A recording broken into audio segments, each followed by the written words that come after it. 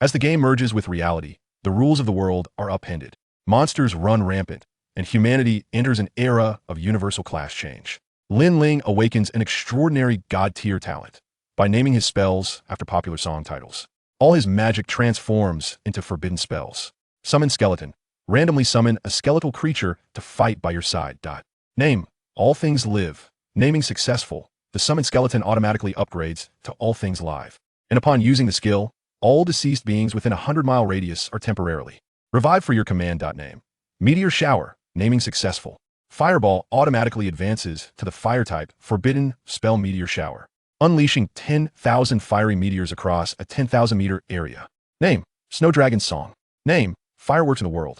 Name. The Great Darkness. Name. Wasteland. When everyone presumed I was destined to become a laughingstock, I sat atop the mountain, raising my staff, unleashing forbidden spells to cleanse the land within a 100-mile radius. All things live. Meteor Shower, thunder, invincibility 1,000 miles away, fierce winds, raging waves. With every incantation, the world slips into panic. First kills, dungeon rankings, attribute rankings, damage rankings, top of every list. Suddenly, I realize I am the harbinger of disaster. Chapter 1. The Myth of the Yazi Guild. Lin Ling. Here is my AI depiction, saving your mind. As long as you don't read it mindlessly, you'll surely enjoy every forbidden spell from the first release to the final chapter, I in the Dragon Kingdom, at the Xianfeng Bay City, Yazi Guild training camp for reserves. Pitter-patter, crack. With a decisive hit of the enter key, a myriad of components began to merge on Lin Ling's computer screen. Test passed. This equipment can be crafted. Zhouminyan's pre-staff. Category. Main weapon. Custom designed exclusive weapon set. Durability 1000/1000. Required level 30. Magic damage 100. Upgradable. Attributes to be displayed upon material embedding. Additional equipment skills to be displayed upon material embedding. Set effects to be displayed upon material embedding. A flicker of delight glimmered in Lin Ling's narrow eyes as he turned to the poised girl beside him, sporting a single ponytail. Mengyan, your exclusive pre-staff is ready. You can use it after your second class change. Just follow this list to gather materials, and it will accompany you all the way to level 210. Zhou Mengyan leaped towards him like a playful tiger, planting a kiss on Lin Ling's cheek. Wow.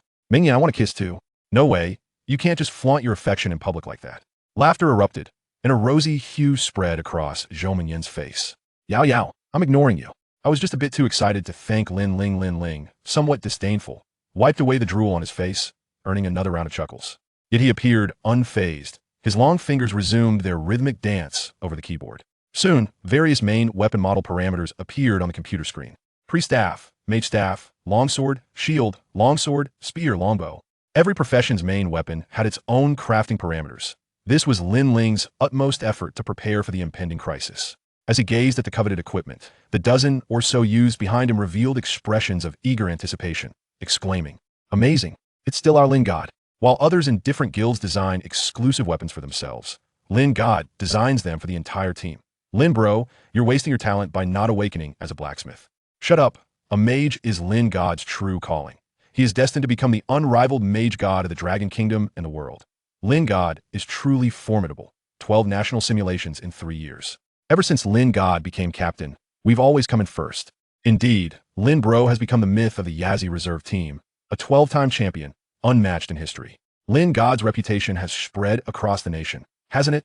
I can't wait for the moment Lin Bro awakens. I wonder what extraordinary talent he will unleash. Listening to them, a fleeting shadow of bitterness crossed Lin Ling's eyes. Listen, if I awaken some useless talent, I hope you all can lend me a hand, considering our 3 years of friendship, and help me level up. Lin Ling said earnestly. Impossible. Lin Bro, don't joke around. In all 3 simulation awakening tests, you've been a mage with high-tier talents. How could you possibly awaken something mediocre? A chubby boy chuckled. Since a century ago, when the game Divine Domain fused with the real world, the rules of existence were irrevocably transformed, ushering humanity into an era of universal class change. Only by awakening their talents could humans undergo class changes and grow stronger, capable of confronting threats from monsters and formidable beings from other nations. As time passed, humanity mastered some technologies that could predict the professions and potential of awakeners in advance. These individuals were all elites, having been recruited by the Yazi Guild reserve team at the Xianfeng Bay City during their first simulation awakening 3 years ago. Though merely a reserve team, they received at least 10,000 dragon coins in monthly scholarships. The elite among them earned salaries exceeding 30,000. Once they became full-fledged members of Yazi, They would receive six-figure monthly development subsidies. Such generous benefits made Yazi the dream destination for all the youth in Xianfeng Bay City. Lin Ling glanced at his watch and slowly rose. Prepare for the awakening ceremony. It's about to commence. The flicker of confusion crossed the eyes of his teammates. Wasn't it supposed to start at 9 o'clock? It was barely 8 now. Were they going out to bask in the sun?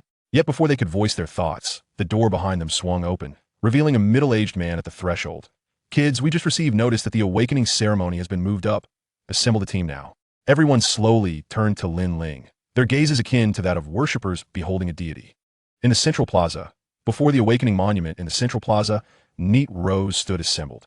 Look, the one at the forefront of the Yazi reserve team is Lin Ling, the captain. He's simply too handsome. Finally, I get to see the legendary Lin God. I also applied to Yazi, but unfortunately didn't make it. The Yazi simulation test requires all 4 attributes to score above 90 to pass. I heard Lin Ling scored 90 in strength, but perfect scores in all other subjects. His mental strength reached an astonishing 120, even surpassing some who have successfully changed classes. Wow. The higher the mental strength, the greater the chance of awakening as a mage. Doesn't that mean Lin Ling is guaranteed to awaken as a mage? Did you say Lin God only has 90 in strength? I heard even the reserve teams of small clubs have many members with 95 in strength. A D-class gene enhancement potion costing 30,000 dragon coins can permanently boost strength to 100. I heard Lin Ling receives 50,000 in scholarships each month. Doesn't he use gene enhancement potions? Another girl questioned, a hint of confusion in her eyes. You wouldn't know this, would you? My cousin is in the Yazi reserve team, and he says Lin Ling isn't very clever. A chubby girl pointed her head and said, how is that possible? How could someone not smart enough make it into Yazi and even become captain? Then he's just a soft-hearted fool. My cousin said during their 3 years in the reserve team, Lin Ling has always been financially strained, rarely eating meat, and he even hesitates to buy a cup of milk tea, always wearing the free team uniforms. Wow. Is he saving his money for some scheming girl? One girl clasped her hands over her mouth, her face filled with disbelief. Not really. I heard he's been doing 2 things for the past 3 years. One is posting missing person notices online. Does he have a sister who went missing? No. It seems he's searching for a girl named Yin Nanshu. Additionally, he has been supporting several orphans and single mothers in other Bay cities. Orphans and single mothers? Is Lin Ling some sort of unparalleled saint? Or is that merely a relation of his? Not at all. If they were relatives, they wouldn't have remarked on his lack of intelligence. My cousin and his friends have investigated, and those individuals are strangers to Lin Ling. One hails from an ordinary working-class family, and there's a lad named Chun who frequently engages in brawls, always losing yet charging in the most aggressively. He's a quintessential problem youth who has often found himself in juvenile detention. The other is even more absurd. It is said his family raises sheep, and this boy has scarcely attended school, spending his days tending to the flock. Lin Ling allocates a scholarship every month, but retains only 1,000 yuan for basic living expenses, sending the remainder, apart from what he uses for the missing person. Reward to these 2 individuals. For 3 years, he has never faltered in his support. What else could it be if not a sign of some mental affliction? As the plump girl concluded, a profound silence enveloped the group. Ahem, ate tea that moment. A soft cough resonated through the loudspeaker, and the square fell into an immediate hush. Students, whether you hail from schools or from the preparatory squads of various guilds, today marks the commencement of a new voyage in your lives. Without further ado, your professions are determined by your innate talents. A commendable profession stems from commendable gifts. I wish you all the best in awakening your desired professions and striving for advancement, aiming for commendable results in the National Championships Novice Dungeon in 1 month's time. Subsequently, we will proceed with roll call. Those whose names are called should step forward to undergo their professional awakening.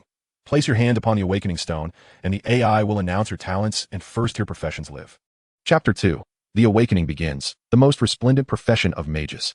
As the mayor's voice echoed through the air, a towering stone monument, reaching a height of 100 meters, suddenly radiated a brilliant golden light.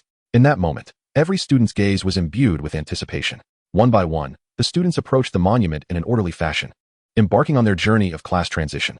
By merely placing their palms upon the awakening stone, they could instantly awaken their respective professions, thereby completing their first career transition in life. Concurrently, the overseeing AI would announce the transition status of each awakener. Yinfu number 2 High School, Kai Fukuan, transition successful. Lifestyle profession, singer. E-grade talent, singing RA Blue Dance.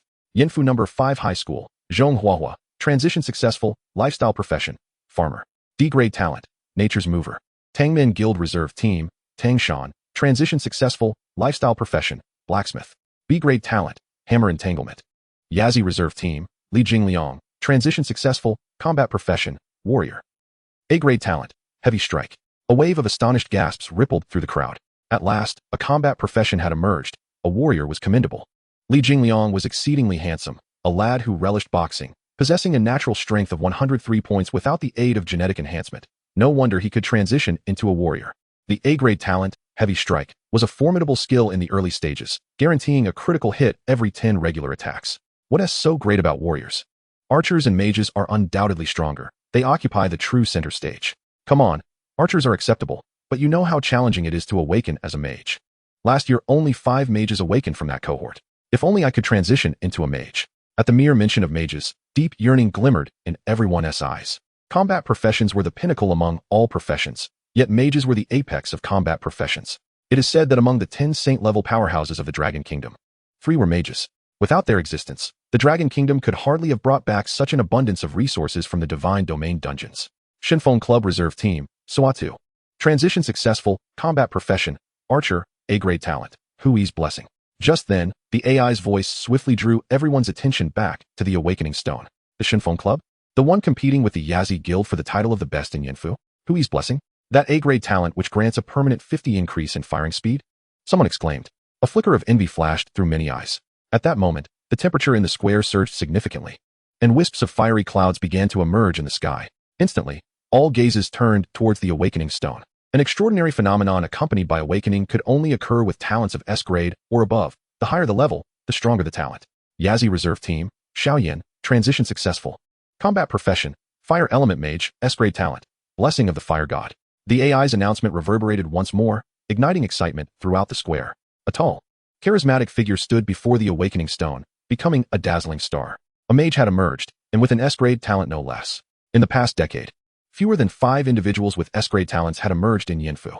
Xiaoyan, with perfect scores across all subjects and a mental acuity reaching 103.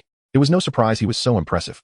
I've heard that S-grade fire mages can outdamage some A-grade talent archers. Xiao Yan is invincible. He is the heir of the Xiao Corporation, and it is rumored that the head of the Xiao family is a 5th transition Grand Mage. Wait, isn't he the captain of the 12 Zodiac Club? How did he end up in the Yazi Reserve Team? Did the AI malfunction? Suddenly, someone noticed a discrepancy, and a wave of confusion spread throughout the square. At that moment, the team leader of the Yazi Guild Reserve Team, Li Zishuan, approached the Awakening Stone, holding a microphone. He spoke loudly. Everyone, please be quiet. I have an announcement to make. The Yazi Guild has been acquired by the Xiao Corporation, and Xiaoyan and Xiaoya are officially joining the Yazi Reserve Team. Let us all applaud to welcome them. Upon hearing this, the Yazi Reserve Team erupted in chaos. Yet not a single person clapped. No one had anticipated such a scene on Awakening Day. Only Lin Ling remained unfazed, as if she had known this would transpire. Oomph. A cold snort escaped Li Zishuan's lips. Do you still wish to join the Yazi Guild? Lin Ling raised her hand to applaud, prompting the rest of the reserve team members to follow suit. At that moment, Xiao Yin walked from the monument towards the Yazi formation, deliberately pausing as he passed Lin Ling. Captain Lin, I hope you achieve an excellent result. The Yazi Guild is not as lax as the reserve team. We shall venture beyond the base city to engage in combat, where the danger and difficulty far surpass what the simulation can offer. As Xiao Yin brushed past, Lin Ling's bright eyes remained as calm as still water. The awakening continued. Yanfu number 4 High School, Li Mu, transition successful, lifestyle profession, gardener, C-grade talent, blooming flowers. Freelancer Alliance, Gung Xiaoshui, transition successful, lifestyle profession, inventor, B-grade talent, useless goods. Freelancer, Qin Xian, transition successful, hidden profession, necromancer, A-grade talent, necromantic enhancement. A hidden profession had emerged? What does a necromancer do? I've seen online that they can summon skeletons to fight, but alas, he possesses only an A-grade talent. The crowd did not linger on the hidden A-grade profession for long. An hour passed, and after hundreds had transitioned, only 5 mages had appeared, and since Xiao Yan, no talents above A-grade had surfaced. Xiaoya, commencing career awakening. The announcement rang out again, and all eyes fell upon a girl with cascading golden waves of hair. Dressed in designer attire, her face adorned with heavy makeup, her sharply defined chin lifted slightly, unabashedly exuding an air of arrogance. She approached the awakening stone amidst the crowd's scrutiny. With a mental acuity of 113, Xiaoya was the second-best mage candidate after Lin Ling. She too had joined the Yazi, didn't she? The Xiao family truly stood as the pillar of Yanfu, with each generation bearing the responsibility. If only Lin Ling would come to his senses, he and Xiaoya would make a perfect pair. Oh my, is there a juicy story unfolding? Heh. Xiaoya once pursued Lin Ling, but it seems she was rejected. 2 young men clad in the official uniforms of the Yazi Guild exchanged whispers as they watched Xiaoya. At this moment, Xiaoya placed her hand upon the stone. A brilliant column of pure white light erupted around her, and ethereal snowflakes began to dance in her vicinity, transforming her into a snow fairy. Yazi Reserve Team, Xiaoya. Transition successful, combat profession, Ice Element Mage, S-grade talent, Sigh of the Snow Goddess.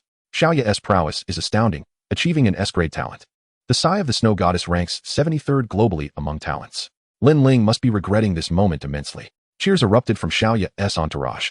If Xiaoya awakened an S-grade talent with a mental acuity of 113, what could Lin Ling, with a mental acuity of 120, possibly awaken? Could it be? Is the Dragon Kingdom on the verge of producing an SS-grade talent mage? At this moment, all eyes turned towards Lin Ling. Yet, the awakening AI, as if oblivious to the crowd's anticipation, announced once more, but not Lin Ling, Zhou Mingyan, commencing career awakening. Wow, it's Zhou Mingyan, predicted to awaken as a priest with high-tier talent. I wonder if she can achieve S-grade? Is Zhou Mingyan the strongest priest beside Lin Ling in the simulation joint exam? What a match. Don't read too much into the simulation. No matter how realistic it is, it's merely a game. Why does your statement carry a hint of jealousy? In any case, she is unworthy of Lin Ling. I've heard she is merely Lin Ling's rumored girlfriend. Nonsense. Her looks barely reach an 8. And I've heard Lin Ling doesn't even have a girlfriend. Amidst the murmurs of the crowd, a flicker of disdain crossed Xiaoya's eyes as she stood before the Yazi Reserve Team. A daughter of a mere janitor, aspiring to become Lin Ling's woman? Did she truly believe herself worthy? Xiaoya spoke without a hint of restraint. A series of ominous crackling sounds emanated from the tightly clenched fists within the Yazi Reserve Team, as dozens of furious gazes bore down upon Xiaoya. Zhou Mingyan, approaching the awakening monument, felt a tremor course through her body. Suddenly, she turned, only to meet the gaze of a pair of elongated, bright eyes. Lin Ling nodded gently in encouragement, for he alone comprehended the impact Zhou Mingyan was destined to make, startling Xuandu, the Dragon Kingdom, and the world at large. With her pearly teeth biting down on her crimson lip, Zhou Mingyan's eyes remained as tranquil as a still lake, seemingly unperturbed by Xiaoya's derision. She cast a glance back at Lin Ling, a faint smile gracing her lips, and raised her hand to press against the monument. Chapter 3. SSS Class Talent, Holy Healing Light. The moment her hand touched the awakening monument, brilliant 9-colored rays illuminated the sky. A melodious chant resonated through the air, as if the very heavens were rejoicing in celebration. A pure white beam of light descended, landing precisely upon Zhou Mingyan. She began to emanate a soft, milky starlight. Zhou Mingyan's stature subtly increased, her skin becoming increasingly fair and delicate. At that moment, her already striking beauty transcended into perfection. She radiated an ethereal beauty, enveloped by an aura of sanctity and purity. Zhou Mingyan. This scene unfolded as if an extra had suddenly found themselves under the spotlight on stage. All eyes in the central plaza converged upon Zhou Mingyan. Yet, she alone, sensing her transformation, wore an expression of astonishment. At that moment, the voice of the AI intelligence echoed, elevating everyone's astonishment to new heights. Yazi Reserve Team's Zhou Mingyan, class transition successful, auxiliary profession, priest, S-class talent, holy healing art. The Zhongshan Plaza fell into a brief silence. Boom. It was instantly drowned out by a thunderous wave of exclamations. Xiaoya was left dumbfounded. Xiaoyan stood in shock. Everyone was astounded by the sudden revelation of her talent level. My goodness, what have I just witnessed? A true priest profession. And an S-class talent? How could this be? This is a goddess. Xuandu has birthed a goddess. Goddess Yen. Goddess Yen. At this moment, countless gazes ignited with fervor. If a mage is the strongest damage dealer of a team, then a priest embodies the very soul of that team. Only with a powerful priest can a team's combat capabilities reach their zenith. After all, survival is the ultimate output. Holy Healing Art ranks 6th on the global talent leaderboard, surpassed only by 5 formidable SSS class talents. Moreover, it holds the prestigious position of 1st in the priest talent skill rankings. With only one awakened individual in the world possessing this talent, Helen Roche, the 7-turn Archbishop of the Temple of Liberty in Greece. Every time a major dungeon emerges, other nations spare no expense in inviting her to join their ranks. For once the Holy Healing Art is activated, Helen can restore 30 of her teammates' health and mana per second for 10 minutes, without any cost, unless instantaneously defeated. That 10 minutes can render a team nearly invincible against the majority of bosses. In stark contrast, the once radiant Xiaoyan now appeared dim in the presence of Zhou Mingyan. Greetings, esteemed Miss Mingyan. I am Xiaoyan, heir to the Xiao Consortium. An S-class talent mage. Might I extend an invitation for you to become my partner? Dressed impeccably in a tailored suit, Xiaoyan offered a gentle smile and bowed graciously. His handsome visage and illustrious lineage created an impression of a match made in heaven alongside Zhou Mingyan. A partner transcends mere teammates in the era of class transitions. It symbolizes a bond of life and death, unwavering through trials. Xiaoyan exchanged glances with the crowd below, prompting an immediate outburst of cheers. What a perfect match. Accept him. A true couple. The voices surged like a tidal wave. Hearing this, a smug smile graced Xiaoyan's face. To him, even if Zhou Mingyan had suddenly risen to prominence, She remained merely the child of a humble janitor. Such a grassroots individual, no matter how powerful, could not possibly refuse his invitation. However, an unexpected turn of events unfolded. Zhou Mingyan, seemingly oblivious to Xiao Yan's presence, strode directly towards Lin Ling. This moment left the crowd speechless, and Xiao Yan stood frozen in disbelief. His anger surged rapidly, yet at that instant, the AI's voice resounded once more. Jiyu. Commencing class awakening. A girl from the Yazi reserve team dashed towards the awakening monument, and soon the AI broadcast revealed her awakening information. Yazi reserve team, Jiyu. Class transition successful, combat profession, archer, A-class talent. Explosive flame bow. Excellent. Explosive flame bow. Every 5 arrows will trigger a passive effect, with the 5th arrow igniting an explosive impact, dealing AoE damage within a 5-meter radius. Lin Ling gave a thumbs up to Ji Yu as she descended from the platform. However, scarcely had he uttered those words when the broadcast announced his own name. Lin Ling, commencing class awakening. Lin God. Lin God. Finally, it's Lin God's turn. The crowd erupted in excitement. Would he unveil the legendary SSS class talent? I can hardly contain myself. Lin God is simply too handsome. Cheers and shrieks echoed across the plaza like relentless waves. Lin Ling was gradually being elevated to a divine pedestal. He did not immediately approach the monument to awaken, but instead walked up to Zhou Mingyan. Captain, you can do it. Zhou Mingyan stole a glance at Lin Ling's handsome face, quickly lowering her head to whisper. Lin Ling smiled gently, leaning in to speak in a voice only she could hear. Yes, you've grown more beautiful. Congratulations on becoming an SSS class talent transferee. Thank you. Suddenly, Zhou Mingyan's expression froze. She looked at Lin Ling in disbelief. What did you just say about my awakened talent level? Thump, thump, thump. Zhou Mingyan's heart raced increasingly faster. Indeed, she had awakened not an SS talent, but an SSS class talent. As an SSS class talent, she possessed a unique privilege, the ability to conceal the level and skills of her awakened talent. This mechanism had existed since the games descended upon reality a century ago, serving as a protective measure for those endowed with SSS class talents. Yet, this knowledge was exclusive to those who had awakened such talents. And Zhou Mingyan had employed her concealment privilege to disguise the SSS class Holy Healing Light as an SS class Holy Healing Art. But how could Lin Ling have known? This was utterly unfathomable. Unless he possessed the gift of foresight, unless Lin Ling truly was a god. Zhou Mingyan suddenly realized that this was not the first time Lin Ling had demonstrated such foresight. Over the past 3 years, he had consistently displayed an uncanny familiarity with every simulated assessment. His predictions were nearly flawless. He knew where the bosses were, where ambushes lay, and even had advanced notice of awakening assessments. Zhou Mingyan lifted her gaze to Lin Ling, only to find his countenance perpetually calm and composed. Such steadiness was not befitting of an 18-year-old boy. Rather, he resembled a middle-aged man who had traversed the vicissitudes of life. Let us go, Lin Ling said, turning towards the awakening monument, a hint of bitterness flickering in his eyes. So, this life too was destined to be the favored child of the SSS class law? It seemed I am fated to become a joke once more. With this thought, Lin Ling felt an unexpected lightness wash over him as he raised his hand to press against the awakening monument. A 9-colored beam of light erupted from the monument, soaring towards the heavens. At this moment, the entire sky transformed into a kaleidoscope of colors, and the air became thick with the vibrant fluctuations of various magical elements. These magical essences danced rapidly, composing a harmonious ode to magic in the atmosphere. Dum-dum, dum-dum da-da-da. The rhythm was distinctly audible, evoking an irresistible urge to sway in time with the beat. What caliber of talent is this? And what enchanting background music accompanies it? I can't help but feel that the grandeur is rivaling the awakening ceremony of the god of beauty. Could it be yet another SS-level talent? It must be an SSS. The legendary SSS-level talent is manifesting in my homeland, the Dragon Kingdom. Unbelievable, an SSS level? Such a phenomenon is beyond comprehension.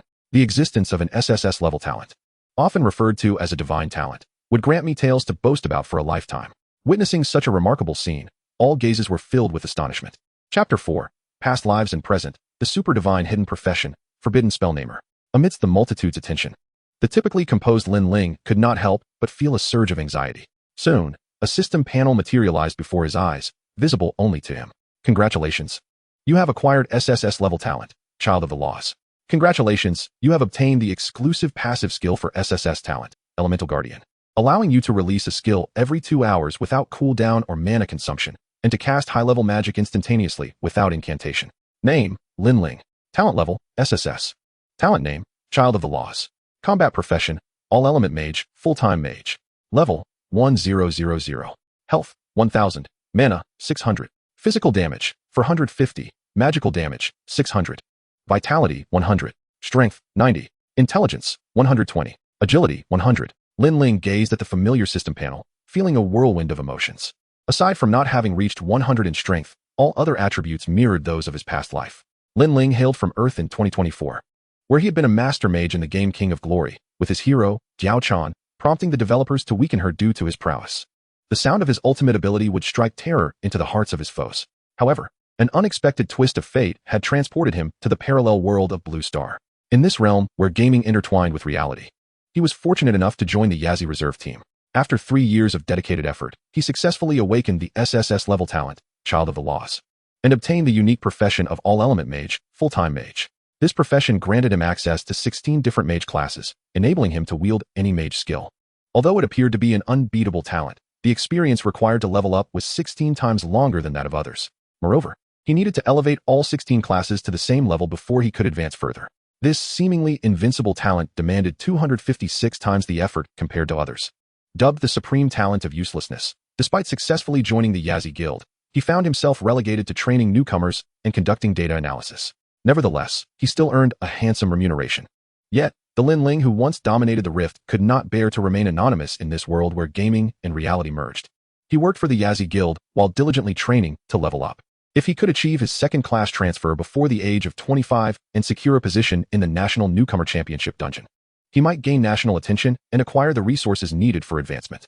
Regrettably, 7 years passed, and no matter how hard he tried, he could not touch the threshold of level 30 for the second transfer. Lin Ling seemed to have become a walking textbook, earning what appeared to be a substantial salary, yet ultimately living as the very person he despised. However, his pride remained unyielded. He yearned to fight, to clash with monsters, and to represent the Dragon Kingdom in battles against rival nations and dungeons. He aspired to become the most dazzling star in the Rift, just as he had in his past life. Thus, on his 25th birthday, he resigned from his job, investing all his savings into magical scrolls to solo grind in the wild. Unfortunately, even millions worth of magical scrolls failed to elevate him to level 30. Just as despair began to take hold, he received a message. A legendary dungeon entry token was being sold on the black market. It was said to harbor a mysterious power capable of awakening a second profession. For the first time, Lin Ling borrowed money from his former friends. While most members of the Yazi Reserve team declined, only Zhou Mengyan transferred him 10 billion. With the entry token in hand, hope rekindled. The legendary dungeon was filled with experts. Even the weakest were over level 120 with 4 transfers, while Lin Ling, at level 28, was overlooked by all. The dungeon was ruthless. The completion task required defeating the final boss to obtain super divine level rewards. The prizes varied greatly, with the most powerful said to be capable of influencing the fate of a nation, opening a dedicated path to the divine realm for that country. The least valuable reward was a awakening stone, which could grant a hidden profession 1 level higher than the original.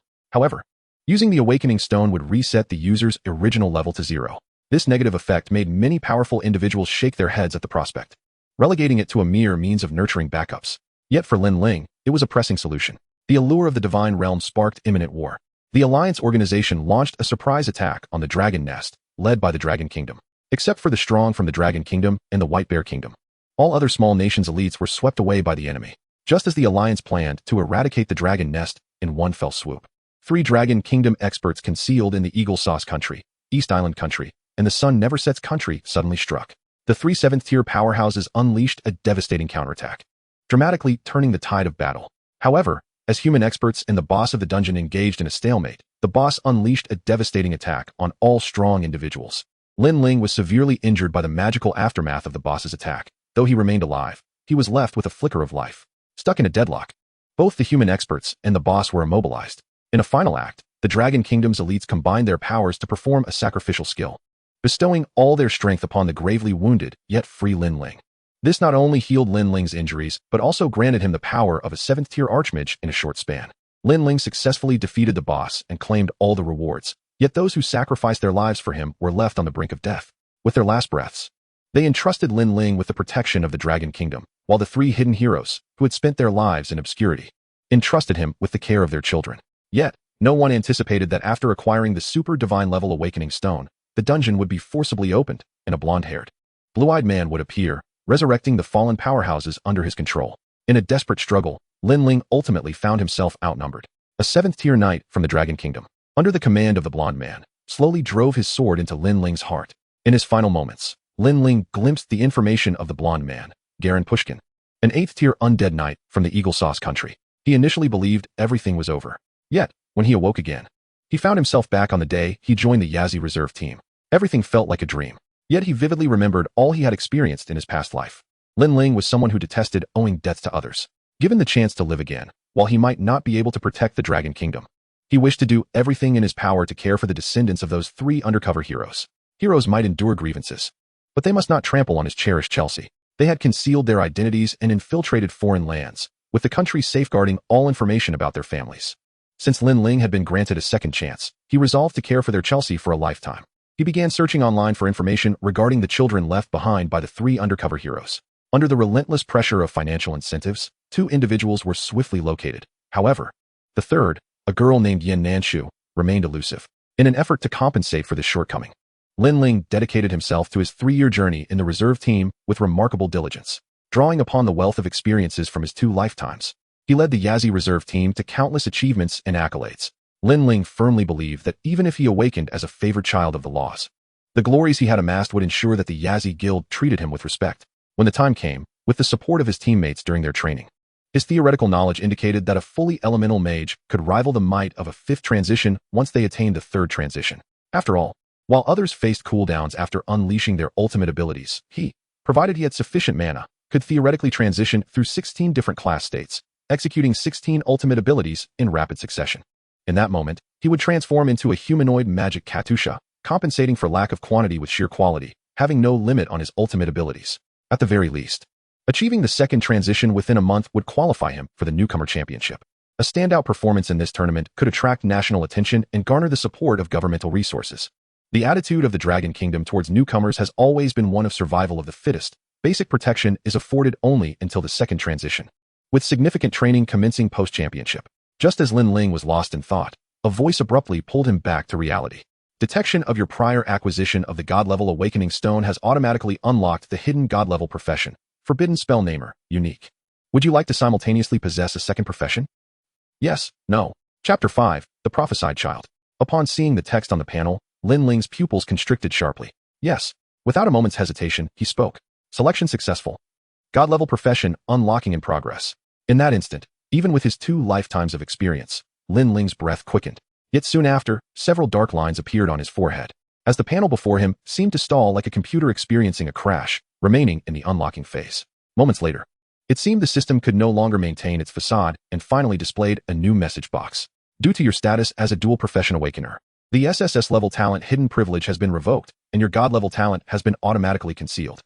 As the God level profession is still in the process of being unlocked, the first profession announcement will occur in 3 seconds. 3, 2, 1. As the countdown vanished from Lin Ling's view, the square was instantly filled with the AI's announcement voice. Lin Ling has successfully transitioned. Combat profession, all class, fully elemental, mage, SSS level talent, favored child of the laws. Boom. At that moment, the square fell into a profound silence. However, this silence lasted only a fleeting moment before erupting into a cacophony akin to a tidal wave. What on earth is an all-class mage? Has someone in our Dragon Kingdom finally awakened an SSS level talent? Lin Ling is too powerful. My idol. I must bear his children. Lin God. Lin God. When the SSS level talent was announced, no one considered what this talent entailed. The mere mention of its level sent many spiraling into frenzy. The mayor's office of Xianzhou Bay City reported the situation to superiors while approaching Lin Ling. Meanwhile, within the highest government organization of the Dragon Kingdom, an emergency meeting was promptly convened in a conference room at Dragon's Nest. Master, in accordance with your prophecy, Xianzhou Bay City has indeed witnessed an explosion of high-talent professionals. They reported all outstanding male professionals. Xiao Yan of the Xiao Corporation has awakened an S-level talent. I meant SSS level and above. Lin Ling, SSS level talent. Favored child of the laws, has acquired the all-class mage profession. Favored child of the laws. How can it be the favored child of the laws? Are there any other male professionals of SSS level or above? A graceful figure seated at the head of the table suddenly trembled, her eyes narrowing, her chest heaving violently. Only him. The favored child of the laws initially possesses the most challenging talent for upgrades. At the 3rd transition, the talent begins to evolve, doubling all attributes. At the 4th transition, quadrupling. At the 5th, increasing 16-fold. At the 6th, 32-fold. At the 7th, 64-fold. If he reaches the 9th transition, his attributes could potentially be 256 times that of other professionals of the same rank. What on earth does the heavens intend for our Dragon Kingdom? The growth cycle of the favored child is exceedingly lengthy. We have only 7 years. How can we ensure his development? Elder Jiang, immediately integrate him into the War God Temple. Allocate 500 billion developmental funds to Lin Ling in batches as per the original plan. Master, could there be others hiding their talents? This Lin Ling is the one I am searching for, Yin Nanshu, over the past 3 years. He has been sending money to the families of the second and third individuals, Vice Master Jiang Shani remarked. Is it him? A flicker of astonishment crossed the master's eyes. Is there still no evidence of any suspicions? None at all. He appears to be an exceptionally outstanding child on the surface, with his parents having perished in a car accident 3 years ago. Originally, all 3 family members had no vital signs. Yet this child somehow emerged from the brink of death. Humph. A middle-aged man with a hooked nose snorted coldly. Master, I believe we should not prematurely conclude he is the prophesied child. There are too many doubts surrounding him. If he is a spy from the U.S., then the second and third individuals would be in danger. In my view, he should have been captured long ago. He was Tunani, one of the 3 deputy masters of the War God Temple. Captured? If this is the plot of the Eagle Sauce Nation, as soon as we move against Lin Ling, they will immediately deduce that the first and second individuals are undercover agents, and that would truly endanger them, Jiang Shani retorted. Moreover, the great prophetic art originated in Mist Island and is concealed in Xianzhou. Who else could it be if not an SSS-level talent awakener? Jiang Shani spoke coldly. Humph, that cannot be concluded lightly either. I believe Zhao Yijuan from Qiwailan City resembles the prophesied child even more than this Lin Ling, Tunani replied once more. Jiang Shani's expression darkened instantly. Regardless of whether he is the prophesied child, the favored child of the laws is ultimately an SSS-level talent. Should we not take action? Elder Jiang, we have only 7 years. For the favored child of the laws to mature, it would take at least 20 years. Are you willing to gamble the fate of the Dragon Kingdom? Tunani was unyielding. But the upgrade of the favored child of the laws is inherently difficult. What if we delay? Do you believe you can shoulder that responsibility? Jiang Shani glared fiercely. Tunani stroked his hooked nose and sneered. I only know that his identity is dubious. He knows too much, and his identity is fraught with suspicion. Allowing such a person to roam free is already a show of leniency. Enough. The master raised his hand, rubbing his forehead while issuing a gentle reprimand. Here's the plan. Temporarily use the excuse of the White Bear Nation protecting Mikiev to portray the favored child of the laws as a useless talent. Elder Jiang. Have Weigua protect Meng Yin, creating the illusion that all of the Dragon Kingdom's focus is on Meng Yin, but do not inform him about the prophesied child matter. For the next few days, let Lin Ling develop freely while we observe. If he displays no abnormalities, we will integrate him into the War God Temple. Master, should we inform those below? If we do not communicate, given by Haishan's temperament, Lin Ling is bound to face considerable disdain, Elder Jiang reminded. Tunani scoffed. What's wrong with him facing some hardship and grievances? After all, there's an ancient saying in the Dragon Kingdom. Heaven bestows great responsibilities upon a person. If he cannot withstand this, how can he be the prophesied child? He could never imagine the seeds he planted today would yield such profound consequences in the near future. Elder Jiang pointed an accusing finger at the hooked-nosed man. Tunani, if you hinder my destined child, I will not let this matter rest. The master turned once more to Elder Jiang, and a voice immediately resonated in Jiang Shani's mind. Have Meng Yin temporarily stay in Yazi. The team's objective is grander, allowing them to attract all external attention. Keep an eye on Old too. I sense he is up to something. If we can gather evidence in due time, the War God Temple might need a reshuffling. Elder Jiang nodded lightly, a faint smile appearing at the corners of his mouth.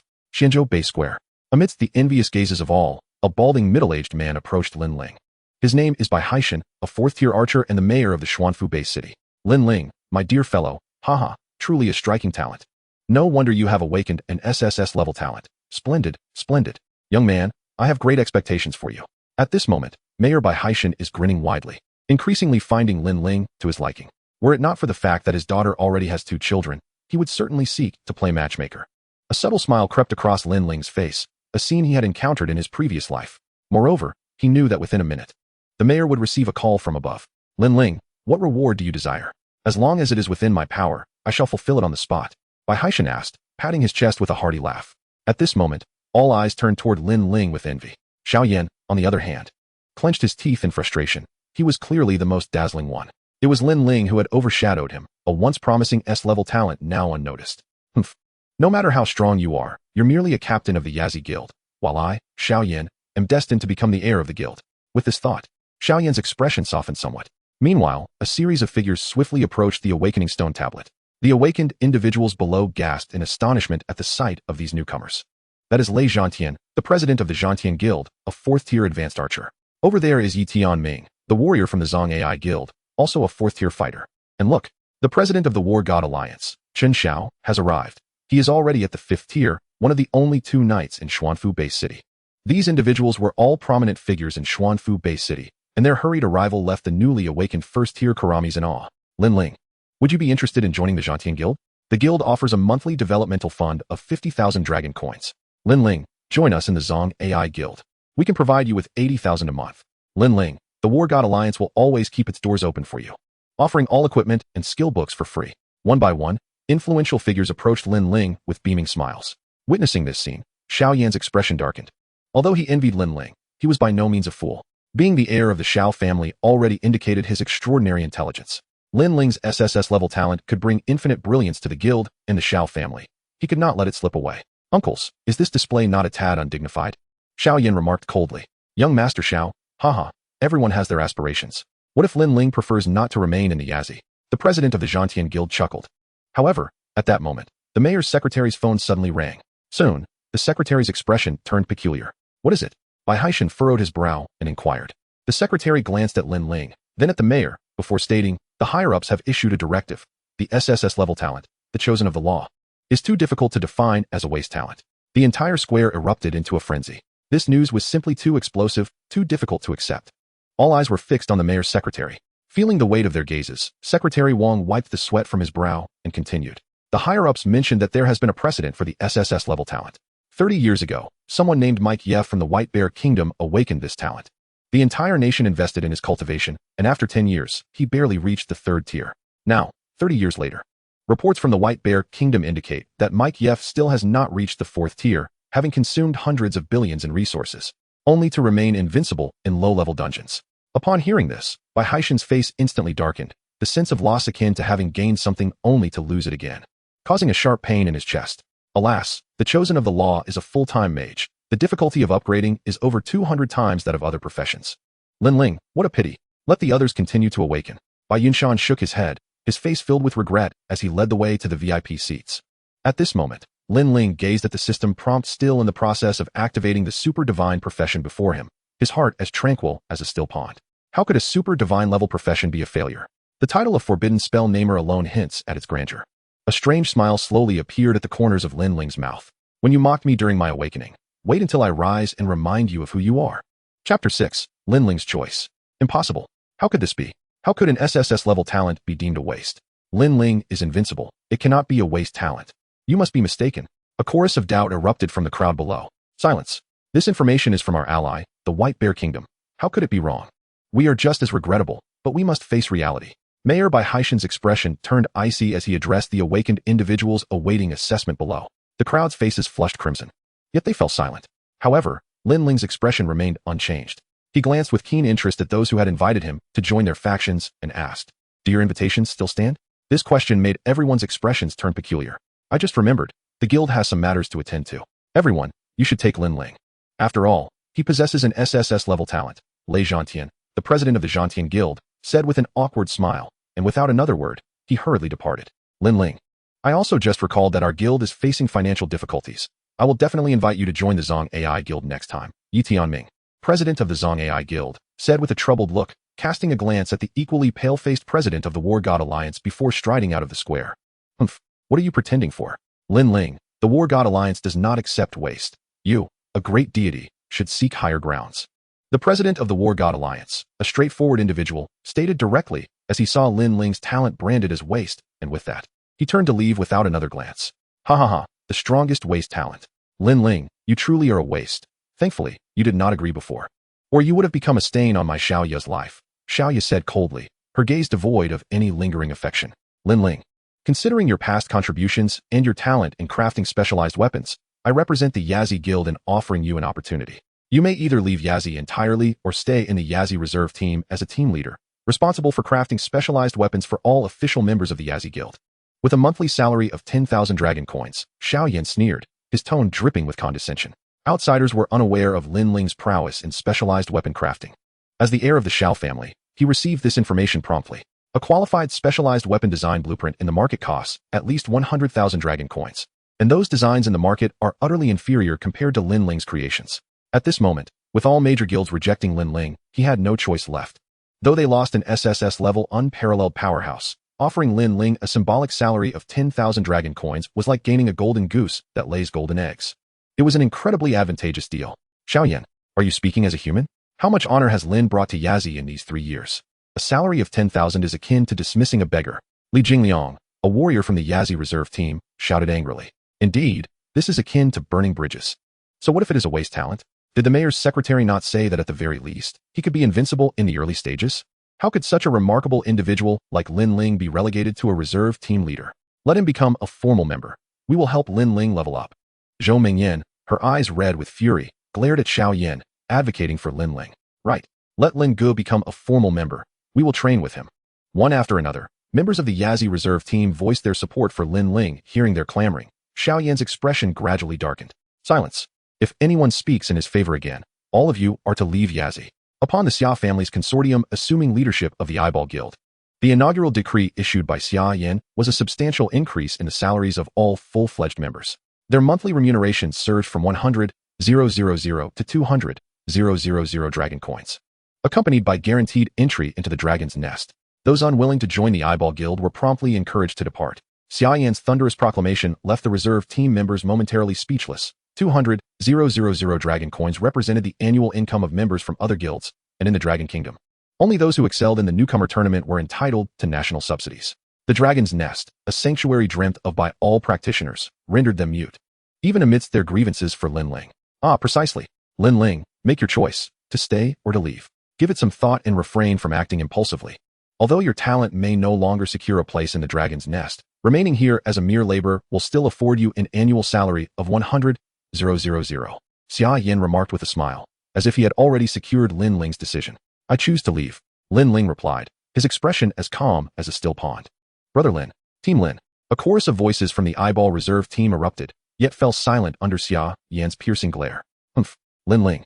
Since you have chosen to depart voluntarily, your salary for this month will be forfeited, and you will no longer receive the 200,000 incentive for awakening as a newcomer. Xia Yin asserted, his urgency palpable, though he refrained from making an overt attempt to retain Lin Ling. Is that all? Lin Ling retorted with a cold smile. All your specialized weapon designs were conceived within the Eyeball Guild, and thus belong to it. Should you leave, you are forbidden from disclosing any information regarding those weapons. Xia Yan's voice was icy, demonstrating an audacity that knew no bounds. At that moment, Zhou Mingyan turned her gaze towards Xia Yan. You truly have no shame. Do you even have an inkling of the worth of a single weapon design? Xia Yan's expression darkened instantly. However, Lin Ling's lips curved into a faint smile. Do you genuinely believe they could produce them without me? He remarked nonchalantly, placing his hands behind his head as he began to stride toward the square's exit, devoid of any lingering attachment. What do you mean? Stop right there. Xia Yan's countenance soured upon hearing Lin Ling's words. Yet Lin Ling paid him no heed. I am addressing you. Did you not hear me? I command you to halt. Xia Yan, in a fit of rage, lunged toward Lin Ling, attempting to grasp him by the back of the neck. Lin Ling's eyes narrowed slightly, his ears attuned, and in a swift motion, he leaned back, evading Xia Yan's grasp while retaliating with a lightning-quick strike, seizing Xia Yan by the throat. With a low growl, he exerted force and dragged Xia Yan forward. Xia Yan's complexion shifted dramatically as he was suddenly lifted off the ground and slammed downwards. The earth trembled under the impact, and Xia Yan struggled mightily to rise. Do you dare to lay a hand on me? Lin Ling's eyes glimmered with a chilling light. You would do well to avoid provoking me. Xia Yan, transfixed by the icy glare emanating from Lin Ling's eyes, felt an involuntary shiver run down his spine and nodded instinctively. Lin Ling's gaze bore a frigid intensity reminiscent of the assassins from the Xia family. At that moment, Xia Yan's heart quaked with the certainty that Lin Ling had taken a life. This scene rendered all present speechless, their throats constricting in disbelief. Is Lin Shen's combat prowess truly this formidable? How impressive! Why then does such a powerful Lin Ling possess a seemingly useless talent? Murmured several members of the Eyeball Reserve team. Ignoring their whispers, Lin Ling turned to continue his departure. Lin Ling, a melodious voice called out.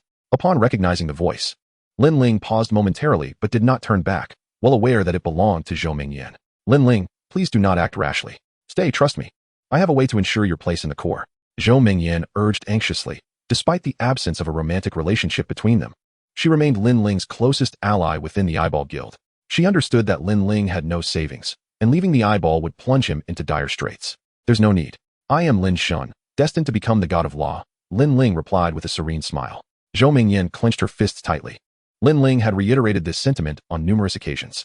She recognized that this was his aspiration, a man who valued his dignity above life itself. Since you have made your decision, I will stand with you. Before she could finish her thought, her phone buzzed with a notification, prompting her expression to shift abruptly. Let me see you off, Zhou Mingyan offered, her demeanor tinged with resignation. Lin Ling felt a wave of relief. Thankfully, she refrained from impulsively following him. For now, he was not prepared to reveal his transcendent profession, and given his current state of affairs, a woman would only hinder his ability to cast spells. Zhou Mingyan hastened to keep pace beside him, but moments later, Xia Yan's voice rang out coldly behind them. Zhou Mingyan, return here at once. Yet Zhou Mingyan seemed oblivious to his command, steadfastly remaining at Lin Ling's side. Do you wish to be expelled from the Eyeball Guild? Xia Yan roared in frustration, intending to use Zhou Mingyan's potential dismissal as leverage to summon her back. However, the words faltered on his lips. The mere thought of Zhou Mingyan leaving sent chills down his spine. Her talent was destined for the Dragon's Nest, and perhaps even the fabled Hall of War Gods. Any faction producing a member of the Hall of War Gods would receive a national reward of 10 billion. Zhou Mingyan represented not only the Eyeball Guild's prestige, but also the Xia family's fortune. As the two figures continued to distance themselves, Xia Yan could only fixate on their retreating silhouettes. Silence enveloped them until they reached the edge of the square. Zhou Mingyan, as if summoning her courage, inquired, I have one more question. Why do you seek that girl named Yin Nanshu? Lin Ling paused, taken aback momentarily, before responding, it is merely a request from another. Zhou Mingyan pressed, where are you headed? Lin Ling cast a glance at the second profession activation still underway, sighing, to find a place to test my skills and level up. Stay strong. I believe no storm can topple you, and the nation will not abandon you, Zhou Mingyan proclaimed. Her fists clenched resolutely. Lin Ling did not respond, instead raising his arm in a gesture of farewell, striding purposefully toward the city's exit. Countless sympathetic gazes converged upon him, witnessing his solitary figure growing ever more desolate. In that fleeting moment, as Lin Ling exited the central square, a melodious notification finally rang out. Ding! Second profession activation successful. Chapter 7. Necromancy Forbidden Spell Naming. Encountering a Necromancer. Congratulations. You have become an unprecedented Forbidden Spell Namer. Forbidden Spell Namer Introduction. Each day, you will receive an opportunity to input a term, renaming an existing skill. Skills you rename will automatically upgrade to forbidden spells. If the term is a song title, the success rate of renaming increases to 100. When the skill is cast, that song will resonate throughout the area. With skill damage equating to 10 million, the base damage of the forbidden spell, augmented by the caster's magical prowess. With a mere thought, the system panel unveiled an extensive list of skills. Much like in his previous life, he was presented with 16 initial mage professions, allowing him to select one profession and activate a skill for free. Any subsequent skills would require skill books for acquisition. Scanning the names of all mage professions on the system panel, Lin Ling's thoughts were abruptly drawn back to the moment the necromancer awakened the dead to slay him. A flicker of intense killing intent crossed his gaze. I activate the necromancer. Necromancer successfully activated. Profession level 1. Initial skill acquired. Summon skeleton. Casting this skill randomly summons a level 1 skeleton warrior to engage in battle. Would you like to rename this skill? Please assign a term. If the term is a song title, the success rate is 100. What song fits the theme of summoning the undead? A myriad of songs from 3 lifetimes flashed through Lin Ling's mind. Suddenly, an idea sparked, and he input the term, renaming Summon Skeleton to All Things Thrive. The naming was successful, and the initial skill Summon Skeleton has automatically upgraded to the forbidden spell Revival of All Things. Upon casting this skill, all deceased beings within a radius of 100 miles will temporarily resurrect to serve you. Casting the forbidden spell requires the consumption of 1 million mana points. Your mana is insufficient to unleash this incantation. You possess a passive skill that allows you to cast the forbidden spell once every 2 hours without any cost. Lin Ling gazed at the skill panel before him, clenching his fists tightly. Is the full-time mage truly a failure? The forbidden spell naming technique is simply a perfect match. Any skill of a 16-element mage can be named as a forbidden spell. With such overwhelming power, can leveling up still be a challenge? A cunning smile gradually spread across Lin Ling's face. Lin Ling's departure cast an oppressive atmosphere over the Yazi preparation team. All members appeared listless and dispirited. When Li Jingliang saw Zhou Mingyan return, his eyes brightened, and he softly inquired, Mingyan, where did Lin go? Zhou Mingyan's eyes were slightly reddened, as if she had been crying. Upon hearing Li Jingliang's question, she seemed somewhat dazed. Sister Mingyan, a girl named Yao Yao called softly. Zhou Mingyan then replied, Lin Ling has left the city to level up. Li Jingliang's eyes gleamed with a sudden idea. Let us also go level up. Yao Yao and Lin Kuan have awakened as archers. I'm a warrior, and Mingyan is a priest. Together, we can form a perfect team. As soon as he spoke, the others looked intrigued. Though Li Jingliang didn't explicitly say it, everyone understood that he intended to help Lin Ling level up. They nodded in agreement. Recalling how Lin Ling had mentioned that if his talent were lacking, they should assist him in leveling up. Previously, they had taken this as a jest, in their eyes. Lin Ling was akin to a deity and needed no assistance. However, fate had played a cruel trick, and the once revered Lin had truly fallen from grace. They were willing to tilt their experience in his favor and help him ascend in levels. Their talents were not inferior, even if they started a few days later. They could catch up to, or even surpass most others. Just as they were about to leave, Xiaoyan approached, seemingly having read their thoughts. From now on, all members of the Yazi preparation team will team up to level up. Anyone who fails to reach level 10 today will lose their status as core members and will be ineligible for recommendations to the Dragon's Nest. Those who meet the conditions will officially sign the guild regularization agreement in 3 days and head to the Yazi headquarters in Kuyalambu City for resource allocation training. Furthermore, no one is allowed to assist anyone outside the Yazi guild in leveling. Any violations will result in the revocation of core membership or even expulsion. Xiaoyan continued with a smile. I know you wish to help Lin Ling, but that would actually harm him. Once he faces some hardships, he will naturally return to seek my assistance, and considering his contributions to the guild, I will still take him in. At that moment, Zhou Mingyan looked at Xiaoyan as if he were a fool. She genuinely could not comprehend how someone with such intelligence could become the heir of the Xiao Corporation. Do you believe that the moment you expel him, other guilds won't swoop in to recruit him? Zhou Mingyan retorted. Not everyone possesses SS-level talent like you, thinking that they can enter the Dragon's Nest by relying solely on themselves. Those lacking such abilities should come level up with me. Xiaoyan's expression darkened, and with that, he turned and strode toward the city gate. Meanwhile, Lin Ling had already taken a bus and exited the southern gate of Xuanfu Base City. Beyond the southern gate flowed the Yanghe River, and within a 50-mile radius on the southern bank lay the beginner leveling area. Here, creatures such as wild chickens, rabbits, slimes, lantern monsters, wild boars, ferocious wolves, fierce tigers, mountain bandits, and tree spirits, all of level 130, congregated. Most monsters here were not particularly strong. Their primary purpose was to help newcomers acclimate to the wilderness. Once they reached level 30, newcomers could undertake transfer tasks to complete their second-class change, fully departing from the realm of novices. Of course, in the early stages post-awakening, wild boars above level 8 could still pose a significant challenge to first-class newcomers. If besieged by wild boars, even a level 10 warrior could face the risk of falling. Although the game had merged with reality and monsters would respawn, death was indeed final for humans. Thus, the vast majority of those venturing out of the base city to level up were in groups, with few daring to train alone, although some prodigies existed. Additionally, once they exceeded level 30, killing monsters in the novice zone would be deemed invalid kills, yielding no experience for either the individual or the team. Therefore, it was rare for veterans to assist newcomers in their endeavors. Newcomers had to rely solely on their own efforts to level up. At this moment, the southern bank of the Yanghe River was already bustling with players. Lin Ling navigated through the crowd without pausing, determined to head south. His target was the wild boar forest. The awakening ceremony occurred once a year, and he needed to experiment with his skill in an unpopulated area. The wild boar forest was the ideal location, though the transfer ceremony had commenced for over an hour. Achieving level 3 would be commendable. This was not merely a game where one could defeat monsters with a few clicks of the mouse. Lin Ling? Soon, someone recognized him. Some gazed at him with sympathy, while others still held fervent belief. I refuse to believe that Lin God has fallen from grace. How could the 12-time champion of the simulation match simply fade into obscurity? Exactly. There are only about 10 SSS-level talents in the world. How could he be a failure? I heard he was expelled from Yazi. How about we train with Lin God? Okay, I'm in. Me too, some murmured. And several had already begun to approach Lin Ling. Oh, isn't that Lin God? Ha. Just then, a mocking voice rang out from the crowd. Lin Ling turned to see a burly youth approaching, a longbow slung over his shoulder. Sutu? Lin Ling softly uttered the name of the archer from the Shenkei's club, who had awakened the A-level talent Descendant-S Blessing. Ha. I never expected that the illustrious Lin God of Yazi would have his day of solo grinding. Sutu's laughter boomed, causing those who wished to approach Lin Ling to halt in their tracks. Lin Ling shot him a glance, the corners of his mouth slightly curling upward as he continued on his path, as if to say that Suta lacked even the qualification to make him pause. Sutu, noticing Lin Ling's silence, felt his expression darken. In the past, you were Lin God in Yazi. I could not compare to you. But now you are the joke of Xuanfu Base City, and you still dare to act so arrogantly? Listen up. Anyone who dares to team up with Lin Ling will be my enemy. Sutu. Suta bellowed, his longbow suddenly drawn to full tension, enhanced by his A-level talent. He swiftly released 5 arrows that struck and killed a distant wild chicken. Observing his fierce demeanor, several who had initially considered teaming up with Lin Ling promptly abandoned the idea. Sutu intended to provoke Lin Ling. However, he was taken aback that Lin Ling remained utterly unfazed.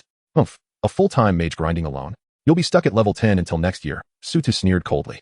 A warrior beside Suta scratched his head and said, Boss Sutu, Lin Ling also has SSS level talent. I heard he can unleash 16 skills with 16 classes. Wouldn't that make leveling up swift? Fool, casting skills consumes mana. You think skill books are easy to obtain? He won't reach level 2 even by the time you hit level 10, Suta scoffed disdainfully. Lin Ling continued his journey southward. The number of players grinding decreased. An hour later, Lin Ling arrived at the outskirts of the wild boar forest. To his surprise, he found someone actually grinding solo. A young boy was hiding behind a rock, his white robe emanating a faint glow, perhaps due to the game's merger with reality. Even a level 1 white garment would shimmer, offering a remarkable experience to newly awakened novices. However, garments above level 1 would not exhibit any special effects. Several meters away, a diminutive skeletal archer was laboriously assaulting a wild boar. Huh, is that a necromancer? Lin Ling cast a surprised glance at the figure. While summoners are not particularly rare, necromancers belong to a category of hidden professions. A summoner must invoke skills and establish a summoning contract with their target to perform a summon. In contrast, a necromancer forcibly resurrects deceased beings through necromantic magic, earning them the alternative title of Death Summoner. What are you staring at? Haven't you ever seen a necromancer? It's no wonder. My awakened profession is a rare hidden class. Do you think my little skeleton is impressive? Once I reach my second class transition, I will be able to summon 3 skeletons. Wait until my third transition. Hey, you, why are you leaving before I finish speaking? Would you like me to help you level up? Chapter 8, Necromancer's Forbidden Spell, the Release of All Things. Lin Ling was typically not very talkative, yet he found himself admiring this garrulous individual who was so eager to engage him upon their first encounter. Throughout his journey, he had encountered nothing but cold mockery or scathing sarcasm, making this the first person to proactively offer to assist him in leveling up. Lin Ling halted, turning back to inquire, "Do you not recognize me?" The other person's face flickered with surprise, seemingly genuinely unaware of Lin Ling's identity. "Are you famous?" No sooner had the words left his mouth than Lin Ling felt an unsettling sensation of being scrutinized. As anticipated, a line of prompts materialized on the system interface before him. Qin Xian is casting the identification spell on you. The identification spell is a basic function possessed by every awakened being, allowing them to view the name, level, and other fundamental details of a designated target. However, there are conditions for its use. The level of the subject must be lower than that of the caster, and the subject must not possess any anti-scrying items or skills. Lin Ling? That name sounds somewhat familiar, but I just arrived in Xuanfu City last night. You dare to venture into the wild boar forest at level 1? Let me offer you a piece of advice. Do not venture too deep. If surrounded, you won't last even a second. If you agree that all dropped items belong to me, I'll gladly help you level up. What do you say? Qin Xian's eyes brimmed with confidence, as if he could already envision Lin Ling joyfully agreeing to his proposal. However, he did not expect Lin Ling to shake his head. Your loquaciousness reminds me of a friend of mine. Here's a suggestion. Go level up elsewhere. Lin Ling said coolly, already making his way deeper into the wild boar forest. Qin Xian, unwilling to relent, shouted after him, "Don't go. I'll give you a share of the dropped equipment. Once I have more skeletons, I promise to take you on a rocket ride." Lin Ling turned back and waved, finding the little necromancer rather endearing in his eagerness to help someone level up. "No, thank you. I'm afraid that if I follow you around, I'll end up starving 9 times out of 10. Come on. How could a blessed child of the heavens like me, who has been under divine protection since childhood, not have a follower? Hey, buddy, I'm incredibly lucky. I find money just walking down the street. Why are you walking away?" I haven't finished speaking. The little necromancer dashed after Lin Ling, hearing the sound of pursuit. Lin Ling halted, a slight frown creasing his brow. "Stop following me. I do not require your assistance. How about this? We'll split the dropped equipment 70-30, or even 50-50 if you prefer. Big brother, don't leave." Qin Xian's small vanity could not bear to see Lin Ling depart. Just then, Lin Ling suddenly surged forward, swiftly disappearing into the depths of the wild boar forest. That speed was beyond what a newly awakened mage could hope to match. Qin Xian shook his head in resignation. "Hey, quite proud, aren't you? You have no idea that your arrogance has cost you a chance to befriend a future great one." Lin Ling continued walking for several more minutes until he finally arrived at the heart of the wild boar forest. This area was familiar to him. In his previous life, Lin Ling had undoubtedly been the overlord of the novice zone. No other player had spent as long here as he had, 3.5 years, to be precise. Of course, the title of overlord was not bestowed without merit. He was thoroughly acquainted with every monster in the vicinity and the patterns of equipment drops. The creatures in the novice zone rarely exhibited significant level jumps, but the wild boar forest was adjacent to a region populated by level 30 monsters. Based on Lin Ling's experience, if an elite boss appeared here, completing the first kill could yield an entire set of elite gear. While few players pursued sets in the early stages, Lin Ling knew that this elite set boasted an excellent passive skill, ensuring his magic damage would remain among the highest until his third class transition. As he traversed the area, Lin Ling effortlessly avoided all minor monsters. Creatures below level 10 would not attack unless within a 10-meter radius. Continuing further would lead him out of the level 10 novice zone, where the monsters exhibited significantly higher aggression. Should Lin Ling encounter an 11-level ferocious wolf now, despite his extensive combat experience, he would only serve as fodder for the beast. This should suffice. Right here, Lin Ling mused, gazing at the clusters of wild boars ahead. Stretching his limbs, he slowly opened his arms. With a mere thought, his aura suddenly darkened ominously. "Let us make an appearance, my precious." A thunderous command erupted from Lin Ling's lips. His skills typically required no incantation. Yet he felt that a spell without a chant lacked soul. Thus, he uttered it casually. The time was nearing noon, and the sun of July blazed down upon the earth with extraordinary intensity. However, as his words fell, the sky abruptly darkened. The temperature plummeted by 20 degrees, and a chilling aura caused the wild boars to tremble in fear. Necromancer's forbidden spell, the release of all things, was activated, centered on Lin Ling. Day transformed into night across a radius of 100 miles. A hauntingly ethereal melody echoed through the darkness, as if beckoning all living beings to enter the cycle of reincarnation, seeking rebirth. The earth began to tremble, and countless long-dead bones clawed their way from the ground, transforming into undead creatures. The asphalt roads of Xuanfu City cracked, and shattered skeletons emerged from below. Outside the city, skeletal beasts roamed the wilderness, while several massive dragon-like skeletons surfaced from the Yanghe River. In an instant, the vicinity of Xuanfu City appeared to have morphed into a hellish nightmare. An overwhelming army of skeletons, numbering in the millions, surged forth. Viewed from above, the land appeared enveloped in a spectral white. Necromantic Cataclysm. Please select your target for attack. Only attack monsters. Only attack humans. Only attack specified target. Before Lin Ling, options from the system interface materialized. Only attack monsters. Lin Ling made his choice in his mind, and the million-strong army of the undead instantly engulfed every monster within a 100-mile radius. In the central square of Xuanfu City, the class transition ceremony was drawing to a close. AI announcements continued to ring out. From Xuanfu No. 4 High School, Lei Xiaojun, class transition successful, life profession, singer. B-grade talent, rock born to burn. From Shunfeng Club, Feng Ji, class transition successful, combat profession, fire mage, S-grade talent, wrath of the fire god. Wow. Just as the awakening ceremony is concluding, Shunfeng has released another bombshell, another mage, and one with the top combat prowess in fire magic, S-grade talent, the wrath of the fire god. Dubbed the ultimate monster-slaying talent, it has now appeared in our Xuanfu. If someone teams up with him for monster hunting, wouldn't they be flying high? The wrath of the fire god is said to possess a passive skill, explosive burn, comparable in value to SS-grade mage talents. Regardless of the skill employed, a state of explosive combustion engulfs the surroundings, inflicting area of effect damage within a radius of several meters. This is undoubtedly a divine technique for leveling up amidst monster hunting. A fire-wielding mage infused with the wrath of the fire god can match the output of 3 ordinary sorcerers. All those remaining in the plaza cast envious glances at Feng Ji. The esteemed guests in the VIP section cannot help but voice their admiration. Feng Ji is indeed remarkable. It seems the Divine Wind Club will soon be boasting about him far and wide. Indeed, it is likely that other guilds will offer exorbitant sums to have Feng Ji join their parties for leveling up. Is the heavens about to unleash a deluge? A municipal leader suddenly gazes skyward. The previously clear skies have inexplicably darkened. Observing the ominous transformation, a powerful figure seated in the plaza rises abruptly from his chair. This is Zhang Mingyuan, the president of the Mage Guild in the Xuandu base city, widens his eyes in disbelief, unable to articulate further. Could it be that a new expansion is about to commence? Mayor Bai Haishan is aghast. Such a celestial phenomenon evokes images from films depicting the onset of new expansions. At that moment, a sonorous chant resonates through the air. I see the mountain chickens soaring over 2 lonely fish. The 2 fish swim through the brackish waters of the river. No one has ever encountered such a mesmerizing sound, and before they realize it, goosebumps ripple across the skin of every individual present. Before the crowd can ponder this strange occurrence, the plaza beneath them begins to tremor, as if a magnitude 7 earthquake has suddenly struck. Fissures emerge successively, and the unawakened students are left paralyzed with fear, collapsing onto the ground as spectral, bone-white claws emerge from the cracks. Monsters.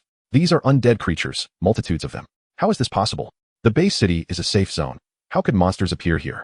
Is this a natural disaster or a man-made catastrophe? Activate the purification barrier. Chapter 9. Natural disaster or man-made catastrophe. The White Terror. With a commanding shout from the mayor, a semicircular barrier suddenly envelopes the skies above Xuandu base city. Brilliant beams of white light cascade from the barrier, obliterating the undead creatures within the city. Witnessing this, the president of the Mage Guild immediately casts a flight spell, propelling himself into the air. Upon reaching an altitude of 100 meters, his face pales dramatically. All he sees is a sea of bone white. While the city appears somewhat safe, it is nearly encircled by an army of the undead outside its walls. Mingyuan. What on earth is happening? How has a bug manifested? How could skeleton warriors emerge within the city? Mayor Bai Haishan, equally alarmed, also casts a flight spell to ascend, his expression fraught with urgency. There exists a skill that can override the safe zone, Zhang Mingyuan replies gravely.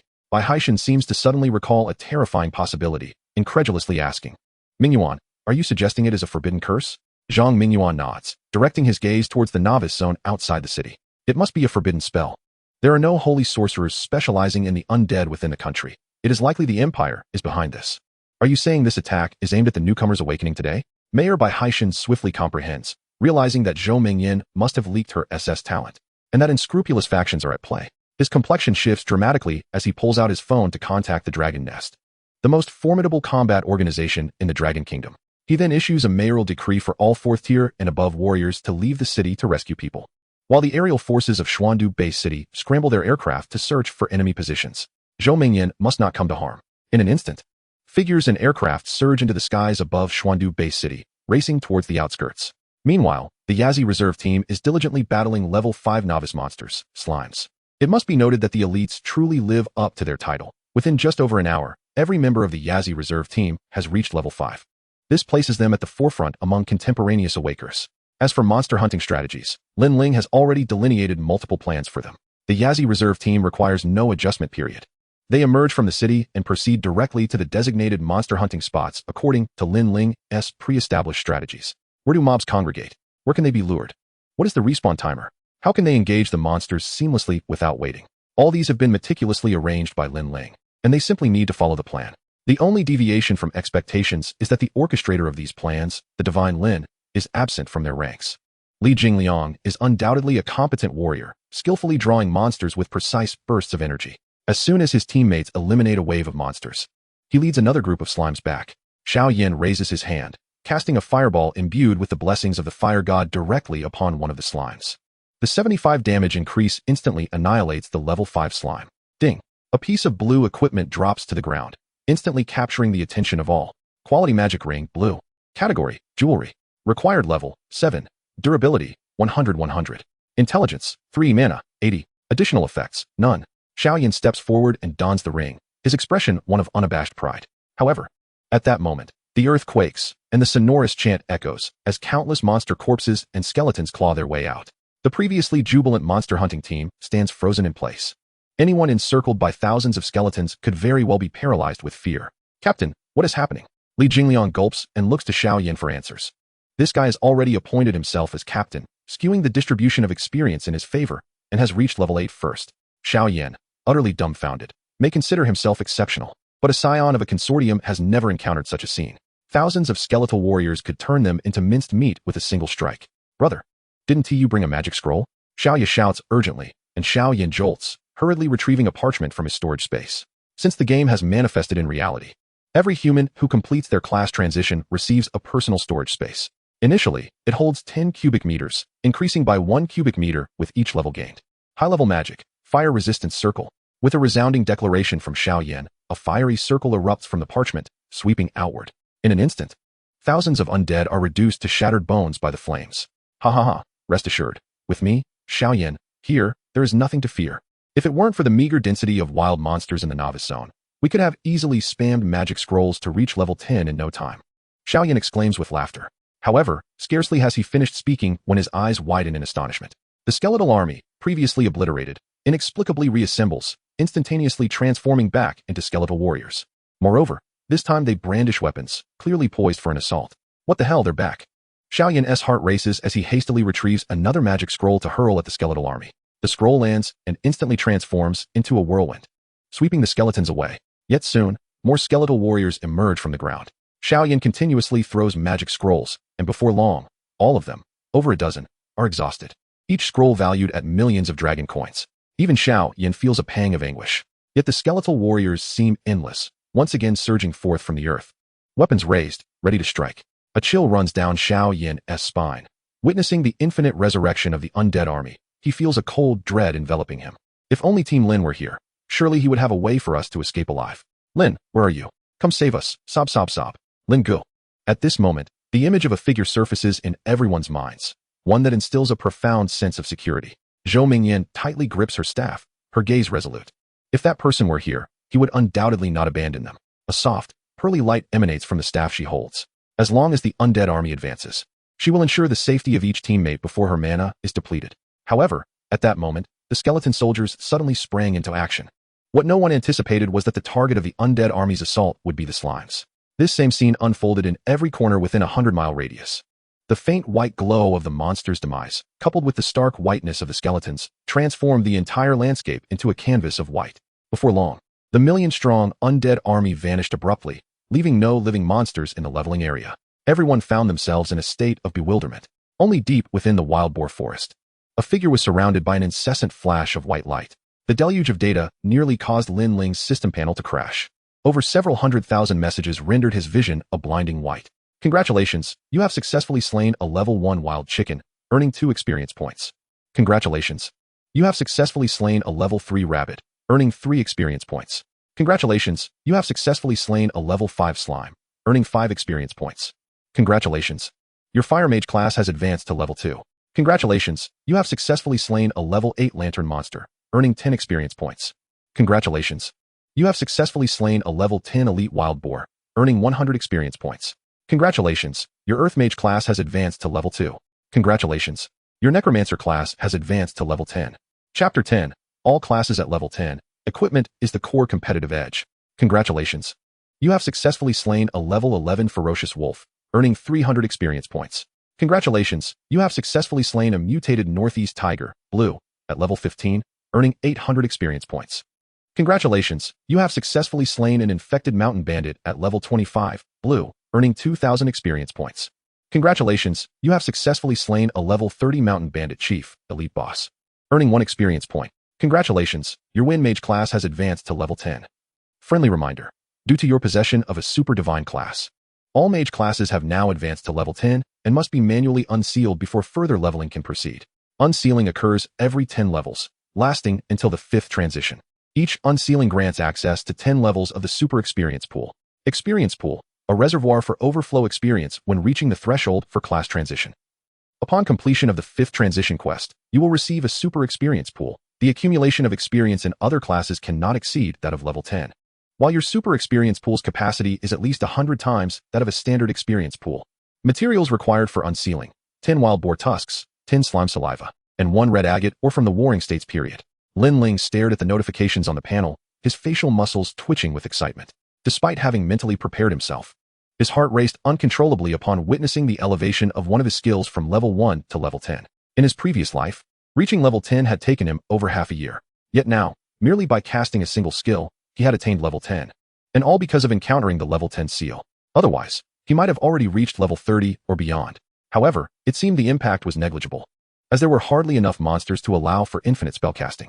He couldn't simply cast all his spells and wait for monsters to respawn, only to cast again in the same spot, as he would undoubtedly attract attention. Lin Ling understood the principle of a tree that stands out will be felled by the wind. Sometimes one must shine brightly, but without sufficient strength. One must learn to protect oneself. The materials for unsealing were commonplace, and unless something went awry, they should not be difficult to acquire. The reward of the super experience pool was remarkably beneficial. Transition quests later on appeared to be quite challenging, with many individuals stuck for years, even decades. The experience pool would fill long before, wasting vast amounts of experience, and the required experience for leveling up after the 5th transition would undergo a qualitative change. If he possessed a super experience pool, perhaps he could accumulate experience close to the 6th transition while undertaking the transition quest. Yet, that was still far too distant. For now, he needed to focus on enhancing himself. Despite his joy, Lin Ling's gaze swept across the system notifications regarding the slaying of elite bosses. His elongated eyes narrowed slightly. Each year on Awakening Day, the boss in the novice area would respawn, and the first player to slay the elite boss would receive a nationwide announcement. This was a scenario he absolutely wished to avoid, given his current circumstances. Exposure would undoubtedly be detrimental. As soon as the first player completed their 2nd transition, the system would publish a plethora of rankings. Many high-level players' information would be revealed. And in the interest of protecting players, the system had specifically enabled a nickname feature upon reaching the 2nd transition. Players could set an alias to safeguard their identity and privacy. However, Lin Ling was still some distance from his 2nd transition, and once the first kill announcement appeared, his talents would inevitably be called into question. Being concealed by the state would be a blessing. Throughout a century of history, countless exceptionally talented players had been snuffed out before they could blossom, whether by the 50,000 or the special forces of enemy nations. Sure enough, a system message soon popped up before Lin Ling's eyes. You have completed this year's first kill of the elite boss in the novice area. A server-wide announcement will occur in 30 minutes. It seemed he could only confess to the state and remain a canary, hidden away until after the 7th transition. Lin Ling sighed inwardly. Yet at that moment, another system notification appeared unexpectedly.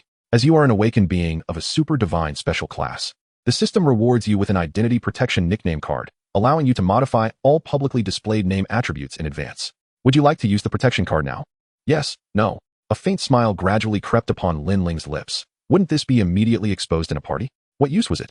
However, upon further reflection, it indeed held some merit. At least now, by concealing his identity, he could develop without interference. Once his real name was publicized, countless individuals would undoubtedly reach out to him. Best to focus on his development for the time being. Yes, please enter the public name. Lin Ling pondered briefly, suddenly recalling a character from an anime he had adored on Earth. Yishio. Name successfully set. All public announcements will utilize Yishio for display. As you are an awakened being of a super divine special class, you have gained the ability to teleport dropped items.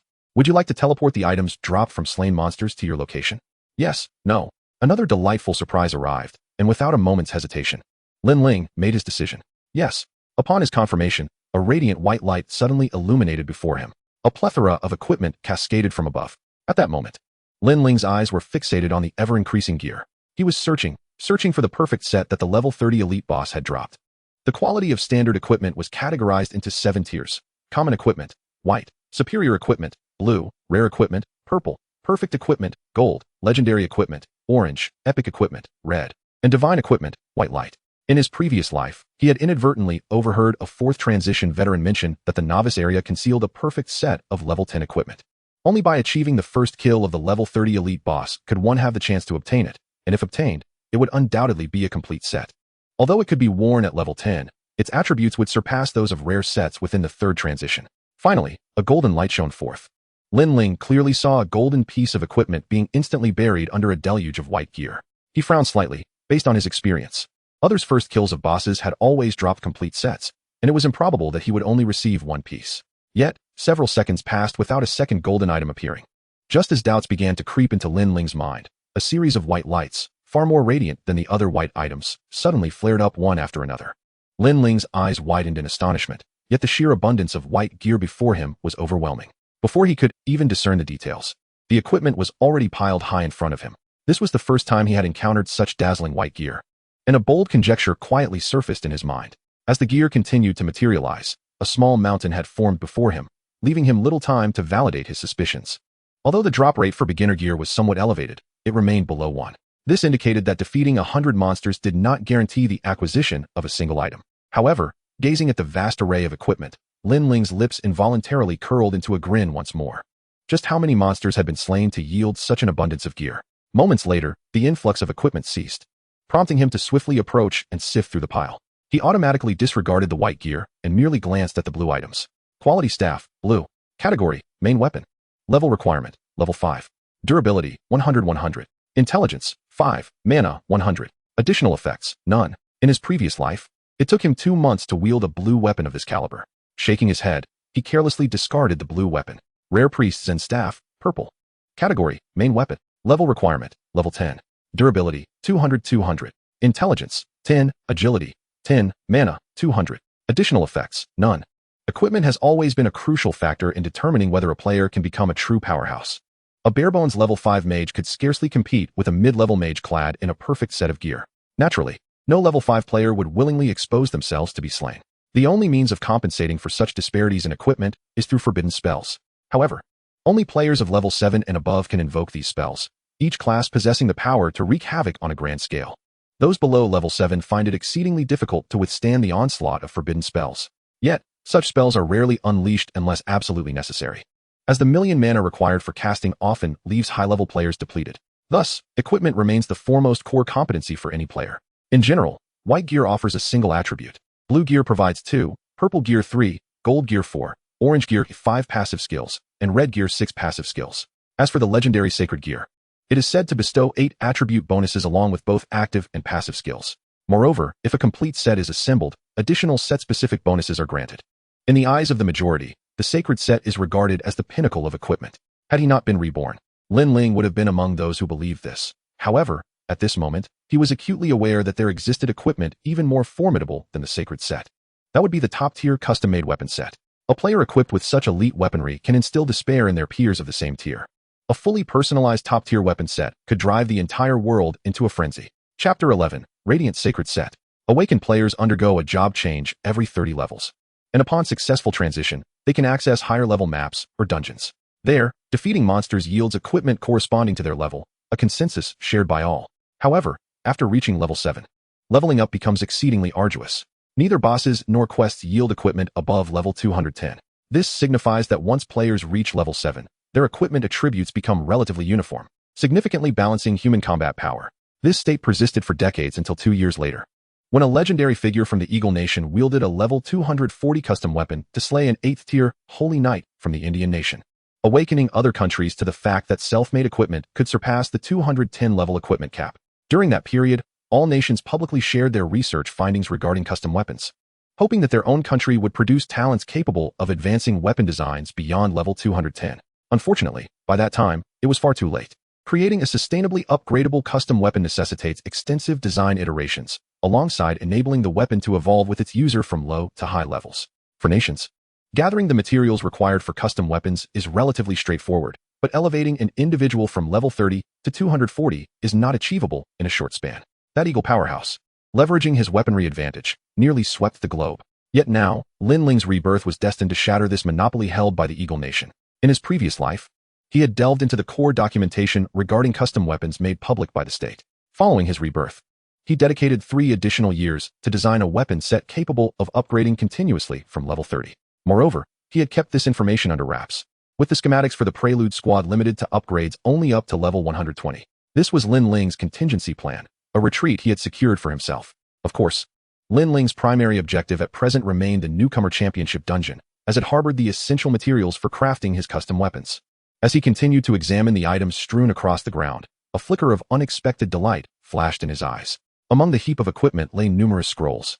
Scroll-like items have always commanded a high value, particularly in the early stages, where a single magic scroll could fetch a 6-figure sum.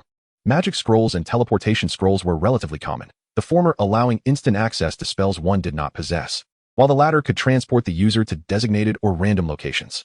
Lin Ling casually picked up a scroll and opened it, revealing its details on the system panel before him. Wind Gale Scroll. Category: Consumable Enhancement Item. Description: Increases speed by 50 for 2 minutes upon use. Level requirement: None. Special effect: Can only be used outside of combat. High-speed movement will automatically evade obstacles. After reading the scroll's attributes, Lin Ling couldn't help but smirk. This type of enhancement scroll was the most economical. Just then, a sudden crimson glow flickered on the system panel before him. An urgent notification from the Xuanfu base city swiftly materialized. Urgent notification: Xuanfu base city is under attack by an unknown necromancer. All personnel below level 5 should return to the safe zone of the base city at once. Lin Ling. Where did this necromancer come from? Surely they can't mean me? His eyelids twitched uncontrollably, but he ignored it and continued to rummage through the equipment. Suddenly, a peculiar box caught his eye. Had a blind box dropped? Lin Ling picked up the box, a smile of delight spreading across his face. Item: Mysterious Box. Category: Special Item. Description: A box collected by a boss, containing the potential for any item. Familiar with blind boxes from his previous life, Lin Ling had acquired a few, knowing they seemed enigmatic yet rarely yielded anything extraordinary. Open. With a thought, the blind box was instantly activated and a system message flashed on his screen. Congratulations. You have obtained Disguiser's Mask, Legendary. Disguiser's Mask, Legendary. Wearing it allows you to alter your appearance and conceal your information. Opponents whose levels do not exceed yours by 100 cannot use divination to view your details. To his surprise, he had received a legendary item. Though it offered little utility, it would merely serve as a temporary safeguard in the early levels. As long as he possessed more than 3 forbidden spells, even a level 7 expert would be ineffective against him. With that thought, Lin Ling resumed his search, only to have a piece of white gear beneath his feet suddenly emit a soft, milky glow. This light instantaneously drew his attention away from the Disguiser's mask. He reached out towards the luminescent aura and pulled out a staff. Staff of Radiance, Holy. Category: Weapon. Holy Set. Level requirement: 10. Durability: 10001000. Magical damage: 600. Strength: 50. Intelligence: 60. Agility: 50. Stamina: 50. Health: 2000. Mana: 2000. Hit rate: 10. Collecting all 9 pieces triggers set effect. Intelligence: 100. Collecting the full set grants active skill, Radiant Burn, reducing the target's health by 5 per second for 10 seconds. Collecting the full set grants passive. After equipping, total intelligence attribute increases by 20. Gazing at the attributes of the equipment, Lin Ling felt his breath quicken. He had initially thought he would be fortunate to acquire a perfect set, yet he unexpectedly obtained a holy set. The attributes of the holy set far surpassed those of the perfect set. With this holy set, any novice could stride confidently through the novice area. Soon, Lin Ling uncovered the complete holy set: Holy Mage Hat, Holy Necklace, Holy Mage Robe, Holy Left Bracer, Holy Right Bracer, Holy Pants, Holy Ring. Holy Boots. The primary attributes of weapons and accessories enhance damage, while defensive gear primarily boosts defense. The other attributes across each piece of equipment are relatively similar. Once Lin Ling donned the entire ensemble, the milky white halo surrounding him diminished slightly, creating an illusion that he truly wore a set of luminous white garments. Coming back to his senses from sheer ecstasy, Lin Ling promptly summoned his attribute panel. Name, Lin Ling. Combat class, full-time mage. Level, 10, 9999. Health, 6500, mana, 21660. Physical damage, 3200, magical damage, 6940. Defense, 2950, speed, 80 yards. Stamina, 650. Strength, 640. Intelligence, 1188. Agility, 800. Hit rate, 90. Available attribute points, 40. Staring at his attributes, Lin Ling felt utterly bewildered. Every time a player levels up, they gain 4 free attribute points, and their total attributes automatically increase by 10 points. Additionally, depending on the class, corresponding special attributes receive further augmentation. Nevertheless, even with these enhancements, it is rare for a level 10 player to exceed an average attribute of 300. Even some exceptionally talented warriors, whose stamina translates into health reaching 120, would consider a level 10 warrior with 4,000 health to be at the pinnacle of their class. Yet, under the influence of the Holy Set, Lin Ling's health soared to 6,500. This health was already comparable to that of a level 30 warrior in basic gear. His physical damage reached 3,200, while the most formidable assassins and archers at level 10 barely approached 1,000. His magical damage was nearing 7,000. Without the equipment, at level 10, he would only possess 280 points of intelligence, resulting in a mere 1,400 magical damage. The Holy Set directly provided an astonishing 5,540 in magical damage. Even without the forbidden spells, he was undoubtedly enjoying an extraordinary start.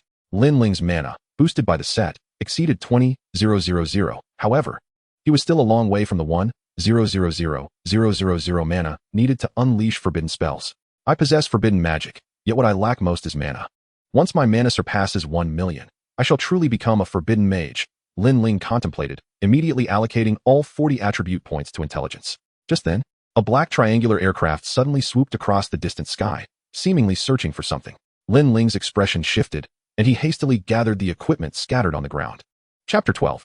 I'm just trying to grind some experience, and you're bombarding me with laser cannons? Lin Ling was currently at level 10, and his storage space had expanded to 20 cubic meters. Although he held little regard for these white and blue items, even the smallest mosquito is still meat. The resources required to craft a specialized weapon were astronomical. To Lin Ling's surprise, in addition to a plethora of materials, he had also obtained a total of 8 skill scrolls. The drop rate for skill books in the novice area was dismally low, particularly for warrior, mage, and archer skills, which were exceedingly rare. The fact that Lin Ling had killed monsters within a radius of 100 miles with a forbidden spell and consequently dropped 8 skill scrolls spoke volumes. I hope to unearth a mage skill book. Any type of mage will do, Lin Ling mused, promptly beginning to unveil the skill scrolls. Skill scroll unlocked successfully. Obtained crafting skill book, Argon arc welding. Skill scroll unlocked successfully. Obtained crafting skill book, pig slaughtering. Skill scroll unlocked successfully. Obtained auxiliary combat skill book, purifying light. Purifying light, a priest skill book, was quite promising. Lin Ling's lips curled into a slight smile as he continued to unveil more scrolls. Skill scroll unlocked successfully. Obtained crafting skill book, sweet and sour ribs. Skill scroll unlocked successfully. Obtained combat skill book, archery mastery. The archer skill book could at least fetch 1,000,000. Lin Ling's spirits lifted as he swiftly opened the remaining skill scrolls. Obtained crafting profession. Obtained crafting profession. Skill scroll unlocked successfully. Obtained combat skill book, body of the tyrant. His luck seemed favorable, having procured yet another warrior skill book, though he lamented the absence of a mage skill book. Lin Ling's brow furrowed slightly. Without a mage skill book, he could not continue naming his skills. Should he resort to releasing the spell of all things? He feared that repeatedly employing necromantic forbidden spells might incite panic throughout the entire base city. Never mind. I'll check the trading post later to see if I can purchase a mage skill book. He stowed all the skill books into his storage space and quickly began to gather the remaining items on the ground. Moments later, the area was completely cleared. Over 500 pieces of equipment filled his storage space to the brim. Notification: please gather materials promptly to unlock the level. Required materials: wild boar tusks 9910, slime saliva 12510, warring states red agate or 01. Unlocking required warring states red. This item might be difficult to procure, Lin Ling remarked as he swiftly pulled out his phone to check an e-commerce app named Yunmeng. However, he found no information regarding warring states red. Each year, within 3 months of the awakening day, Individuals hoard second-tier job change materials, and Warring States Red is one of them. It appeared to be stockpiled, leaving him no choice but to return to the city and hope for luck at the Yunming trading post. Warring States Red agate was a rare mineral unique to the Xianzhou-based city. It does not drop from monsters and can only be obtained through mining, with a minuscule probability of yield. The Yunming trading post is a subsidiary of the Yunming Group, the largest conglomerate in Longhua, renowned not only as a pioneer in e-commerce, but also as a leader among physical trader professionals. Lin Ling contemplated this and promptly resolved to return to the city. Ordinary creatures in the novice area respawn every hour. Remaining in the wild would merely squander time. Moreover, if discovered by others, it would be challenging to explain. Lin Ling activated a gale scroll, enhancing his speed by 50, and in an instant, he transformed into a fleeting shadow racing towards the base city. At a speed of 975 yards, covering 100 meters took just about a second, had it not been for the scroll's passive effect of automatically avoiding obstacles. A single tree could have claimed Lin Ling's life. Before long, Lin Ling once again spotted the necromancer Qin Xian hiding behind a large rock. He did not linger, swiftly darting past Qin Xian, leaving the wild boar forest in an instant. Qin Xian, bewildered, glanced at the nearby skeletal warrior, wondering if something had just rushed by. The diminutive skeleton archer immediately shook its head, indicating its inability to see clearly due to the absence of eyeballs. Qin Xian scratched his head, and the confusion on his face vanished in an instant, replaced by a radiant expression of sheer ecstasy. He glanced around to ensure no one else was present before promptly retrieving 2 items from his storage space. One of these items shimmered with a golden light, while the other glowed with a blue hue.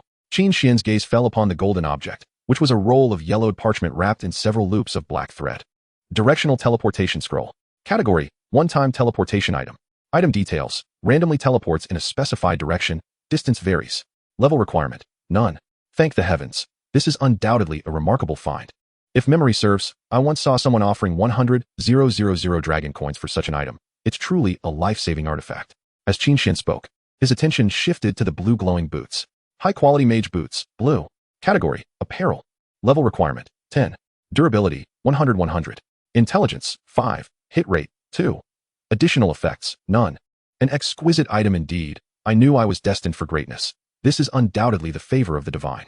With these mage-exclusive boots that can be worn at level 10, I shall roam the novice area with unparalleled confidence. That Lin Ling, if he were to learn of my exceptional fortune, would probably weep in regret in the nearby grove. Speaking of Lin Ling, I wonder how he is faring. May the divine protect you, Qin Xian declared, cradling the mage boots and bestowing fervent kisses upon them before stowing them away. Not long ago, a horde of undead creatures had suddenly appeared, leaving Qin Xian, who was hiding behind a rock, profoundly terrified. However, his skeleton archer exhibited no fear. It continuously unleashed arrows upon the wild boars. As the undead army launched their assault on the monsters, the little skeleton joined the fray to slay the creatures. It is undeniable that Qin Xian's luck far surpassed that of ordinary individuals. The arrows fired by the little skeleton managed to land the final blow on the wild boars on several occasions. Thanks to these numerous kills, Qin Xian not only leveled up twice, but also obtained 2 pieces of equipment. The drop rate for equipment is notoriously low, yet it seemed non-existent for him. If he were to recount this to others, no one would believe him. How could this not send him into a frenzy of joy? Just as Qin Xian clenched his fists and shouted "Ollie give," a silver triangular aircraft suddenly materialized above the wild boar forest. Waves of light radiated from the underside of the aircraft, seemingly scanning for something. The aircraft scanned rapidly and soon detected a skeletal warrior peeking out from behind a large rock, casting its gaze upward. Upon identifying the undead entity, it initiated a thermal imaging scan. Scan complete. Suspicious human detected behind the coordinates 12613752 rock. Target suspected of using a concealment item to mask presence. Scan indicates target level does not exceed 10. Damn that undead archmage for concealing its energy. Charge the hyper laser cannon. Charging complete, ready to fire. A blue light point illuminated beneath the triangular aircraft, poised to launch an attack at any moment. Behind the boulder targeted by the laser cannon, Qin Xian, through the skeletal warrior's perspective, instantly spotted the triangular aircraft above. His eyes widened in disbelief. What the hell? I merely took advantage of the little skeleton to gain some experience, and you're targeting me with a laser cannon? At that moment, 1,000 angry thoughts raced through his mind. Simultaneously, he suppressed the urge to vomit blood and activated the still cool teleportation scroll. A blue light flashed, and as the laser cannon descended, Qin Xian's figure vanished from the spot.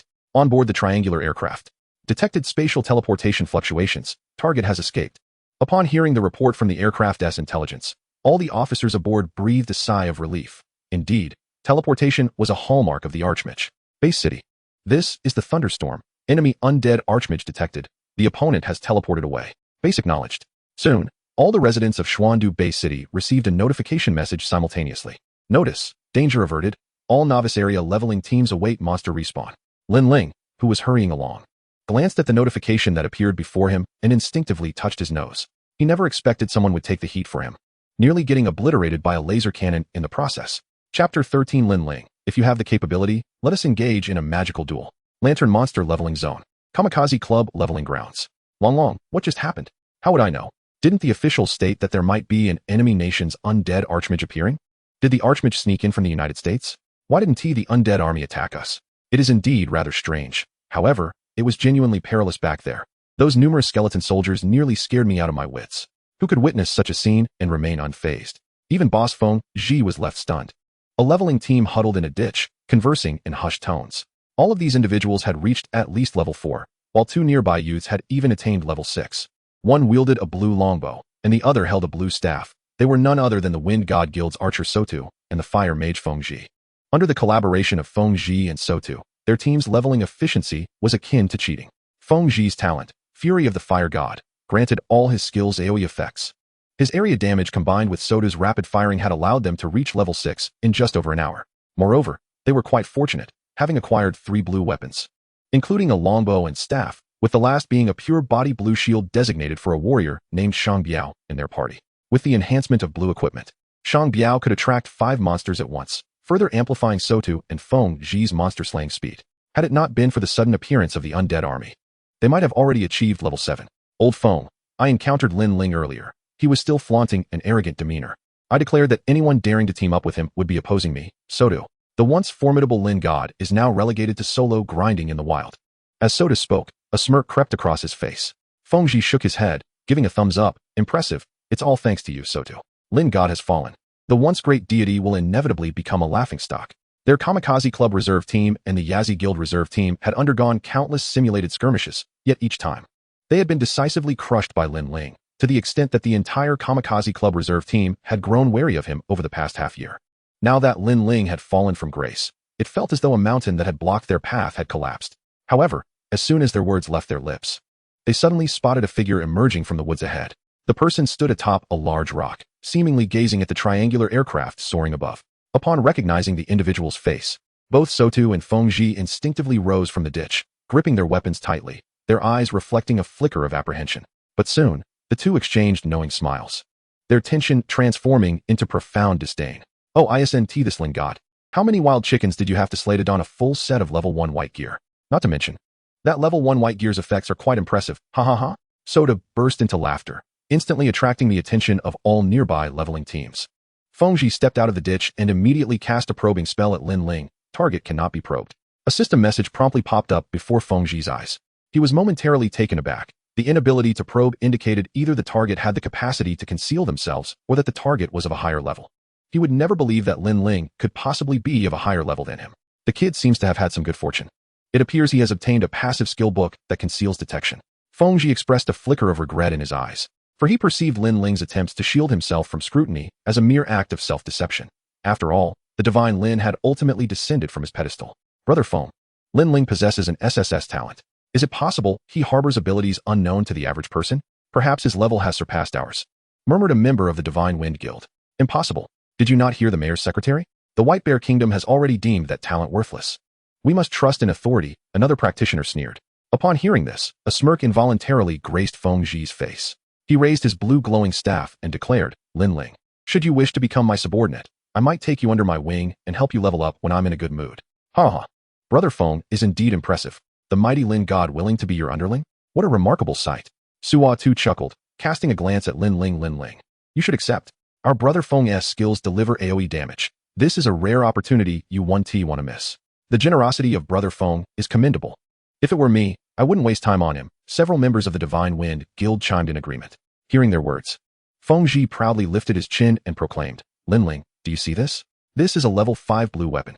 If you obediently become my subordinate, I shall gift it to you upon your reaching level 5. Others stifled their laughter, especially when they beheld Lin Ling adorned in shimmering white gear, as if they could already envision the envy that would grace his features upon seeing the blue weapon. However, to everyone's astonishment, Lin Ling's gaze towards them was tinged with a hint of pity, as if he were observing a group of pitiable fools. Feng Ji felt his smugness dissipate under Lin Ling's gaze. What sort of look is that, Lin Ling? Are you challenging the Divine Wind Guild? He bellowed. Begone. Lin Ling replied coolly, as if he had no regard for the Divine Wind Guild whatsoever. After his words, he turned and walked away, his contemptuous glances sweeping over the crowd as if they were mere jesters. The utterance of begone ignited a fury among the members of the Divine Wind Guild. A warrior clad in blue armor, witnessing Feng Zhi's humiliation, immediately charged forward, blocking Lin Ling's path. Still thinking of yourself as Lin God? Today let me, Shang Biao, teach you a lesson in humility. Are you brave enough to spar with me? Shang Biao shouted, his face a mask of provocation. Step aside. Lin Ling commanded coldly as his path was obstructed. The illustrious Lin God dares not accept my challenge? Then let us wager. If I lose, I shall surrender my blue armor to you. If you lose, you must bow to Brother Feng, Shang Biao taunted, his expression brimming with mockery. He stood at an imposing height of nearly 2 meters, muscles bulging, resembling a veritable iron tower, presenting a stark contrast to the slender Lin Ling. Laughter erupted from the Divine Wind Guild members. Shang Biao was a level 5 warrior with an A-grade talent, Rage of the Rampaging Bull, boasting a strength attribute of 250. Although he donned merely a few pieces of level 5 white armor and 1 blue piece, his combat prowess was such that even Feng Zhi, at level 6, would be injured in close quarters with him. Since you are so eager to spar, I shall oblige. Lin Ling replied indifferently. Shang Biao's face lit up with joy as he lunged at Lin Ling with a shoulder charge, confident that his full force impact would incapacitate the level 1 mage for days. Yet, just as he was about to collide with Lin Ling, the latter suddenly raised his hand and struck him. The speed of the slap was so swift that Shang Biao perceived only a fleeting shadow. The next moment, a resounding crack echoed as pain erupted on the left side of his face, rendering him momentarily blind and sending him hurtling backward. With a resounding thud, Shang Biao crashed into a large tree, collapsing to the ground, motionless, clearly rendered unconscious. This scene plunged the lantern monster wild area into a profound silence. Lin Ling shook his hand, approached Shang Biao, and swiftly removed the blue armor from his unconscious form before turning to leave. It was only when he vanished from the sight of the onlookers that the sound of swallowed breaths shattered the eerie stillness. How is this possible? How could he have sent Shang Biao flying? What immense strength must that require? Shang Biao weighed 100 kilograms with a strength of 250. To launch him would necessitate a force exceeding 500. Lin Ling was a mage. How had he transformed into a muscle-bound behemoth? Didn't they say Lin Ling's strength was merely 90 points before his awakening? Could it be? Indeed. He must have consumed a high-grade gene enhancement potion.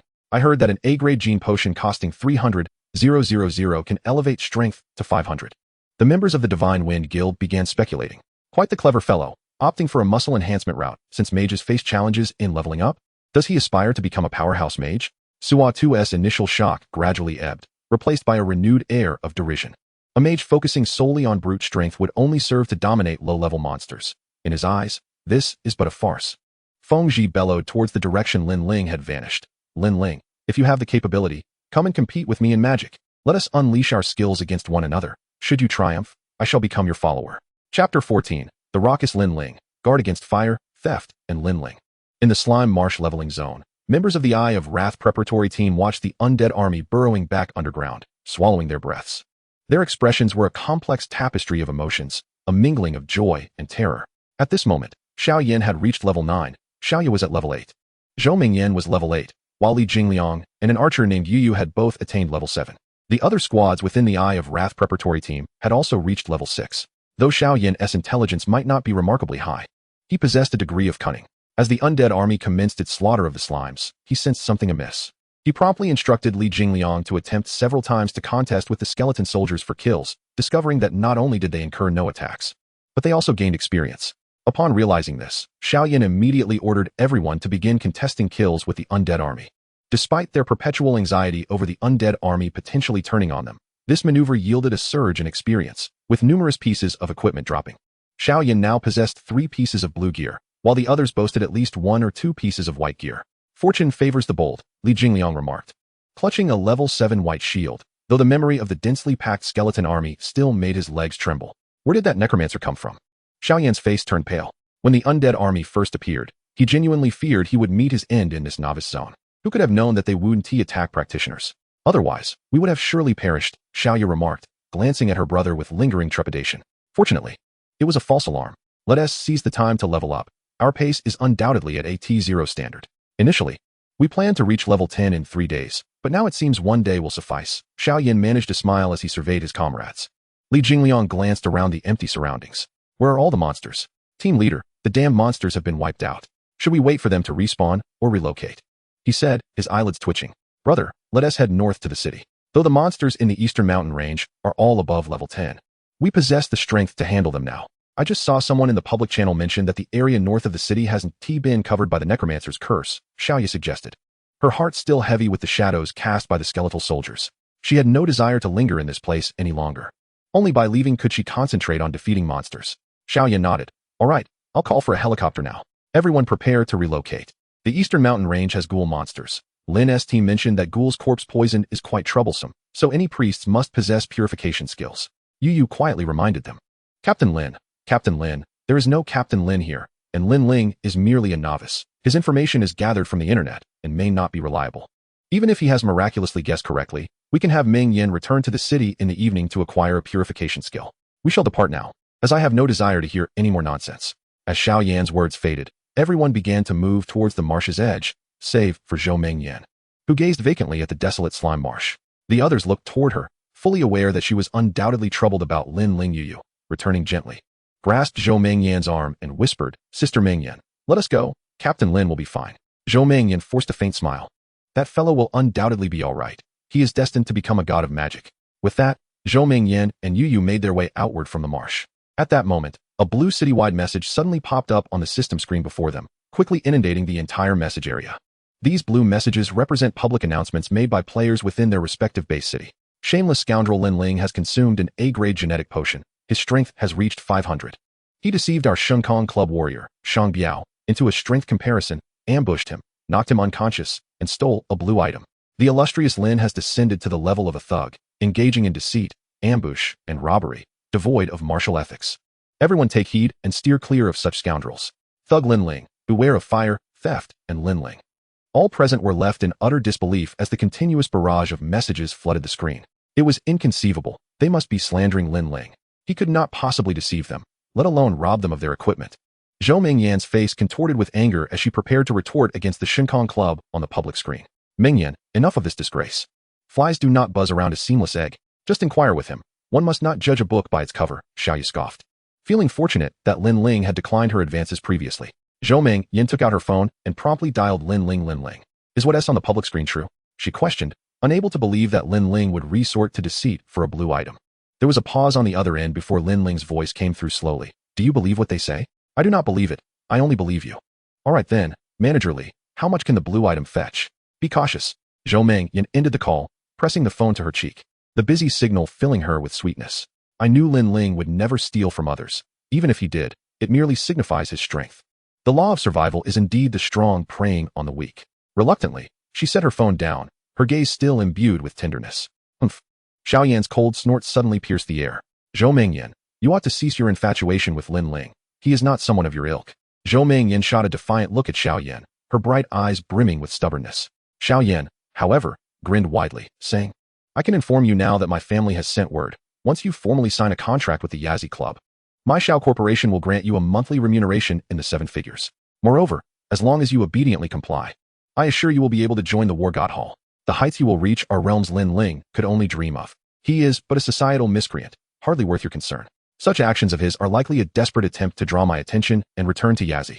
He will not be welcomed back. Upon hearing this, all the team members except Zhou Meng Yan displayed incredulous expressions. A 7-figure monthly salary seemed only attainable by those of considerable prowess. And what of the War God Hall? Only the elite among professionals could enter the dragon nest, a prospect they could scarcely fathom. Many gazed at Zhou Meng Yan with envy. Just then, Zhou Meng Yan abruptly released Yu's arm and strode toward Xiao Yan. The onlookers exchanged glances of astonishment, wondering if she was overly excited to embrace Xiao Yan or bestow upon him a passionate kiss. However, no one anticipated that Zhou Meng Yan would suddenly raise her hand and slap Xiao Yan across the face. Slap. Everyone within the slime marsh widened their eyes in shock. You dare strike me? Xiao Yan, feeling the heat of the blow on his left cheek, erupted in fury, raising his right hand to retaliate. Yet, his hand hovered in the air, unable to come down, as his features twitched. The Elder Zhao's orders flashed incessantly before his eyes. Regardless of the cost, ensure Zhou Meng Yan becomes a core member of the Yazi Club. Her value surpasses that of the entire club. Once she enters the dragon nest, she will undoubtedly ascend to the upper echelons, and we shall ride her coattails. At that moment, Zhou Meng Yan's icy voice reached Xiao Yan's ears. If you dare to insult Lin Ling again, I will immediately leave the Yazi Club. And who gets selected for the War God Hall is not for you to decide. Xiao Yan's face turned ashen, but he did not dare utter a word. He could not fathom why. In this moment, Zhou Mingyan instilled within him a sense of trepidation, a sensation he only typically experienced in the presence of his father. Gritting his teeth, Xiao Yan slowly lowered his hand and turned to walk towards the marsh's exit. What are you all staring at? Anyone who fails to reach level 10 today will incur a fine of 10,000. Xiao Yan's cold admonition resounded, his pent-up rage directed entirely at Lin Ling. At that moment, he resolved that even if Lin Ling sought him out, he would not allow him to return to Yazi. He intended to level up, procure equipment, and adopt an utterly superior stance, making Lin Ling aware of the insurmountable chasm that lay between them. Chapter 15, A Skill Worth Millions. Mingyan, I have sent some materials monopolized by the Shao Corporation to your system inbox. Keep in touch with Lin Ling. Should he require any materials or equipment, provide him assistance at once. A text message popped up on Zhou Mingyan's phone, and her eyes sparkled with delight. Understood, I will remain in contact with him. Mom, when can I leave the Yazi Club? And has the suspicion regarding Lin Ling been alleviated? Hold on a little longer. We need to observe further, as events are still rather suspicious. Xuanfu Base City, Yunming Trading Company. A boy, so unremarkable that he would be lost in a crowd, sat in the VIP reception room. This was none other than Lin Ling, donning a disguiser's mask. Managerly, do you accept a large quantity of white and blue items? Yes. We are currently short on low-level equipment. I will take as much as you have. What is the current price for skill books? Ha ha ha, young brother. For others with main combat profession skill books, I would offer a maximum of 800,000. But since we have fate, I can give you 1 million. Manager Li of Yunming Trading Company smiled broadly. Lin Ling nodded, not lingering over the price. He was eager to liquidate his assets swiftly, fully aware that both equipment and skill books would depreciate the moment the evening leveling teams returned. Manager Li, let us proceed as you said. I want to cash all of this out. With a wave of his hand, a small mountain of items appeared on the VIP room floor. Manager Li's eyes widened in astonishment. How many monsters did you slay to amass this much equipment? No, this must be stockpiled from last year. A flicker of realization crossed Manager Li's eyes. The market for low-level equipment could not be compared to that for high-level gear. Very few would hoard low-level items for sale the following year. It would be far more efficient to level up and hunt high-tier monsters. After all, combat professionals were all too busy leveling up, and few would linger in the novice zone to farm equipment. Yet, few did not mean none. Manager Li, having worked in the trading company for years, was not unfamiliar with encountering professionals who hoarded equipment. These individuals possess rather modest talents, progressing slowly through the ranks. Thus, they have taken to farming equipment in lower-level zones, eagerly awaiting the arrival of the second year's awakening day. My dear brother, should you come across any fine goods in the future, do not hesitate to seek me out. You possess a keen business acumen. Selling low-level equipment at this juncture is indeed quite shrewd, Manager Li remarked with an air of understanding, swiftly inventorying all the equipment. Haha, 7 million. Brother, we seem destined to strike a deal. Shall we round it up to 10 million? I shall even grant you a VIP card for free. Manager Li smiled at Lin Ling. Do you take me for a fool? Is that how VIP cards are issued? Is rounding up truly the way to conduct business? Lin Ling rolled his eyes, tempted to spit in the face of this unscrupulous merchant. Ah, Manager Li chuckled awkwardly. I was merely jesting with you, my brother. Let us conduct our transaction at the original price, and I shall arrange that VIP card for you right away. Lin Ling's expression darkened. 12 million. If not, I shall take my leave. Wait, 12 million it is. You, my dear brother, are rather difficult to jest with. Please accept this platinum VIP Supreme card. Manager Li wore a sheepish grin. As Lin Ling accepted the card, his phone chimed with a notification of funds received. With just a single skill sold, 12 million had been credited to him. What would Manager Li think upon discovering this? Manager Li, do you have any stock of mage skill books? Lin Ling inquired immediately after completing the transaction. Manager Li hesitated for a moment. Then his face broke into a wide smile. Indeed, we have everything here. There is a level 10 skill, Flame Ring, for mages. The skill books for main combat professions are currently quite expensive, but for you, my friend, it's just 5 million. Lin Ling rolled his eyes dramatically. 5 million? You charge 1 million for a book, then sell it for 5 million. Who do you think is the fool here? Truly, one cannot escape the grasp of unscrupulous merchants. Sensing Lin Ling's displeasure, Manager Li awkwardly chuckled. If you find it expensive, I have some trinkets I can gift you. With a hint of embarrassment, Manager Li pushed over a dozen scrolls. Lin Ling instantly cast an appraisal spell. Item, gift for the Treant tribe. Category, special item. Analysis, contains a skill book collected by the Treant. Upon opening, there is a chance to obtain an initial profession skill book. A glimmer of surprise crossed Lin Ling's eyes. He hadn't expected such a gift. No wonder it was being given away freely. This Treant's gift was reputed to be the most useless of items. Typically, initial profession skill books are unnecessary, as characters learn their starting skills upon awakening without needing a book. This item essentially serves as a quest item. and obtaining an initial skill book from it could yield 100 experience points. While it may be worthless to others, for Lin Ling, acquiring an initial skill could potentially transform into a forbidden spell. Thank you, Manager Lee. By the way, do you have any Warring States red agate? Lin Ling asked, having tucked the scrolls away, as this was the material he urgently needed at the moment. Manager Lee's expression grew troubled. I'm afraid we don't have any of that. Not a single piece? Lin Ling frowned, scrutinizing the middle-aged man before him, with a pained look. Manager Lee produced a stack of A4 paper, apologetically gazing at Lin Ling. My dear brother, the Shao Corporation has monopolized all the class transition materials. You might try posting a bounty online, though I suspect other merchants are equally lacking. Moreover, Warring States red is currently in high demand, fetching at least over 1 million. And in 2 weeks, its price will likely halve. Lin Ling stared at the materials guide on the table, feeling a wave of frustration. He had never anticipated leaving the Yazi Guild, where all transition materials were provided free of charge. Manager Lee, here's a list. I require all the materials on it. Please calculate the total cost for me. Lin Ling produced a pre-prepared list detailing the materials needed to craft a complete set of beginner-s specialized weapons. Manager Lee took the list and quickly began calculating on his tablet. Shortly, he smiled and said, My dear brother, our guild can provide most of the materials you need. If you wish to acquire all of them, the total will be 32 million dragon coins, but I can offer you a discount. 30 million will suffice. Even though Lin Ling had mentally prepared himself, the figure of 30 million caused his face to twitch. This was merely the cost of the initial materials. The expenses for future upgrades would be exponentially higher. Very well, I shall take these materials first. Lin Ling gently traced his finger over the list, indicating the materials required for weapon crafting. Freshly acquired 12 million had barely warmed in his hands before 8 million was whisked away. Weapons undoubtedly held paramount importance among all equipment, demanding the highest costs. Unfortunately, even after spending 8 million, he still lacked 2 crucial materials, the Holy Light Gem, which could only be found in the Level 2 Transition Dungeon, and the Heart of the Demon King, a rare drop from a hidden boss. Lin Ling had never expected to find these rare materials in the Merchant Guild. Such rare items are typically hoarded by major conglomerates or governments, rarely circulating in the market. The Holy Light Gem could only be sought after in the Level 2 Transition Dungeon, while the Heart of the Demon King could only be hoped for at an auction. At that point, he would have no choice but to shamelessly borrow money from his younger brother. With the materials in hand, Lin Ling departed from the Yunmeng Trading Hall. He visited several smaller shops, all of which proved fruitless in yielding any Warring States red agate.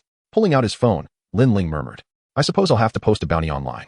Suddenly, a Crimson System announcement flashed before all global players.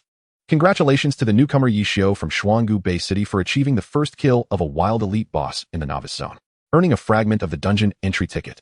Chapter 16. Yi Xiao's first kill shocks the world. Gazing at the vibrant system announcement, Lin Ling couldn't help but smile faintly. What on earth is a dungeon entry ticket fragment?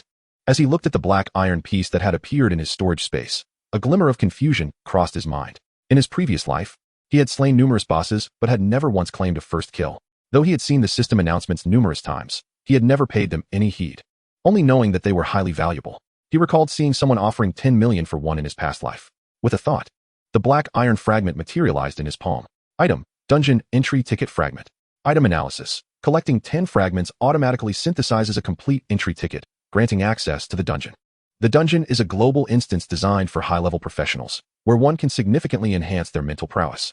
It is rumored that the dungeon contains entrances to other worlds fused with the divine domain. Lin Ling stowed the fragment away, a smile spreading across his face. With this fragment in hand, some might soon find themselves restless. The members of the Shinkei's club, who were searching for wild monsters, suddenly froze in place.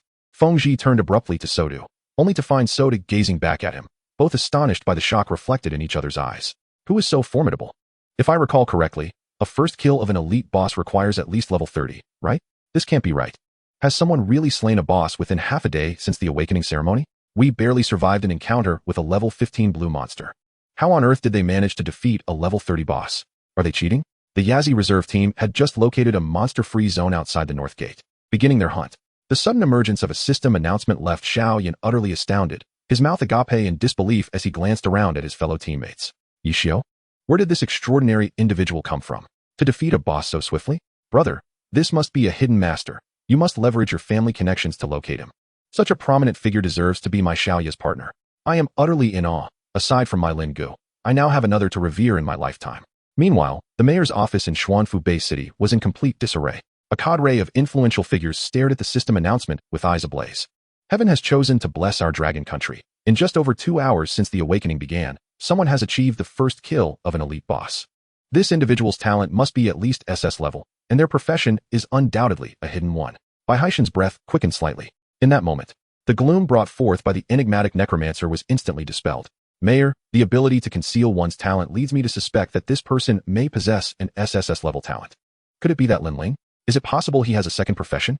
Impossible. I have never heard of anyone possessing a second profession upon their first class transfer. Is it conceivable that the talent of the chosen of the laws is not as trivial as legend suggests? Are you implying that the White Bear Nation is intentionally downplaying an impressive talent? It is hard to say. After all, even Apollo's moon landing could be fabricated. The White Bear Nation is our strategic ally. They should not conceal anything from us. We must seek out Yishio. I concur that the White Bear Nation is unlikely to deceive us. We must cease focusing on Lin Ling. And our immediate priority is to locate Yishio and ensure his safety. The influential figures voiced their opinions, and soon the mayor's office was inundated with ringing phones. Report. Longxiao is calling to inquire about Yishio's situation. Report. The military is on the line, expressing interest in having Yishio further his studies at the military academy. Bai Haishan answered each call, a look of triumph never leaving his face. Having lived most of his life, he never imagined he would experience such glory. Internationally, who is this Yishio? To achieve a first kill of a wild area boss so swiftly, he poses the greatest threat among this year's newcomers in our nation. This Yishio must surely be from our esteemed nation. Bakayuru, Xuanfu Base City, Dragon Country is at work. Notify Yamamoto to ensure this Yishio meets his end. Yura, to achieve a first kill of an elite boss in a single day, Dragon Country must possess extraordinary talent. Send congratulatory messages to Longxiao. For our White Bear Nation shall forever remain Dragon Country's finest ally. In a certain villa in Datong Base City, an elderly man stood in the courtyard, his eyes closed. Hands gripping a brush as he deftly wrote 2 characters on a sheet of rice paper. The strokes were powerful, subtly exuding an air of menace. A short middle-aged man hurriedly approached the elder. Yamamoto-san, this morning, an SS-level assassin awakened in Jinwei City, and an SS-level mage in Shioyalambu City. The assassin is the heir of the Ji clan. Should we take action? The elder's hand did not falter as he continued writing, his eyes still closed, only shaking his head slightly. Kawasaki Dano, list him as a secondary target. The Ji clan is formidable, and without absolute certainty, we should not act recklessly. The SS-level mage is our primary target. Let the soul group choose the opportune moment to strike. Hi. The short middle-aged man bowed deeply but did not leave. Yamamoto-san, an SS-level priest has appeared in Xuanfu. The elder's hand trembled slightly at this revelation. SS? Designate him as a priority target. Arrange for the soul group to infiltrate Xuanfu and eliminate him at the right moment. Hi. The short man bowed again but remained. The elder continued writing, his brow furrowing with displeasure. Kawasaki-kun, speak your mind all at once. Do you understand? His voice carried an edge of menace, startling the short man. Yamamoto-san, did you not see the recent system announcement? It heralded the first kill of an elite boss in Dragon Country. The elder nodded, his brush moving with divine precision, his eyes still shut, seemingly devoid of any emotional fluctuation. This first kill originated from the novice zone of Xuanfu Base City. Clatter. The brush in the elder's hand trembled violently, causing all the characters to smudge. His once wrinkled eyes suddenly opened wide, revealing a sharpness akin to that of a wolf. A newcomer has slain an elite boss? How long has it been? The fastest record in our Cherry Blossom country is 6 hours post-awakening. The swiftest in Eagle Sauce country is 2 hours post-awakening. Could this individual possess talent rivaling that of Galen Pushkin? The elder's eyes widened in disbelief as he stared at the short man. Yamamoto Dano, this individual is named Yishio. Our database holds no information on him. The short man reported, bowing his head. Yishio? The elder's eyes narrowed. List him as a secondary target. Do not alarm him. First, ascertain his identity. Once confirmed, he must be eliminated immediately. Hi. The short man's eyes glimmered with a hint of bloodlust as he bowed deeply and turned to leave. Meanwhile, the subject of this discussion, Lin Ling, remained blissfully unaware. He logged onto several forums via his phone, beginning to post requests to purchase War Country Red. However, to his astonishment, where he once attracted a crowd of fans, his current posts were met with derision, either mocking him for his alleged robbery or discussing Yishio's first kill. There were no responses regarding War Country Red at all. As night fell, there was still no news of the coveted red agate. Must I resort to mining? How absurd. With Lin Ling's experience, it could take 3 days to unearth even a single piece of War Country Red. Yet without the red agate, he could not unlock the level cap. And without lifting the cap, he could not continue to level up. Walking along the streets of Xuanfu, Lin Ling's mind raced with plans for the future. Xuanfu Base City was a small town. Its resources were limited, yet prices were exorbitantly high, and the highest level monsters were merely 50-level mutated black-headed sheep, typical of a novice city. To expedite his leveling process, Lin Ling ultimately needed to leave this place, but without team support. Individuals below the second class could not utilize the intercity teleportation array. At the very least, one needed to be registered with a team to access intercity transportation. a protective measure for those who had awakened in Dragon Country. After all, even a century after the game fused with reality, many gifted young individuals had perished in the wilderness due to their hubris. Despite a century of fusion, there remained numerous unexplored wild areas, and even some rare hidden bosses were unknown regarding their appearance or location. Without a team, Lin Ling could either traverse the 280 kilometers of wilderness to reach the nearest Chuyalanbu city on foot or join a guild to escape this place. At this moment, he began to see newcomers returning from the wilderness along the streets. Nighttime monsters were significantly more challenging to defeat, as their attributes increased by 20, while the experience gained from defeating them decreased by 20, leading many awakened individuals to avoid staying in the wild any longer. Of course, for the major guilds, the 3 days following the awakening were a time of relentless activity. Each night, only 1 or 2 members would return to procure necessary potions and mana elixirs for leveling, while the rest would continue to grind. Observing the hurried professionals on the long street, Lin Ling glanced at his panel, his gaze landing on the skill icon that had already illuminated. He could use his skills again. I wonder what skill book the Trent's gift will yield? With a thought, he swiftly retrieved the small scroll gifted by Manager Lee from his storage space. From the Trent's gift, opening will randomly grant an initial skill book. Do you wish to open it? Chapter 17. What are you thinking? War Country Red is within reach. Open. Lin Ling immediately commanded. Activation successful. Congratulations on obtaining the novice skill book for blacksmithing, forging art. This skill can also be learned by other professions. Lin Ling muttered, having almost forgotten this matter. The initial vocational skills of life professions can be learned by all main combat professions. This skill does not occupy a skill slot. Once a life class initial vocational skill is learned, a dedicated life skill module is created. For instance, the blacksmith's initial skill is forging art. The chef's initial skill is culinary art, and the farmer's initial skill is weeding technique. Lin Ling took out another Trant gift scroll. Activation successful. Congratulations on obtaining the priest's initial skill, healing. Surely, he couldn't be so unfortunate as to receive no mage skills. He frowned slightly and quickly opened all the Trant gift scrolls. Activation successful. Congratulations on obtaining the novice skill for drivers, motorcycle riding, which can also be learned by other professions. Activation successful. Congratulations on obtaining the archer's initial skill, arrow attack. Activation successful. Congratulations on obtaining the assassin's initial skill, sneak attack. Activation successful. Congratulations on obtaining the blacksmith's initial skill, forging art. Soon, only one Trant gift scroll remained in Lin Ling's hand, yet still no mage skill book had appeared. Looking at the last scroll, Lin Ling no longer held out much hope. If he couldn't get the skill book, he could always wait. After all, the necromantic forbidden spell all things alive could be cast again. He could simply summon the undead army to farm a few more times, and within 2 days, a plethora of low-level skill books would flood the market. Moreover, prices would continue to plummet. In half a month, skill books for main combat professions below level 20 would cost merely tens of thousands of dragon coins each. After all, the reason skill books are so expensive is partly due to their limited usage time. If not learned within 30 days of acquisition, they would automatically vanish. Finally, let us open the last one. Lin Ling said casually. Activation successful. Congratulations on obtaining the mage's initial skill, Fireball. Lin Ling gazed at the fire-type initial skill book that appeared before him, a smile involuntarily stretching across his lips. It's done. Once the cooldown is over tomorrow, he would possess a second forbidden spell. What others deemed worthless items had solved a problem worth millions of dragon coins for him. This was undoubtedly a stroke of serendipity. Stowing the skill book away, Lin Ling once again focused on his skill bar. The passive ability of his SSS talent, Elemental Guardian, allowed him to release a skill every 2 hours without consumption. If only he had more money, with sufficient funds, someone would surely sell the Warring States red, allowing him to find a place to acquire more skills for profit. Lin Ling's eyes narrowed slightly as he opened the map before him, the aerial view of the Xianyun base city soon becoming clear. Having cast all things alive in the south of the city that morning, he had attracted dragon nest war machines. Since he could not return to the south, he would head north, towards the East Look mountain range. It was relatively remote, and the weakest monsters there were above level 10, so there shouldn't be many people, right? Lin Ling said as he hastened towards a motorcycle shop in the south of the city. Clearly, wasting time walking was unwise. It wasn't that he couldn't afford a car, but a motorcycle was more cost-effective for entering wild zones. Meanwhile, at the Yunmeng Trading Hall, a figure cloaked in white approached. The enormous cloak concealed her face entirely, but the stunning beauty beneath was none other than Zhou Mingyan. Do you have any skill books? Of course, we received quite a few today. Which profession skill book are you interested in? The main combat profession skill books are on special today. Given our affinity, I can sell you one for only 5 million dragon coins. For a priest, a purification skill book. I don't have that. Zhou Mingyan frowned slightly and exited the trading hall. Outside, an armed great wall cannon was already waiting at the roadside. Are you preparing for the transfer materials this early? Zhou Mingyan boarded the great wall cannon and gave a command, the vehicle immediately turning south. Soon, the great wall cannon stopped at the roadside. and Zhou Mingyan walked alone towards the courier station. Miss, self-service mailing or manual processing? A station attendant asked, although she wore a cloak that concealed her face.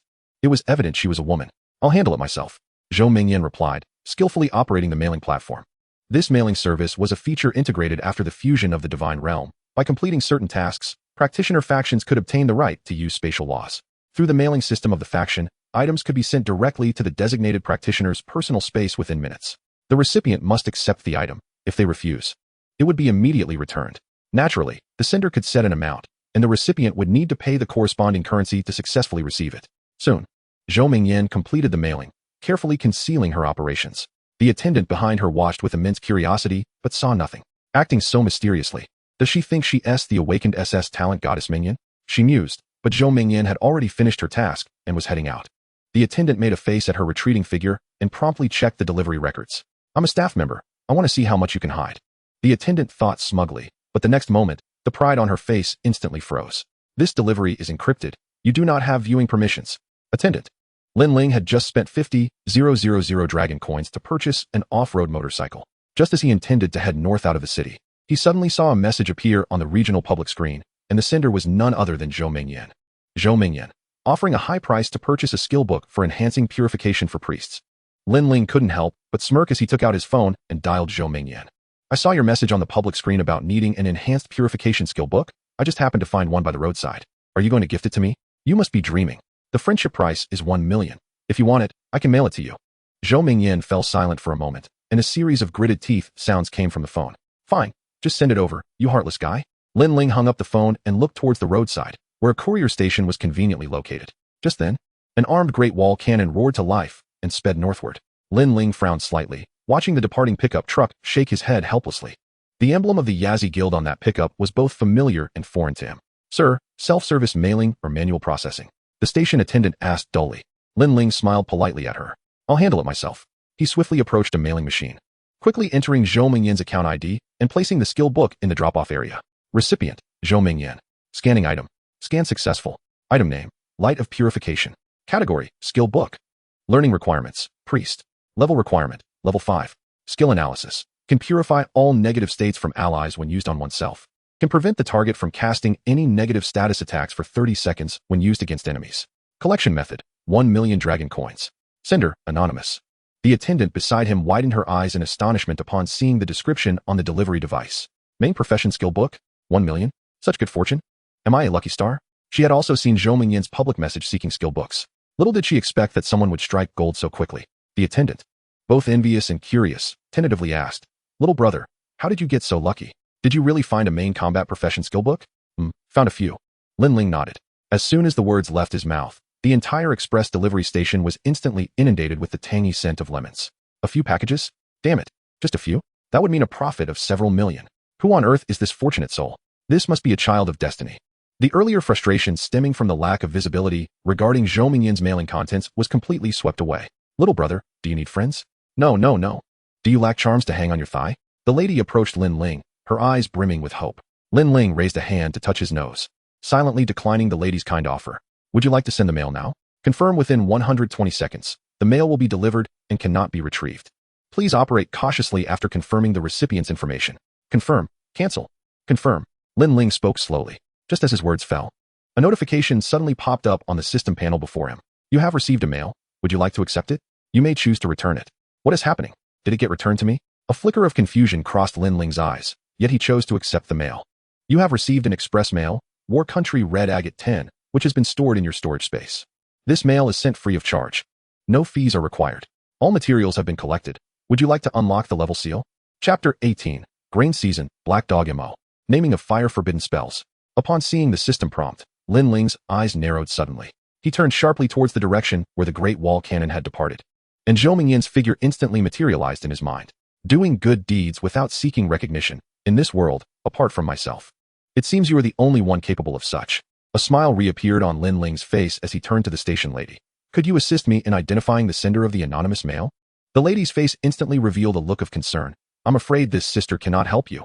As a station employee, I lack the necessary authority. Lin Ling nodded and took out his phone, quickly dialing a number. Hello, Lin Ling. Why the hell have you been off the grid all day?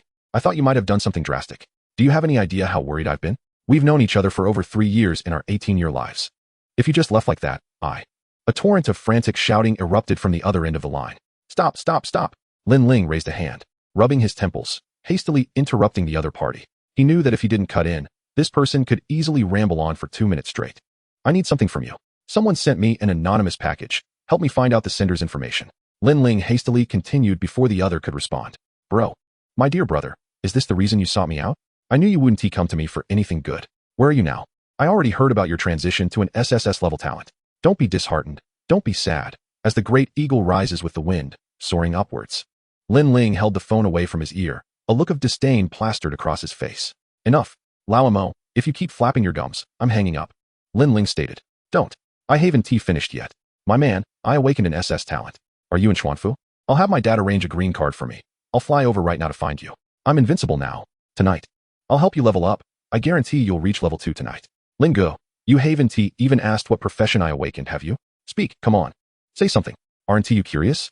Lin Ling muttered under his breath. You're not giving me a chance to respond. Even a machine gun needs to reload sometimes. And you're just spewing endless bullets nonstop. Help me find out the Sender's information. I'll give you 30 seconds. If you can't find it, I'll hang up. 30. 29. 28. To be honest, Lin Ling regretted making this call. Hang on. I'll check for you right now. The other end finally fell silent, and at that moment, Lin Ling felt as though the world had quieted down significantly. Meanwhile, the station lady was already wide-eyed in disbelief. Her facial muscles twitched uncontrollably as she pointed incredulously at the phone. Is your friend a professional singer? A professional rapper? Lin Ling shot her a glance. Yes, just a chatterbox. Don't mind him. No sooner had he spoken than the voice on the phone rang out once more. Hello? Is there a beautiful lady? Hi there. I'm GMO, Heezy G, Black Dog emoji Black Dog. Shut your mouth. Lin Ling bellowed, grabbing the phone. Instantly, the other side fell silent.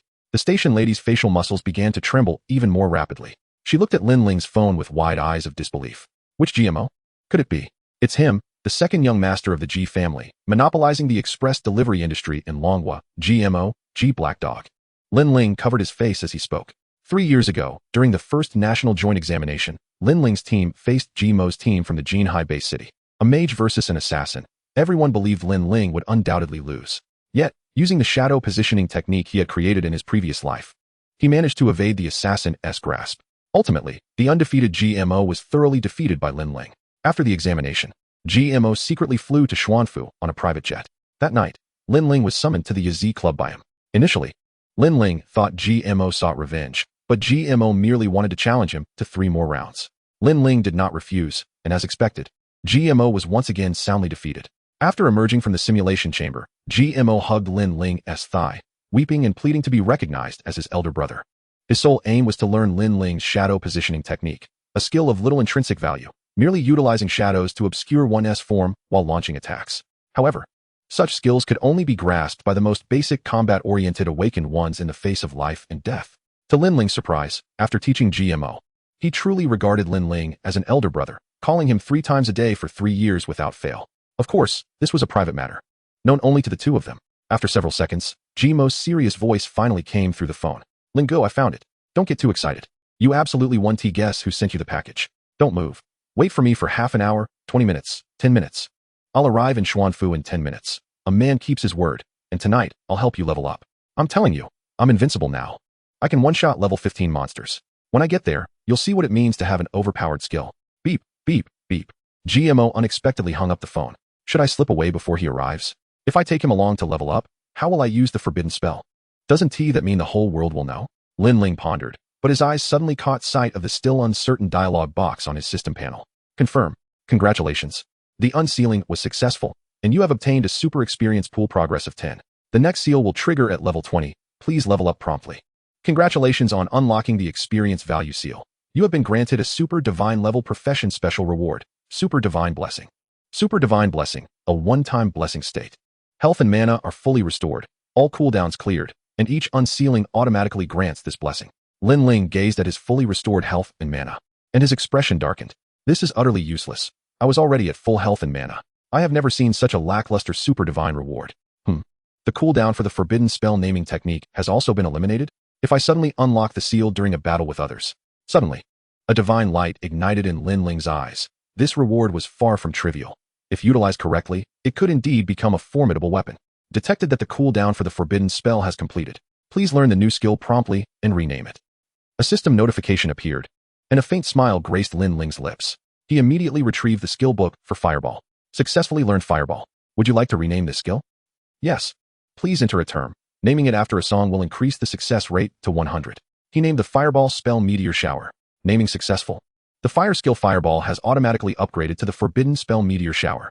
Upon casting, fiery meteors will rain down within a radius of 100 miles, allowing you to control the coverage area and precisely strike targets within it. Chapter 19. The Cunning Dragon and the Phoenix Chick, a pair of foolish lovers. As night fully descended, the base city of Xuanfu was enveloped in a mysterious veil. After much contemplation, Lin Ling ultimately decided to give GMO another chance. He could not continue to operate alone indefinitely. The road ahead in his career was still long. Many materials could only be obtained through dungeons or event rewards, which were not available for purchase with mere money on the market. Most dungeons and events required team participation, and he ultimately needed to assemble his own team. Over the past 3 years, although he had only met GMO once, Lin Ling believed he could be a steadfast friend. Aside from his rather insufferable chatter, he was nearly flawless. Should GMO be willing to abandon the Kunping Guild and join him in forming a team, leveling him up would certainly be feasible. Barely 5 minutes had passed when Lin Ling received a call from GMO Lingo. There's air traffic control in Xuanfu Base City. They said a foreign Grand Mage appeared during the day, and my plane can't enter the city. Let's meet at the high-speed rail station in the north of the city. As soon as the call connected, GMO's voice rushed through. You're already here so soon? Lin Ling asked, somewhat surprised. Hee, you'll see when you arrive. I've upgraded my gear. If it weren't for the fact that hot weapons don't grant experience for killing monsters, I might have already reached level 5. Hurry up. I want to enjoy the night view of Xuanfu before someone crowds around. GMO ended the call abruptly after his cheeky remark. Lin Ling rubbed his nose. This guy was perpetually so full of himself. Donning his helmet, he started his motorcycle and headed towards the northern city. The high-speed railway station was located just outside the Xuanfu base city, and to reach it, he needed to pass through the north gate. Yet, upon arriving at the gate, Lin Ling found that a considerable number of vehicles were piled up ahead, causing a significant slowdown in traffic. At this moment, 2 other motorcyclists were next to him. Lin Ling was on the far left, while the figure in the middle was evidently a girl, dressed in a blue mage robe, with a priest's blue staff slung over her back. She was unmistakably a priestess and, judging by her curves and long legs, could certainly be considered a beauty. Her steed was also a domestic off-road motorcycle worth several thousand. Next to her, a vintage Indian roadmaster stood out even more. It was clear that these two were acquainted. Although they wore helmets, the roadmaster was continually conversing with the woman in the middle. Even in the northern heat of July, the weather was exceptionally stifling. The rare cool breeze of the night was completely obstructed by their helmets. As traffic stalled, the female archer priest suddenly removed her helmet, revealing long, flowing hair that resembled a black waterfall. While her beauty could not be compared to Zhou Mingyan, who had successfully awakened, she was undeniably attractive. Lin Ling glanced briefly at her before shifting his gaze to the rider on the far end. This individual was slender, standing at barely 1.7 meters. Upon noticing Lin Ling's gaze, he promptly took off his helmet, revealing a fairly handsome face, with a conspicuous gold chain around his neck, about the thickness of a thumb. Yuyo, don't be angry. That girl was just interested in my beautiful bike and wanted a ride, the young man said to the beauty beside him, but then spotted Lin Ling, as he swept his gaze over Lin Ling's white attire and the domestic off-road motorcycle he was riding. A look of superiority immediately surfaced on his face. Hello, friend, my name is Wang Zifan, level 6 assassin, A-grade talent. Would you like to team up for some leveling? Despite being an assassin, I can take down a mage in just 10 seconds. As he spoke of his A-grade talent, Wang Zifan raised his chin, his pride unabashedly evident. It was hardly surprising. Today, thousands participated in the awakening in Xuanfu, but only about 20 possessed A-grade or higher talents. Moreover, a powerful assassin was crucial to any team. In many special dungeons, the importance of an assassin could even surpass that of a warrior. An assassin with A-grade talent was certainly among the elite. Out of courtesy, Lin Ling nodded and raised his visor, saying, thanks, but no thanks. However, what surprised Lin Ling was that the woman looked at him with genuine curiosity. Hello, I'm Jiang Yuran from Xuanfu No. 1 High School, level 7 priest, A-grade talent. Handsome, have we met before? Would you be interested in getting to know each other? If fate allows, we can level up together. My healing is quite ample. Lin Ling was somewhat speechless. He hadn't even removed his helmet. Yet this woman was so eager to engage him. Nonetheless, he had heard of Jiang Yuran. She was the school beauty of No. 2 High School, and had previously failed to pass the assessments for the Yazi preparatory team. Although Jiang Yuran appeared to be addressing Lin Ling, her gaze remained fixated on Wang Zifan. In an instant, Lin Ling understood. This woman was clearly aiming to provoke Wang Zifan using him. He held no interest in such women. He nodded slightly again and pulled down his visor. This scene instantly darkened Wang Zifan's expression. It was unclear whether he was angry that Lin Ling was ignoring Jiang Yuran or infuriated that she was flirting with Lin Ling bro. Your level 1 white gear is quite eye-catching at night. I'll offer you 50,000 for it, Wang Zifan remarked, his face full of mockery. Lin Ling did not even turn back, merely twisting the throttle slightly and moving forward. Seeing Lin Ling's indifference, a smirk crept onto Wang Zifan's lips. Bro, what's wrong? 50,000 not enough? How about 100,000? What about 200,000? Are you selling or not? If not, I can offer a bit more, if you agree. Just pretend I never said anything. Upon hearing this, Jiang Yuran burst into laughter. Stop it. Don't bully the little brother. It's not easy for him to put together a full set of level 1 white gear. Though seemingly a plea, her words were laced with sarcasm. Wang Zifan, growing increasingly smug, craned his neck and shouted to Lin Ling. How about teaming up with us for some leveling? I'll show you what a high-end player looks like. Don't be scared. Suddenly, the vehicles ahead accelerated, alleviating the congestion. Lin Ling suppressed his irritation and shot a glance back at the two, clearly perceiving them as foolish. These two truly were a pair of foolish lovers. Revving the throttle, Lin Ling's motorcycle surged out of the north gate. Darling, what was that look he gave us? Jiang Yuran exclaimed with a sulky tone. Wang Zifan's expression darkened immediately. Let us chase him. He dares to look down on us. We'll show him what it means to be a master today. As they spoke, the two quickly pursued Lin Ling, soon catching sight of him. It wasn't that they were particularly fast. Rather, Lin Ling had already parked his motorcycle at the plaza outside the high-speed railway station. Boy, why aren't you leveling up? Just hanging around the plaza? Want to try out my Roadmaster? It's the vintage version, worth over 300,000. Wang Zifan approached Lin Ling, patting his prized vehicle with pride. He had already devised a plan. If Lin Ling dared to touch his bike, he would surely extort a hefty sum from this impoverished fellow. However, Lin Ling paid him no mind, her gaze fixed upon the square. Just as Wang Zifan was about to explode with anger, his arm was suddenly tugged by Jiang Yuran. He turned to see a throng of people gathering in the square. A dark mass, seemingly observing something of great interest. Curiosity piqued. Wang Zifan leaned in for a closer look, and in the next moment, both he and Jiang Yuran's eyes widened in astonishment. A white floating vehicle hovered 2 meters above the ground, and a golden-haired youth leapt down from the vehicle's door. Did you see that? The G-model floating car, worth 15 million each. Wow, that golden-haired boy is so handsome. How I wish I could know someone like him. A chorus of envious murmurs erupted from the crowd. Chapter 20. A floating car? Have you heard of the SS-class Triangle Warplane? I've seen this person on television.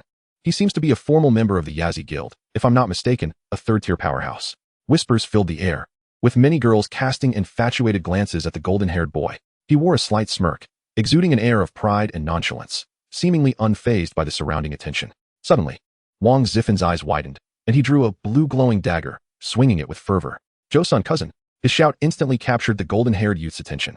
A flicker of surprise crossed Joseon's face as he strode toward Wang Zifan, the crowd parting before him, many casting envious looks at Wang Zifan. Wow, Yuran.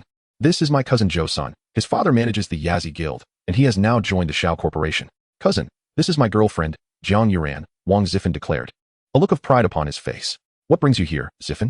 Joseon asked, his gaze lingering on Jiang Yuran, a fleeting glimmer of greed appearing in his eyes. I just came out for a stroll. What about you? Wang Zifan replied, his tone obsequious. The Yazzie Guild wants to level up tonight, so I was brought in to mentor some newcomers. I just came down to catch my breath, Joseon said casually. But isn't it said that those above second tier cannot harm monsters in the novice zone? A hint of confusion crossed Wang Zifan's features. Joseon's lips curled into a smirk. While I can't kill the monsters, I can certainly lure them. I can attract dozens at once, and others can do the killing. Is it really that simple? Can you take us along? Wang Zifan asked, his eyes glimmering with hope. After a moment's hesitation, Joseon nodded. Tonight, we aim to hunt monsters around level 20. Given your levels, since we VE crossed paths, you might as well join. Is this also your friend? Joseon glanced at Lin Ling, who donned a motorcycle helmet, his expression rife with disdain. Why is there a newbie in level 1 white gear beside Wang Zifan? If we took this trash along, it would probably perish at the first encounter with a monster. A sly look passed through Wang Zifan's eyes as he suddenly turned to Lin Ling. Friend, have you ever ridden in a floating vehicle? Would you like my cousin to take you leveling up? Not interested. Are you certain you can only lure and not draw aggro? Lin Ling replied coolly, fully aware of the mockery in Wang Zifan's words. Upon hearing this, Joseon's face darkened. He indeed had little confidence in maintaining aggro. Even in the Yazzie Guild, the damage output was considerable. A focused attack could easily annihilate anything. And what good was aggro if one couldn't hold it? What would a level 1 newbie like you know? Joseon shot Lin Ling a glance, unwilling to waste more words. Yet Wang Zifan, intent on ridiculing, exclaimed loudly, stop pretending. We're all young here. If you hand over that level 1 white gear to me, I guarantee you'll level from 1 to 5 tonight. The crowd immediately turned their sympathetic gazes toward Lin Ling, realizing he was merely a level 1 novice. However, just as Wang Zifan brimmed with smugness, anticipating Lin Ling's shameful retreat, a deep blue triangular warplane emblazoned with the word Kuanpeng descended from the sky. Its starry patterns were both mysterious and magnificent, while 6 cannons beneath glared menacingly at all present. A mini laser cannon hovered ominously amidst the artillery, as though daring anyone to act arrogantly before it. Oh my goodness, is that the legendary S-class warplane? No, S-class warplanes can only mount 2 cannons at most. This has 6 cannons and a laser cannon. It's an SS-class warplane worth 2 billion. Wang Zifan's eyes widened in disbelief, clearly knowledgeable about warplanes. Jiang Yuran inquired. Is this military grade? Kunpeng? That's the exclusive vehicle of Master Mo. Why is he here? Zhou Sun said, sprinting toward the triangular warplane, his face plastered with a smile. What Master Mo? Which Master Mo? Jiang Yuran asked, confusion etched on her face as she turned to Wang Zifan. Gulp. Wang Zifan swallowed hard. Master Mo. The second son of the G family. Are you saying that the G family of the second largest private enterprise in Longhua? Jiang Yuran's eyes widened in astonishment. Wang Zifan nodded. The top corporation in Longhua is the Yunming Corporation, with its business ventures spanning the nation. Yunming Pharmaceuticals is among the world's elite in gene drug manufacturing. The only contender to Yunming is the G family, which monopolizes the national courier industry. G Express is not just a name. Upon hearing this, the crowd erupted with fervent excitement. As all eyes focused on the scene, the hatch gently opened, and a slender youth stepped out. He appeared to be around 18. Yet his gear faintly glimmered with an orange hue. GMO wow. An orange set? This is the first time I've seen a legendary set in person. How much would that cost? Over 5 million for a single orange piece? This is truly ostentatious, spending tens of millions on a novice set. The crowd erupted into chaos. Most wore white gear, and having 1 or 2 blue pieces was considered elite. At that moment, only Lin Ling and the youth in the square sparkled with the glow of their outfits. However, Lin Ling's level 1 white gear became a stark contrast, serving as a cautionary tale. Seeing the orange glimmering youth, Zhou Sun hurried over, all smiles. Young Master Mo, what brings you here? It is truly an honor for me, Zhou Sun, to encounter you today. In that moment, he was no longer the high and mighty figure he had been earlier. His demeanor resembled that of a sycophant from a bygone era. Yet, even so, GMO merely cast a fleeting glance at him, not uttering a word. Who is that? Didn't you hear? He's the son of the G family. The second son of the courier empire. Wow, isn't that the second largest corporation in Longhua? No wonder the Shao Corporation pales in comparison. A wave of astonishment rippled through the crowd, and more people flocked to catch a glimpse of young Master Mo. Wang Zifan and Jiang Yuran looked on in adoration. To converse with someone of such stature would be a year's worth of bragging rights. Yet, they hesitated to approach, feeling a profound sense of inferiority in the presence of such greatness. Suddenly, Lin Ling, standing beside Wang Zifan, pushed through the crowd toward GMO. Wang Zifan's face contorted in shock. Hey boy, what are you doing? Wang Zifan called out from behind. Lin Ling waved a hand without turning back. Taking my little brother leveling up. Wang Zifan was utterly baffled. Your little brother? You can't be serious. Didn't you see my cousin trying to greet him and getting ignored? Wang Zifan's voice rang out loudly, provoking laughter from those nearby. However, an elderly man shook his head and remarked seriously, I see that young man has clear eyes and a calm demeanor. He doesn't seem mad. He might genuinely be this young Master G's older brother. Indeed, one cannot judge a book by its cover. You never know if the person you look down upon might be someone you can never hope to reach. A modestly dressed girl cast a sidelong glance at the ostentatiously adorned Wang Zifan and murmured, impossible. Just look at his level 1 white gear.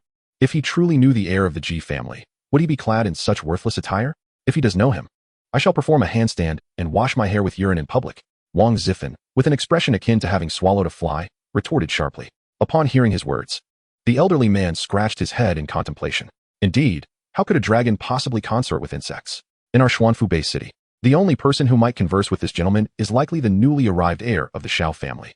I am keen to see how this lad fares. When he approaches young Master G and is ignored, his face will be utterly humiliated. One must possess self-awareness. Wang Zifan laughed heartily. Yet no sooner had the words left his mouth than his expression froze in an instant. At that moment, every individual surrounding the plaza was rendered speechless, their mouths agape in astonishment. The boy, clad in level 1 white attire, walked up to GMO and, with a mischievous hand, ruffled his carefully styled hair. Chapter 21. My goal is the divine domain. Lin Ling's invitation. This scene left everyone in a state of utter disbelief. What the heck? Could it be that this guy is truly young Master G's elder brother? My heavens, a top-tier hidden master just passed by me, and I failed to appreciate it. Everyone, did you see that?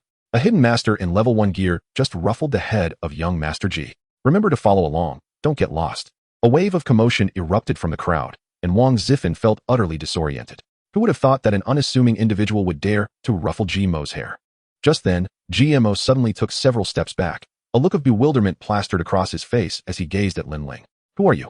A booming voice echoed, silencing the previously raucous plaza. Haha, what a twist. Did you see that? Young Master G doesn't even recognize him. This pretender is doomed. Oh my. Is there truly someone so brazen as to pretend? Laughter erupted once more from the crowd, as if the sudden reversal nearly caused them to double over in mirth. However, in the center of the plaza, Lin Ling appeared to have whispered something to GMO, whose eyes widened in shock.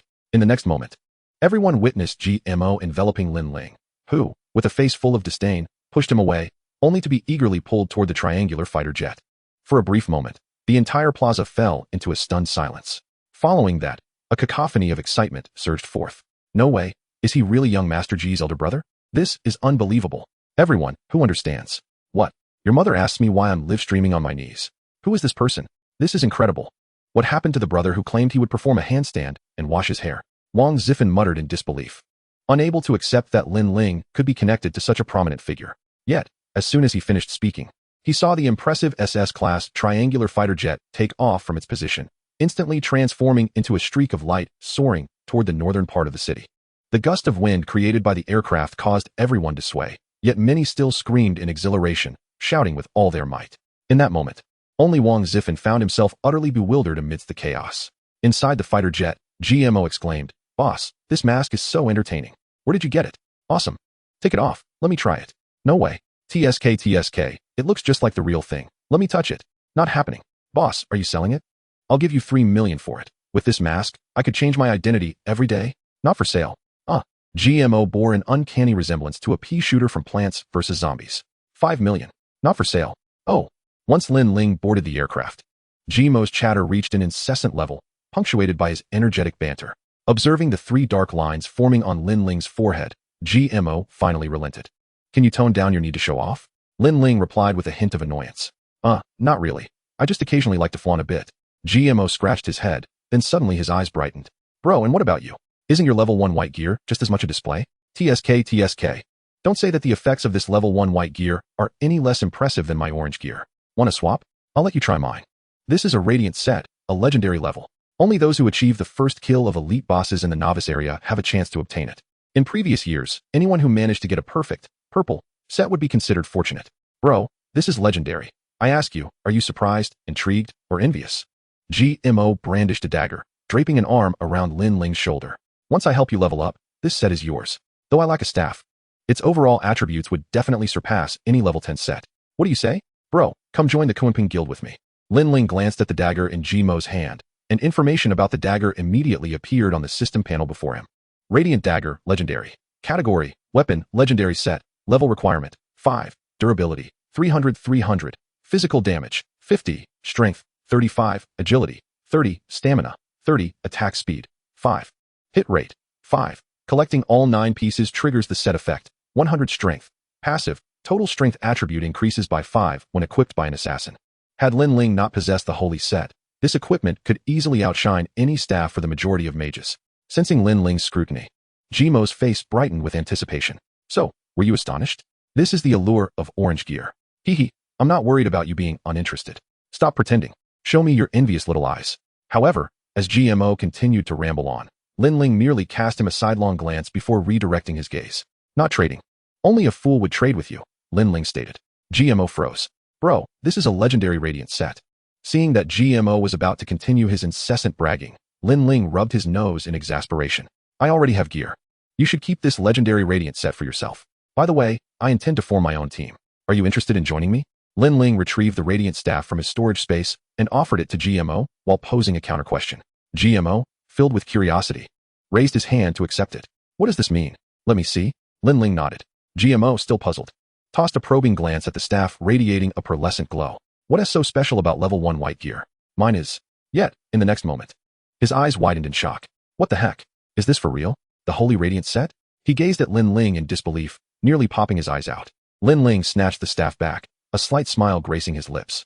"I'm asking you, are you coming to form a team with me?"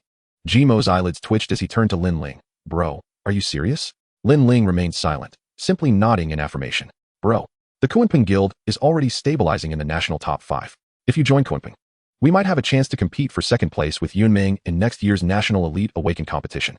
If luck is on our side, we might even surpass the Dragon Nest War God Reserve team and snag first place." GMO spoke fervently and at length. Yet he could see no flicker of excitement in Lin Ling's eyes. "Bro." Upon hearing his voice, Lin Ling slowly lifted her gaze towards the starry sky. In that moment, his eyes became as profound as the cosmos above. My aspiration is the divine realm. Chapter 22. The one who sent the warring states red is her? At the mention of the divine realm, Jimo's heart skipped a beat.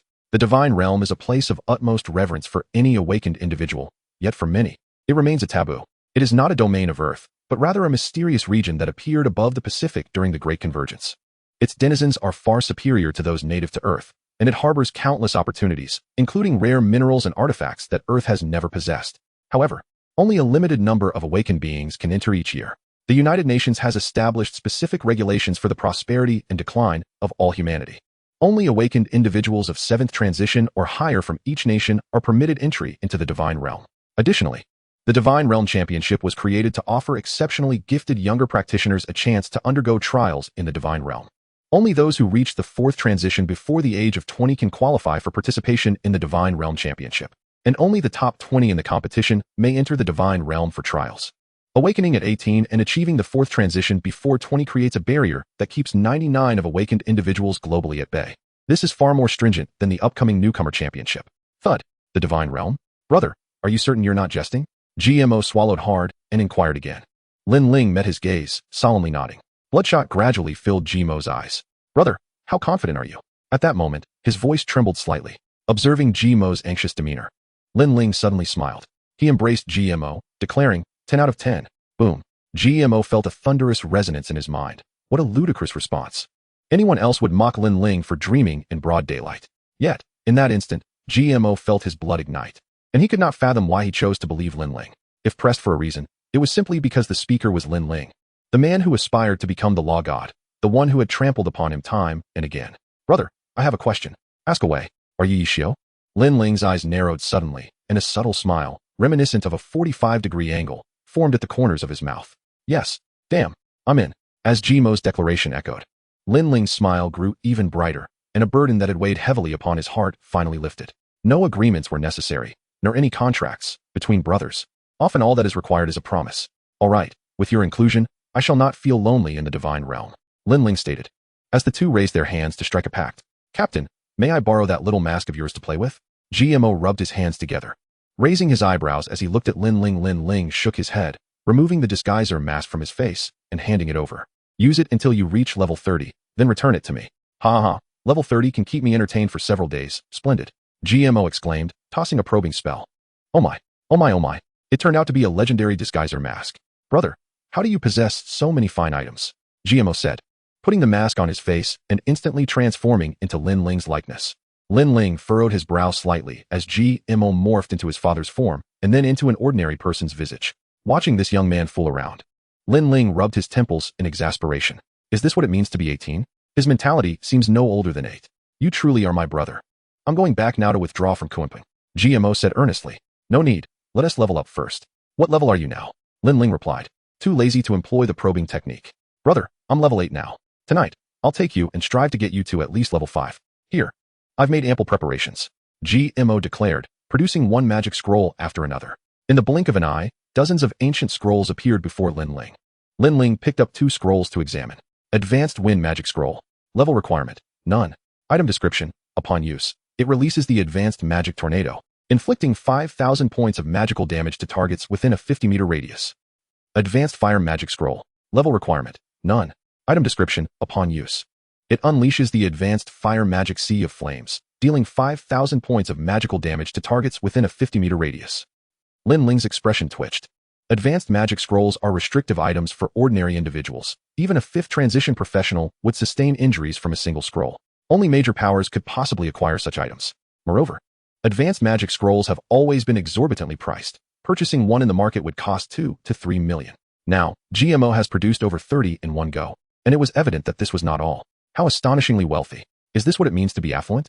Over 100 million dragon coins in a single night? Directly using advanced magic scrolls to boost levels? Upon witnessing Lin Ling's expression, GMO finally relished a moment of vindication. Ha ha ha, brother. Don't look at me like that. It makes me feel like the foolish son of a landlord. Are you not? Lin Ling replied, exasperated. Hee hee. GMO scratched his head awkwardly, suddenly recalling something. Brother, I forgot the important matter. Who was the one who sent you the Warring States red? You'll never guess. Upon hearing this, Lin Ling froze momentarily. Who? Wasn't he a Zhou Mingyan? GMO, with a look of astonishment, shook his head and chuckled. You guessed one character right. Stop teasing. Who is it? Lin Ling said, playfully kicking GMO's rear. Yet, the kick only struck a shadow. GMO's figure vanished from Lin Ling's sight, reappearing 5 meters away. Yanashu. Boom. When GMO uttered this name, Lin Ling's hand involuntarily shook, nearly dropping the advanced magic scroll. The person he had searched for over 3 years, Yanashu, had finally made an appearance. Yet, he could never have imagined she would emerge in such a manner. How did she know he needed Warring States Red? How did she know his ID? Do you have no further information? Lin Ling asked, unable to forget the scene when the priest named Yan Hongtian sacrificed his life to cast the healing sacrifice spell, pulling him back from the clutches of death. GMO shook his head. Strangely enough, my family controls the postal industry in Manhwa, with powers far beyond the ordinary. Yet I still cannot find any information about Yanashu. Even the time she sent the email has been erased. It seems her existence is limited to this single name. Or perhaps the confidentiality level of this name is unimaginably high. Lin Ling's narrowed eyes flickered with several shadows. How could it be Yanashu? Could Zhou Mengyan and Yanashu be the same person? No, Yanashu should only be 16 this year, yet Mengyan is already 18. Lin Ling rubbed his temples, feeling an inexplicable connection between Mengyan and Yanashu. Alright, let us set that aside for now. We've arrived at our destination. Let us go level up. We'll reach level 20 and then rest. Tomorrow we'll complete the second transition task and establish the team. You and I will take a trip to Chang'an. As Lin Ling spoke, he headed toward the aircraft's exit. GMO stood there, utterly bewildered, as if he had misheard. Level 20? Second transition task? Though he possessed 50 advanced magic scrolls, he had meticulously researched the leveling difficulties for a full system mage. Achieving 5 levels was already a challenge. To aim for level 30 in a single night? Is this even human language? Chapter 23. Tonight, there might just be a meteor shower. As GMO found himself in a state of disarray, Lin Ling's party invitation had already been sent. GMO promptly joined the team, while contemplating whether he should ask his father to send him another 100 high-level magic scrolls. Dog, land the aircraft on the outskirts of the mountains. We shall proceed on foot, Lin Ling instructed. GMO snapped back to reality and immediately maneuvered the aircraft to descend towards the mountains. On the outskirts of the Dongwang mountain range, a party was engaged in monster hunting along the main path into the mountains. Li Jingliang cautiously led 3 level 15 ghouls towards them. Having reached level 9, he was but a step away from his goal of level 10. However, he remained wary. Even with high health and defense, a mere touch from a ghoul could spell trouble. Xiao Yan waved his staff, casting a fireball spell that struck one of the ghouls, inflicting substantial damage. 10:30. The ghoul's health plummeted to less than half in an instant. Witnessing this display of power, the nearby members of the Yazi team raised their thumbs in admiration. Xiao Team's attack is truly explosive. No wonder he insisted on hunting ghouls. Fire magic naturally deals enhanced damage to these dark beings. Indeed, my arrows only inflict 600 damage, one teammate remarked. With the compliments of his comrades ringing in his ears, Xiaoyan lifted his chin slightly and waved his staff again, unleashing another fireball. Boom. After a concentrated assault, all 3 ghouls were vanquished. Just as Li Jingliang prepared to continue attracting monsters, he suddenly spotted 2 figures approaching from down the mountain. One radiated a blinding white light, while the other was enveloped in a striking orange glow, almost painfully conspicuous against the summer night. Xiao Team, there are 2 people coming from behind, Li Jingliang announced. Glancing down the slope, Xiaoyan furrowed his brow. 2 individuals here to hunt ghouls? Everyone turned their gaze downward, eyes widening in disbelief. What kind of big shot is this, fully decked in orange gear? Could they belong to the legendary set? Are they above level 5? When will I ever get my hands on a full set of orange gear? A chorus of envious voices arose among the 2 Yazi teams, while the figure in white light was swiftly overlooked. As the 2 figures drew closer, the expressions of the Yazi team shifted to something peculiar. Lin Team, Lin Ling? They quickly recognized one of the individuals as Lin Ling, while the other was a complete stranger to them. Upon seeing Lin Shen adorned in level 1 white gear, Xiaoyan's face contorted into a mockery. Oh, isn't this Lin Shen? Still level 1. This Dongwang mountain range is not a place for you. As he spoke, Xiaoyan cast a furtive glance at GMO, but unfortunately, the disguise mask rendered GMO unrecognizable. Should I use the scrying spell? Xiaoyan pondered, promptly activating the ability. However, the system's feedback indicated that the target was not observable. Yet, upon glimpsing GMO's equipment, a flicker of astonishment crossed his eyes. The legendary Radiant set? There was information about the Radiant set in Lin Ling's beginner guide. This is a top-tier set for equipment below level 10. Even I possessed 2 blue Radiant defense pieces. This meant that the individual they deemed a big shot was merely a newcomer, a novice adorned in a legendary Radiant set. To don such a set within a single day, there were only 2 possibilities. Either they had purchased an old stock or it had just dropped. Xiaoyan did not believe anyone would hoard a legendary Radiant set for fun. Yet, to acquire such a set would require a terrifying investment of manpower and resources. In just one glance, Xiao Yin had deduced a wealth of information. The person's appearance was unfamiliar, suggesting they were likely the scion of a reclusive consortium, their family's heritage surpassing even that of the Xiao family. Which family does this friend belong to? It seems Lin Ling has managed to latch onto a wealthy benefactor. Ha ha ha. As Xiao Yin laughed heartily, GMO did not spare him a glance, while Lin Ling merely cast a fleeting, indifferent look at him and said, "Sweet baby." Xiao Yin was left puzzled. Suddenly, Xiao Yin leaned in and whispered, "Brother, sweet baby in English is sweet baby, abbreviated as SB."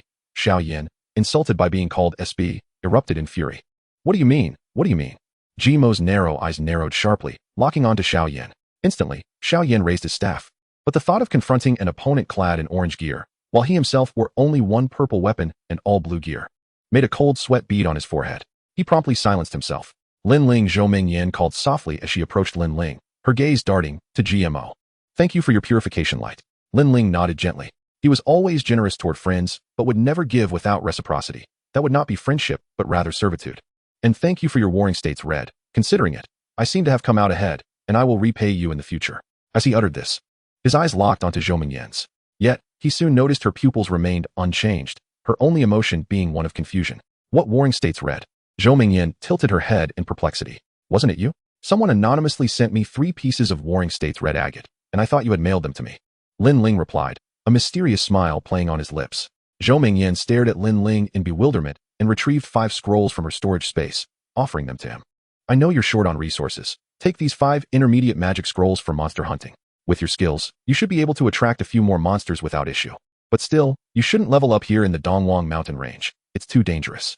"Zhou Yin, hurry up and level up. Don't waste everyone's time." Xiao Yan's face darkened, his voice laced with irritation. However, Zhou Yin paid him no mind, her focus fixed on Lin Ling's eyes. Lin Ling felt a surge of gratitude. Zhou Yin had yet to become a bishop and certainly did not earn a fortune in salary. Those few magic scrolls likely represented 3 years of her savings. He did not reach for them, gently shaking his head. "No need. I don't require these. You should use them yourself or sell them." At that moment, a meteor streaked across the night sky, capturing Zhou Yin's attention. Lin Ling remarked, "You still have a fondness for meteors?" "You remain as stubborn as ever," Zhou Yin replied, knowing Lin Ling all too well. After saying this, she tucked the magic scrolls away. Lin Ling gazed up at the starry sky and mused, "Tonight, there might just be a meteor shower. Cut it out. Where's this meteor shower coming from?" "Lin Ling, hurry and leave. Don't interrupt our leveling," Xiao Ya's voice chimed in. Yet, Lin Ling did not even glance her way, continuing to speak to Zhou Yin. "Perhaps my presence has summoned the meteor shower. You should head to the Wanyuliu Park west of the city to hunt the mutated treants. If a meteor shower does occur, the dark creatures might be obliterated." Although Lin Ling had already planned to minimize the area of effect when casting skills this time, it was likely that not a single dark creature within dozens of miles would remain. He thought it kind to offer a warning for Zhou Yin's sake. But whether they heeded it was no longer his concern. "Ridiculous. You just want us to waste time on the road, giving you more time to catch up." Xiao Ya scoffed, adopting a smug expression as if she had seen through Lin Ling's scheme. Lin Ling chose not to respond further and turned to venture deeper into the mountains. "Humph. Does he really think he is the Lin Shun who once dominated the simulation chamber?" Xiao Yan's voice trailed behind him, while Lin Ling simply waved his hand dismissively above his head. As he gazed at the figure before him, Xiao Yan was inexplicably struck by a peculiar sensation, as if he were merely a jester in the presence of this individual. Chapter 24, Fire Element Forbidden Spell, Meteor Shower, Bloom for Me. Under Lin Ling's guidance, the two effortlessly circumvented all dark creatures and soon arrived at the summit of a mountain known as Sharp Peak, nestled in the heart of the Dongwang mountain range. "Brother, among the mage professions, the fire element inflicts the highest damage. You must have learned Fireball, right? Ghouls are dark-type monsters, and fire damage is amplified against them. Allow me to demonstrate my prowess first." As GMO observed the road ahead come to a halt, he noticed 2 ghouls scattered before them, making it evident that evasion was impossible. With that, he spoke. As his words lingered in the air, GMO vanished instantaneously from Lin Ling's line of sight. This display left Lin Ling somewhat astonished. He was certain that this was neither a shadow maneuver nor the typical stealth of an assassin. Ordinary assassins leave a brief trace when they vanish, and if they cloak themselves while moving at high speed, they leave behind an afterimage. Yet, GMO had disappeared without a trace whatsoever. Lin Ling squinted, striving to locate GMO's whereabouts. Possessing a mental acuity that far surpassed that of the average person and drawing from the wisdom of 2 lifetimes, he could sense even the slightest disturbance. However, to his astonishment, he could discern no sign of GMO. Just then, several dozen meters away, the trajectory of a level 25 red-haired ghoul suddenly veered off course. It would be difficult for anyone unfamiliar with ghouls to notice the anomaly, but Lin Ling, having slain countless ghouls in his previous life, recognized the irregularity at a glance. Without delay, Lin Ling surmised that GMO must be lurking near that ghoul. Indeed, in the next moment, a damage value that astonished even Lin Ling illuminated above the ghoul's head. 2,450. Roar. The ghoul's health plummeted by half, eliciting a furious roar that caught the attention of another nearby ghoul. The two ghouls began to lash out erratically. At that instant, another damage value appeared above the bloodied ghoul. 2,780. The ghoul's health hit zero, and it collapsed with a thunderous crash. Just as Lin Ling was about to commend GMO on his damage output, an astonishingly high damage value materialized above the full health ghoul, one that even Lin Ling found hard to fathom. 4,820. Bang! The ghoul fell, struck down in a single blow. An 8th level assassin had executed a one-hit kill on a level 25 wild creature. GMO's figure gradually re-emerged beside the corpse, bending to pick up a blue necklace before flashing to Lin Ling's side. Brother, how was my damage? Were you impressed? Did you lose track of me? And tell me, am I not incredibly handsome? I am invincible, an adorable little darling. Your talent is commendable, Lin Ling replied with a hint of praise. What do you mean by commendable? My exceptional talent is merely commendable in your eyes? Oh heavens, is there no justice left in the world? GMO exclaimed, feigning a tragic demeanor. All right, your talent is quite impressive. Lin Ling chuckled, acknowledging him. Quite impressive? Shouldn't you refer to it as monstrous? GMO retorted. Upon seeing the 3 lines of black frustration appearing on Lin Ling's forehead, GMO quickly grinned, revealing a mouthful of white teeth. In truth, GMO felt buoyed by Lin Ling's praise. After 3 years, he had finally managed to astonish the revered Lin god, which felt like a well-deserved vindication. SS level talent, Song of the Reaper. Active skill, stealth with no mana cost, enhanced stealth effect, and an increase of 300 in attack power while in stealth for 60 seconds. Passive skill, Arrival of the Reaper. The next basic attack after a kill has an attack power increase of 600. GMO proudly recounted his talents, eyes gleaming with delight as he looked at Lin Ling. So what do you think? Is my talent formidable? GMO reiterated. Lin Ling touched his nose, smiling as he replied, it's commendable. I can't take it anymore. GMO's pride was swiftly deflated by Lin Ling's simple remark. As if struck by a thought, he abruptly shifted the topic. By the way, Brother Lin, I heard that your Xuandu base city was attacked by a necromancer today. Lin Ling stretched lazily, retrieving the radiant staff once more. Attack? I doubt it. Perhaps it was just some rookie leveling up. I've heard that undead creatures have risen within 100 miles. That must be a forbidden spell. Can a rookie really cast a forbidden spell to clear the area? That is utterly absurd, GMO remarked, feeling a twinge of disbelief as he sensed something was amiss with Lin Ling today. Perhaps he had been shaken by the awakening event. You should be somewhat prepared. It's possible that a rookie could indeed wield a forbidden spell to clear the area, Lin Ling chuckled. GMO scoffed. If you can find that rookie who can cast a forbidden spell, I'll give him my SS-class aircraft. Are you serious? Lin Ling's lips curled into a slight smirk. Of course, once I, GMO, say something, it's as good as done, GMO affirmed with a nod. But don't shed any tears when you give away your aircraft, Lin Ling teased. GMO rolled his eyes. It's just an SS-class aircraft. Why would I cry? What about the control core of your SS-class aircraft? Lin Ling suddenly inquired. GMO appeared puzzled but retrieved a crystal cube resembling a die from his storage space. This is the control core of the SS-class aircraft. As long as you possess this core, you can control the SS-class aircraft. Lin Ling smirked, snatching the intelligent core, and gazed up at the dazzling night sky. Dog, do you like meteors? GMO paused, instinctively shaking his head. Not particularly. Meteors are fleeting and elusive, too ephemeral for my taste, and they cannot help me level up. I prefer more tangible things. Since you've shown me a glimpse of your abilities, allow me to reciprocate, Lin Ling said, a mysterious smile gracing his face as he slowly ascended towards the mountaintop with the radiant staff in hand. GMO looked on, perplexed, uncertain of Lin Ling's intentions. Yet at that moment, Lin Ling, adorned in radiant gear, shone like a deity. Brother, there are no monsters at the summit, GMO reminded him. However, as soon as he spoke, he witnessed Lin Ling raise his staff high. The gentle night sky should evoke your emotions. I stand behind you, crafting a celestial tapestry just for you. With Lin Ling's incantation, the sky abruptly transformed into a deep crimson hue. GMO gaped at the fiery sky, but in the next instant, he heard Lin Ling's commanding shout. Fire element forbidden spell, Meteor Shower, bloom for me. Chapter 25, triggering the hidden boss. Zhou Mingyan encounters danger. As Lin Ling's voice echoed, a system prompt reappeared before him. Please select your target for attack. Only attack monsters. Only attack humans. Only attack specified targets. Only attack monsters. With a thought, a bird's-eye view of the surrounding area appeared in his mind. Lin Ling promptly designated the entire Dongwang mountain range as the area for the forbidden spell, accompanying you to witness the meteor shower fall upon this earth. Let your tears fall upon my shoulder.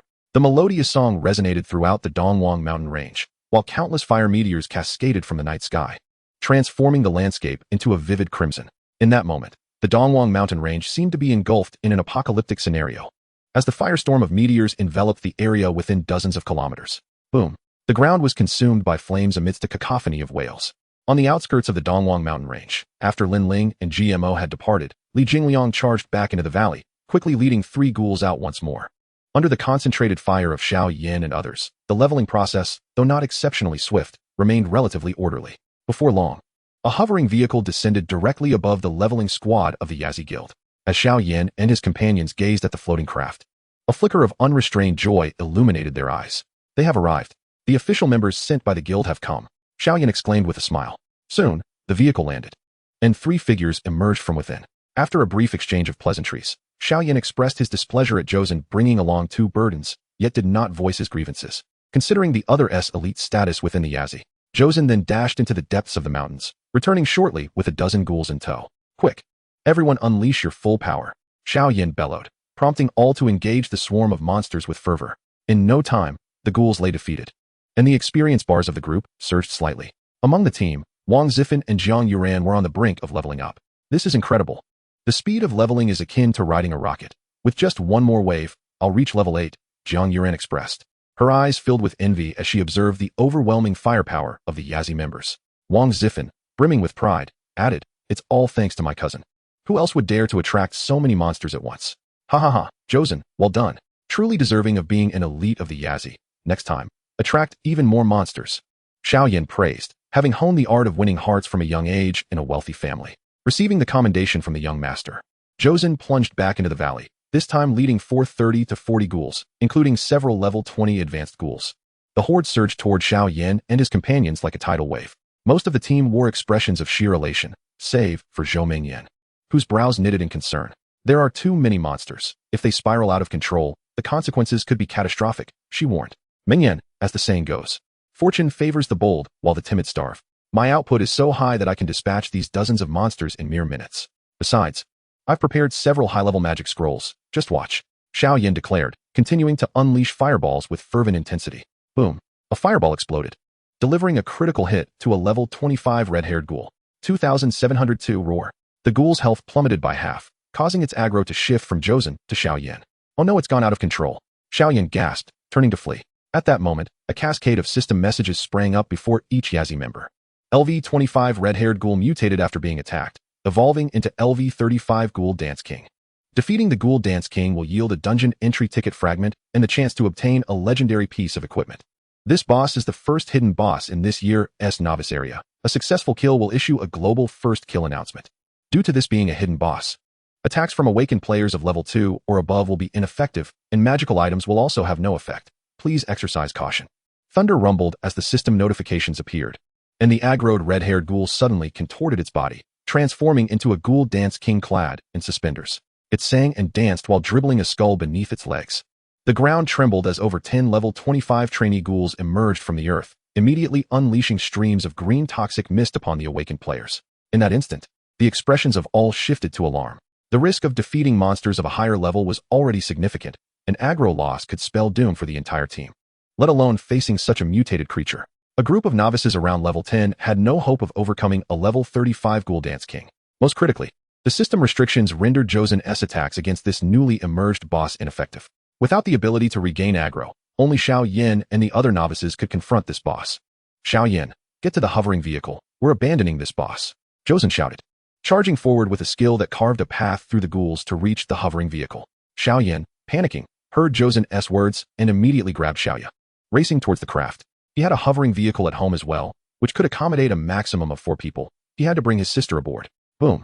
Although the vehicle bore no weapons, under Josen's control, it plowed through a cluster of ghouls. Xiao Yin and Xiaoya reached the vehicle, and he hesitated for a moment, glancing at the remaining seat, then waved to Zhou Mingyan. Mingyan, hurry. That call sealed the fate of everyone else. Disappointment flickered in the eyes of those remaining, while the horde of ghouls surged toward them. If Lin Xin were here, he would never abandon us. The archer sobbed. Cousin, don't leave me behind. Wang Zifan's eyes turned red, forcefully pushing Jiang Yuran toward a ghoul while he dashed for the vehicle. Jiang Yuran stared at Wang Zifan in disbelief. Yet, in the next second, a claw descended upon her. The fate of a level 7 fragile priest encountering a level 25 red-haired zombie was all too clear. Jiang Yuran's health vanished in an instant, and a swarm of ghouls descended upon her, their savage tearing and biting soon filling the air. Within mere moments, all that remained was a pile of stark white bones. Everyone recoiled in terror at the scene before them, save for Zhou Mingyan, who stood frozen in place. Zhou Mingyan, get in the vehicle, do you want to die? Xiaoya shrieked, her face drained of color as she beheld the encroaching ghouls. Hurry, we can only hold on for 5 more seconds, otherwise, none of us will escape. Zhou's urgent voice echoed. Hearing this, Xiaoyan's expression turned frantic as he reached out to Zhou Mingyan. Zhou Mingyan, I'll give you one last chance. Will you come or not? Chapter 26. That person said there would be a meteor shower tonight. From the shadows of the bushes, 2 pairs of eyes fixated intently on Zhou Mingyan. Captain, shall we intervene to rescue them? One murmured. Not yet, let us wait. The repugnant nature of Xiaoyan was evident. He had ample means to resolve the crisis. Remain silent and be ready to act. The bushes fell back into silence. No one noticed the 2 figures clad in camouflage lying concealed within the underbrush. Xiaoyan. Zhou Mingyan's face bore a hint of mockery as she coldly questioned. We're leaving, what about them? They are our companions. At her words, all eyes turned once more toward Xiaoyan. Roar. The Ghoul Dance King unleashed a furious roar, and once again, several white-haired ghouls emerged from the ground. This time, these white-haired ghouls charged directly toward the hovering vehicle. Spewing streams of green toxic mist, the 3 occupants within the vehicle saw their health indicators plummet. The Ghoul Dance King harbored a deep grudge, its aggro firmly fixed on Xiaoyan. Josen, let us go. If she wants to die, let her. Xiaoyan exclaimed in shock, shouting urgently. The vehicle took off into the sky. In that moment, despair clouded the eyes of all Yazi members except Zhou Mingyan. Everyone, gather around me, quickly. Suddenly, Zhou Mingyan's voice rang out. The terrified group seemed to find a beacon of hope, swiftly redirecting themselves toward her. Only Wang Zifan, after a glance at Zhou Mingyan, resolutely charged down the mountain alone. Gather around you for protection? To serve as cannon fodder? Dream on. Wang Zifan's eyes burned red. He preferred to trust himself over these so-called elites. However, he had scarcely run far before a ghoul blocked his path. A cloud of green mist erupted, and his health began to dwindle at an alarming rate. As everyone charged forward towards the mountains, heedless of the monsters behind them, Zhou Mingyan commanded, Jingliang. Clear the path ahead, I will focus on healing. No sooner had she spoken than a green toxic mist enveloped them, causing each member to succumb to poison. With a wave of her hand, a brilliant white light erupted, instantly dispelling the poison from all. She waved her staff once more, restoring everyone's health to full. Witnessing this, the members of the Yazi team felt a wave of relief. However, Wang Zifan, who had run away, found himself outside the protective glow of the holy light. Help, please, that priest. I'm friends with the brother who wore the level 1 white gear before. You must save me. Wang Zifan cried out in terror, his health dwindling to critical levels. Zhou Mingyan frowned slightly, but still raised her hand to cast a healing spell on him. Instantly, Wang Zifan's health was restored, and a look of euphoric relief spread across his face. Run, Zhou Mingyan shouted. Despite his trembling legs, Li Jingliang pressed onward with his shield, and the others understood that it was time to risk their lives, charging down the mountain. Yet, none could foresee that the Ghoul Dance King would suddenly leap in front of them, blocking their escape. With a single swipe of its claw, Li Jingliang's health plummeted to 0. Zhou Mingyan swung her staff again, restoring his health in an instant. But when the Ghoul King struck again, Li Jingliang's health fell once more, and this time, Zhou Mingyan did not cast a healing spell. Despair filled Li Jingliang, realizing his end was near. However, in that moment, his health inexplicably surged back to full. It seemed his health regenerated automatically every second. Was this some miraculous healing spell? His eyes widened in astonishment, all engaged in a full-on assault against the boss. Observing the blocked path ahead, Zhou Mingyan quickly altered their strategy. Unfortunately, with 2 mages missing, their damage output was insufficient against a level 35 boss, which healed faster than they could inflict damage. The Dance King, having lost track of Xiaoyan, redirected its wrath. Assassin, go assist in attacking the boss. I will heal you. Zhou Mingyan shouted to Wang Zifan. However, upon seeing the boss's aggro fixated on Li Jingliang, Wang Zifan's eyes lit up as he activated his stealth and fled down the mountain. Just then, the Dance King began its performance anew, shaking the earth. The third wave of ghouls erupted from the ground, more numerous and widespread. Wang Zifan, fleeing alone, collided with a ghoul that had just emerged. Arg! The ghoul's roar echoed. A furry claw pierced his chest. In the next moment, a horde of ghouls surged upon him. His screams echoed, only to be silenced moments later. Meanwhile, Zhou Mingyan and the others found themselves surrounded by a sea of ghouls. With Li Jingliang's abilities, there was no chance of escape. The grim fate awaited them all, being consumed by the ghouls. At that moment, Zhou Mingyan's eyes flickered with a hint of despair. If only there were a high-damage mage present, defeating this boss wouldn't be impossible. After all, her holy healing light could last for 20 minutes. A duration ample enough to vanquish the boss before them. If only Lin was still here, he would never abandon us. Li Jingliang murmured. This level 35 boss is too formidable for us. Even with Lin here, we might falter. Yu's gaze became somewhat hollow. Overwhelmed by the formidable presence of the boss, Zhou Mingyan's lips curled into a bittersweet smile as she quietly retrieved a golden scroll from her storage. The scroll emanated a pulsating energy that sent shivers down one's spine. It was evidently no ordinary magical scroll. Zhou Mingyan bit her red lip, her slender fingers gripping the scroll tightly, as if embroiled in an internal struggle. He said tonight there would be a meteor shower, she sighed, feeling all her strength drain away. Her entire being seemed to wilt as she raised the golden scroll high above her head. Just as she spoke, a melodious song resonated in her ears. Accompany me to watch the meteor shower fall upon this earth. Let your tears fall upon my shoulder. You must believe my love dares only for you. You will see where happiness resides. Simultaneously, the sky transformed into a deep crimson hue, prompting everyone to gaze upwards in disbelief. At that moment, their eyes widened in astonishment as a magnificent meteor shower broke through layers of red clouds and cascaded down upon them. In the Xinzhou base city, within the highest conference room of the Dragon Nest, all high-ranking officials gathered alongside the Dragon Nest's special envoy providing on-site guidance. Today, the Ministry of Foreign Affairs had lodged a formal protest with all nations possessing necromancer professions of the 7th tier or higher. Yet this time, not a single nation or faction declared responsibility for the release of necromantic forbidden spells within the borders of the Dragon Kingdom. Seated at the head of the table was a man clad in a crisp military uniform, adorned with a badge depicting 9 dragons entwined, signifying the Dragon Nest, and 2 bars with 4 stars on his shoulder, marking him as a colonel. His name was Zhou Weiguo, an SS grade talent awakener and a 6th-tier archer, serving as a captain in the northern division of the Dragon Nest. Unaware of the true intentions of the Divine Temple, his primary mission was to protect Zhou Mingyan. Of course, the protection had been delegated to his subordinate special operations team, while Captain Zhou had another task, to thoroughly investigate the Xianzhou forbidden spell incident. Captain Zhou, since there were no casualties in this attack, could it be that their target was not our newcomer? Mayor Bai Haishan inquired with a furrowed brow. Doubt etched on his face. Enough, Mayor Bai, it's already in the past. Perhaps it was merely the malicious whim of some grand sorcerer. I suggest we not dwell on this matter. The most pressing issue now is the Dragon Nest recruitment. Xianzhou Base City has produced numerous promising candidates. We must ensure they achieve excellent results in the newcomer championship instance if they are to join the Dragon Nest. Zhou Weiguo's expression hardened as he examined the documents on the table, his brow knitted tightly, clearly perturbed. The list of outstanding newcomers provided by Bai Haishan also indicated that they had not located Yi Xiao, the one who had claimed the boss's first kill. This left Zhou Weiguo quite displeased, even lacking the inclination to review the other candidates' information. Yi Xiao, why can't we find him? Is it possible that Yi Xiao is not his real name? He mused, pondering that only those at the 2nd tier could set code names, and that post-2nd tier, one would not qualify for the first kill of an elite boss within the novice area. He continued to brood, lifting the stack of documents. Yet his stern, somber face suddenly broke into a gratifying smile upon spotting the first sheet, which bore Lin Ling's information. Seeing the SS level under talent, Zhou Weiguo let out a long sigh. What a pity, such a fine candidate, yet born at the wrong time. The favorite of fate grows too slowly.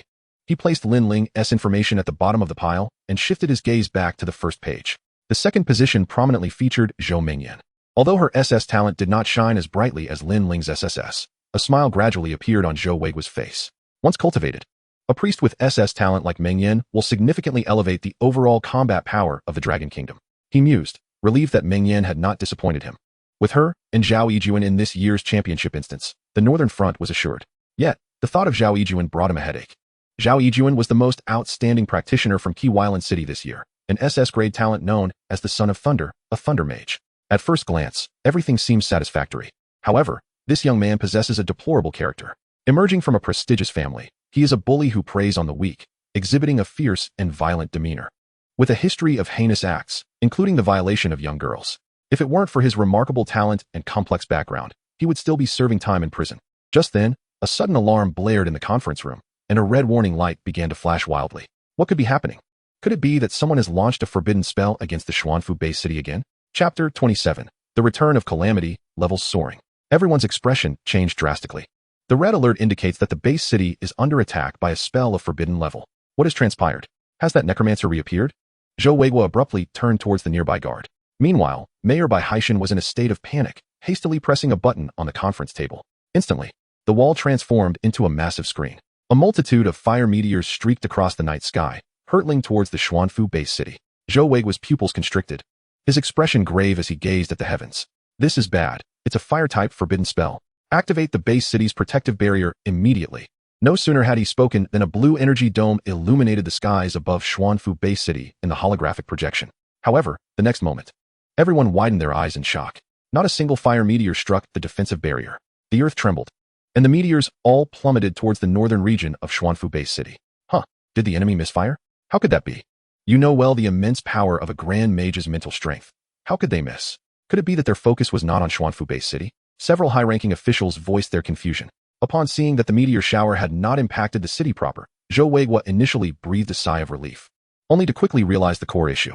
He swiftly glanced at the awakening data on the table, his discerning eyes narrowing sharply. This is bad. It seems that Meng Yin and the others are in the Dongwang mountain range. Hearing Zhou Weiguo's words, everyone suddenly had an epiphany, their hearts sinking in unison. Secretary Xiao Wang of Mayor Bai quickly tapped a few times on his tablet, and a red dot appeared on the wall's holographic projection.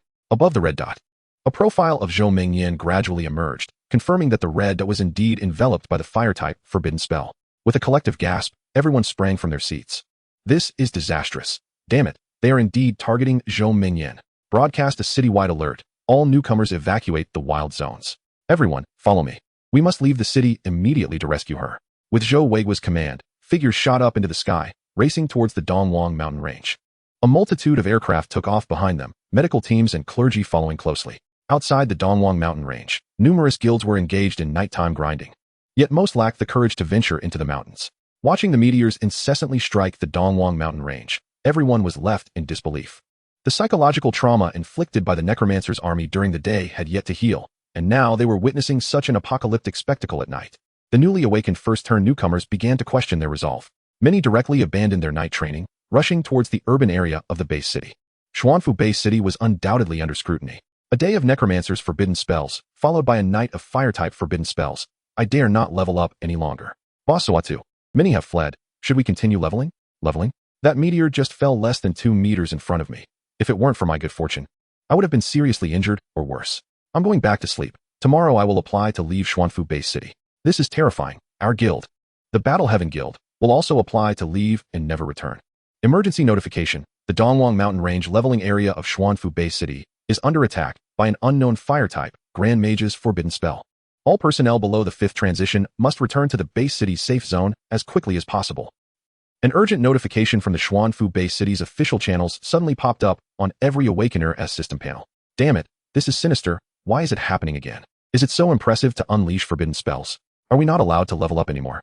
There are no monsters to hunt. What is the point of leveling up? I cannot stay in Xuanfu Base City any longer. I want to apply for inter-city teleportation to level up in another base city.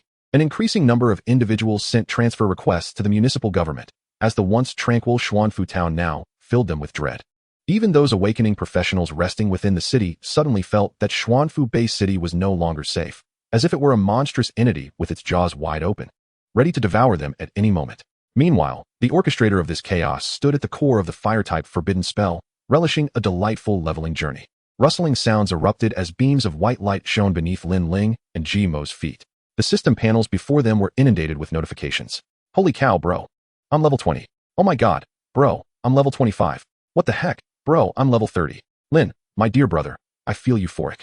I can't take it anymore. Don't stop. My heavens, am I dreaming? I wish this dream would come more ferociously. The skies have cleared. The rain has ceased. I feel invigorated again. I am a bright and sunny boy. Congratulations on reaching level 30. Please proceed to the Awakening Temple to complete your job transition task. Unlock the transition seal to continue leveling up. A notification chimed in Mo's ear, and he incredulously glanced at Lin Ling. Smack, smack, smack. Thud, thud. Mo raised his hand and slapped his face repeatedly, yet he could not suppress the fervor of his heartbeat. Gazing at the notification declaring his ascension to level 30, he was utterly dumbfounded. Is this what Lin Ling meant by showing off? Is this what a meteor shower entails? He had promised to help Lin Ling level up. Yet now he had done nothing, and his level had skyrocketed to 30, triggering the second transition seal. Is this even something a human can achieve? Having experienced it once before, Lin Ling felt a surge of excitement, yet remained far more composed than Mo at this moment. Congratulations on successfully defeating a level 10 ghoul, earning 200 experience points. Congratulations on successfully defeating a level 15 will-o'-the-wisp, earning 300 experience points. Congratulations. Your wood mage profession has been upgraded to level 12. Congratulations on successfully defeating a level 25 red-haired ghoul, earning 1,000 experience points. Congratulations. Your summoner mage profession has been upgraded to level 12. Congratulations on successfully defeating a level 30 white-haired ghoul, earning 2,000 experience points. Congratulations. Your lightning mage profession has been upgraded to level 20.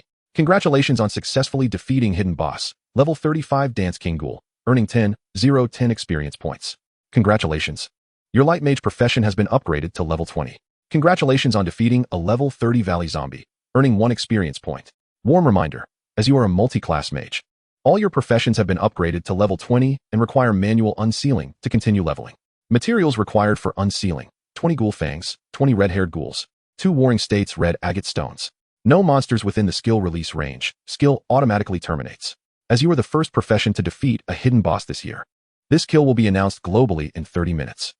Chapter 28. Brazenly Shameless. Lin Ling, you are too ostentatious. Due to your consecutive large-scale clearing of Wild Zone monsters, you have triggered the wrath of the hidden Wild Zone boss, the Demon King. This boss will respawn in the Wild Zone in 48 hours and will carry special material Demon King's Heart, epic grade set. Killing this boss will unlock the hidden dungeon Demon King's Cave. As this boss is triggered by you, the announcement of its appearance will not be made until 60 minutes before the countdown. Would you like to transfer the items dropped from the monster to your location? Yes, no. The Heart of the Demon King? Lin Ling's eyes brightened. The Heart of the Demon King was indeed one of the 2 essential materials required for his specialized weapon. He never expected it to appear under such circumstances. This boss was as good as defeated in his mind. Yes, with a mere thought from Lin Ling, the familiar white light of teleportation illuminated once more. As the equipment dropped, a small mountain of items manifested before him once again. Although it was significantly fewer than the last time, there were still over 100 pieces. Detected that you have collected all materials. Would you like to unlock the level seal? The familiar system prompt emerged once more. This time, Lin Ling did not hasten to confirm. Having learned from his previous experience, he understood that breaking the seal would grant him a full restoration of all stats through the divine blessing. To prepare for any unforeseen circumstances, he could very well choose to retain this seal for the time being. No, Lin Ling commanded in his heart, swiftly opening the attributes panel. The elevation to level 10 had enhanced all 4 of his fundamental attributes by 100 points, causing his overall stats to ascend slightly once more. Name, Lin Ling. Combat class, full-time mage. Level, 20, 9999. Health, 7500. Mana, 22,160. Physical damage, 3700. Magic damage, 7640. Defense, 3450. Speed, 90 yards. Stamina, 750. Strength, 740. Intelligence, 1328. Agility, 900. Hit rate, 90. Available attribute points, 40. At this moment, GMO gazed at the equipment scattered on the ground, his mouth agape enough to fit a goose egg. My brother, my God, how did you manage this? Oh my, a rare paralyzing ring. Good heavens, a perfect crystal shield? And wait, is that an orange item? I'm digging, I'm digging, I'm digging. As GMO continued to emit strange cries, he morphed into an octopus, swiftly excavating through the pile of equipment. Upon successfully pulling out an orange longbow, his eyes widened in astonishment. Lingu, are you not even a little excited? This is an orange item. Legendary equipment. GMO twirled the orange bow in front of Lin Ling. I say, Jilao Air, it's just an orange item. Why the fuss? Lin Ling remarked, observing him bounce around like a monkey, feeling quite exasperated. Do you have any idea how much an orange item costs? Moreover, this is from our own drop. Can it be compared to something purchased? A level 30 orange bow. Let me test its feel. Hand it over. GMO said, gripping the bow with his left hand and straining to draw the string with his right. Oh, is it really that strong? Hand it over. Open it. Yet even with all his might, he could not fully draw the orange bowstring. As expected of an orange weapon, even I, a 3 agility and 1 strength assassin, cannot fully draw it, and I have 660 strength. GMO sighed in awe. At that moment, Lin Ling snatched the orange bow from him. GMO instantly wore a peculiar grin. Brother, you wouldn't want to try it too, would you? You are a mage. Don't seek hardship in areas you are unskilled. It's just an orange bow. I can fully draw it 10 times. Do you believe me? Lin Ling teased, watching GMO's disbelief. Of course not. If you can draw it 10 times, I, GMO, will wash my hair upside down from now on. Brother, we should boast only in our areas of expertise. However, before he could finish, his words were abruptly cut off, his mouth agape and eyes wide. He watched as Lin Ling effortlessly drew the longbow into a perfect crescent shape, followed by an additional 9 times. All right, it is indeed a fine bow. I can only draw it 9 times, Lin Ling stated nonchalantly, not a hint of embarrassment on his face. Brother, why do I feel like you still have strength to spare? GMO asked, a look of awe on his face. Lin Ling smiled faintly. My brother washing his hair upside down brings me no benefit. This remark unexpectedly caused GMO's nose to tingle with emotion. He fell silent, merely observing Lin Ling quietly. After a moment, GMO looked up at the night sky, and when he lowered his head again, he had reverted to the youthful demeanor he once had. Is there no justice? Will one not be allowed to live? Mage, you are a mage, right? Brother, how much strength do you possess? Lin Ling touched his nose and replied, when I awakened, my strength was only 90. I was not naturally gifted in that regard. Currently, I only possess 740. Huh, I have never encountered such shamelessness. How incredibly ostentatious. Seeing your impressive strength is more disheartening than realizing my own inadequacy. Lin Ling chose to ignore GMO and turned his gaze back to the orange bow. Starlight Longbow, Legendary. Category, Weapon. Level requirement, 30. Strength requirement, 700. Durability, 500. Physical damage, 100. Strength, 60. Attack speed, 50. Stamina, 30. Agility, 30. Hit rate, 5. Critical rate, 10. Passive, increases normal attack damage by 5. With a 20 increase during nighttime. This is indeed a remarkable bow, although it is not part of a set. It is undoubtedly a premium weapon for archers in the early stages. Lin Ling declared as he promptly stored the orange weapon in his inventory. At that moment, GMO suddenly came to his senses. Lingu, what skill did you just unleash? Was it a forbidden spell? It must be a forbidden spell. Good heavens. A pre-transformation forbidden spell mage? Brother, what level are you? You aren't a hidden expert who has already reached the 7th transformation, are you? Lin Ling, uninterested in checking, raised his hand to collect all the equipment on the ground, then firmly stated, level 20. Not a word of this to anyone, understand? If your big mouth reveals my secret, I'll tear it off. GMO nodded vigorously, covering his mouth as he said, how many? Level 20? So quickly reached level 20? A level 20 forbidden spell mage. Lin Ling's eyes narrowed slightly, a cold indifference devoid of malice emerging in his gaze. Speak another word, and I will tear your mouth. GMO hastily covered his mouth and vigorously shook his head, signaling for silence. Seeing GMO's reaction, Lin Ling finally broke into a smile. You must be level 30 now, right? GMO did not respond, but nodded while covering his mouth. Lin Ling stepped forward and ripped off the disguise mask from GMO's face, donning it himself. He did not alter his appearance, but merely completely obscured his information. Brother, can't you be a bit more ostentatious? You are more mysterious than the heiress of the Yunmeng group. As the foremost consortium in the Dragon Kingdom, people only knew that Yunmeng had an heiress, yet no one knew her name or appearance. Though GMO covered his mouth, his voice still leaked through his fingers. As the saying goes, the speaker has no intention, but the listener takes it to heart. Lin Ling squinted, as if a spark of inspiration had suddenly illuminated his mind. However, when he attempted to clarify this fleeting thought, he found it always eluded him. The Yunmeng group, Yan Hongtian, is undercover with the Eagle Nation. His confidentiality level must be extraordinarily high. GMO, what is the name of the legal person for the Yunmeng group? Lin Ling suddenly inquired. Without a moment's hesitation, GMO replied, you don't know this? The strong woman, Zhou Yun. Zhou Yun? Who is her husband? Lin Ling gazed at GMO. This time, GMO shook his head. I have no specific information, just some rumors. It is said that about 19 years ago, Zhou Yun was pregnant before marriage. And she didn't even know who the father of the child was. She bore the child herself while leveling up. Zhou Yun is a priest, and it is rumored that he should now be at least a 6th-tier bishop. A woman, accompanied by her child, not only maintained her rank, but also established the largest private conglomerate in Longhua. Listening to GMO's words, Lin Ling's eyes gradually narrowed. Zhou Yun, Yunmeng Group, Yan Hongtian? Is there any connection among these three? Suddenly, Lin Ling lifted her head and gazed towards the outskirts of the Dongwang mountain range. I have discerned the identity of Yin Nanshu. Chapter 29. Could it be the White Bear Kingdom? A triangular fighter jet swiftly streaked across the sky above the Dongwang mountain range. Reports indicated that no 5th-tier or higher practitioners were detected. The assailants had likely fled. Additionally, there were no casualty reports. All monsters in the Dongwang mountain range had been eradicated, and data analysis revealed that the opposing target was identical to the necromantic summoning forbidden spell from earlier in the day, specifically aimed at monsters. Soldiers hastily reported the latest situation. Zhou Weiguo listened to the reports, his sharp gaze fixed on the thermal imaging device displaying the glowing points moving away from the mountains. Which nation is behind this? Is it possible they utilized a forbidden spell scroll? While it is true that forbidden spell scrolls can select attack targets, fire-type ones are relatively common, yet I have never heard of a necromantic forbidden spell scroll. Captain Zhou, I believe the probability of a practitioner casting a forbidden spell is significantly higher. Could it be that mayor by Haishan? He gestured towards the north. The White Bear? Zhou Weiguo's eyes narrowed immediately, and suddenly, a secure message appeared before him. Intelligence received. American Alliance spies have entered the territory, likely searching for those who released the assassination forbidden spell, essentially ruling out any suspicion of the American Empire. Contemplating the content of the message, Zhou Weiguo fell into deep thought. Although dispatched to investigate the forbidden spell, he sensed an air of mystery from above, as if something was being concealed from him. Bai Haishan's doubts seemed reasonable. If it wasn't the American Alliance, then the White Bear Kingdom and Longwa are indeed strategic allies, yet they are also competitors. Initiating an attack without severe consequences would merely hinder the growth of newcomers, which would be a thankless endeavor for the American alliance. Conversely, the White Bear Kingdom would stand to gain directly. In a month's time, during the National Rookie Championship instance, one of the rewards for the champion is a slot to enter the realm of the gods. The country securing this slot can send additional personnel without participating in the realm of the gods competition. With more participants, the likelihood of obtaining resources from the realm of the gods increases. The contestants for the Rookie Championship instance are divided into two groups, with the White Bear Kingdom and Longwa coincidentally placed in the same group.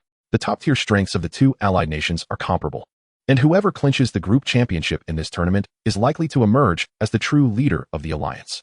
Captain Zhou, the possibility seems quite high. After all, the White Bear Kingdom happens to possess a great necromancer, Bai Haishan reiterated. Zhou Weigua nodded. I will report your speculation to the Dragon's Nest. Yet I still find it hard to believe the White Bear would act so recklessly. Many are starting to apply for inner-city transfers. We must calm the citizens. Bai Haishan looked at Zhou Weigua, his face filled with anxiety. Zhou Weigua's expression darkened. How do we calm them? Everyone witnessed the meteor shower. Are we supposed to tell all awakened that our great necromancer was merely putting on a fireworks display? At that moment, a soldier suddenly turned back. Report. CEO Xiao Yuanshan of the Xiao Group requests a video call. Zhou Weigua frowned. What does he want? Connect him. Soon. A portly middle-aged man appeared on the large screen before everyone. Esteemed leaders, have you found the great necromancer who released the forbidden spell in Xuanfu? Xiao Yuanshan inquired with a smile. They fled. Zhou Weigua sighed softly. Just as in the day, they cast their spells and vanished. This individual possesses extraordinary mental prowess, precisely controlling the meteor shower to only slay monsters, leaving not a single awakened harmed. Hee, I am sure you are pondering how to pacify the populace, right? I have a method, Xiao Yuanshan said with a sly grin. Speak quickly. Zhou Weigua snapped impatiently. As a military general, he held little fondness for these tycoons. We encountered a hidden boss, and we can publicly announce that my heir, Xiao Yin, used a fire-type forbidden spell to eliminate the monsters and save Zhou Mingyan. This way, we can resolve the government's issues and foster unity among the children. Isn't that splendid? What do you all think? Xiao Yuanshan's face immediately displayed a cunning expression. Outskirts of Dongwang mountain range. The Yaji squad surveyed the ravaged mountains, a dozen black men exchanging blank stares, unsure whether to feel joy or sorrow. Previously besieged by ghouls, they found themselves at an impasse, yet the sudden meteor shower obliterated the monsters attacking them, and they emerged unscathed. After a brief moment of shock, Zhou Mingyan recalled the necromantic army from earlier in the day. She stowed away the golden scroll. Even with her icy demeanor, it could not conceal her enchanting beauty. Under her command, all teammates began to evade the meteors while competing for the monsters. With the meteor shower's assistance, within mere minutes, every member of the Yaji squad had leveled up at least once. Yet, with every meteor falling nearby and the sizzling sounds of ghouls being incinerated, their hearts remained in their throats. Goldong Li Jingliang realized there were no remaining monsters to slay and finally swallowed hard. The archer Yu, trembling slightly, asked, Sister Mingyan, how could there really be a meteor shower? I don't know, Zhou Mingyan replied, her face reflecting confusion. Yu, has your brain been scorched by the fiery meteors? This is no meteor shower. It is undoubtedly a fire-type forbidden magic spell, Li Jingliang said, eyeing the still-smoking ghoul corpses, his eyelids twitching incessantly. Zhou Mingyan declared, regardless of what it is, had it not been for this sudden meteor shower, we would have perished. However, it seems the monsters have also been cleared out. They were eliminated once during the day and now again. Thankfully, we managed to snag some experience. Otherwise, tonight we would have had to traverse the map again. If only we had listened to Captain Lin and ground the mutated trance. Yu lamented. As the saying goes, the speaker has no intent, but the listener harbors meaning. A flicker of doubt quietly blossomed in Zhou Mingyan's heart, as Lin Ling's earlier words echoed in her mind. Perhaps because of my presence, the meteor shower occurred. You should head to Wanliu Park in the west of the city to grind the mutated trance. If a meteor shower does indeed appear, the dark creatures might be crushed. I think I have found you. A figure gradually materialized before Zhou Mingyan. A glimmer of cunning flashed in her eyes as she calmly said, let us go. We must leave this place swiftly. Sister Mingyan, should we return to Yaji? Yu suddenly inquired. At her words, silence enveloped the Yaji squad. The image of Xiao Yin and Xiao Yu abandoning them to flee alone surfaced in everyone's minds. If we don't go back to Yaji, where else can we go? Let us stay put for now. If we encounter a suitable guild. Li Jingliang turned and began to walk down the mountain, leaving his thought unspoken. Yet, everyone understood that if there were a way out, he would not linger in Yaji. Just then, a buzzing sound suddenly resonated from the sky. Everyone looked up to see the hovering vehicle returning. As it landed, Xiao Yan was the first to jump down. How dare you show your face again? Zhou Mingyan coldly admonished. Xiao Yan's face displayed a hint of grievance as he slowly remarked, everyone, I trust you are unscathed? To rescue you, I utilized a forbidden spell scroll worth 500 million dragon coins.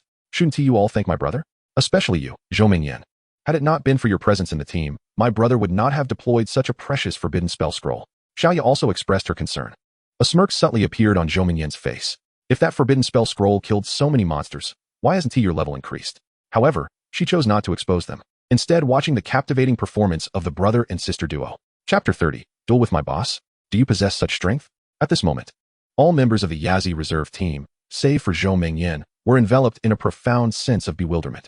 However, the majority remained oblivious to the issue of Xiaoyan's level. The Xiao Corporation's market valuation surpassed 100 billion, and though forbidden spell scrolls were under strict regulation, it was conceivable that the corporation possessed a reserve. Whether these would be allocated to Xiaoyan, however, remained uncertain. The capability of forbidden spell scrolls to circumvent the awakening individual's exclusive focus on monsters was even more elusive to them. Those few who discerned Xiaoyan's prevarication chose not to expose him. Such a thankless endeavor was fit only for fools. Mingyan, I apologize for alarming you. I only called home after leaving this place to have them send the forbidden spell scroll, Xiaoyan said with a smile. No sooner had his words left his lips than a notification abruptly appeared before everyone. Notification, danger averted.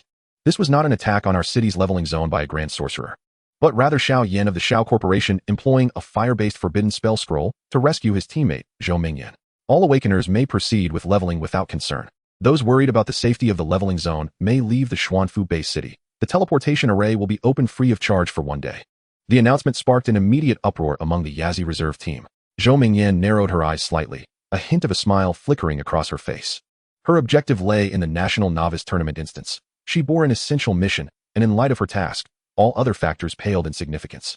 Let us set aside this matter for now and depart from Xuanfu base city. Finding a secure environment for leveling is our top priority, Zhou Mingyan declared. Wherever you say, we shall go. With Zhou Mingyan's shift in attitude, Xiaoyan was instantly elated, approaching her with eagerness. Yet just then, a sudden sound of footsteps echoed from deep within the mountains. The group turned to see Lin Ling and GMO emerging from the hills. Lin Ling had his hands clasped behind his head, while GMO wore a hood, obscuring his face entirely. Team leader Lin, are you alright? Several members of the Yazi reserve team greeted Lin Ling. Zhou Mingyan's icy visage finally softened with a faint smile. Witnessing this, Xiaoyan's grin evaporated. Why did Lin Ling always appear whenever he sought to showcase his prowess? You too dare venture into the Dongwang mountain range? Truly a stroke of good fortune to return unscathed, Xiaoyan remarked, casting a sidelong glance at Lin Ling. Lin Ling, are you not going to thank my brother? Had he not unleashed the fire-based forbidden spell Meteor Shower, you would have been torn apart by the dark creatures, Xiaoya interjected, hands on her hips, addressing Lin Ling. Upon hearing this, GMO swiftly turned to Lin Ling, who had not received the notification from Xuanfu base city. The revelation struck him like a bolt, his facial muscles twitching as he struggled to suppress the urge to unleash a verbal barrage. Conversely, Lin Ling appeared utterly unfazed. Still putting on an act? Xiaoyan chuckled. Lin Ling, I know you wish to return to Yazi but cannot bring yourself to ask me. One should humble oneself when necessary.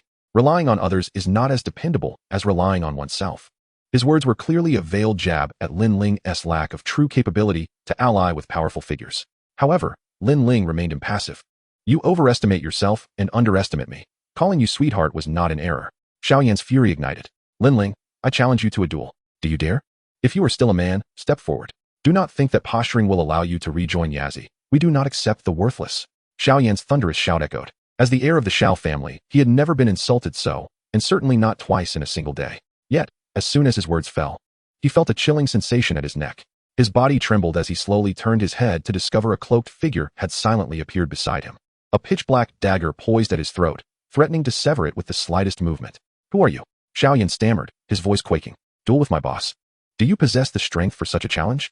My boss's power attributes surpass even mine. What makes you think you are worthy to confront him? Jimo's cold voice resonated, filled with arrogance and disdain. The contempt was unmasked, as if he inherently regarded Xiaoyan as beneath him. At that moment, a gust of night wind swept through, dislodging GMO's hood, revealing his delicate and gaunt features. GMO. Xiaoyan's pupils constricted.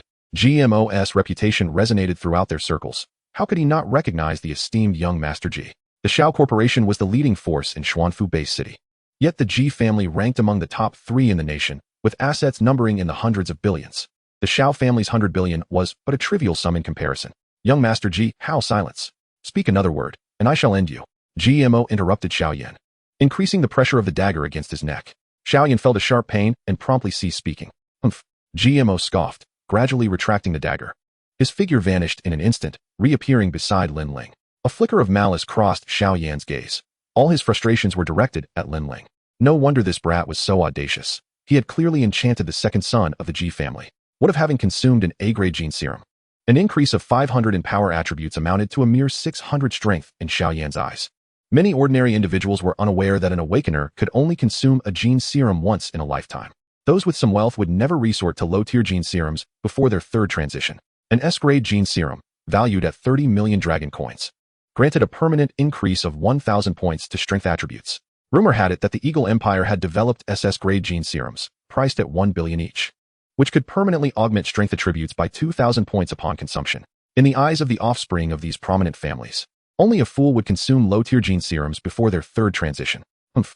Xiao Yan thought coldly. Lin Ling, I do not believe GMO will remain by your side forever. Do not let me catch you alone. Lin Ling shot a glance at Xiao Yan, keenly aware of the hatred flickering in his eyes. Yet, he dismissed him entirely, striding towards Zhou Mingyan. Their gazes locked, yet neither spoke. After several seconds, Zhou Mingyan suddenly embraced Lin Ling. We are leaving Xuanfu Bay City for Qiwailan City. Come with me. Once I complete my second transition, everything will improve. Why are we leaving? Lin Ling asked, remaining still, his tone indifferent. It's unsafe here. There are always grand sorcerers disrupting our leveling. I need to reach level 30 and complete my second transition as swiftly as possible, Zhou Mingyan explained. Lin Ling's lips twitched slightly. I intend to accompany you, but you will need to relocate again tomorrow. No need. As you can see, I have secured the favor of a young master, Lin Ling replied with a smile. Zhou Mingyan remained silent, her pearly teeth biting down on her cherry lips. At that moment, Lin Ling suddenly leaned in, whispering into her ear, his breath like a warm breeze against her earlobe. An electrifying sensation coursed through Zhou Mingyan's body. Her heart raced, and her face flushed a deep crimson, resembling a ripe apple. Just as she believed Lin Ling was finally coming to terms with his feelings, a voice suddenly pierced the air. You need not conceal your true self before me. I have already discovered your real identity. Zhou Mingyan's body jolted, her eyes darting to Lin Ling with evident tension. Sensing her reaction, Lin Ling's lips curled into a slight smirk. Do you know a man named Yan Hongtian? Chapter 31. The Dual Fates of the Undead Mage Yan Hongtian? I do not recognize him.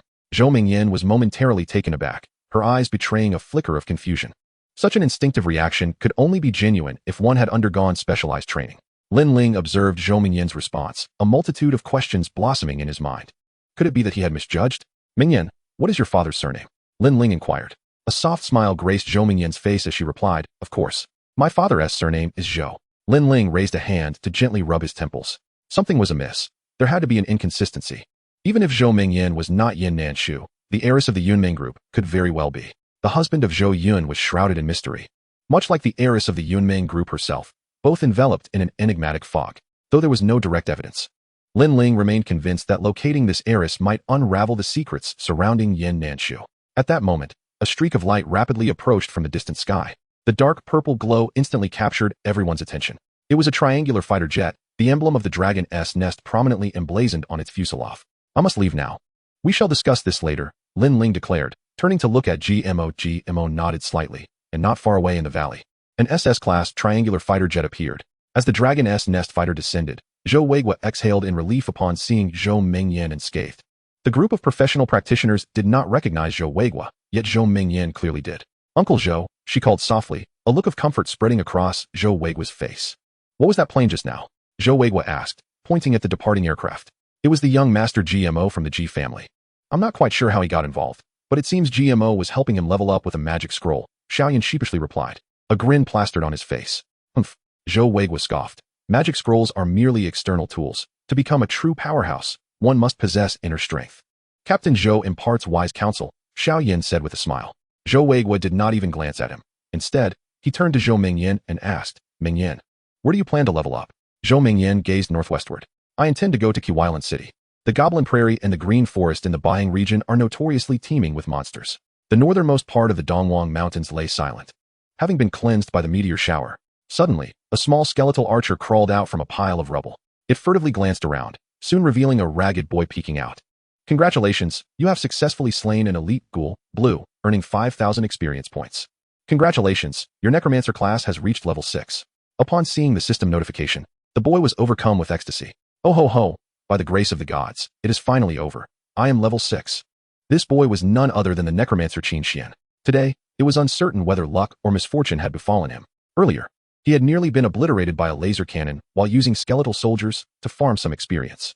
Had it not been for the fortuitous drop of a random teleportation scroll, he would have met his end. To his surprise, the teleportation had whisked him away to the northernmost area of the Xuanfu base city, a zone rife with level 50 monsters. The sight of those level 50 creatures had left Qin Xian in sheer terror. Fortunately, he had a skeletal warrior by his side, which had perished countless times along their journey, ultimately leading him to the northernmost edge of the Dongwang Mountains as night fell. Just as Qin Xian was about to rejoice, a rain of meteors began to cascade down. Hiding amidst the rubble, he dared not move, only sending forth his little skeletal archer. It seems I should have checked the calendar before venturing out today.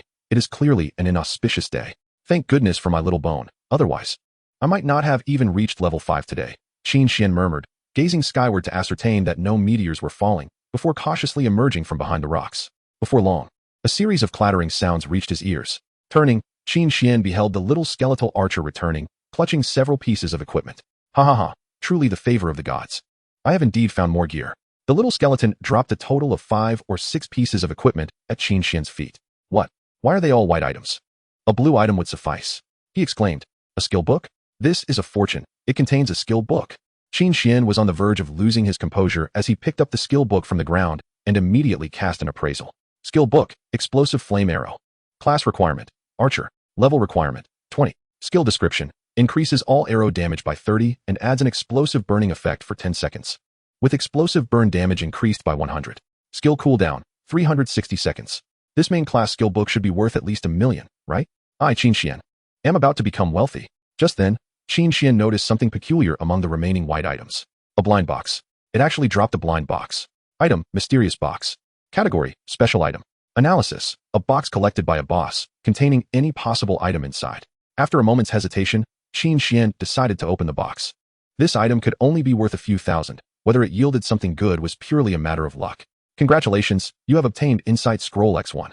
Item analysis. Using the Insight Scroll allows you to bypass level restrictions, ignore concealment skills, and peer into the opponent's level forcefully.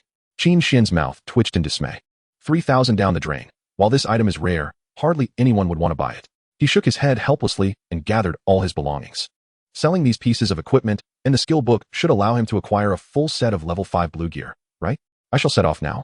Acquire a full set of blue items. Today shall not be in vain. By the grace of the gods, let there be no further mishaps today, Qin Xian said, suddenly raising his head to scan the sky. Not spotting the triangular fighter jet, he finally breathed a sigh of relief. Just earlier, as he had finished collecting his equipment, the laser cannon from that triangular fighter had nearly claimed him. He wasted no more time and quickly made his way toward the Xuanfu base city. For Qin Xian, this day felt like a roller coaster ride, filled with exhilarating highs and crushing lows. To summarize it in one phrase, it was utterly thrilling. The distance to the base city spanned several dozen kilometers. If he ran slowly and the ghouls respawned, it could lead to yet another tumultuous tale. As Jimo's fighter jet approached the Xuanfu base city, the two beheld long lines resembling winding serpents within the city, all leading to the teleportation shrine. The location of the intercity teleportation array. Brother, did your forbidden spell scare off all the players in Xuanfu? GMO jested. At that moment, Lin Ling wore an awkward expression. He genuinely had not anticipated that his 2 forbidden spells would so severely hinder the leveling speed of the players in Xuanfu, leaving them far behind those in other novice zones. Chapter 32. Forming the Heavenly Court Battle Team. It seems I should avoid farming monsters in the wilderness in the future. Dungeon farming has the least impact on others. Dog, do you know of any novice dungeons with particularly high monster density? Lin Ling looked at GMO, believing him to be exceptionally knowledgeable about the novice zones, yet after contemplating, he could not think of any dungeons filled with monsters.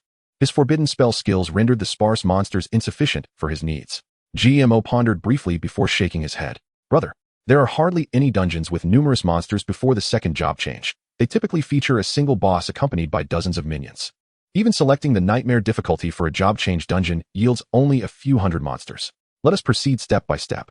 As the two conversed, the battle aircraft had already descended upon the northern square of the city. Compared to before, the northern square now appeared significantly more desolate.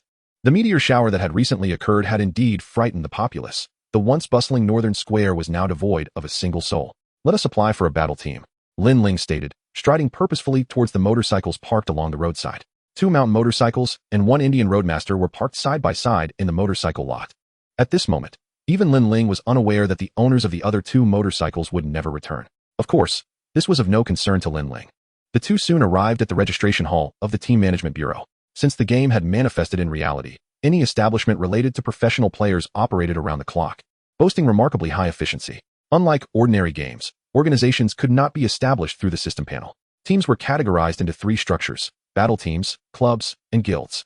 The panel only allowed for joining or exiting battle teams. Creating teams or joining and exiting clubs and guilds required in-person processing at the Team Management Bureau in the base city. Upon entering the hall, the night shift staff promptly approached them. "I wish to withdraw from the Kuenping Guild." This time, GMO did not engage in any idle chatter. "Kuenping Guild?" The night shift attendant's face displayed a look of confusion, seemingly perplexed as to why a member of the Kuenping Guild would arrive in the middle of the night to withdraw. Please expedite the process," GMO responded lightly, urging her with a hint of impatience. Although the attendant was somewhat bewildered, she swiftly operated the system to process GMO's withdrawal. "Your name?" she inquired. GMO, unusually devoid of his usual banter, replied directly. GMO, all right. Please hold on. GMO? The night shift attendant's eyes widened in surprise. "Hurry up. I'm pressed for time," GMO said earnestly, fixing his gaze upon her. The attendant glanced at the information that had popped up on the system panel, then looked back at GMO's face, swallowing hard. "The second son of the G family wishes to withdraw from the Kuenping battle team? This news will surely trend tomorrow. No. This news will spread throughout the Dragon Kingdom tonight. But wait, how could the second son of G withdraw? Could it be a family dispute? But that shouldn't be the case. No matter the conflict, one wouldn't typically withdraw. Once a professional player withdraws, even intercity teleportation becomes exceedingly difficult. Could it be? This person is here to cause trouble?" A flicker of annoyance crossed the attendant's eyes. In the dead of night, coming here to stir up trouble? Who would be so idle? She thought to herself, stealing a glance at GMO. However, she quickly noticed his displeasure, evidently indicating his growing impatience. "You will need to undergo an iris scan." The attendant quickly regained her composure and addressed GMO, though her tone still bore a hint of disbelief.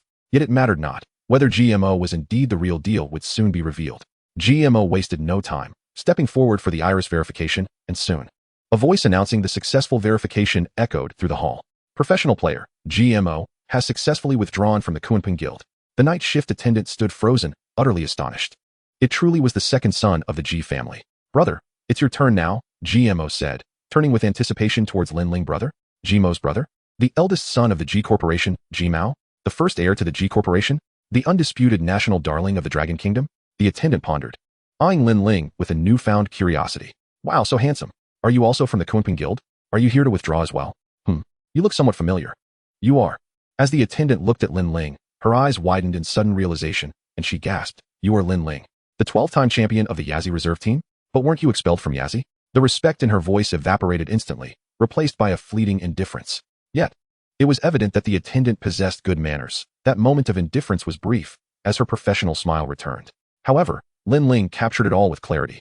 Though he felt no anger, compared to the disdain he had encountered earlier that day, what was a moment of indifference? Once he secured the championship in the Global Newcomer Tournament, he would undoubtedly astonish the world. "I wish to apply for a battle team," Lin Ling said nonchalantly. "Oh, what will be the name?" The attendant began her routine procedure. The security deposit for a battle team is 1 million dragon coins. A minimum of 2 people must be present to apply. The battle team instance will commence 3 days later. Having 3 or more participants will ease the passage, while lacking participants will double the difficulty for each absence. The night shift attendant was now in her element. At 27 years of age, although unmarried, she had long surpassed the age of infatuation. News of Lin Ling's dramatic rise and fall had spread throughout Xuanfu, and she did not believe he had a chance at redemption. "Let us name it Heavenly Court, with GMO and myself as the founding members." Lin Ling smiled softly, having already contemplated the name. The world's top-ranked team was the Eagle Sauce's Paradise team, and Lin Ling's ambition was to step into the divine realm, standing atop the world alongside the gods. Only Heavenly Court could match his grand aspirations. The attendant shook her head. "You might want to consider a different name." Lin Ling furrowed his brow. "Why? Is it already taken?" He had checked through the internal network of the Yazi team not long ago, and the name Heavenly Court was currently unoccupied. The attendant shook her head again. "Not at all, at least not at this moment. However, the name carries an ominous connotation. The system records show that Heavenly Court has been registered 6 times prior, but every individual who joined the Heavenly Court team perished unexpectedly in the team instance. Other teams face mere minor monsters in their instances, yet every time someone registers for the Heavenly Court team, they encounter a monstrous tide. Do you understand what a monstrous tide is? Countless creatures surge forth like a tidal wave within the instance. The name Heavenly Court seems to signify a certain taboo. Not just anyone can use it. Otherwise, how could such a resounding name remain and used for a century?" Upon hearing this, Lin Ling and GMO exchanged glances. A tide could imply the simultaneous appearance of tens of thousands of monsters. Wouldn't that be quite lucrative? Chapter 33 Eagle Sauce. Xiao Yin is Yixio. We can take action. No need. Let us just register the Heavenly Court team, Lin Ling declared, promptly producing a bank card to hand over. He had been lamenting where to level up, and if the Heavenly Court team was indeed as rumored, it would provide him with the perfect training ground. Moreover, Lin Ling had a nagging feeling that things were not as straightforward as they appeared. There is an old saying, the greater the risk, the greater the reward. Given the bizarre occurrences in a team instance, it was highly likely that there lay an undiscovered opportunity behind it. The attendant frowned slightly. I am not trying to scare you. The Heavenly Court team seems to be cursed. According to records, 32 years ago, an S-rank talent applied for the Heavenly Court team. He brought several skilled players to tackle the team instance, but they all perished within. Mentioning the Heavenly Court team might even deter people from joining. However, as her words fell, she saw GMO rubbing his hands in eager anticipation. Hurry up, don't dawdle, I'm waiting to join. The night shift attendant looked at GMO in disbelief once more. It seemed every event of the night had been utterly incredulous. You are going to form the Heavenly Court team with Lin Ling? The attendant's heart raced. If GMO were to perish in the team instance, it would undoubtedly send shockwaves throughout the Dragon Kingdom. Are you looking down on me or Lin Ling? GMO asked, slightly displeased. No, the attendant stammered, her gaze inadvertently darting towards Lin Ling. Just then, a red system message suddenly popped up before her eyes. Congratulations to the newcomer Yixio from the Xuan Fu Bay City for achieving the first kill of the hidden boss in the novice zone, earning a fragment of the dungeon instance entry ticket. The night shift lady's eyes widened in astonishment. Just moments ago, her friends in the gossip group were discussing Yixio. How could he have accomplished yet another boss first kill in such a short span of time? I advise you all to refrain from using the name Heavenly Court, as it is not a title that just anyone can wield. If you manage to recruit Yixio, there might be a glimmer of hope. As she spoke of Yixio, her eyes sparkled with admiration. Upon hearing this, Lin Ling and her companion could not help but twitch their facial muscles. All right, my dear sister, let's hurry and register, Lin Ling said with a smile. The lady, seeing that her persuasion was futile, could only shake her head as the Heavenly Court team was successfully registered. Team name, Heavenly Court. Team level, Black Iron. Team captain, Lin Ling. Team vice captain, GMO. Team members, none. Observing the Heavenly Court team, which consisted solely of the commander and vice commander, Lin Ling absent-mindedly touched her nose before turning to leave. Meanwhile, a tumultuous wave was once again sweeping across the globe. In the Chuyalambu city, the Kamikaze Club was among the first teams transported from the Xuanfu base city. At this moment, Fengji and Suatu were leading their team to swiftly occupy the wild zone at the Goblin Grassland. Damn it, another boss first kill? And it's Yixio again? We've been on the run, while he keeps achieving first kills. Is there no justice left?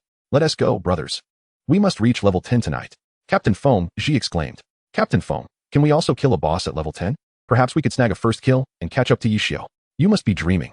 Even if you rode the little flying stick, you wouldn't catch up to Yixio. At the Dragon Country's Xuan Fu Base City, in the teleportation temple, Zhou Weiguo inquired, Meng Yan.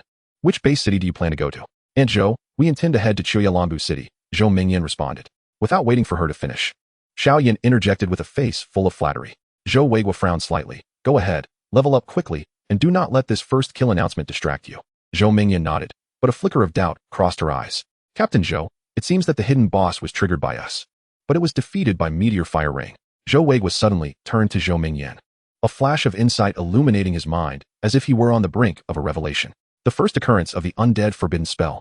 The system announcement states that Yixio completed the first kill of the elite boss in the wild zone. The second occurrence of the fire system forbidden spell.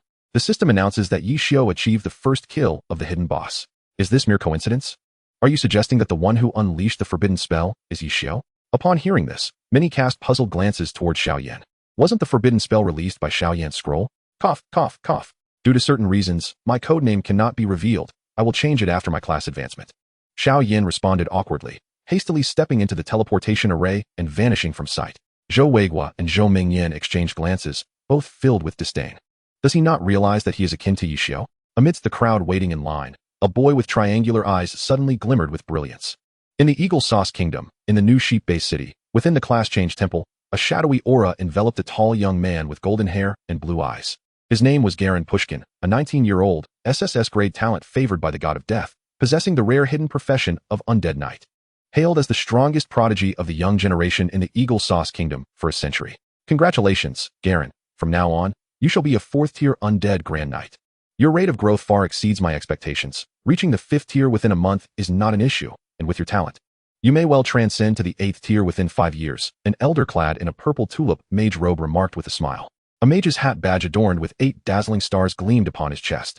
He was Adolf Merlin, the most powerful mage in the entire Blue Star. An 8th tier 238 level holy magus, mere steps away from becoming a true 9th tier powerhouse. With a gentle wave of his staff, a radiant 5-colored glow illuminated the skies above the entire Eagle Sauce Kingdom. If he harbored malevolent thoughts, he could obliterate a small nation from Blue Star in an instant. The young man standing before him was none other than his most prized disciple, Garen Pushkin. Who could have imagined that the foremost mage of Blue Star would take a warrior as his secret disciple? Teacher, I can now summon 1,000 undead minions. Garen Pushkin stated respectfully, though a flicker of arrogance betrayed his true feelings. Indeed, Garen, you are destined to be the protagonist of this era. No one can overshadow your brilliance. Adolf nodded in satisfaction. Suddenly, a first kill announcement appeared before the two. Yishio? To be able to kill a hidden boss on Awakening Day, it seems this year's newcomers possess some strength. If the opportunity arises, I shall personally control the undead to pierce your heart with my sword, Garen Pushkin remarked with a slight smirk. In a conference room within the White Palace of the Eagle Sauce Kingdom, a discussion ensued. Wang Defa, Yishio has achieved another boss first kill? The hidden boss in the novice zone is at least level 35. How could a newcomer become so powerful in just one day? Could he have employed some special means? Captain William, what do you mean? For instance, by using an S level or higher genetic serum.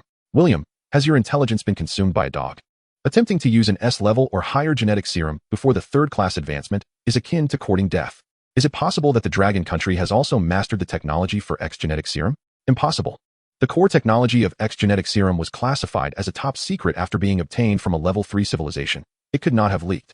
Alternatively, perhaps he, like Pushkin, completed a 3-star difficulty hidden quest and obtained a Tyrannosaurus fruit. The Tyrannosaurus fruit? The legendary quest reward that directly increases strength by 5,000. Oh, for heaven's sake, I hardly believe that just anyone would possess such luck and strength. Although Pushkin completed the 3-star difficulty hero series hidden quest, he nearly perished during the mission. All right, let us cease this bickering. Have the spies sent to the Dragon Country reported anything? Once Yishio's identity is exposed, immediately arrange for the Terminator to eliminate or subvert him. As a gathering of prominent figures voiced their concerns, a soldier hurriedly entered. Report. We have received intelligence from our spies. The heir of the Shao family in the Dragon Country, Shao Yin, is suspected to be the genuine Yishio. The prominent figures present exchanged astonished glances. Excellent. Relay my orders. The Terminator shall act immediately. Chapter 34. Brother, is 1 billion enough for you to spend?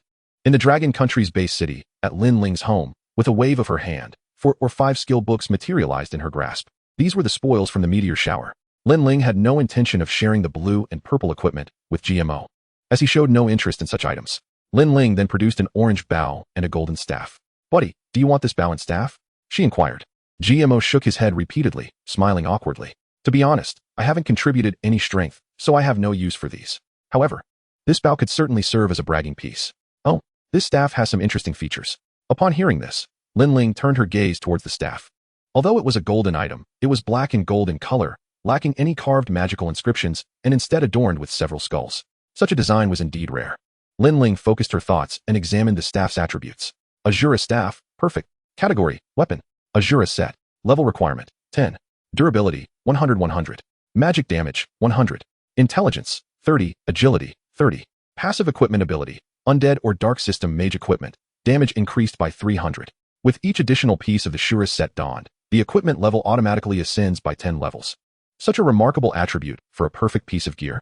A flicker of astonishment crossed Lin Ling's eyes. In his understanding, golden gear should possess 4 attributes, devoid of both active and passive skills. Yet, this particular item bore only 2 attributes, augmented by an astonishing passive ability. Moreover, this Shura staff seemed tailor-made for the necromancer and dark magic classes. Had he not possessed the radiant set, the mere sight of this Shura staff would have undoubtedly stirred his heart. Such an item, even if rendered useless in his hands, must never be allowed to seep into the market. Contemplating this, Lin Ling promptly tossed the orange bow to GMO.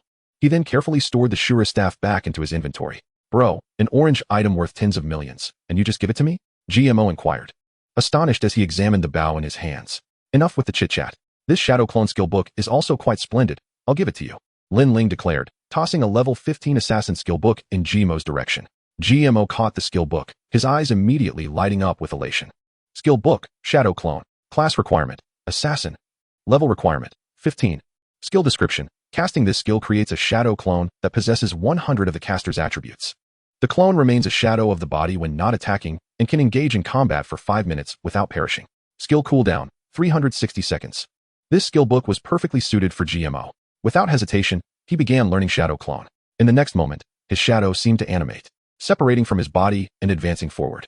While such shadow clones were not uncommon among assassins, GMO couldn't help but emit an ecstatic quack of laughter.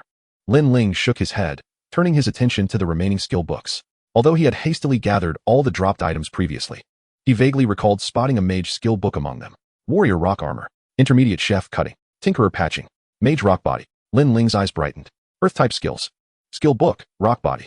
Class requirement, level 20. Skill description, summons a rock armor that absorbs up to 30 damage for 1 minute, rendering the user immune to control effects during the skill's activation, with a total damage threshold of 3000. Skill cooldown, 60 seconds. If the earth magic rock body could be transformed into a forbidden spell, wouldn't it become an invincible defensive skill? A subtle smile crept across Lin Ling's lips as a bold plan began to form in his mind. He turned to GMO and declared, "Dog, allow me to craft a specialized weapon for you." A flicker of doubt crossed GMO's face. "Bro, I already possess a considerable number of high-tier sets at home. Even the holy set could be procured by my father. There's no need for you to waste your time." Lin Ling smiled lightly. "Do not concern yourself. True high-end specialized weapons cannot be compared to mere sets." GMO nodded, refraining from further commentary, though his demeanor clearly displayed a lack of interest in specialized weapons. "Bro, our team dungeon still requires one more member. Should I fetch a few skilled players from home?" Creak. A soft sound came from the window as the night breeze wafted in, bringing a hint of chill. "No need, dog. The fewer people who know about my strength before the newcomer championship dungeon begins, the better. Return to Jinhai Base City and complete your second job quest. I will wait for you in Xuanfu," Lin Ling instructed. Jimo's face flushed with excitement upon hearing this. He was certain he would be the first second job class holder of the year. Once he succeeded in his job change, a global announcement would be made. And when the newcomer ranking commenced, he would undoubtedly secure the top position. This honor was entirely bestowed upon him by Lin Ling originally. He had come to assist Lin Ling in leveling up, yet he found himself reaping immense benefits. At that moment, Lin Ling stood to leave. "I need to visit the Yunming trading house to sell the equipment I acquired today and purchase some materials." Jimo's eyes suddenly brightened. "Bro, our family requires a new batch of beginner equipment. Why not sell me everything you collected today?" Lin Ling paused, quickly grasping Jimo's intentions. The esteemed G family would hardly be lacking in ordinary equipment. GMO was merely trying to help him earn a bit more money. Lin Ling had many pressing financial needs. The crafting of specialized weapons needed to be expedited, and he faced a deficit of at least several hundred million for upgrade and embedding materials. "All right, if you need it, take it," Lin Ling acquiesced, raising his hand as an array of white, blue, and purple equipment instantly filled half the room. Without a moment's hesitation, GMO gathered it all. "Dog, I require skill books for all mage classes. Keep an eye out for me," Lin Ling requested.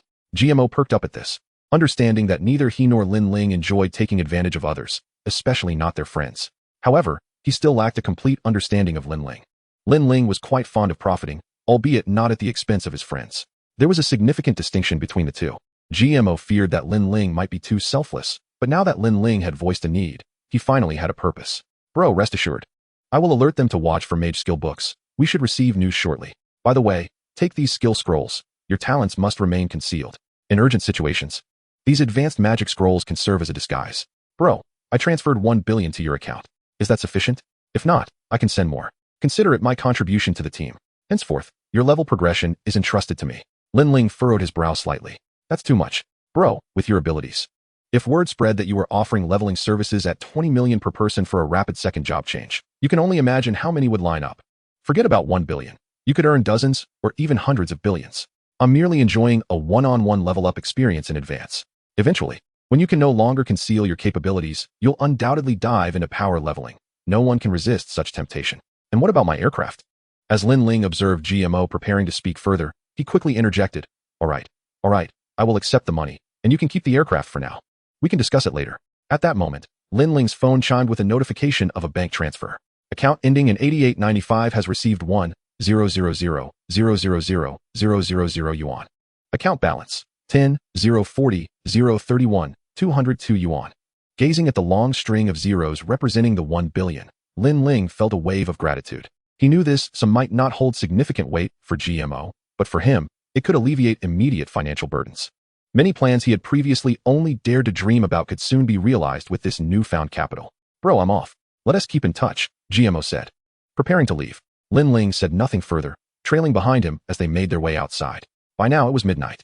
Yet a surprising number of people still lined the streets of Xuanfu. It seemed the recent double forbidden spell cleansing had instilled considerable fear among the local adventurers. "Bro, head back. Just wait and watch the rankings unfold. Ha ha ha. GMO chuckled maniacally, his face devoid of fatigue as he reveled in the prospect of becoming number one. Stop laughing. You've frightened off even the ghosts. Hurry and get lost. Lin Ling chided playfully. GMO waved his hand, and just as he turned to leave the city, a disheveled old man suddenly darted out from the side of the street. The old man moved with surprising speed, heading straight for GMO. In that instant, GMO noticed him. With his agility, he could easily evade the scruffy old man. Yet, upon seeing the elder's hunchbacked form and the scars and wrinkles adorning his face, he remained still. Behind him lay a set of stairs. Given the old man's speed, if GMO dodged, the elder would likely tumble down the steps. GMO remained motionless, allowing the old man to collide with him. Bang! A muffled sound resonated as GMO steadily supported the elderly man. Young lad. GMO felt a sense of urgency to depart, and before the old man could finish his sentence, he vanished into thin air. The old man stared in astonishment towards the direction of the north gate. After a moment, he could only shake his head and direct his gaze towards Lin Ling. Young man, could you assist me in locating my granddaughter? I am willing to offer you a reward. A gentle smile graced Lin Ling's face as he replied, Grandpa, where did you lose your granddaughter? The streets of Xuanfu were bustling with people today, as many were eager to leave the city due to the recent appearance of forbidden spells. Lin Ling felt a twinge of guilt. If he could help this elderly gentleman, he would. The old man's murky gaze suddenly became remarkably clear as he looked at Lin Ling, his eyes filled with hope. Young man, are you willing to help me find my granddaughter? He inquired once more. Just as he began to speak, a system notification abruptly appeared before Lin Ling's eyes. Congratulations. You have triggered a hidden quest. Hero assists the military king Zheng Beichun in locating his granddaughter.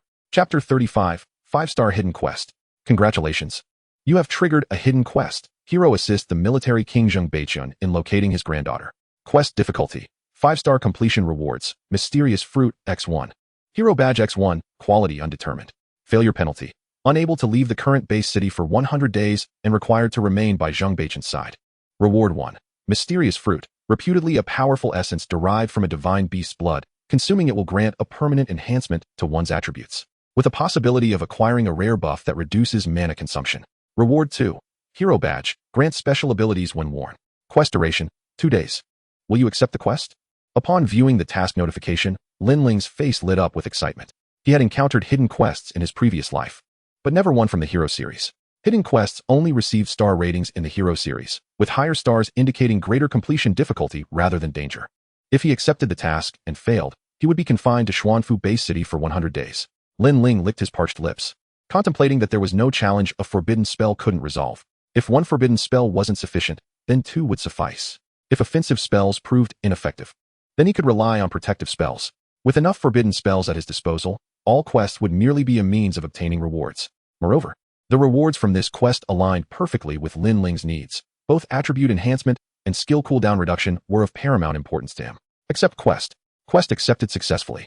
Quest details. Zheng Beichun is the commander of the 7 demon suppression passes, leading a million-strong North Star army against billions of abyssal forces for a decade. However, the abyssal demon race bribed the civil official Qin Renhui, accusing the military king's son of treason. Zheng Beichun traded all his military achievements for the life of his granddaughter, while his son and daughter-in-law were killed by treachery.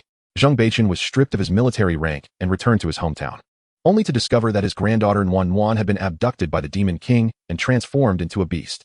The civil official Qin Renhui issued a bounty to eliminate the demon girl Nuan, with a level 5 reward for her capture and a level 3 reward for participants. Task 1. Locate and eliminate the demon king Haishandi Lao Yao. Task 2. Protect Nuan from harm by various warriors. The higher the task completion, the greater the star rating and the quality of the rewards. As Lin Ling gazed at the task panel, his breath quickened. For reasons unknown, he felt a vague intuition that the Haishandi Lao Yao was likely the same as the hidden boss demon king he had triggered. If that were the case, the rewards from this boss would be extraordinarily generous. However, 2 formidable challenges loomed before him. Firstly, no one knew where the Haishandi Lao Yao would appear. While it was likely within the vicinity of Xuanfu Base City, the total area of the city exceeded 100,000 square kilometers. If it were too far away, the demon king could easily be discovered by another. To his knowledge, boss-type demons did not restrict the levels of professionals, meaning that if someone else found it first, it could attract powerful individuals. Once a formidable entity above the 4th or 5th transition appeared, Lin Ling would stand little chance. Secondly, the task mentioned that Nuan had been transformed into a monster. Would he be able to discern which creature was Nuan? This was crucial. Without a clear target, not only would he struggle to prevent others from harming Nuan, but he might even mistakenly slay her himself, believing her to be a monster. Thirdly, Regarding the bounty mentioned in the narrative, would there truly be warriors appearing? Were these warriors NPCs or professionals? If they were NPCs, that would be manageable. He could utilize forbidden spells against them. However, if numerous professionals from the Dragon Kingdom became warriors, there would be no way for him to unleash offensive spells indiscriminately. What skills could be transformed into forbidden spells to counter the warriors? This was indeed a hidden quest of 5-star difficulty in the Hero series. Lin Ling mused to himself. Turning to NPC Jing Beichen. Elder, the Demon King is no easy foe. Do you know where your granddaughter was taken? He inquired. Upon learning that Lin Ling would assist him, the old man's face lit up with joy. He nodded vigorously and said, I know. She was captured by the High Shandy Lao Yao and taken into the boss's lair. You must save her. Hearing this, Lin Ling furrowed his brow. Captured by the boss and taken to the boss's lair? This is rather unhelpful information, isn't it? If your words held even a shred of significance, we wouldn't be in this predicament. Elder, where's the lair of the High Shandy Lao Yao? Furthermore, how am I to recognize your granddaughter if she has been transformed into a monster? Lin Ling pressed. The High Shandy Lao Yao? Did I mention the High Shandy Lao Yao? If I did, it must have been due to my hunger. As for the High Shandy Lao Yao, naturally, it resides near the Abyss Well, the elder replied. His face filled with urgency as he looked at Lin Ling. Lin Ling rubbed his temples, feeling overwhelmed. Suddenly, his peripheral vision caught sight of a sign on a nearby shop, Military King's Bun Shop. A revelation struck him. Elder, please wait here, he said hastily, dashing towards the bun shop. Soon, Lin Ling returned with 3 buns in hand. The old man's expression transformed into one of delight upon seeing the buns. Wonderful. Thank you. Young man, you are truly kind. Let me tell you, the bigger the bun, the thicker the skin. I realize the Demon King is a formidable opponent. So I shall gift you 3 treasures. As he received the buns, the old man suddenly declared to Lin Ling. Lin Ling felt puzzled, but the next moment, 3 dark lines appeared on his forehead. The elder, with a mysterious smile, conjured an oddly shaped hammer out of thin air. This hammer, entirely black and gleaming, emanated a chilling aura. The handle was as thick as an adult's arm and over 2 meters long, adorned with mysterious patterns that seemed to shimmer. The hammerhead, the size of a basin and covered in countless sharp spikes, was truly intimidating. Young man, take this Military King's hammer. Despite its appearance, it can bestow upon you the power to defeat the Demon King, the old man said, single-handedly offering this colossal object to Lin Ling. Lin Ling's eyes twitched. This thing appeared to weigh at least 500 pounds. Defeating the Demon King with it? Regardless of its appearance, he would accept it. With both hands gripping the hammer's handle, he immediately realized he had underestimated its weight. Boom. The hammerhead struck the ground, causing the earth to tremble. This must weigh at least 1,000 pounds. Were it not for my radiant light set, I might not even be able to lift it. Just as Lin Ling's thoughts trailed off, a flicker of something unusual crossed his eyes. The once formidable giant hammer suddenly appeared as though it were a mere plastic toy. He immediately cast his gaze upon the hammer.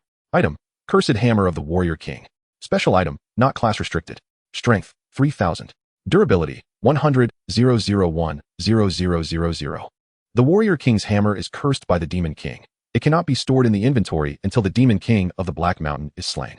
Legend has it that the Demon King of the Black Mountain concealed all treasures within an indestructible chest, which cannot be opened or picked up. Only the Warrior King's hammer can shatter it. Lin Ling gradually withdrew his gaze, his heart racing uncontrollably. What does a hammer with a strength attribute of 3000 signify? If an archer allocates all their points into strength, they would gain a mere 14 strength points per level. A level 60 archer, having undergone 3 class advancements, would possess a base strength of only 840. Even with gear, exceeding 2000 in strength would be considered elite. Now, behold, a hammer that adds 3000 strength, equating to an additional 15,000 physical damage. Is this truly a hammer? This is nothing short of a divine artifact. Chapter 36. Long live the extreme path. One wonders if this item will be reclaimed upon mission completion. A sudden impulse to flee with the hammer surged within him. With such a tool, he could easily transition into a warrior, utterly invincible. An image of himself wielding the massive Wolfang hammer in battle flashed through Lin Ling's mind. When the forbidden spell's cooldown expires, he could truly become an unparalleled mage. Lacking skills would be no concern, for the hammer would suffice. As this thought crossed his mind, Lin Ling's expression brightened, and the small demon beside him incessantly tempted him to seize the hammer and run. Suddenly, the warrior King Zheng Beichen stepped forward, presenting Lin Ling with a tattered cloak riddled with holes. Having experienced the warrior king's hammer, Lin Ling instantly understood that a second treasure was at hand. He raised his hand to accept the ragged cloak, and information about it immediately appeared. Item, Tattered Cloak of the Warrior King. Special item, not class restricted. Active skill, Absolute Invisibility. Using this skill grants absolute invisibility for 3 minutes, during which one cannot be detected unless an attack is initiated. Durability, 2020. This item will automatically vanish upon depletion of durability or mission completion. If the mission is rated 5 stars, the item will be restored and returned to you. Gazing at the cloak's attributes, Lin Ling felt a dryness in his throat. His mind began to wander. Would he not be invincible while wearing the cloak and wielding the Wolf Fang hammer before the forbidden spell's cooldown ended?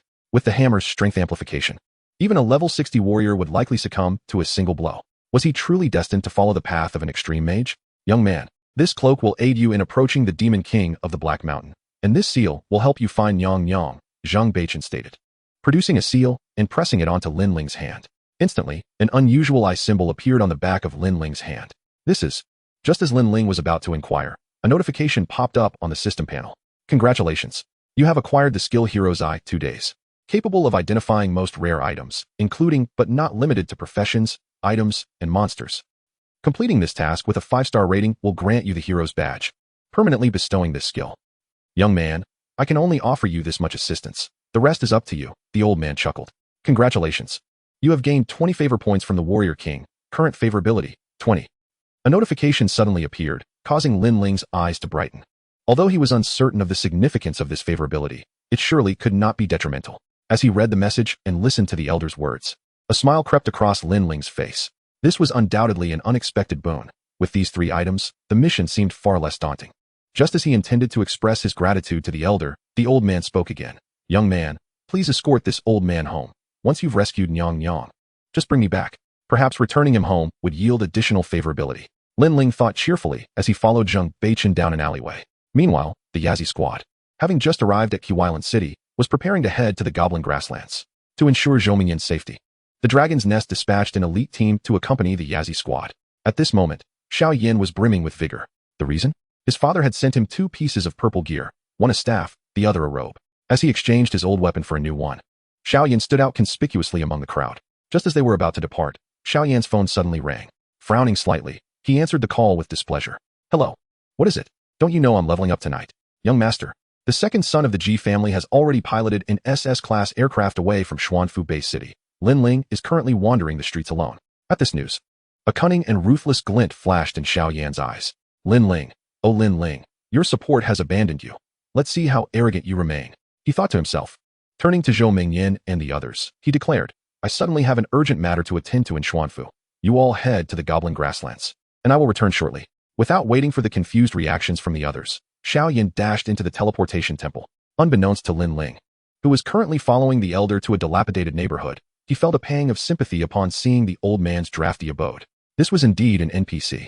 How could such a distinguished warrior fall to such a state? Even the most impoverished professionals in the Dragon Kingdom received government-subsidized housing. Zhang Beichen regaled him with stories of his past battles against the monster clan for half an hour. Lin Ling listened patiently, not turning him down, and only bid farewell to Zhang Beichen after he finished. Congratulations. You have gained 30 favor points from the Warrior King, current favorability, 50. As expected, another favorability notification chimed. Lin Ling left Zhang Beichen's home, but did not return home immediately. Instead, he made his way to the Yunming trading house, carrying the enormous Wolf Fang hammer. Now that the funds were secured, it was prudent to acquire the materials for crafting specialized weaponry. Big Kuei, are you certain Lin Ling is headed to the trading house? Young Master Xiao, rest assured, one of my subordinates saw him visiting a shantytown and then heading this way. Good. Once this is over, I will transfer 50,000 to each of you. Young Master, isn't it easy for you to summon a few level 3 elites from the family to deal with Lin Ling? Why do you need us? Nonsense. Haven't you learned about the new class protection law? High-level professionals attacking those of lower levels within the city is a serious crime. Young Master Xiao, although we are level 2, we only possess B-grade talents. Do you think we can take him on together? Lin Ling is an SSS-grade talent awakener. Calm down. Lin Ling is just a waste. He probably isn't even level 5 now. I could easily deal with him without your help. I just want you here as extra insurance. Besides, I'm not here to kill him. Once I finish, you can give him a good beating, and then take the money to enjoy a few days in Qiwailan City before returning. The 2 men, one tall and one short, immediately nodded in agreement.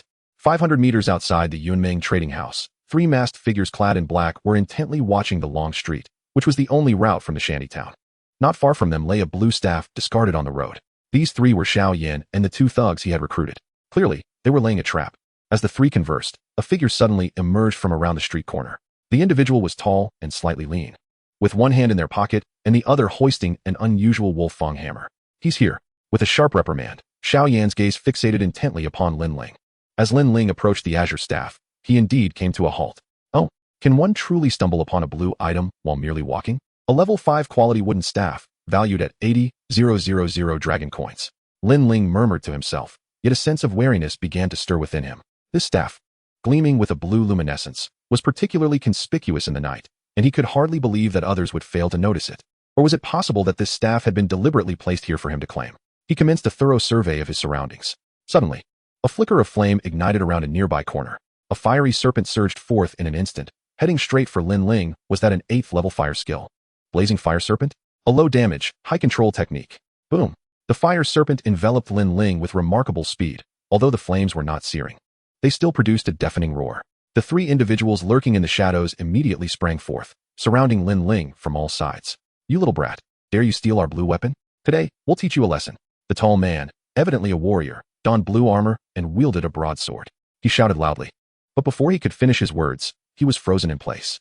The figure entwined by the fire serpent showed no sign of being restrained and was now slowly advancing towards them. Beneath the flames, a layer of rock armor manifested around Lin Ling's body. Although he had sustained some injuries, the damage was negligible thanks to the protective rock armor.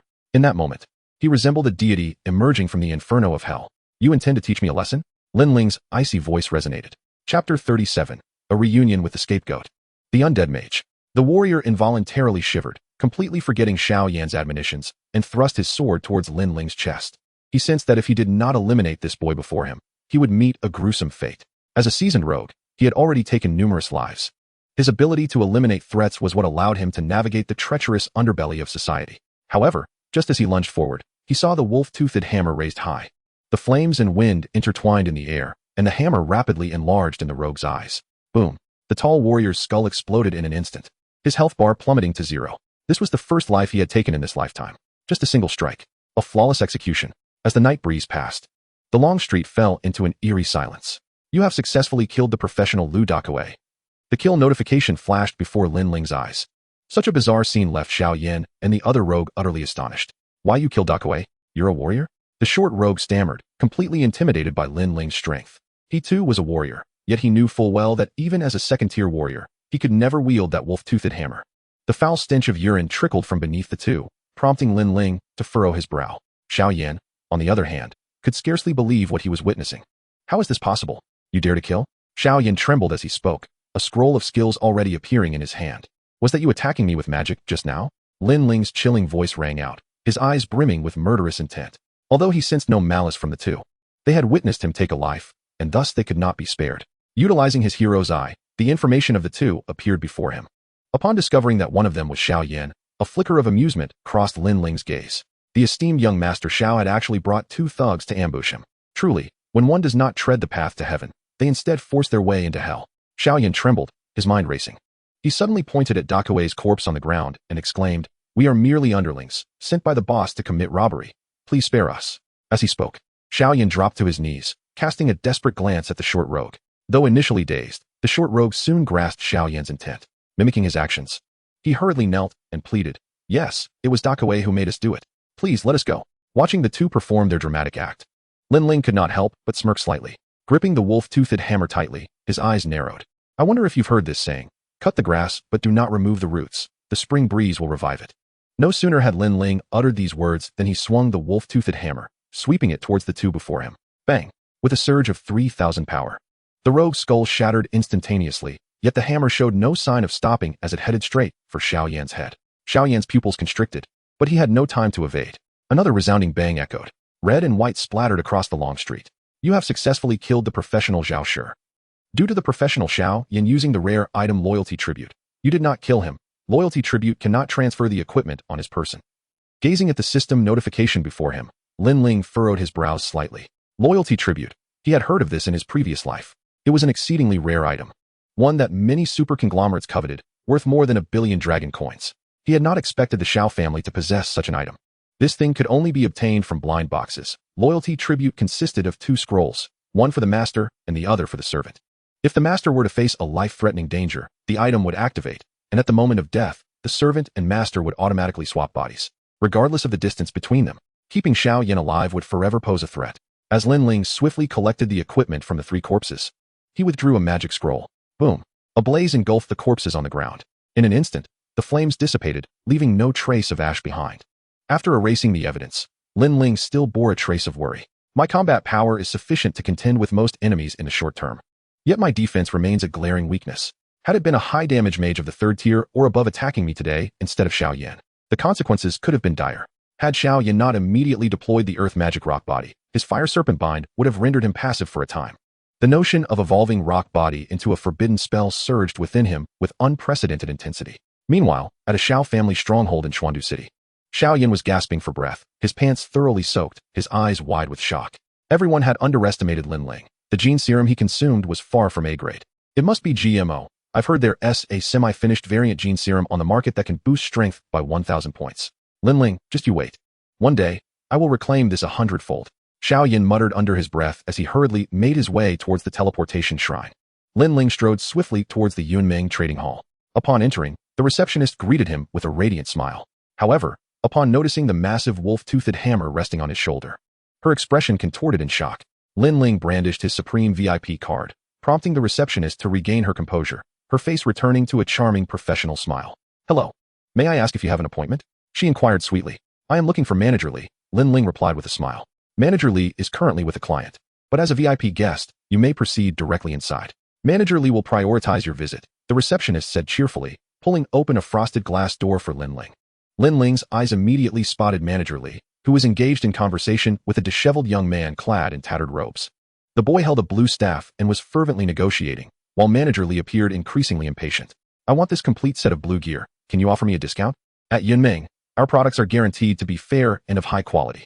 I'm purchasing the entire set, totaling over 2 million, as a bronze-level VIP. Isn't it reasonable to ask for a small concession?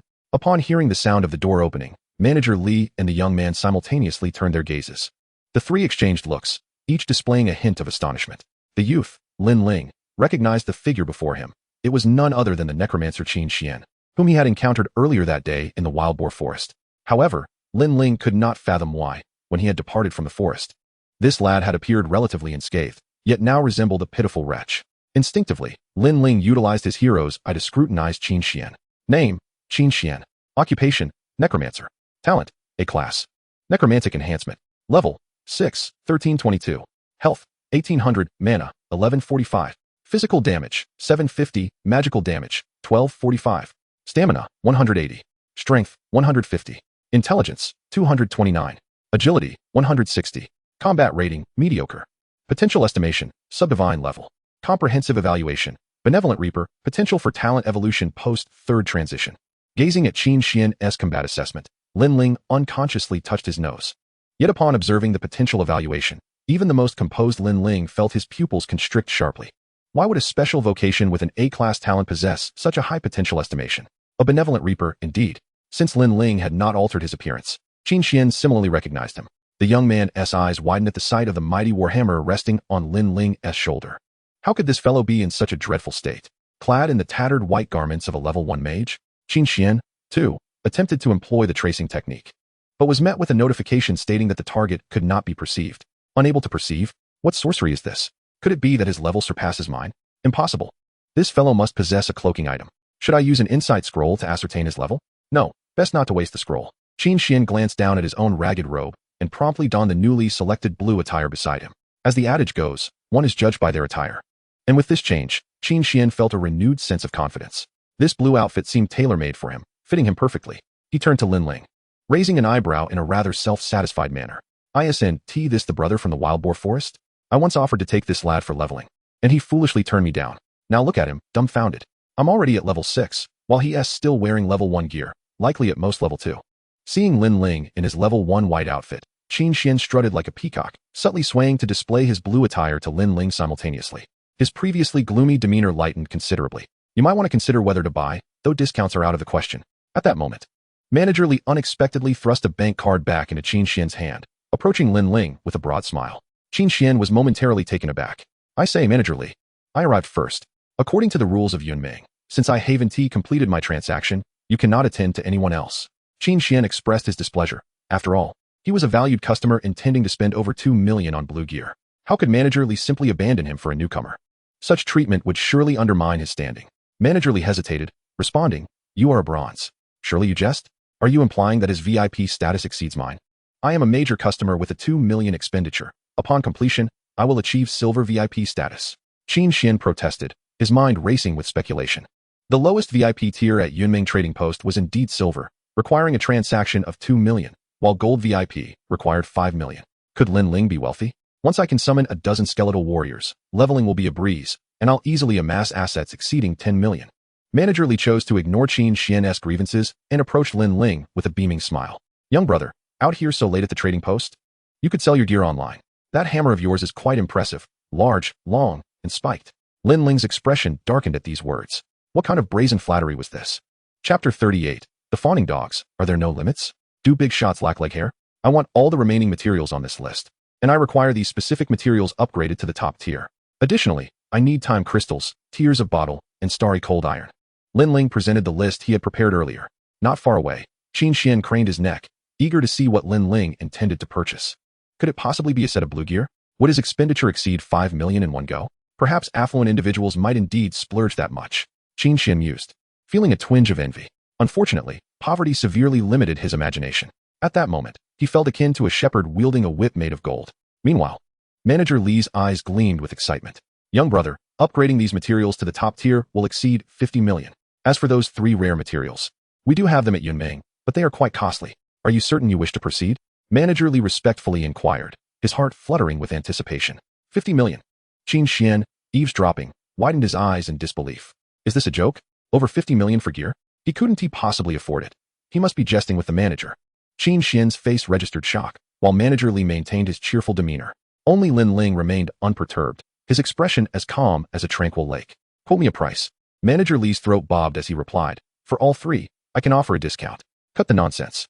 Lin Ling frowned slightly. 380 million. 300 million. No haggling. That is simply not feasible. You must add a bit more. 250 million. That's rather steep. 300 million, and I'll throw in the materials for you. What do you say? Manager Li's brow glistened with sweat. What kind of person is this? Typically, others accuse me of being too greedy, yet this lad is even more so. The minimum quote for these materials is already 200 million. If it's lower by that amount, I won't earn a single penny. However, Lin Ling's expression darkened further as he interjected, 150 million. With a resounding slap, Manager Li struck his forehead, feeling a buzzing sensation in his head. Young brother, I must have been a bit dazed earlier. Let us review the previous quotes. Can we start over? Lin Ling nodded, appearing somewhat dazed. Manager Li felt a surge of hope. As long as Lin Ling quoted 300 million, he would immediately agree to the deal. This kid is quite cunning. Manager Li thought, quickly stating, 380 million. Lin Ling replied, 200 million. Deal. Manager Li, brimming with joy, exclaimed, it's settled. Whoever reneges is a fool. Yet before he could finish, his voice faltered as he gazed incredulously at Lin Ling, who wore a mischievous grin. Slap. Manager Li smacked himself again, exclaiming, what a calamity. Lin Ling presented his bank card without uttering another word. Manager Li hesitated, took the card, and tapped it against his wristwatch. Bank card payment successful, deducting 250,000,000 yuan. A voice emanated from Manager Li's wristwatch, and his expression twisted as if he had swallowed something bitter. Yet, recalling the 50 million from ordinary materials and the 1 million commission, a smile soon returned to his face. The prospect of Lin Ling's lavish spending suggested future lucrative transactions. At this moment, Lin Ling appeared to Manager Li as nothing short of a benefactor. Despite Lin Ling's formidable negotiation skills, Manager Li was internally chanting praises for his benefactor. Oh dear brother, I shall fetch the materials for you immediately. Please take a seat and bear with me for just 2 minutes, he said, swiftly turning to shout outside. Mingxi, quickly escort Mr. Lin to the VIP reception room. A tall and elegant young lady promptly emerged from outside, guiding Lin Ling into a luxurious VIP suite. Soon after, an array of fruit platters and tea were brought in.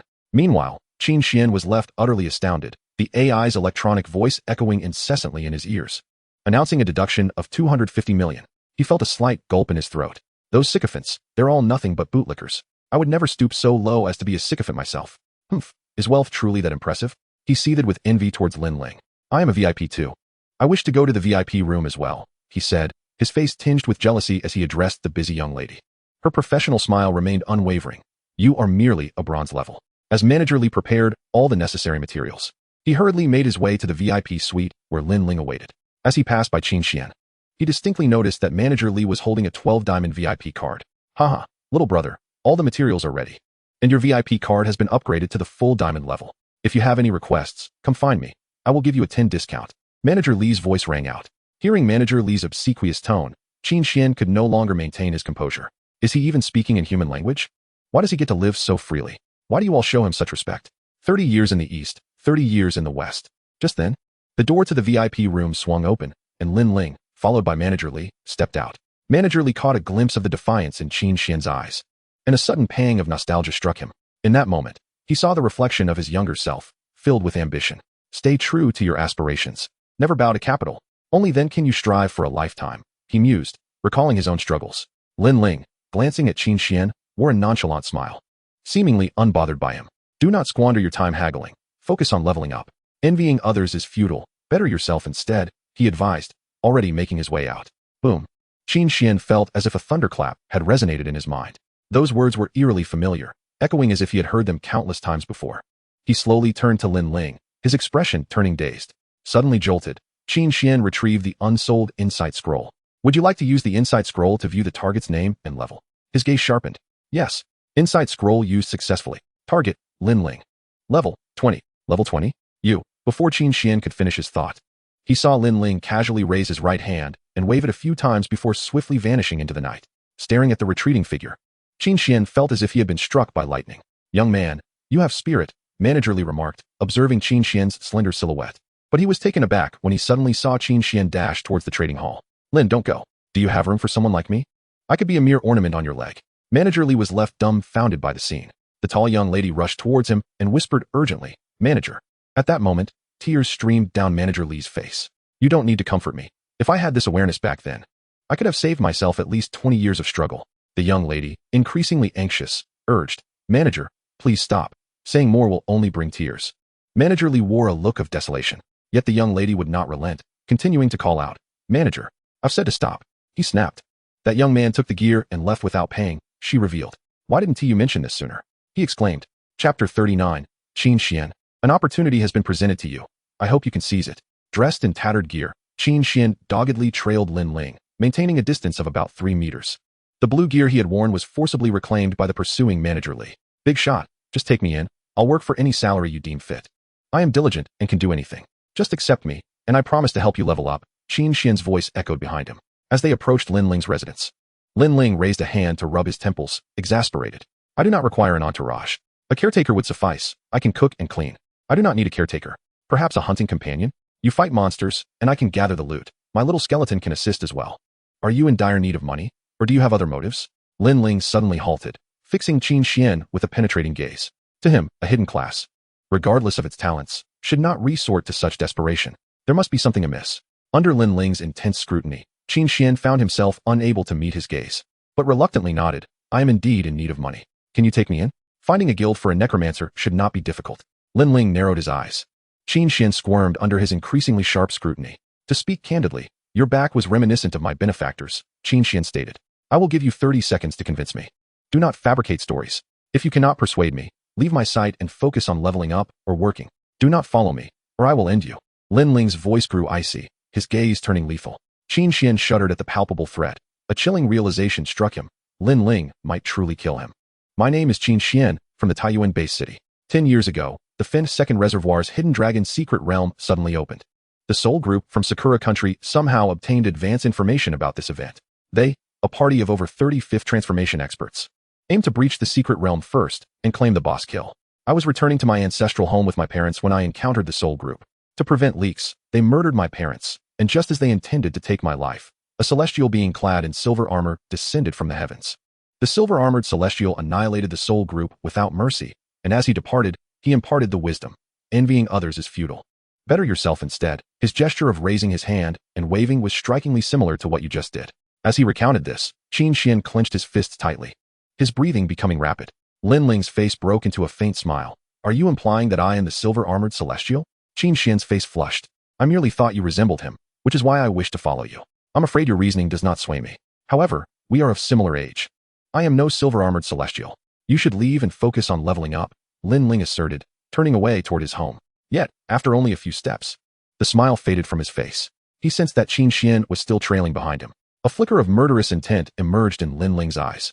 He turned slightly and, in an instant, transformed into a blur, traversing several meters to stand before Qin Xian. Boom.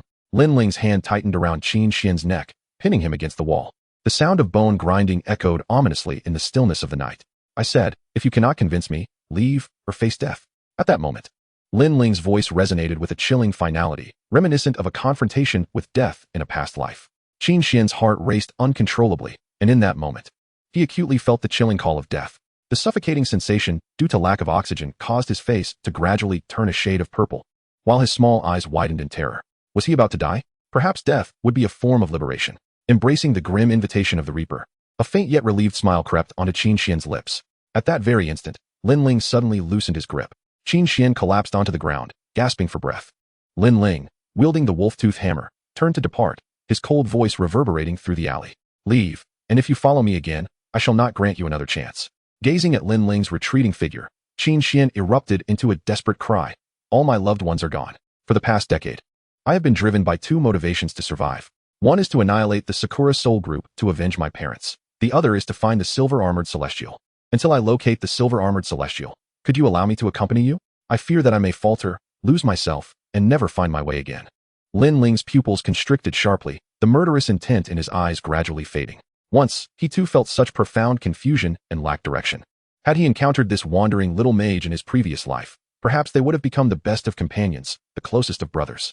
He slowly turned to face the stubborn youth before him. Two streams of tears cascaded from the corners of Qin Xian's eyes, splattering onto the cobblestone ground with a faint thud, raising a small cloud of dust.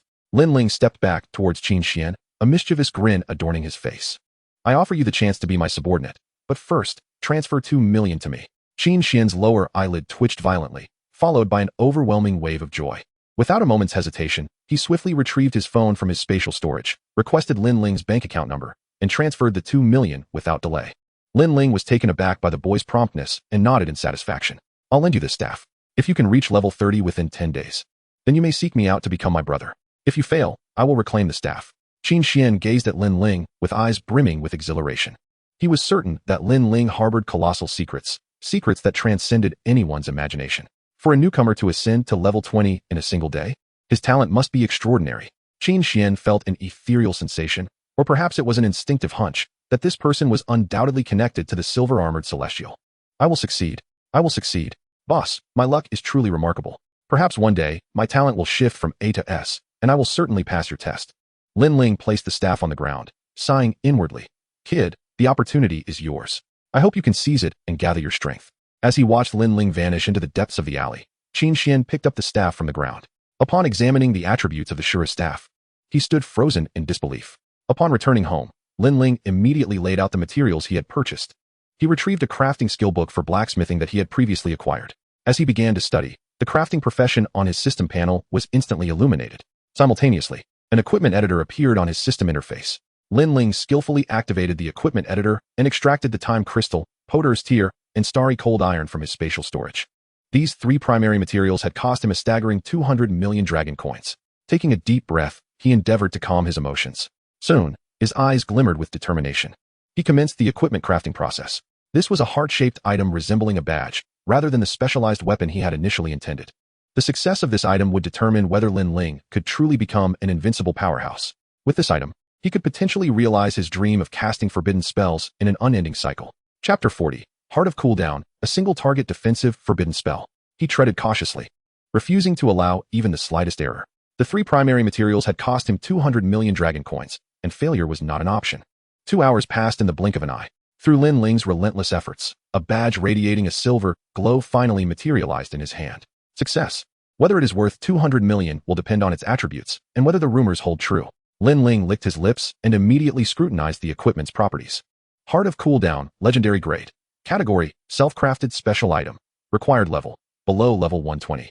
Fifth transition, no attribute enhancement. Passive skill, reduces cooldown time for skills below level 10 to 1 second, decreasing mana consumption by 90. Active skill 1, bind one non-attack skill below level 30. Once bound, using this skill will not consume mana, and the cooldown is fixed at 30 seconds. This skill can only be used once and cannot be changed after selection. Active skill 2, choose any skill to unlock its usage rights immediately, without affecting its normal cooldown time. Cooldown time for this skill is 120 minutes. Gazing at the Heart of Cooldown's attributes, Lin Ling clenched his fist in triumph. In his previous life, the Heart of Cooldown was announced by the Eagle Nation, with the Eagle Nation's Paradise team offering a bounty of 10 billion to upgrade it for use beyond the fifth transition. Unfortunately, no one had ever succeeded in completing its enhancement.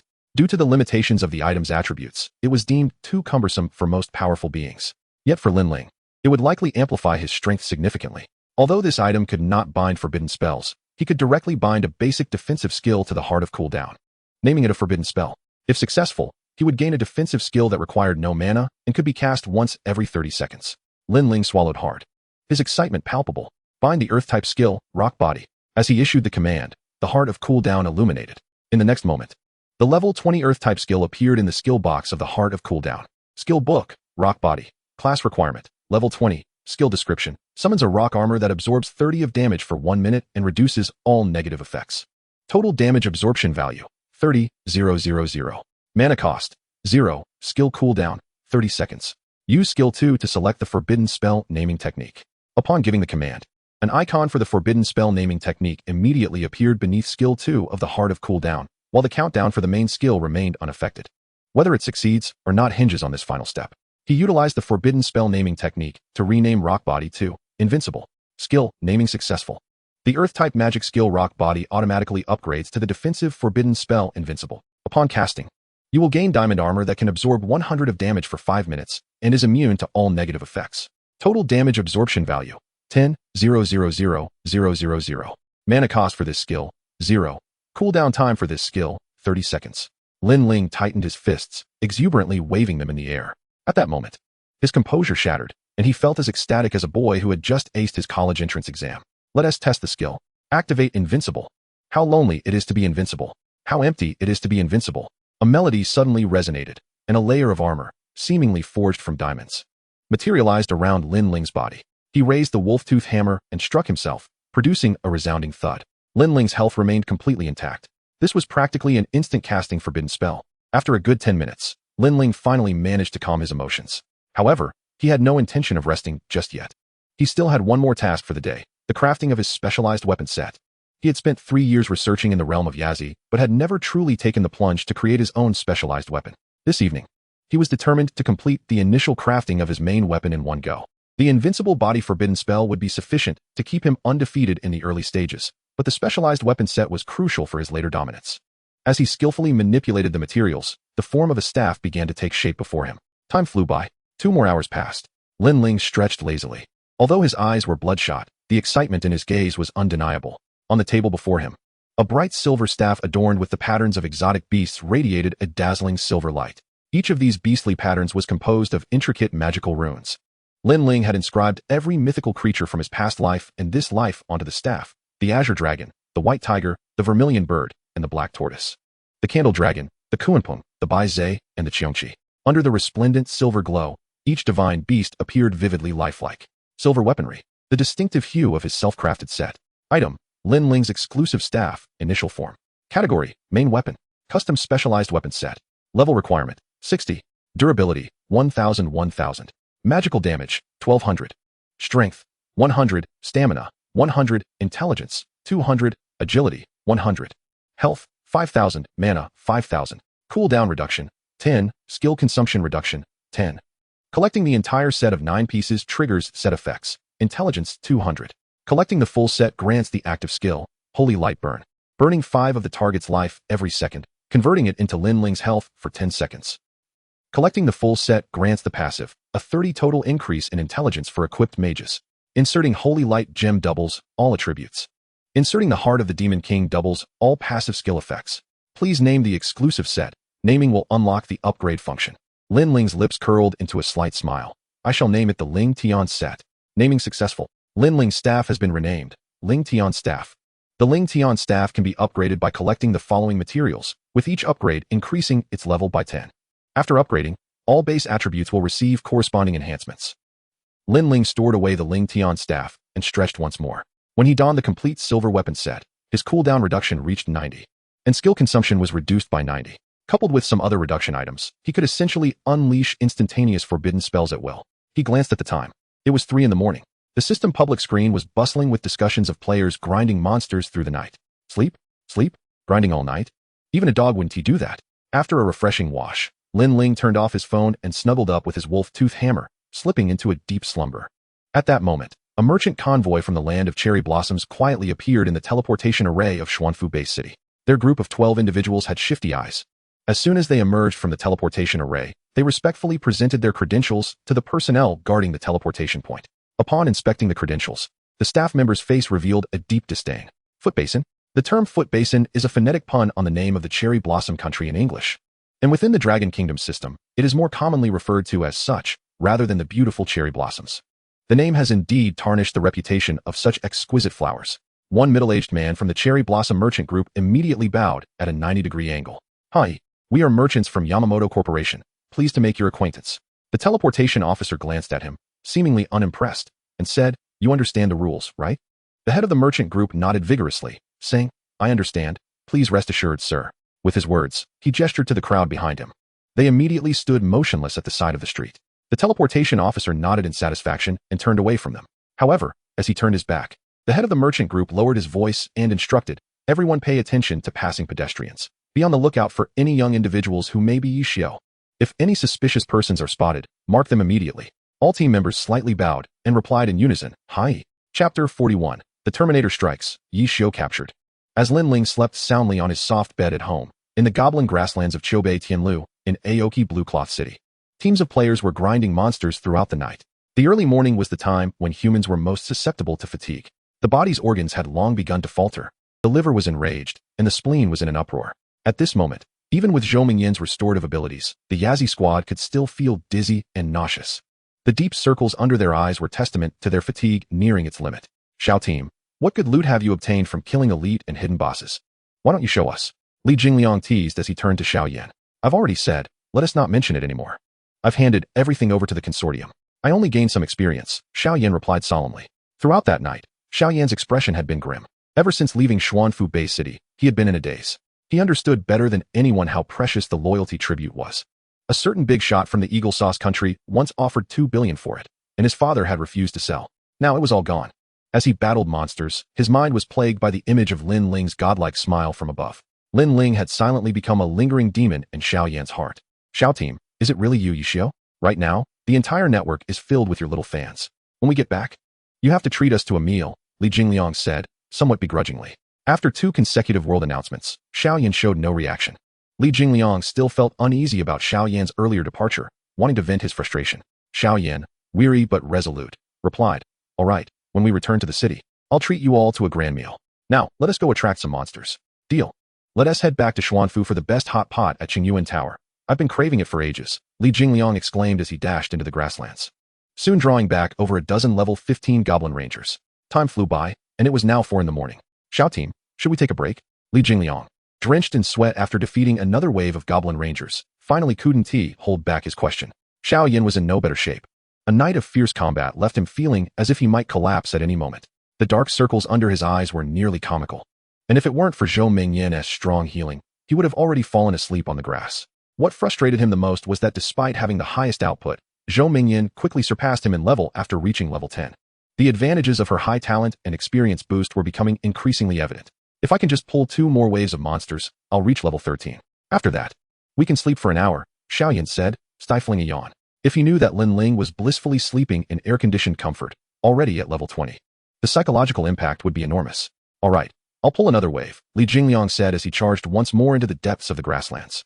Not far from their team, a camouflage-colored triangular fighter jet landed on the grass, resembling a fearsome beast lurking in a sea of green. For individuals clad in camouflage gear concealed themselves in the 4 cardinal directions around the Yazi squad. They were warriors dispatched by the Dragon Nest to protect Zhou Mingyin, led by a 5th-tier magician, with the other 3 being 4th-tier professionals. These 4 were elite members of the Dragon Nest, demonstrating the organization's high regard for Zhou Mingyin.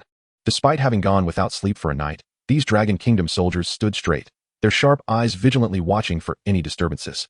Han team, there's only an hour left until dawn. It should be quiet from here on out. A soldier, his face adorned with camouflage, whispered into his headset, Remain vigilant.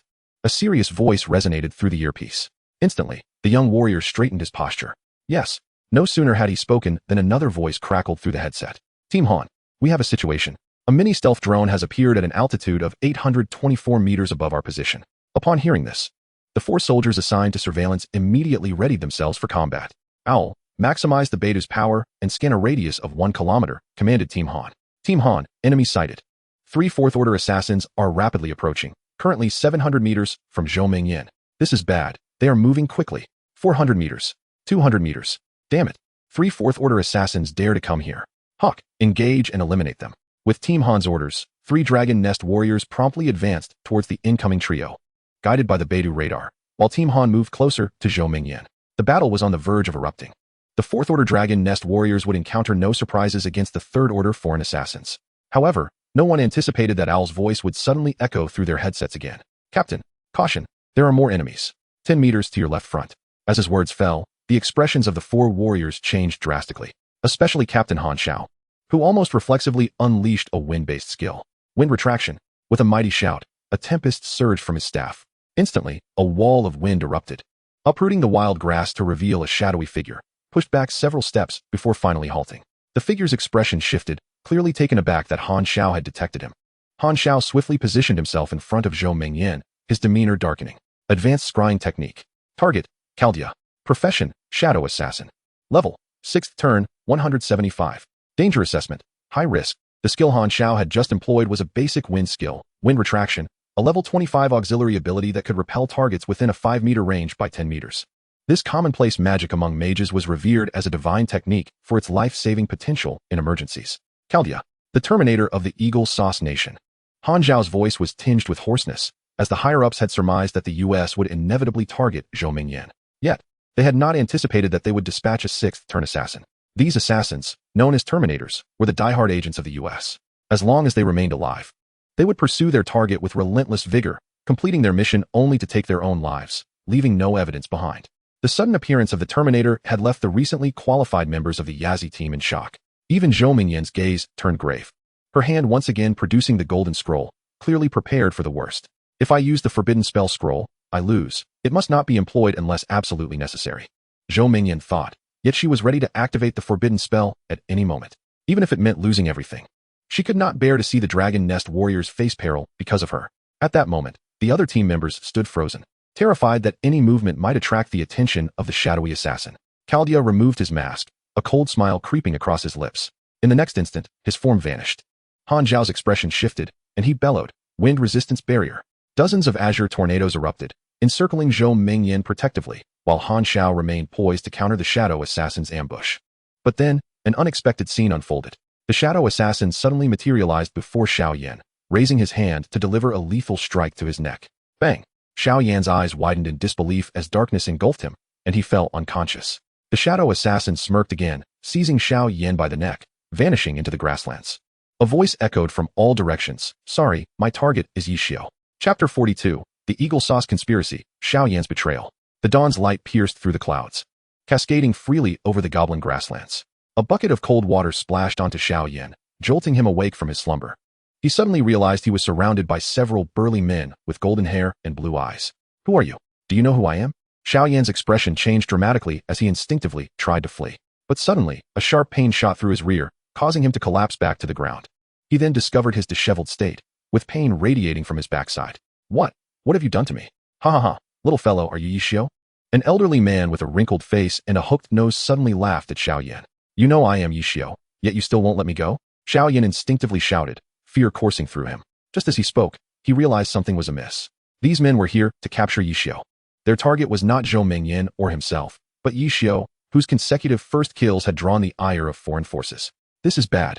He quickly assessed his predicament and immediately changed his tune. "No, I am not Yishio. I am an imposter." The hooked-nosed elder's expression darkened. He had suspected Xiao Yan was not Yishio, but hearing the denial infuriated him. The elder was none other than Chaldea, the 6th-turn shadow assassin. Upon capturing Xiao Yan, he had employed the scrying technique. Xiao Yan's basic information was laid bare before him. With such poor attributes, Xiao Yan would be easily dispatched by even a standard level 30 monster, let alone a first-kill elite boss or hidden boss. "Humph," Chaldea scoffed, pressing a dark dagger against Xiao Yan's throat. Xiao Yan instantly felt a jolt. "Tell me, who is Yishio?" Xiao Yan was on the verge of tears. "You ask me? Who should I ask?" Great sir, I don't know," he stammered. "Don't know? Then you have no value." As Chaldea spoke, a glint of coldness flashed in his eyes. Xiao Yan's soul seemed to leave his body as a warm stream flowed from beneath him. "Please, don't kill me. I am the heir of the Xiao Corporation. I can give you money, 100 million, to buy my life." Xiao Yan pleaded desperately. However, Chaldea remained unmoved. He gradually applied pressure with the dagger, the skin on Xiao Yan's neck beginning to part. Xiao Yan's pupils constricted in near despair. I beg you, spare me. I will do anything, just don't kill me. As his cries echoed, the dagger suddenly withdrew. Xiaoyan felt as if he had narrowly escaped death. Gasping for the sweet air, "Thank you. Thank you for sparing my life." He quickly knelt on the ground, repeatedly bowing his head, even as his forehead was pricked by the dry grass. "Enough," Chaldea coldly interjected, wrinkling his nose at the scent of urine in the air. "From today forth, you will be my dark pawn for the Eagle Sauce Terminators. Do not think about betraying the organization, otherwise, not just you, but your entire Xiao family will perish." Xiaoyan trembled at the words. Betrayal was a death sentence, yet not betraying would lead to immediate death. He understood that he must serve the Terminators with all his might. Xiaoyan pressed his head to the ground. "At least you know your place. Drink this." Chaldea tossed a vial to the ground. Xiaoyan shot up, and upon seeing the half-filled vial emitting a dark glow, he shook his head repeatedly. "Please don't kill me." Xiaoyan shrank his neck in terror. "Speak another word, and you die."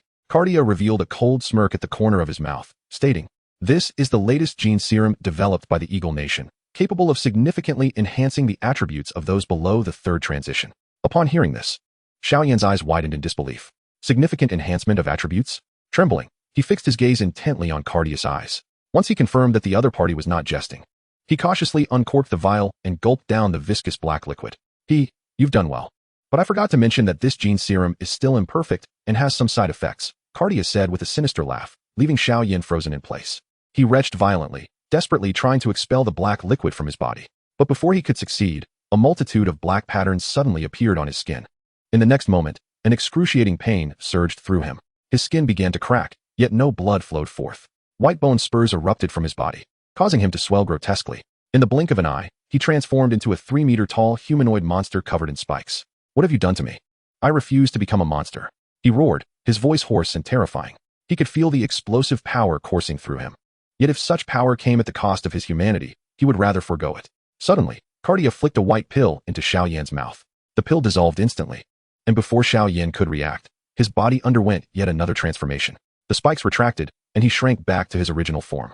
However, the immense power within him remained intact. "Behold, the X-Gene Serum has extracted precious genes from abyssal creatures using technology from a level 3 civilization. Although it has side effects, as long as you take the antidote once a month, you will not be exposed. The X-Gene Serum is undetectable by any instruments and will not interfere with your continued use of other enhancement potions. Your 4-dimensional attributes have all increased by 1,000 points. These enhancements will not be perceived by the system, and you will not appear on any leaderboards. Yet, you possess an unparalleled combat power that I trust you can feel is genuine," Cardia remarked with a smile, revealing that this was originally a gift prepared for the illustrious Yishio. To eliminate a genius was far less advantageous than to have that genius serve one as purpose. However, they had not anticipated capturing the wrong person. Nevertheless, since the mistake had been made, they might as well capitalize on it. Having the heir of a Dragon Nation conglomerate become their pawn was still a worthy acquisition. As Cardia looked at Xiaoyan, he indeed noticed a glimmer of ecstasy in his eyes. Just as Cardia had said, Xiaoyan truly felt his power surge nearly tenfold. A staff appeared in his hand, and he immediately unleashed a fireball spell. Boom! The fireball exploded, sending sparks flying. Previously, casting this skill would consume 1/10 of his mana. Repeated use would necessitate consuming a blue potion to replenish it. Yet at this moment, his mana bar showed no signs of depleting, just as Cardia had claimed. It felt as though he was operating with cheats. Although his interface did not display it, his 4-dimensional attributes had indeed increased by 1,000 points. "My lord, what would you have me do?" Xiaoyan asked, respectfully kneeling. The thought of resistance had vanished from his mind. "Focus on leveling up. There's a chance you may awaken a second talent or promote your existing talent upon your second transition. When that time comes, should you reveal a portion of your extraordinary capabilities, you will undoubtedly be prioritized for cultivation by the Dragon Nation. In the upcoming Rookie Championship instance, I want you to incapacitate all the geniuses from the Dragon Nation. Can you do that?" Cardia fixed his gaze on Xiaoyan. "My lord, that would expose me." Xiaoyan replied, somewhat anxiously. Cardia's lips curled slightly. "Imagine, in your mind, transforming into the likeness of others." Xiaoyan hesitated for a moment, and Lin Ling's handsome visage suddenly appeared in his mind. In the next instant, he felt a series of cracking sounds emanating from his face. His bones shifted, and his skin rippled. In the blink of an eye, he had become the spitting image of Lin Ling. Cardia snapped his fingers, and an underling promptly produced a mirror. Gazing at his reflection, Xiaoyan's eyes gleamed with madness. "Lin Ling, soon. It won't be long before you two will experience the taste of fear." Chapter 43, No Entry for Japanese and Dogs. Thanks to the explosive support from the great god. While others were staying up all night grinding levels to the point of existential doubt, Lin Ling slept soundly until 9 a.m. He lazily rose, washed up, and made his way into the city, wielding his wolf-toothed hammer. Although Xianzhou Bay City was merely a small town, It was less than 1,000 miles from the capital, Kyoto. As the foremost estate in the western part of the capital, Xianzhou was usually bustling with activity. Yet today, both the main streets and alleys lay desolate. Whether due to the recent purging by forbidden spells or the allure of the free teleportation array, over 100,000 Xianzhou practitioners had chosen to depart overnight.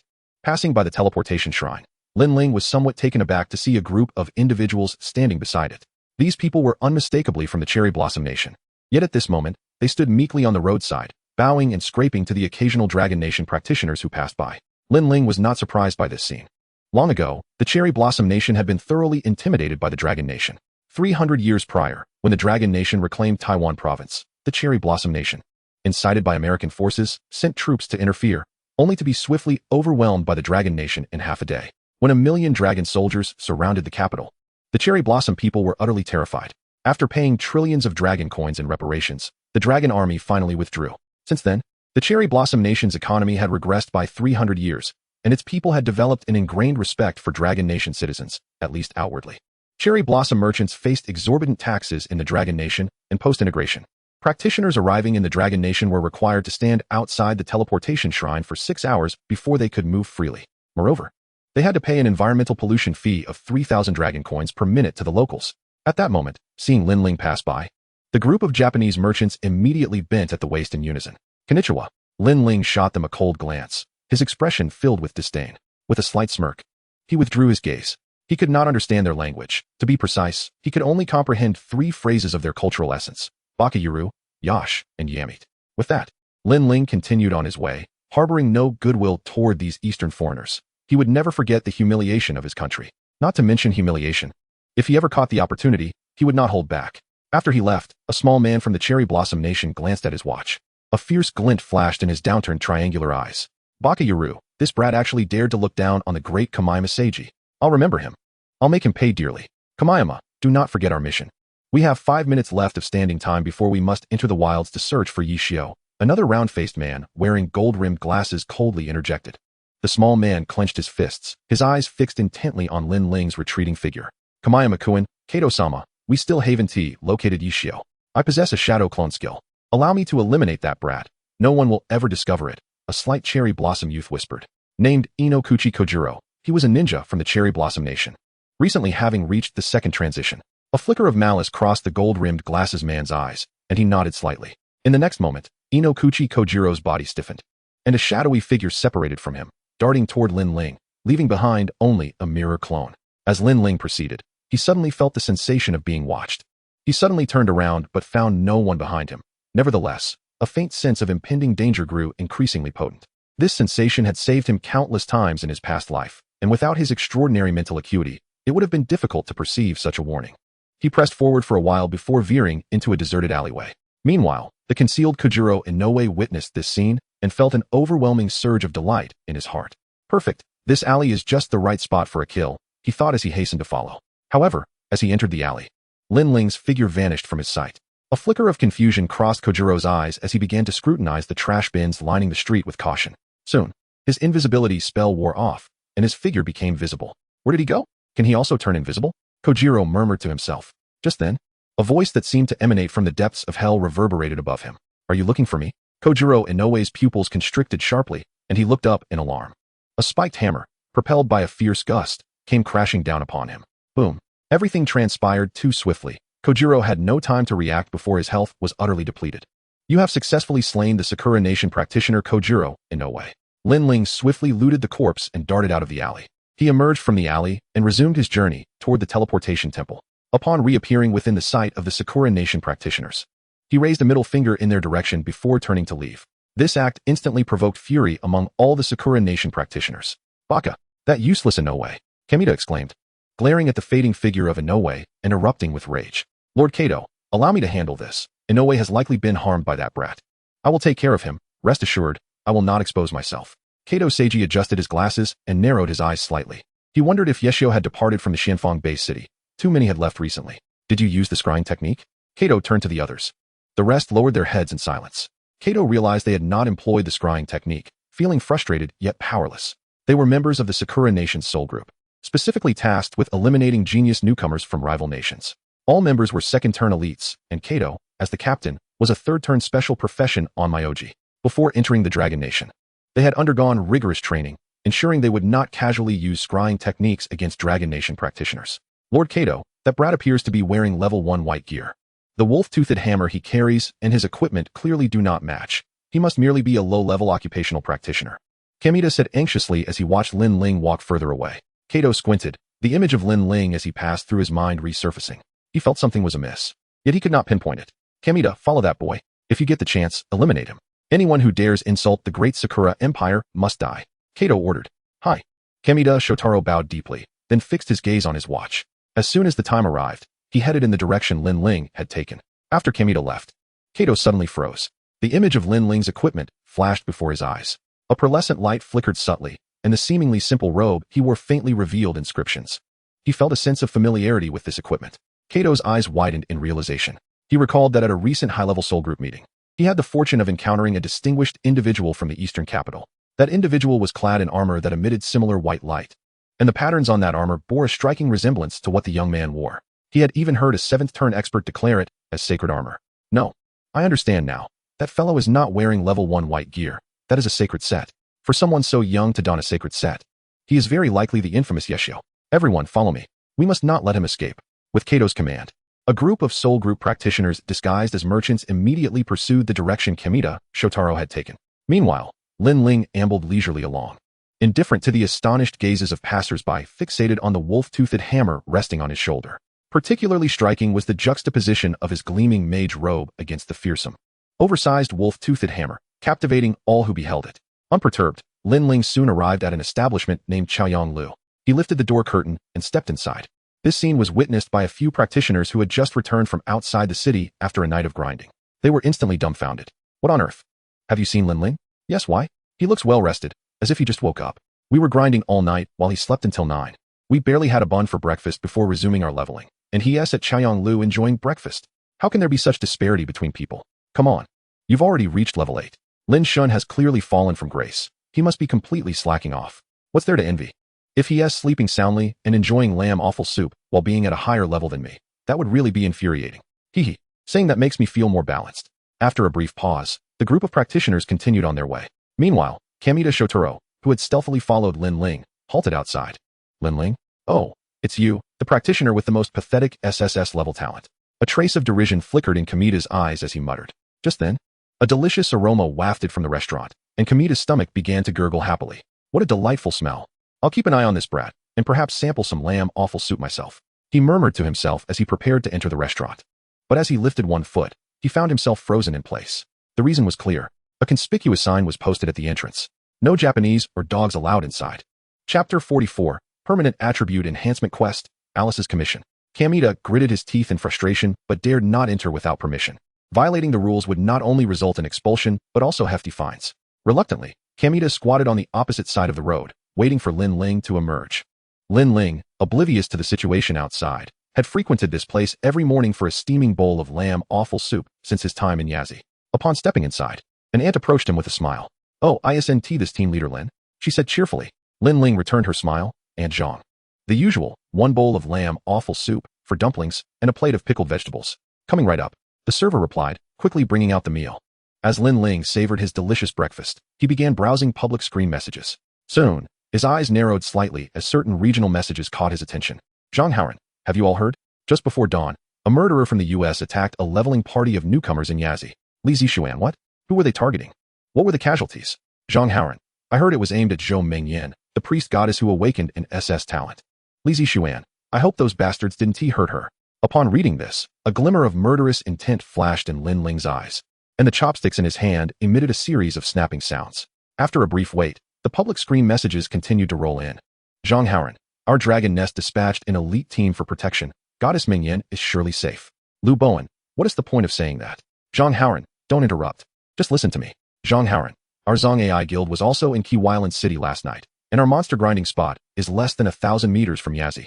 We heard the commotion clearly. Zhang Haoren, the opposing side sent 5 level 6 assassins, 3 of whom were eliminated on the spot by our warriors at the dragon nest. The last one was initially captured, but that rascal bit through his poisoned teeth and took his own life. Li Zishuan, impressive. It's truly our Dragon Kingdom soldiers who excel. Lu Bowen, absolutely correct. We pursue neither internet celebrities nor stars, but rather the valiant soldiers of the people. Wang Sahan, brothers, didn't you say there were 5 assassins? What about the last one? Suddenly, another voice inquired. John Howard, let me tell you this. But don't share it with others. Our captain says I have a big mouth and forbids me from spreading rumors. A barrage of comments erupted, with hundreds of thousands of onlookers pricking up their ears and widening their eyes. John Howard, no one knows the full story. That assassin did not attack Zhou Mengyan, but instead captured their captain, Xiaoyan.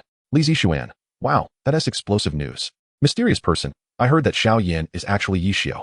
Could it be that the Terminators were after Yixiao? Did they make a mistake? If you say that Yixiao isn't Xiaoyan, then who could he be? An anonymous message swiftly shifted the topic towards Yixiao. At that moment, Zhang Howard suddenly directed his attention towards this anonymous individual. Zhang Howard, my friend, I don't believe I ever mentioned that the one who attacked was the Terminator. Did I? Li Zixuan, you seem to know a bit too much, don't you? Zhang Howard, the internet is not a lawless realm. The mysterious individual fell silent at once. Meanwhile, Lin Ling continued to indulge in his sheep offal, though his expression grew somewhat peculiar. Xiaoyan. He shook his head and ceased to pay attention to the public messages. Just then, a young girl burst into the restaurant. Upon entering, she immediately cried out, Aunt Zhang, please give me a baked pancake. I'm starving. Her voice was heart-wrenching, as if she were on the verge of tears. That night was truly exhausting yet thrilling. Yo-yo, why do you look so disheveled? The waitress remarked, promptly fetching a pancake to give to her. Suddenly, Lin Ling and the girl locked eyes. The girl immediately burst into tears and rushed towards Lin Ling. Captain Lin, don't cry. I'm not dead yet, Lin Ling exclaimed, causing the girl to halt 2 meters in front of him. This girl was none other than Yo-Yo, the archer of the Eye for an Eye team. She watched Lin Ling as he savored his sheep offal soup and ate his oat dumplings, feeling her mouth water. Aunt Zhao, I'd like a bowl of soy milk and 2 buns, Lin Ling called lightly, gesturing for Yo-Yo to sit. With a pitiful demeanor, Yo-Yo sat beside Lin Ling and recounted her terrifying encounters with the skeleton army and Meteor Shower from the previous day. Lin Ling could only lower his head and continue eating his soup, resolute in his decision not to admit he was responsible for this chaos. Xiaoyan, hasn't he been found yet? Lin Ling asked with a smile after finishing his last dumpling. Yo-Yo nodded, her previously round face now looking even fuller after devouring several buns. How did you get back here by yourself? Lin Ling inquired again. Yo-Yo forcefully swallowed her bun and took a sip of soy milk before responding. Why is your phone turned off? Sister Mingyan said the team is short 1 person and asked if you wanted to level up together. You came all the way back just for that. Lin Ling felt warmth in his heart. Of course it's important. Now that Sister Mingyan is in charge, we can take advantage of Xiaoyan's absence to level you up a bit, Yo-Yo insisted earnestly. Lin Ling took out his phone and turned it on, immediately greeted by 32 missed calls and 98 messages. Upon checking, he found 28 missed calls from Zhou Mengyan and 4 from GMO, alongside 1 message from Zhou Mengyan and 97 from Ji Haigu. Thank you, Yo-Yo. Let us wait a few days. I'm a bit busy right now. I just woke up at 9. I'll catch up with you all later, and please thank Mingyan for me, Lin Ling said as he stood up to settle the bill and headed for the exit. Captain Lin, don't give up on yourself. We've been grinding all night while you slept until 9 here, sipping on sheep offal soup. We haven't given up on you, so you can't abandon yourself. Yo-Yo suddenly stood up, her eyes reddening as she shouted. Lin Ling offered no further explanation. He was not one to indulge in lengthy clarifications. When the time comes, everything will become clear. Yo-Yo, I am still the same youth I once was, unchanged in the slightest, Lin Ling stated as he hoisted his wolf-tooth hammer and vanished beyond the door curtain. Only Yo-Yo remained, transfixed, gazing at his receding figure in a daze. Lin Ling left the restaurant and headed straight for the Xuandu base city to access the class change hall. Although he was not yet eligible for a second class change, he was privy to a secret unknown to others. Even with insufficient levels, he could complete a monster-slaying quest to accept the class change quest early. Moreover, the first individual to accept and complete this quest would receive a permanent attribute enhancement buff as a reward. In his past life, Lin Ling had visited the class change hall countless times, feeling the prospect of class change slipping away, until by chance he stumbled upon this task. In this life, the unique buff would naturally belong to the Lin family. As Lin Ling stepped into the class change hall, a girl dressed in Lolita attire approached him. Her name was Alice, a divine personnel responsible for class changes, though Lin Ling recognized her as an NPC. Upon seeing Lin Ling's equipment, Alice immediately recognized it as a sacred set, her eyes filled with reverence. However, when her gaze fell upon the large, spiked wolf-tooth hammer, even the flesh on the NPC's face twitched. Hello, sir. Are you here to accept a class change quest? I am Princess Alice, and I'm delighted to assist you. Hello, Alice. Please assist me in accepting the second class change quest. It seems your level is not sufficient yet. You need to be level 30 to accept it. Most others would have left upon hearing Alice's words. Alice, I wish to accept the quest in advance. When I reach the required level, I can directly initiate the second class change. That is not impossible. However, you will need to help me slay 30 Abyss Scouts. Not only will this allow you to accept the second class change quest, but it will also grant you a permanent attribute enhancement of 20 across the board. Are you willing to accept the task? I am willing to slay the Abyss Scouts for you, Lin Ling replied. As soon as he finished speaking, a message alert appeared before his eyes. Congratulations. You have successfully accepted Alice's commission. As you are an Ultra God class practitioner, the difficulty and reward of this task have been automatically elevated for you. Quest: Hunt 300 LV30 Abyss Scouts near the Abyss Well. Upon completion, you will automatically accept the second class change quest and receive Alice's blessing, granting a 200 permanent enhancement to all attributes. Chapter 45, Enemies on a Narrow Road. The Abyss Well, a 200 enhancement to all attributes. Lin Ling's heart raced as he read the quest prompt. This task was entirely different from the one he had received in his past life. If he recalled correctly, the previous quest involved slaying 30 mutated tree people in Wanlu Park, with the reward being only a 5 enhancement to all attributes. This time, the quest location had shifted to the Abyss Well, and the task monsters had changed to 30 Abyss Scouts. The difficulty of the quest had significantly increased, naturally doubling the reward. However, what Lin Ling had not anticipated was that due to his Ultra God class, the task's difficulty and rewards had multiplied tenfold. What did a 200 enhancement to all attributes mean? With his current magic damage at 7,600, if he completed the quest, wound T it soared to 22,000. Thump, thump, thump. Lin Ling's heart raced faster. He wondered how difficult it would be to find these Abyss Scouts. In his previous life, he had visited the Abyss Well several times, but never encountered Abyss Scouts. He was uncertain if these monsters would appear solely because of his quest, or if the butterfly effect of his reincarnation had instigated some changes in the world. Commander Zheng Beichen seemed to mention that Nan had been captured by the Black Mountain Demon King and taken into the Abyss Well. With determination, Lin Ling resolved to station himself at the Abyssal Well, diligently farming Abyssal Scouts while awaiting the respawn of the Demon King. He swiftly opened the map, revealing the entirety of the Xuandu base city at a glance. However, a frown soon creased his brow once again. The Abyssal Well lay to the southwest of the base city, colloquially referred to as the Deep Well by the inhabitants of Xuandu. Meanwhile, there existed a Black Mountain Reservoir to the southeast of the city. For reasons unknown, Lin Ling felt a sudden conviction that the ancient demon should be found at the Black Mountain Reservoir rather than the Abyssal Well. If he remained at the Abyssal Well, and the boss ultimately appeared at the reservoir, he would likely be unable to reach it in time. When the Demon King boss manifested, numerous formidable players would converge to contend for it, complicating matters significantly. If the warriors tasked with locating the girl, Nan, were those high-level players with 5 or 6 promotions, his mission would prove futile. Moreover, the considerable distance between the two locations meant that if he traveled from the Abyssal Well, anyone daring to contest the boss with him would face dire consequences. Without further ado, Lin Ling returned home, mounted his motorcycle, and sped towards the Abyssal Well. Meanwhile, behind him, a dozen members of the Sakura Nation's Soul Group had seamlessly disguised themselves as Dragon Kingdom players, riding several off-road motorcycles. They donned newly acquired low-level white and blue gear. Even their facial hair and hairstyles had been meticulously groomed, making it challenging to discern that they were a team from the Sakura Nation. They trailed Lin Ling at a distance, heading towards the wilderness. Kato-kun, we have entered the wild area. Should we make our move now? Asked Shota Kamita, glancing back at Kato Seiji as he drove his motorcycle. Kato Seiji surveyed the surroundings and shook his head. Not yet. Although the Xuandu populace has diminished, there are still scattered leveling teams. We cannot allow anyone to know of our arrival. Let us delve deeper. Maintain a safe distance to avoid detection. We must strike with thunderous precision, ensuring a one-hit kill. He must not escape, nor should he transmit any information. Understood. Kamita nodded, a smirk creeping onto his lips as he gazed at Lin Ling's distant silhouette. Unbeknownst to them, a stealth aircraft, perfectly camouflaged against the sky, hovered above, monitoring their every move. Inside the aircraft, a bald youth observed the Soul Group's activities on a liquid crystal display, flanked by a pair of individuals, a young man and woman, both under the age of 25. The bald youth, named Zhang Meng, was 19 years old. A berserker by profession, with an S-rank bloodthirsty warrior talent, currently a high-level third-tier fighter. He hailed from the People's Army of Akiyama Blue Cloth City and had been crowned the Rookie King of the previous year. This year, he was selected for the Dragon's Nest reserve team, becoming a seed player in the Dragon's Nest squad. Zhang team. These Japanese individuals are likely merchants, right? Their visas state they are here to gather herbs, remarked a crew-cut youth, examining the documents in his hands. So far, we haven't detected any anomalies. They inquired about the distribution of medicinal herbs in the city before purchasing motorcycles to exit.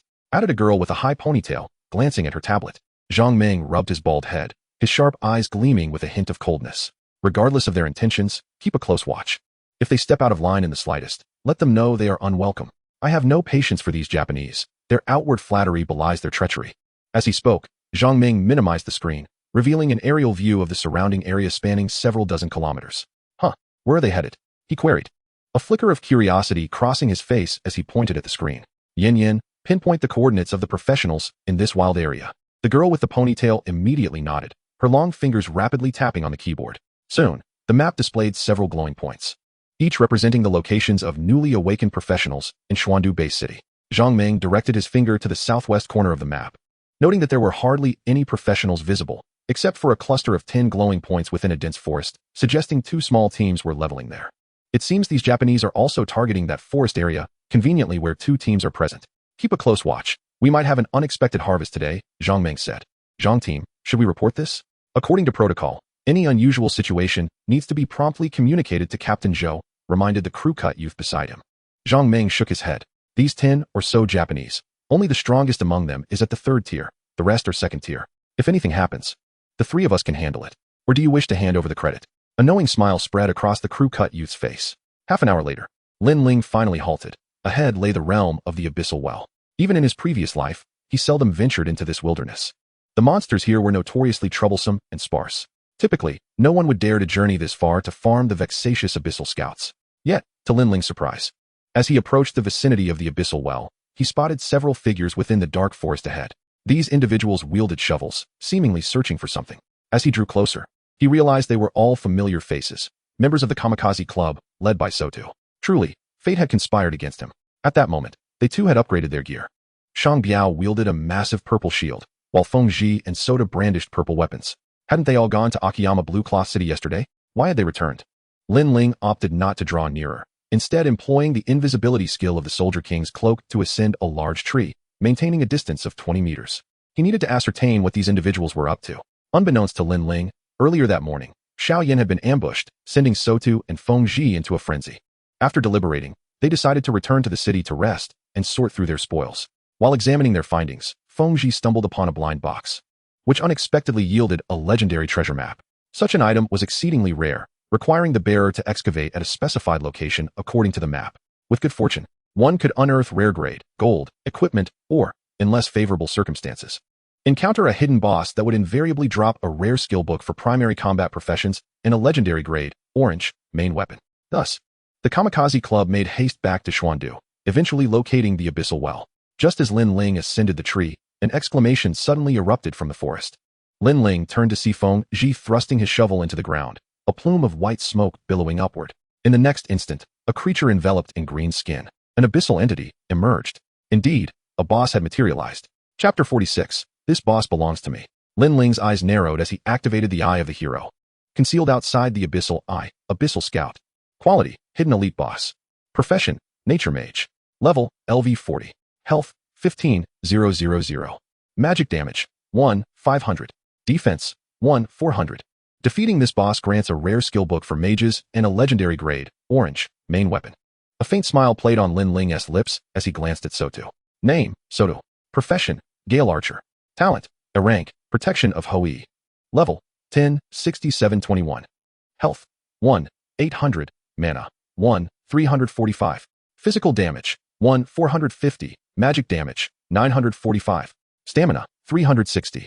Strength, 350. Intelligence, 269. Agility, 220. Combat rating, mediocre. Potential estimate, 5th transformation. Comprehensive evaluation, the tallest among the short. Upon observing Sota's attributes, Lin Ling realized that this boss was destined to be his. Sotu and Feng Ji were undoubtedly the strongest in their party. With the abilities of these 10 individuals, they were certainly no match for a level 40 elite boss. The boss alone boasted a defense of 1400, and it was likely that most members of the Kamikaze Club could not even breach that defense. As for the fate of Sotu and the others, he couldn't care less. He harbored no fondness for the Kamikaze Club, just as Lin Ling had surmised. When the boss appeared, the members of Kamikaze were first taken aback, only to have their expressions shift dramatically in an instant. What the hell? A level 40 boss? Run. Sota bellowed and turned to flee. Feng Ji, somewhat reluctant, gripped a purple staff, an investment of nearly $1 million. Encountering a boss at this moment was the perfect opportunity to test the staff's damage, so he hurled a fireball at it. Bang! The fireball exploded, creating a fiery eruption. A vivid red damage value materialized above the Abyss Scout boss, 163. Witnessing this damage figure, Feng Ji was utterly dumbfounded. His full force strike barely dented the boss's total health. Was this truly a boss he could contend with? Damn! With a shriek, he turned to flee, but his attack had already provoked the boss. An enraged roar emanated from the creature, and suddenly, the towering trees in the forest sprang to life, transforming into long whips that lashed out at the members of the kamikaze club. Bang, bang, bang. Cries of agony filled the air. A low-level archer was impaled through the chest by a vine, pinned against a massive tree. His health plummeted instantly, leaving him utterly lifeless. Those who were merely grazed by the vines were sent flying. 8 or 9 individuals were hurled in every direction, each suffering severe injuries. Their health reduced by at least half. In an instant, the 2 small teams of the kamikaze club lost their combat effectiveness. Shang Biao rolled several meters away until he slammed into the tree where Lin Ling was concealed, finally coming to a stop. Among everyone, he was currently the farthest from the boss. Lin Ling observed Shang Biao below, internally assessing that this fellow was fortunate and likely the only one who could escape. As for the others, they were likely doomed. However, to Lin Ling's surprise, Shang Biao rose from the ground and did not flee. Instead, he retrieved several red potions, downing them rapidly, clearly preparing to charge back into battle. This genuinely took Lin Ling aback, but just then, while tilting his head back to drink, Shang Biao unexpectedly spotted Lin Ling in the tree. The sudden appearance of Lin Ling caused him to shiver, dropping half a bottle of red potion onto the ground. Lin Ling, what are you doing here? Didn't you see that formidable boss? Why aren't you fleeing? Are you waiting to die? Shang Biao shouted, picking up a fallen purple shield and charging towards the boss. Fengji, so do you all run. I can hold him off for 2 minutes.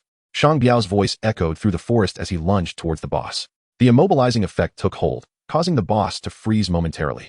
Shang Biao raised his sword and struck the boss's head. Then, to everyone's astonishment, he turned and sprinted deeper into the forest.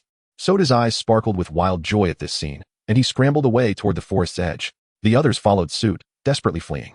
Only Feng Ji stood rooted in place, watching Shang Biao's receding figure without moving. Ah! Feng Ji suddenly roared, raising his staff and chasing after him into the woods. As he ran, he downed potions and cast a fireball at the Abyss Scout. Boom! The fireball detonated, transferring damage to the boss. Suddenly, a series of root spikes erupted from the ground beneath Feng Ji's feet. His expression shifted as he attempted to dodge, but a spike pierced through his foot.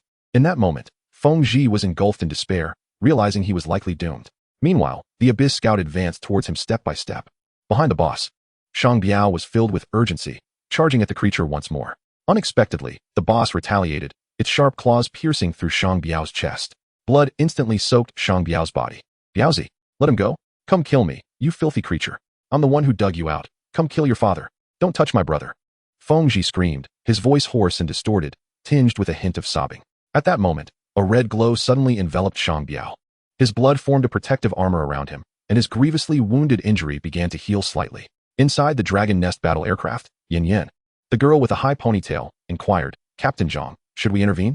Zhang Meng shook his head, awakening of a hidden dark profession? Intriguing. Let us not disturb him just yet.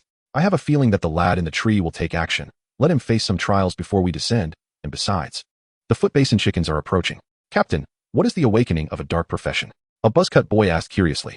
Zhang Meng gazed intently at the screen and replied calmly. After a profession's first transformation, a rare few may awaken a dark profession upon facing life-threatening situations. It can be considered an alternative second profession or a progression of sorts. Though this form resembles the frenzy of beastmen, dark and uncontrollable. Hence, every occurrence is referred to as the awakening of a dark profession. The buzzcut youth's eyes flickered with realization as he turned his attention back to the screen. Shang Biao indeed seemed to have entered a frenzied state. His strength suddenly surged, enabling him to kick the boss back 2 steps. Shang Biao unleashed another charging skill, instantly reaching the boss. The charging skill inflicted a brief, immobilizing effect on the target. The boss was momentarily stunned, and Shang Biao immediately swung his knight's sword at the boss's head. However, before his sword could descend, the boss awakened from its immobilized state. It swiftly raised an arm to block. Thud! Shang Biao's full-force strike severed one of the Abyss Scout's arms. A tremendous critical damage value blazed above the boss, 1012. The boss's health plummeted by 1/10. Roar! The Abyss Scout let out a furious roar, its remaining hand swiping across Shang Biao's face. Shang Biao was sent spiraling into a tree, his health immediately dropping to the brink of depletion. At that moment, he was left with but a sliver of health, completely unconscious. Roar! The Abyss Scout roared once more, a vine lashing out at Feng Ji's chest. Feng Ji coughed up a mouthful of blood, his health reduced to a mere 10%. The Abyss Scout's killing intent flared. Its remaining hand morphed into a spear aimed at Feng Ji. Feng Ji gazed at the monster, despair washing over him as he closed his eyes. Yet at that moment, a hand suddenly rested upon his shoulder. In honor of Shang Biao's courage, this boss is mine. Chapter 47, The Despicable Sotu. Feng Ji whipped around to find a handsome and familiar face passing by him. His pupils constricted, Lin Ling? Previously, he had vaguely heard Shang Biao call out Lin Ling's name. At that moment, overwhelmed by the boss's onslaught, he had doubted his own hearing. Now, seeing Lin Ling, a myriad of emotions welled up within him. Don't go over there. That monster is a level 40 elite boss, not something you can handle. Feng Ji urged anxiously. Knowing the boss's aggro was still directed at him, Lin Ling had ample time to escape. Although he had once harbored an intense dislike for Lin Ling, this sentiment was entirely rooted in the relentless defeats he suffered at Lin Ling's hands during each simulation match. Now that Lin Ling had fallen from grace, any prior jibes had already been exchanged, and it was time to lay those trivial grievances to rest. Fear not, merely a minor foe. Lin Ling's calm voice resonated as he approached the boss. Within the Dragon Nest warplane, Zhang Ming's gaze was fixed intently on the screen displaying Lin Ling. Despite recognizing that this lad possessed some extraordinary qualities, he did not regard Lin Ling with much seriousness. The image of a mage donning a robe while wielding a wolf-tooth hammer was simply too bizarre. Captain Zhang, does this kid have a death wish? Yan Yan's eyes reflected a hint of urgency. She had already accessed the database to uncover Lin Ling's identity. Although classified as possessing a trash talent, he remained an SSS-grade talent awakener. In Longhua, SSS-grade professionals were exceedingly rare, barely countable on one hand. Let us observe for now. This Lin Ling is far too weak. We absolutely cannot let him come to harm. Be prepared to act at any moment, Zhang Ming stated. While he harbored some disdain for those who lacked strength yet acted arrogantly, an SSS-grade talent was a strategic asset for any nation, even if that talent was deemed a waste. Meanwhile, Feng Ji's eyes widened with bewilderment as he watched Lin Ling approach the boss. How could such a formidable monster be reduced to a mere minor foe, in Lin Ling's words? Is he incapable of discerning its strength? Or is Lin Ling still the unmatched Lin god? He thought. Lin Ling, that is a level 40 elite boss. Feng Ji reiterated. Yet, as soon as he finished speaking, his eyes bulged. He swallowed hard, astonished. Lin Ling effortlessly removed the wolf-tooth hammer from his shoulder and charged at the creature. In Feng Ji's eyes, Lin Ling's figure became a blur as the hammer swung down, striking the Abyss Scout squarely on the head. Bang! The scout's skull exploded like a watermelon, and a vivid crimson number appeared before Feng Ji's eyes, nearly stopping his heart. 11737. The Abyss Scout's body collapsed instantaneously. Two beams of white light illuminated both Feng Ji and Shang Biao, signifying their simultaneous level up. The experience gain mechanism dictated that any participant who dealt damage to the boss would receive corresponding experience upon its defeat. Though Feng Ji and his companion had inflicted only minimal damage, the experience from a level 40 elite boss was nothing short of monumental for them. Feng Ji was enveloped in a mix of shock and elation. Simultaneously, a kill notification appeared before Lin Ling. Congratulations on defeating Elite Abyss Scout 1, gaining 1 experience. Quest. Alice's Commission, Quest Completion Progress 1300. A flicker of joy passed through Lin Ling's eyes. He had not anticipated that this boss would count towards his quest. Then again, it made sense, considering an Elite Abyss Scout was still a scout. Gulp. In the warplane, Zhang Ming sprang up from his seat, while the buzzcut youth beside him swallowed audibly. How is this possible? How could a newly awakened professional inflict over 10,000 critical damage? And he is a mage? Zhang Ming, ever the elite of the Dragon Nest, swiftly pinpointed the root of the issue. He was a full-strength warrior, level 87, and with his equipment, his strength attribute exceeded 4,000, with physical damage surpassing 20,000. With such power, he could effortlessly slay this level 40 elite monster. Yet Lin Ling had only awakened less than 2 days ago. How many levels could one possibly rise in that time? Even clad in top-tier novice gear, it was inconceivable to one-shot a level 40 boss. Meanwhile, Feng Ji lay on the ground, so astonished he nearly forgot to breathe. This was, after all, a level 40 elite boss. The very same boss that had nearly annihilated their fully equipped squad had been dispatched with a single blow? Was this even humanly possible? And the one accomplishing it was Lin Ling, the SSS-grade talent deemed a joke by all. Who, then, was the true joke? As the elite boss perished, the spikes that had pierced Feng Ji's left leg vanished in an instant. At that moment, Feng Ji's gaze towards Lin Ling was imbued with an unmistakable admiration. Simultaneously, 4 glowing orbs materialized beside the boss's corpse, a skill book, an orange shield, a mystery box, and a fragment of a dungeon entry ticket. I killed the boss. Is it alright if I claim the loot? Lin Ling casually inquired. Feng Ji immediately shook his head. No objections. Thank you, Lin God, for saving my life. Lin Ling nodded nonchalantly and reached for the gear on the ground. However, at that instant, an unexpected turn of events transpired. 3 piercing sounds suddenly reverberated from behind. Lin Ling's eyes narrowed, and he swung the war hammer with a sudden ferocity. Bang, bang, bang. 3 arrows were swiftly knocked down by the hammer. Lin Ling turned, his eyes brimming with murderous intent. 7 figures were racing toward him, led by none other than Sotu from the Kamikaze Club. Scoundrel Lin Ling. How dare you steal the boss from the Kamikaze Club? Lin Ling, you brazen thug, do you not have any shame? This is the boss from our treasure map. Boy, you're courting death.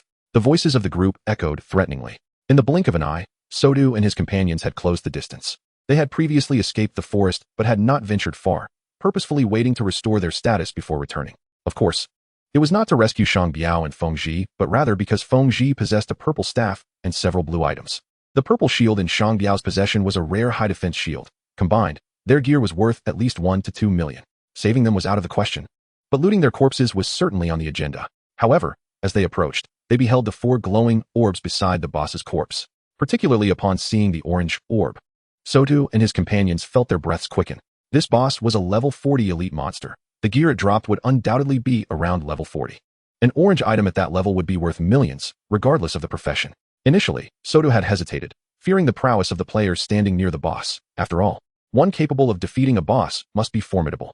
Yet upon recognizing Lin Ling, a wave of euphoria surged through him, prompting an immediate decision to attack. He could not believe that Lin Ling could have killed a level 40 boss through sheer strength alone. Lin Ling must have employed some special means, one that was unlikely to be used frequently. Perhaps the very treasure that allowed him to dispatch the boss lay with Lin Ling. This was akin to a pie falling from the sky. Let the monster fight while he collected the gear.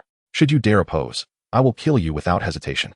Sotu knocked his bow again, his eyes filled with malice. Stop, Sotu. What are you doing? It was Lin Ling who saved me and Shang Biao.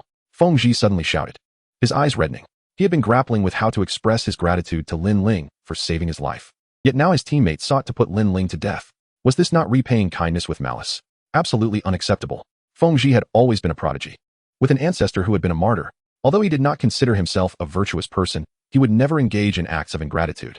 Feng Ji, are you out of your mind? Saved you? This guy wouldn't he have lifted a finger to help if he hadn't coveted the boss's rewards? Sotu shouted, showing no signs of being swayed. You. Feng Ji was so enraged that he coughed up blood, and darkness enveloped him as he fainted. At that moment, Sotu and his companions were already within approximately 20 meters of Lin Ling. They dispersed their formation, yet maintained a sufficient distance from Lin Ling. The wolf-toothed hammer in Lin Ling's grasp further convinced them that he was merely an unorthodox mage, a warrior who was not a true warrior. In the eyes of this group of ranged attackers, was nothing at all. Lin Ling, do not blame me for not giving you a chance. Throw all your equipment on the ground and leave immediately. I may spare your life. Sotu coldly declared. Inside the dragon's nest battle machine, Zhang Ming seethed with rage. What is this? Running away faster than anyone else, and after the fight, they dare return to snatch the loot?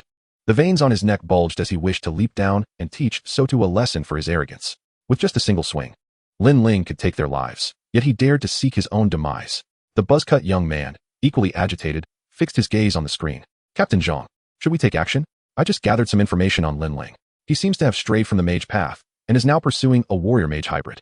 With full points allocated and at least an A-grade gene potion consumed, coupled with that peculiar wolf-toothed hammer, his melee prowess is formidable in the early stages.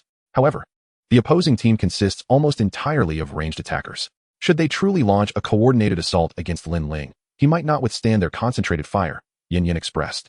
Concern evident in her eyes, clearly skeptical of Lin Ling's chances. The buzz-cut young man furrowed his brow at her words. If that were the case, Lin Ling would likely back down. While he might not discard his equipment, he would certainly attempt to distance himself from these individuals. Yin Yin nodded in agreement. Indeed. According to the data, Lin Ling is an exceptionally intelligent individual. I suspect he will likely relinquish the orange gear and choose to endure. At that moment, Zhang Ming's attention was drawn to the screen, where merchants from the land of cherry blossoms were stealthily approaching Lin Ling's location. Their speed surged, and in the blink of an eye, they were within 100 meters of him. If Lin Ling surrendered his equipment, he would likely collide with these merchants. And everyone braced for battle, determined not to let any harm befall Lin Ling. Yes, several warriors of the dragon's nest prepared for the confrontation, but as their gazes fell upon Lin Ling, their eyes widened in shock. Contrary to their expectations, Lin Ling showed no signs of capitulation to Sotu. And if I refuse? A glint of cold light flickered in Lin Ling's eyes, for in his heart, Sotu had already sealed his fate. Then you shall die? Sotu roared menacingly, drawing his purple bow to its full moon shape. Whoosh, whoosh, whoosh. 3 arrows flew towards Lin Ling, each aimed at a vital point. The other ranged attackers joined in, unleashing a torrent of arrows and spells upon him. You seek death. Lin Ling narrowed his eyes, activating his invisibility skill, vanishing from their sight. In an instant, he appeared like a wraith behind Sotu, the massive wolf-toothed hammer poised to strike at Sotu's head. Yet at that moment, a flicker of something unusual crossed Lin Ling's eyes. He slowly retracted his hand and swiftly leaped onto a large tree.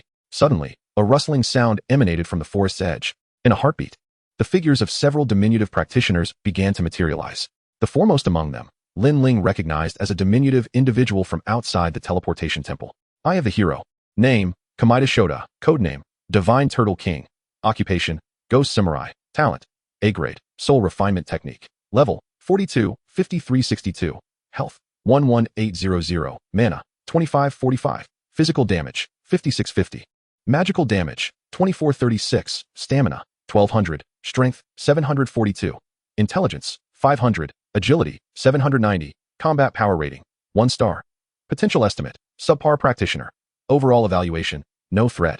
Upon seeing this panel, a faint smile crept onto Lin Ling's lips.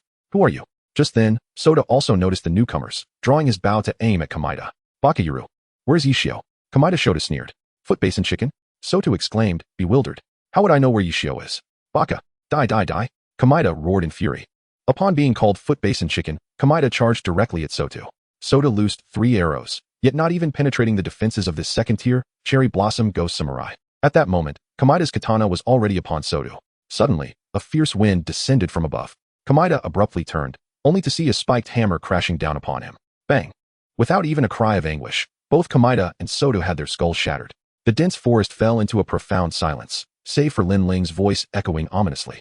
Even the most wretched of the Dragon Kingdom do not deserve to be slain by a mere little Japanese. This brief silence was shattered by Kato's furious roar. Bakayuru. With his bellow, all members of the Soul Group immediately tore off their disguises. They swiftly donned golden armor, their previous ordinary attire replaced by a glaringly conspicuous emblem of a black skull. These Japanese practitioners surged forward but did not immediately attack. Their positioning was cunningly devised, effectively blocking all escape routes for Lin Ling and his companions. The members of the Kamikaze Club, who had been momentarily stunned by Lin Ling's strike, now found themselves in a state of utter panic. They were not ordinary cherry blossom individuals. This was the emblem of the Soul Group. How could the Soul Group appear here? Let's fight it out with the scum. Fight for what? If you want to die, go ahead. I have no desire to perish. I heard the weakest among the Soul Group are already second-tier powerhouses. Coward. I would rather die biting off a piece of that scum. Various voices rang out, revealing that while there were indeed cowards among the Dragon Kingdom, there were also many spirited individuals willing to confront the Japanese. However, in the face of overwhelming strength, even the bravest souls hesitated to be the first to charge forth. The 3 individuals inside the Dragon's Nest battle machine had risen to their feet. The hatch opened, and should the situation below spiral out of control, Zhang Ming would be the first to unleash a deadly strike from above. Yet just as Yin Yin and her companion prepared to strike, Zhang Ming suddenly raised his hand to halt them. Interesting, let us see who has arrived. Following the direction of Zhang Ming's finger, Yin Yan's gaze fell upon 2 figures concealed in a tree not far from Lin Ling. Is that the minor leader of the Pingmen Triad and the Shogun? They are mere subordinates of the major leader. How did they end up in Chuanfu? Yin Yin exclaimed, her eyes filled with distaste. With these 2 from the Pingmen Triad appearing here, the major leader must be nearby, Zhang Ming remarked. Yin Yin, with a disgruntled expression, replied, the mere thought of that trash ruins my mood. Zhang Ming shook his head in resignation. Although the major leader was no paragon of virtue, his combat prowess far surpassed that of Lin Ling. Once he went on a rampage, even average 3rd-tier powerhouses would struggle to contend with him. If he were to appear here, sending that mad dog to confront the Japanese would be quite advantageous. Humph. Yin Yin scoffed. Such trash as the major leader deserves to be shot. Zhao Yijuan had imprisoned 2 girls in Qiwailan City, tormenting them in a dungeon for an entire year. One of whom was Yin Yan's junior. Originally, this scoundrel had been sentenced to prison, but unexpectedly awakened an SS-level talent, becoming the strongest rookie in the north. It was said that with the intervention of his protective umbrella, he was granted special bail, and absurdly, if he could place in the top 3 of the rookie tournament, not only would his sentence be reduced, but he might even be specially recruited into the Dragon's Nest War God Temple. The military 2nd generation is not easily toppled. His grandfather is Zhao Lanqing. Moreover, I have heard that he is about to reach level 20. General Zhao, on the surface, has severely punished the Great Head Army to atone for the 2 girls. Yet he promptly summoned a priest to heal him and presented him with a set of epic red gear. Zhang Ming spoke with a grave tone, casting his gaze once more upon the battlefield below. At this moment, Lin Ling again employed the hero's eye to scrutinize Kato. Name, Kato Sejiro. Codename, Invincible Kintaro. Class, Onmyoji. Talent, S-Class, Summoning Beyond Level. Level, 89, 98, 23. Health, 22800. Mana, 18,745.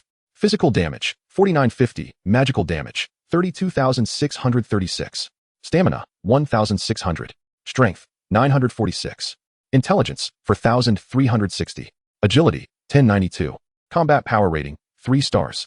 Potential estimate, an exceptional Onmyoji. Overall evaluation, Underestimating him would lead to dire consequences. Lin Ling's eyes narrowed slightly. The evaluation of Kato from the hero's eye instilled a sense of vigilance within him, simultaneously intensifying his resolve against Kato's lethal intent. Don't spare him. Bring him alive. As if sensing Lin Ling's gaze, Kato drew his long knife, pointing it directly at Lin Ling. The members of the Kamikaze Club either collapsed in a state of despair or retreated in fear. Only Lin Ling, wielding his wolf-tooth hammer, strode forward with determination. Against a formidable boss, he could afford to be cautious or retreat, but against the Japanese, he would never yield.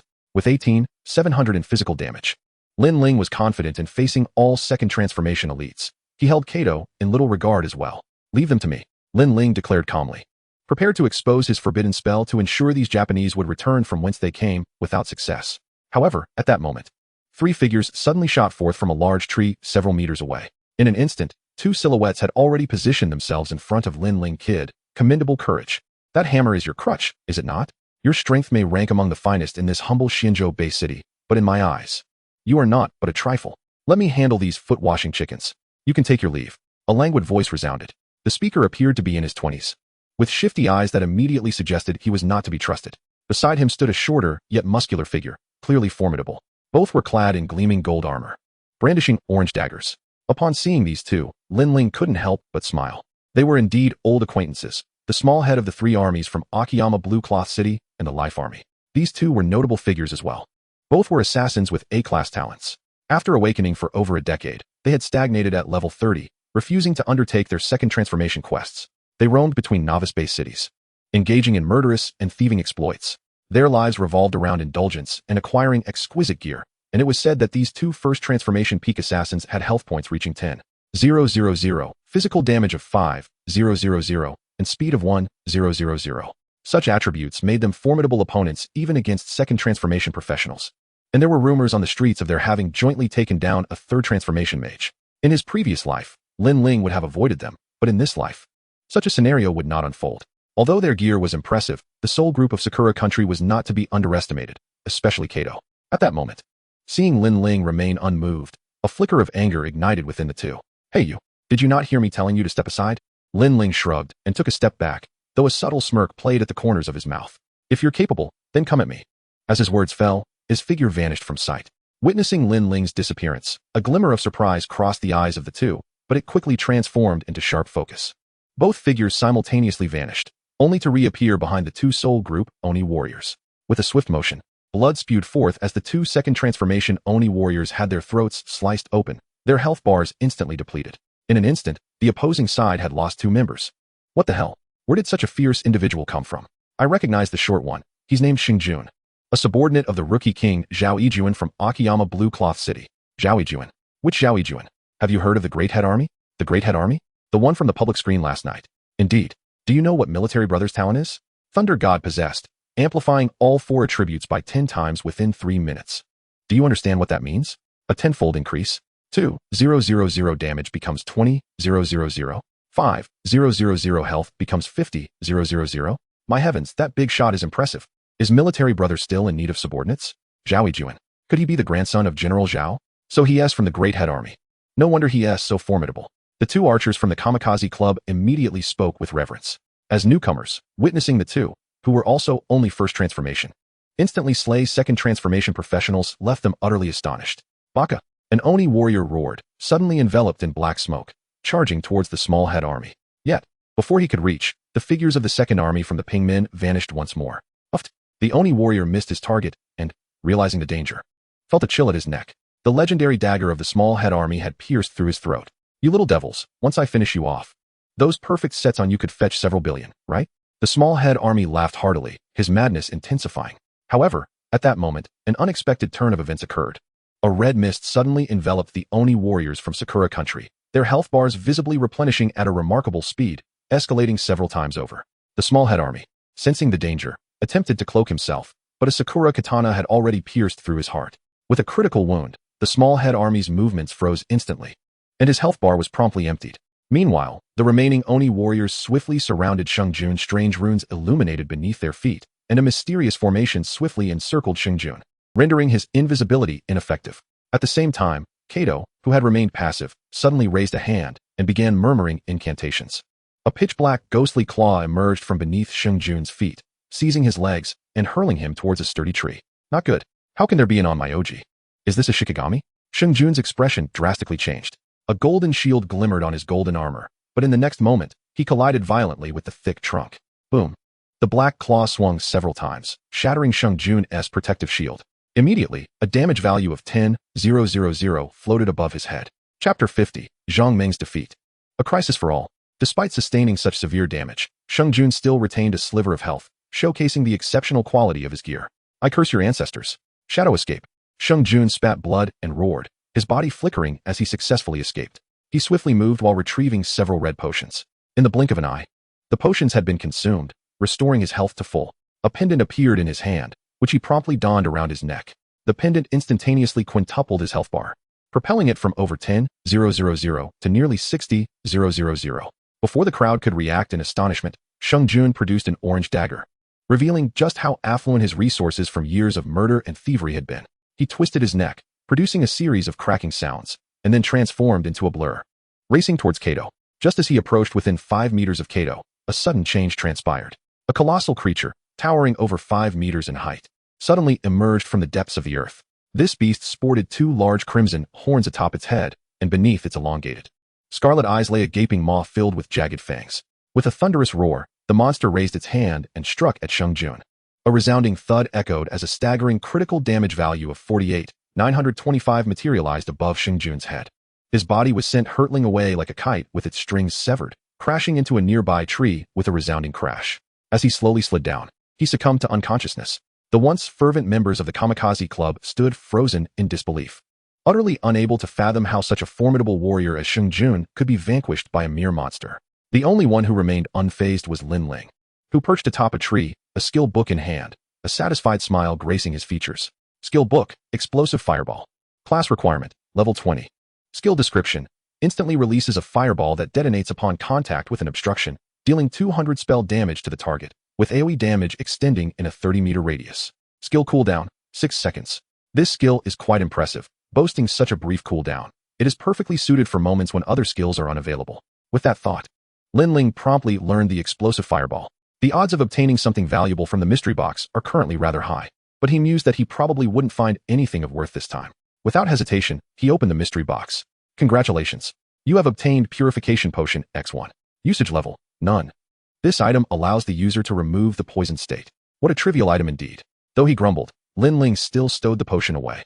Despite its lack of monetary value, such items are not easily acquired. Rising slowly, he resumed his approach towards the members of the Soul Group, contemplating that had they not been enemies, he would have already turned to leave. However, given this opportunity to confront the miscreants of Sakura country, he would not let it slip by. Yet, to Lin Ling's astonishment, as he took a few steps forward, 3 figures descended from above, blocking his path. Is this never-ending? He exclaimed, exasperated.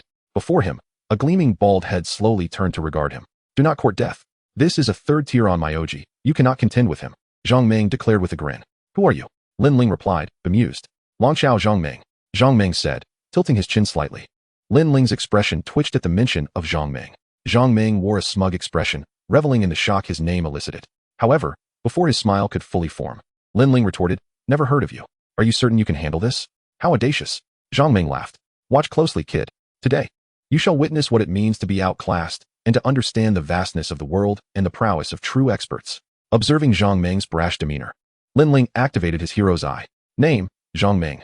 Alias, the mightiest man of Akiyama Blue Cloth City. Class, Berserker. Talent, S-Class Talent, Bloodthirsty War God. Level, 87, 4861. Health, 22, 800. Mana, 5, 215. Physical damage, 23, 850. Magical damage, 4, 536. Stamina, 1, 600. Strength, 4068. Intelligence, 890. Agility, 900. Combat power rating, 2.5 stars. Potential estimate, Sword Saint. Overall evaluation, just past the threshold of fragility, destined for greatness. Impressive indeed. Yet it appeared he still would not match the onmyoji. Lin Ling mused internally, yet spoke aloud. Expert, please commence your performance. Humph. Zhang Meng scoffed, and suddenly, a crimson glow enveloped his armor. Bloodthirsty charge, he exclaimed, transforming into a blur of crimson as he lunged into the ranks of the Soul Group. With swords in hand, Zhang Meng began to spin rapidly. In an instant, a whirlwind of blood surged through the ranks of the ghostly warriors. High damage values erupted from each of them. their heads flying as they could not withstand even a single blow from Zhang Meng. Wherever Zhang Meng passed, the corpses of the Soul Group's marauders lay scattered. Yet, his true target was not the second-tier ghost warriors. He charged directly toward the Onmyoji. Jiang Tao, Yin Yin, handle these rabble. The taciturn youth with a buzz cut nodded and suddenly raised his hand. 6 silver bubbles appeared above the heads of the Soul Group members. The bubbles displayed the ticking hands of a clock, 3 needles spinning rapidly. The movements of the 6 ghost warriors attempting to flee became agonizingly slow. Meanwhile, the high ponytailed girl from Longchao swiftly drew her silver longbow to its full extent. With a flurry of arrows, she unleashed 6 arrows that accurately struck the ghost warriors.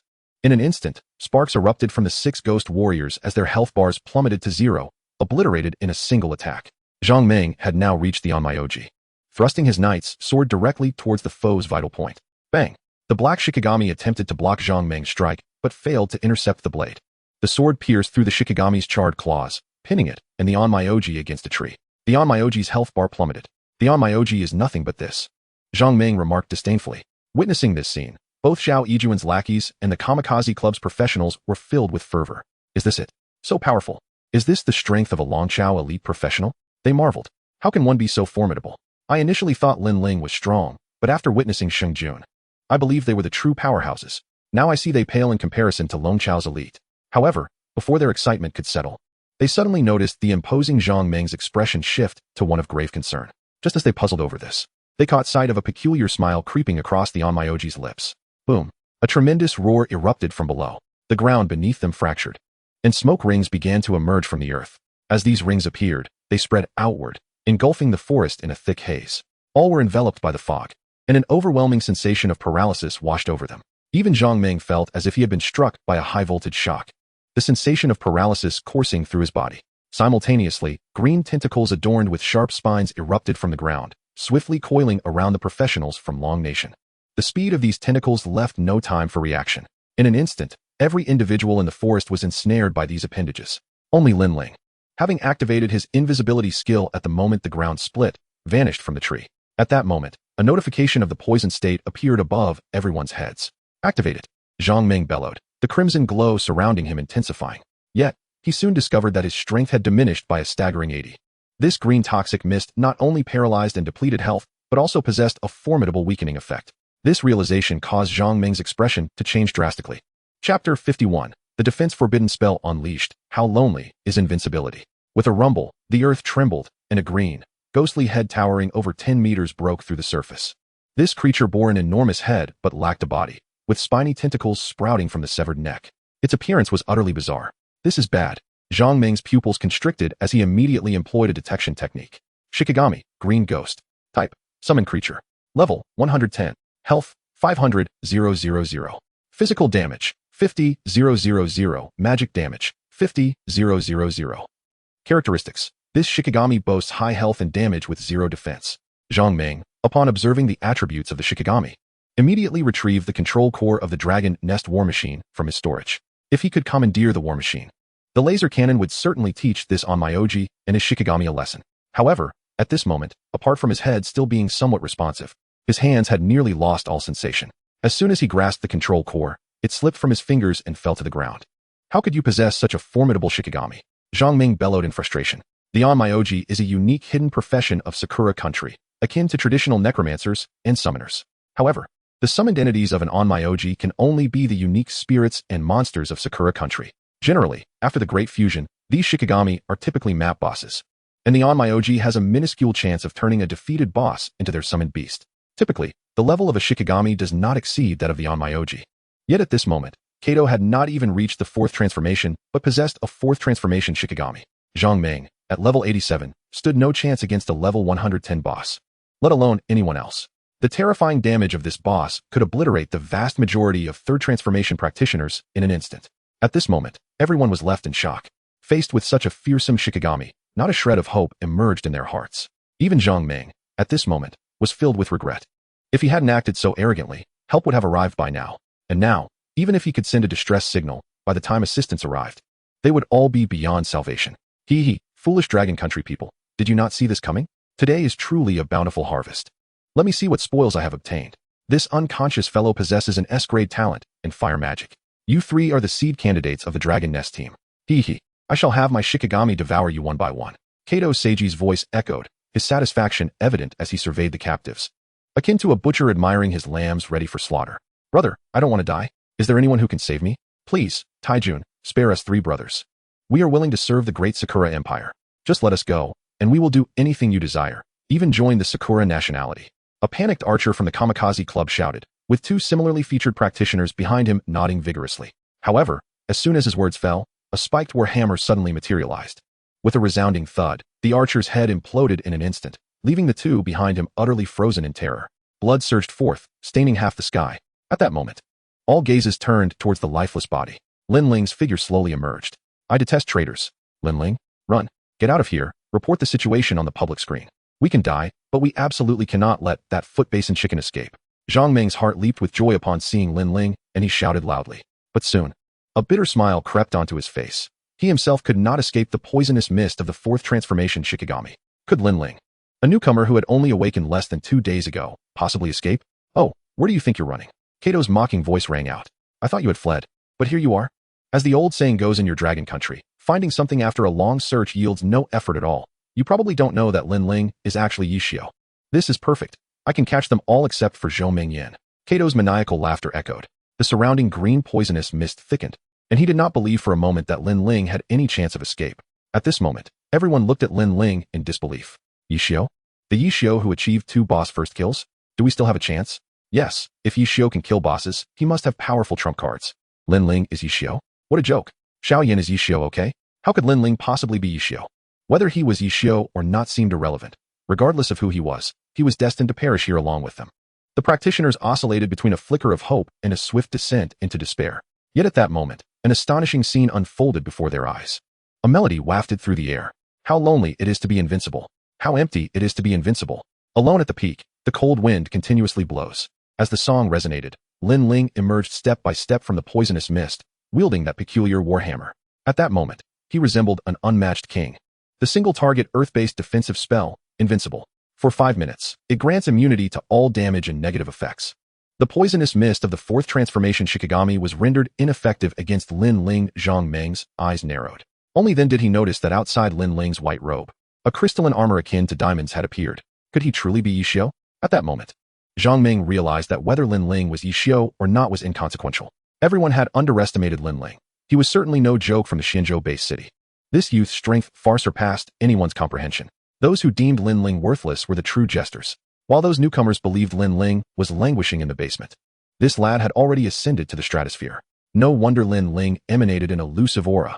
He had long since transcended the realm of these contemporaneous awakeners. In the game Divine Domain, once reality merged with fantasy, assessing a person's strength was not solely based on their level and attributes. Without powerful equipment, even the mightiest practitioner would merely be a beautiful vase. And Lin Ling was evidently a newcomer endowed with tremendous opportunities. Luck has always been a part of strength. No matter how exceptional your talent, bad luck could spell death in the wild. It now appeared that as long as Lin Ling survived, his future was boundless. The other practitioners gazed at Lin Ling, their expressions filled with astonishment. Yet this astonishment was fleeting, quickly submerged by waves of elation. Lin Ling was unafraid of the poisonous mist? Did that mean Lin Ling had a chance to defeat the Onmyoji? We are saved. How wonderful, we are saved. We don't have to die? Exclamations of excitement erupted, and in that moment, Lin Ling became their only beacon of hope. The previously unconscious Sheng Jun gradually regained consciousness. Just in time to hear the cheers of the crowd. He shook his head and immediately recalled the last strike from the dark Shikigami. A chill ran down his spine as he looked around. When he saw everyone entangled in tentacles, one of whom was Zhang Meng, his eyes widened in shock. What the hell? Isn't that Brother Meng from Dragon Nest? But when he laid eyes on Lin Ling, his already wide eyes grew even larger. How is this kid unscathed? Are you cheating? Chapter 52. The little lives must perish. Exterminate the Onmyoji. At that moment, the voices of the crowd echoed in his mind. Sheng Jun suddenly recalled his previous disdain for Lin Ling. His face flushed with embarrassment, as if he had received a stinging slap. Just as Sheng Jun attempted to break free from the tentacle's grasp, he realized he was in a paralyzed state. Comparing himself to Lin Ling, his heart sank deeper. If he had fallen, how was Lin Ling still perfectly fine? Did that not imply that Lin Ling was even stronger than him? Had he truly wasted over 30 years of his life? Initially, upon hearing that Xianzhou had awakened an SSS-grade talent practitioner, Sheng Jun had felt quite displeased. Although he could be described as a nefarious individual, he was also extremely loyal. Outside of his leader, Big Head Army, he held no one in high regard. The formidable Daitu Jun is indeed the reigning rookie king. No one can overshadow his leader's brilliance. Upon catching sight of Lin Ling adorned in diamond armor, a flicker of disdain ignited in his eyes. What is so impressive about possessing an armor that boasts high resistance to toxins? If he possesses true prowess, let him defeat the Shikigami. Humph, I doubt he has the capability. It's merely a show for attention. My leader is absent, otherwise he would effortlessly dispatch this horde of Japanese foes. Suddenly, Sheng Jun's voice resonated, attracting a multitude of murderous glares. How dare you speak so lightly when your own demise is imminent? Meanwhile, Kato observed Lin Ling unaffected by the toxic miasma, surprise flickering in his gaze. Yet soon, fury took its place. Lin Ling, since you are untroubled by the toxic fog, perhaps it is the will of the sun god. I shall grant you a chance at life. If you renounce your Dragon Nation citizenship and join my great cherry blossom empire, not only will I spare you, but I will also ensure you receive the finest resources. Kato's voice echoed, filled with hope, as his gaze fixated intently on Lin Ling's narrow eyes. A subtle smirk graced Lin Ling's lips. When facing the enemy, one either kills or dies. Surrender is not an option. Some grudges cannot be dulled by the passage of time. During his time on Earth, Lin Ling cherished a saying, uncertainty and strength, yet formidable when met with the sun. Lin Ling replied, join the great cherry blossom empire? Kato nodded vigorously, his eyes brimming with anticipation. Lin Ling's smirk deepened, revealing a hint of cunning. In due time, I may consider it. When the forbidden spell's fireworks bloom atop Mount Fuji, your compatriots shall undoubtedly thank you for your invitation. Baka, kill him. Kato's furious shout prompted the green-haired Demon King to raise a massive tentacle, aiming it at Lin Ling. Watch out. That Shikigami can deal 50,000 damage. Lin Ling, evade. Zhang Meng shouted, yet Lin Ling advanced instead, darting directly in front of the towering Shikigami. Bam. 15, 293. Bam. 15, 390. Bam. 15, 892. With each swing of the wolf-tooth hammer, a cloud of blood mist erupted. Flesh and snowflakes scattered in the air. Roar. The Shikigami let out a furious roar, and multiple tentacles lashed out at Lin Ling simultaneously. Boom, boom, boom. The earth trembled, yet no damage notifications appeared for Lin Ling. Is the Shikigami really this weak? Lin Ling's mocking voice rang out again, his wolf-tooth hammer growing ever more ferocious. The Shikigami's health rapidly dwindled. In that moment, he transformed into a wild war god, fearlessly unleashing his fury. Witnessing this scene, disbelief washed over everyone. Is this even human? The elite from the third-tier dragon nest were utterly dominated. And yet you claim this fourth-tier Shikigami is weak? Incredible. No wonder Lin Ling bears the title of God of Lin. Why do I feel he might not be Yishio? Yishio was never this strong, right? Gulp. This is astonishing. The Shikigami is truly on the verge of being obliterated. The crowd of professionals voiced their astonishment.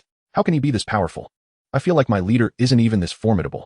Sheng Jun's face was a mask of shock, his blind admiration for his leader gradually crumbling. This kid has potential.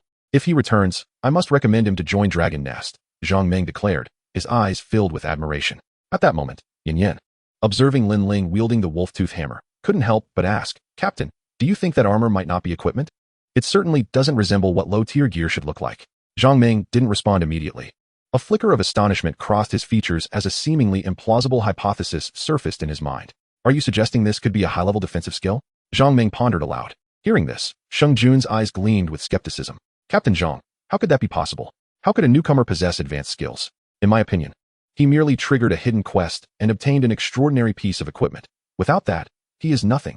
His talent is so underwhelming that he probably hasn't even reached level 5. Just look at him. He can't even cast a fireball, let alone high-level skills. Sheng Jun coldly remarked, the despondency in his eyes having long since vanished. In that moment, he felt a surge of renewed faith in his leader. Meanwhile, Kato had already lost the ambitious fervor he once possessed.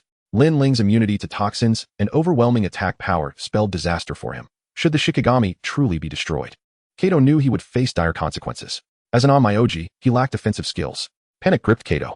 No, I must retreat. If I don't leave now, I may not escape at all, he thought as the Shikigami abruptly released all the professionals, enabling Kato to flee into the distance. Seeing this unfold, Sheng Jun was filled with elation. Kid, relying solely on equipment is ultimately subpar. If you could cast a spell. Sheng Jun intended to mock Lin Ling's inability to wield magic, but before he could finish, he noticed a glimmering white staff in Lin Ling's hand, aimed directly at the fleeing Onmyoji. Explosive fireball, Lin Ling exclaimed in a low voice. A fireball, akin to a blazing sun, soared toward the Shikigami with a fierce howl. Boom. The explosive fireball, amplifying spell damage by 300 and inflicting area of effect damage within a 30-meter radius, resulted in damage values of 28, 138, and 22. 800 appearing above the heads of the green-haired Demon King and Kato, respectively. The critically wounded Shikigami and the fully healthy Kato had their health bars instantly depleted. You have successfully slain Shikigami, green-headed demon king. You have successfully slain professional Kato Seijiru. You may loot his corpse. Shungjun. Is this what you referred to as not being able to cast magic? Is this what you call being under level 5? Is this what you deemed a worthless mage? Zhang Meng's face twitched as he turned to Shungjun, whose expression mirrored a similar shock. His soul trembled with 3 questions, awakening everyone from their stupor. Did Lin Ling just use a fireball? What the heck? That was no ordinary fireball. That was the rare fire-based skill, Explosive Fireball. A high-burst magical skill from the level 20 spellbook. Explosive Fireball. No wonder it was so powerful. What level skill are we talking about? Level 20 area attack skill. What the hell? Are you joking? I haven't slept since awakening my talent. I've either been grinding monsters or traveling to grind monsters. I'm utterly exhausted. Yet I'm only level 13, and you're telling me he's level 20? This is outrageous. I'm only level 10. Did you not see the damage values floating above the Shikigami's head? One fireball dealt nearly 30,000 damage. Are you serious? I heard that Explosive Fireball has a 300 damage increase. Are you suggesting Lin Ling's base magic damage is already 7,000? Hearing their words, Shungjun's face shifted between shades of blue and red, astonishment filling him, yet he refused to concede. Humph. What does one Explosive Fireball matter? If you can cast a forbidden spell, I shall lick the soles of your shoes. Chapter 53, The Joyful Corpse Looters. Are you even speaking human language? Forbidden spells are realms only accessible at the 7th tier. I've heard that not everyone at the 7th tier can even unleash a forbidden spell. Indeed, the news stated that a forbidden spell magic book's price exceeds 1 billion, and it's practically unattainable, snatched away by nations or corporations upon appearance, making it exceedingly rare for ordinary folk to acquire. To reach the 7th tier, one must attain level 180. When will I too reach level 180 and enjoy the pleasures of a forbidden spell? As they spoke, everyone suddenly glanced at their attribute panels. In the next moment, all wore expressions of despair, especially the 2 archers from the Kamikaze Club, whose faces turned ashen. The 2 exchanged glances, each detecting a hint of malice in the other's eyes. Originally, there were 3 brothers, all surnamed Huang, all archers. They are the loyal followers of Situ, unwavering in their allegiance. Previously, they had joined forces with Situ to launch an assault on Lin Ling, executing lethal strikes with every move. Little did they anticipate that Situ would be struck down by Lin Ling in a single blow, and Huangda would meet the same fate. At this moment, Huang Air and Huang San were engulfed by a mix of hatred and fear, their formidable adversary extinguishing any thoughts of vengeance. Their only hope now was for Lin Ling to depart swiftly, at which point they could expose Lin Ling's role in Suatu's demise, compelling the Kamikaze Guild to avenge their elder brother. Meanwhile, Lin Ling was joyfully looting the corpses. Although he had previously acquired 2 mountain equipment pieces, they had been directly transported to him. In contrast, looting from slain foes required a tactile search. It had been 3 years since Lin Ling had experienced the sensation of looting, and thus, amidst the sea of bodies, he felt a surge of delight. Congratulations. You have successfully looted a rare Demon Slayer blade, purple. Congratulations. You have successfully looted a Demon Sword curved blade, perfect. Congratulations. You have successfully looted a Demon Sword armor, perfect. Congratulations. You have looted Shura magic boots, perfect. Congratulations. You have looted Shura bracers, perfect. Congratulations. You have looted a dungeon entry ticket fragment X6. Congratulations. You have looted a designated skill cooldown scroll X1, epic. Congratulations. You have looted a shadow dagger, legendary. Congratulations. You have looted shadow boots, legendary. Congratulations. With each successive notification from the system, the brilliance of Lin Ling's smile intensified. Indeed, the Soul Group was comprised of elite scouts from Sakura, and today marked a bountiful harvest. The items he acquired could fetch at least several hundred million. It was no wonder that in his past life, many solo players asserted that killing players yielded far greater rewards than slaying monsters. In this endeavor, he had collected a total of 10 sets of golden equipment from the Soul Group. Naturally, he also seized the orange dagger and orange boots from the minor boss. Numerous other exceptional items were among his spoils. Most astonishingly, he had managed to loot 2 pieces of the Shura set, which originated from the Onmyoji. Shura Divine Boots, perfect. Category, Equipment. Shura set, level requirement, 10. Durability, 100. Magic damage, 100. Intelligence, 30. Agility, 30. Passive skill, when equipped by a necromancer or dark mage, damage is increased by 300. For each additional piece of the Shura set worn, the equipment level automatically increases by 10 levels.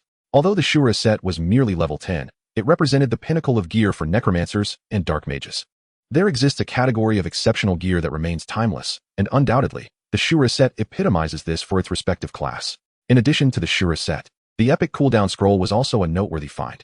Once utilized, it would reset the cooldown of a designated skill. Furthermore, he had amassed 6 fragments of the dungeon entry ticket, and combined with the 3 obtained from defeating the 3 bosses, he now possessed 9 fragments. Just one more would allow him to forge a complete entry ticket.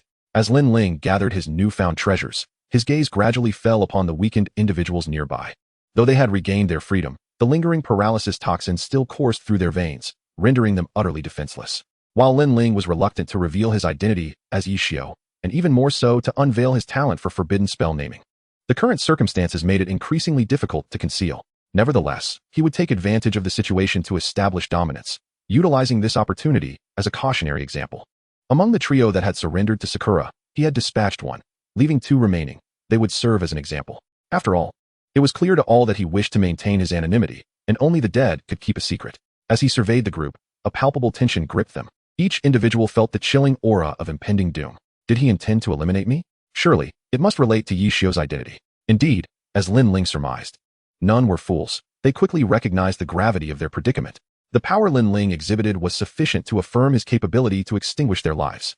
In that moment, all eyes turned toward Zhang Meng, the squad leader of the Dragon Nest team. He alone seemed capable of ensuring their safety. Lin Ling, thank you, Zhang Meng uttered. Feeling the weight of the collective gaze upon him, he licked his cracked lips, hesitating momentarily before breaking the awkward silence. Lin Ling remained silent, steadily approaching the group with his wolf fang hammer in hand. Apart from the 3 Dragon Nest members, the others instinctively shifted backward. Sheng Jun's face flushed crimson. Despite his vocal defiance against Lin Ling, his body betrayed him with its primal reactions. Lin Ling, do you not wish for your identity as Yishio to be exposed? Zhang Meng pressed on, his gaze fixated on Lin Ling's menacing hammer. As long as that hammer remained unsheathed, he felt utterly insecure. Lin Ling nodded but did not halt his advance. The immense pressure he exuded grew more oppressive with each step. We can assure you that we will never disclose your identity as Yishio. Can you sheath your hammer? Zhang Meng implored. Yet, Lin Ling simply shook his head, declaring, I only trust the dead. Upon hearing this, the fear in their eyes intensified. Lin Ling, I am the squad leader of the Dragon Nest North District's 132nd team.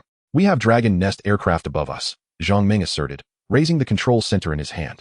Lin Ling furrowed his brow and looked up, seeing a triangular aircraft suddenly appear in the previously azure sky. Beneath it, a laser cannon began to emanate a faint blue glow.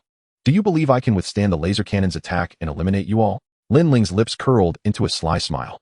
Zhang Meng, who had initially maintained composure, now broke into a cold sweat. Just as he found himself at a loss, Lin Ling suddenly inquired, Can I trust you? At these words, Zhang Meng's spirits soared. Of course, I am a soldier of the People's Army. I swear on my honor that I will never divulge any information about you. As he spoke, he seemed to remember something, pointing at the others behind him. They will not either. If they dare to leak anything, I will not spare them. Lin Ling continued to advance, suddenly extending 2 fingers to point at 2 figures. He raised the wolf fang hammer slowly. I trust you, but not them. The pupils of everyone present constricted sharply. The massive wolf fang hammer came crashing down with a thunderous sound. Boom! With one mighty strike, Huang Er was sent to his demise. Blood splattered as Huang San, paralyzed by fear, scrambled away with an inexplicable burst of energy. Lin Ling did not pursue. Instead, he conjured the dazzling magic staff once more. Explosive fireball. Boom! The blazing fireball surged toward Huang San, with a resounding explosion accompanied by Huang San's shrieks. He was reduced to a pile of ashes. Amidst the horrified gazes of the onlookers, Lin Ling approached Sheng Jun. Tears nearly brimmed in Sheng Jun's eyes as he lamented. We have no enmity. The minor boss who mocked you is already gone. Why do you come for me? However, as Lin Ling lifted the enormous hammer, Sheng Jun cried out in desperation, Do not kill me. I swear to the divine domain that I will not divulge any information about you. Or may I be struck down by divine retribution. The divine domain oath was a contract feature that emerged after the Great Fusion, seldom invoked, but undeniably potent. As if on cue, a notification appeared on Lin Ling's system panel. Sheng Jun has initiated a divine domain oath towards you. The oath is valid and recognized by the divine domain. Seeing this, Lin Ling ultimately lowered the hammer he had raised. Initially intending to rid the world of its evils, Lin Ling found himself at a moral crossroads, as the individual in question bore no significant grudge against him. Furthermore, to vow an oath in the divine realm and then resort to lethal measures seemed rather unfounded. Observing the unfolding events, others hastily followed suit, pledging their oaths to the divine realm. Before long, apart from the 3 members of the Dragon Nest team, every conscious individual had uttered their oaths. A subtle smile crept across Lin Ling's face as he beheld this scene. Zhang Meng, gazing at the bloodied hammer smeared with brain matter, felt an unsettling chill at Lin Ling's smile. His flesh quivered involuntarily, prompting him to speak. Could we possibly stow that oversized hammer of yours? Lin Ling replied. If it were feasible to stow it away, who in their right mind would willingly carry such a cumbersome object around? With that, he turned and ventured into the forest. still in need of 299 Abyss Scouts, uncertain where to commence his search. Lin Ling, what brings you here? Do you require our assistance? Zhang Meng called out to Lin Ling's retreating figure, his tone laced with camaraderie. Lin Ling pondered momentarily. Free labor was hard to come by. After all, I've accepted a task that necessitates the extermination of a considerable number of Abyss Scouts, he responded. Abyss Scouts? Sheng Jun suddenly interjected. My boss triggered a hidden dungeon. And all the monsters inside are Abyss Scouts. Chapter 54, Abyss Well Dungeon. A hidden dungeon? Zhang Meng's breathing quickened. Following the Great Fusion, every dungeon had become exceedingly precious, with many rare materials required by human practitioners originating from various dungeons, all of which initially began as hidden dungeons. Only by conquering a hidden dungeon could it be transformed into a regular dungeon. Therefore, the emergence of a hidden dungeon was immensely valuable to any base city. Kiwile and Blue Cloth City possessed only 2 dungeons, while Xuanfu Base City had none at all. Are you certain there are Abyss Scouts within the dungeon? Although Lin Ling felt elated at the prospect of a dungeon, he harbored a growing suspicion. In his past life, the Abyss Well indeed contained an Abyss dungeon, where he had spent nearly 2 years endlessly traversing. Yet, based on Lin Ling's recollection, the Abyss dungeon only materialized 3 years after his successful job change, and the monsters within appeared to be Abyss crawlers. It now seemed there were 2 possibilities. Either this dungeon had not been publicly revealed in his previous life, vanishing after a failed challenge, or it had manifested 3 years early in Xuanfu Base City due to his butterfly effect. However, such musings were irrelevant. What truly mattered was that the dungeon contained enough Abyss Scouts to fulfill his task and secure the rewards. My boss undertook a hidden mission to deliver a message to the bandit leader of Xuanfu Base City. Who would have thought that the bandit leader was slain by a necromantic curse? The hidden mission altered due to the target's disappearance. Consequently, my boss acquired a hidden dungeon map, and as long as we cleared any difficulty of the dungeon, the hidden mission would be deemed complete.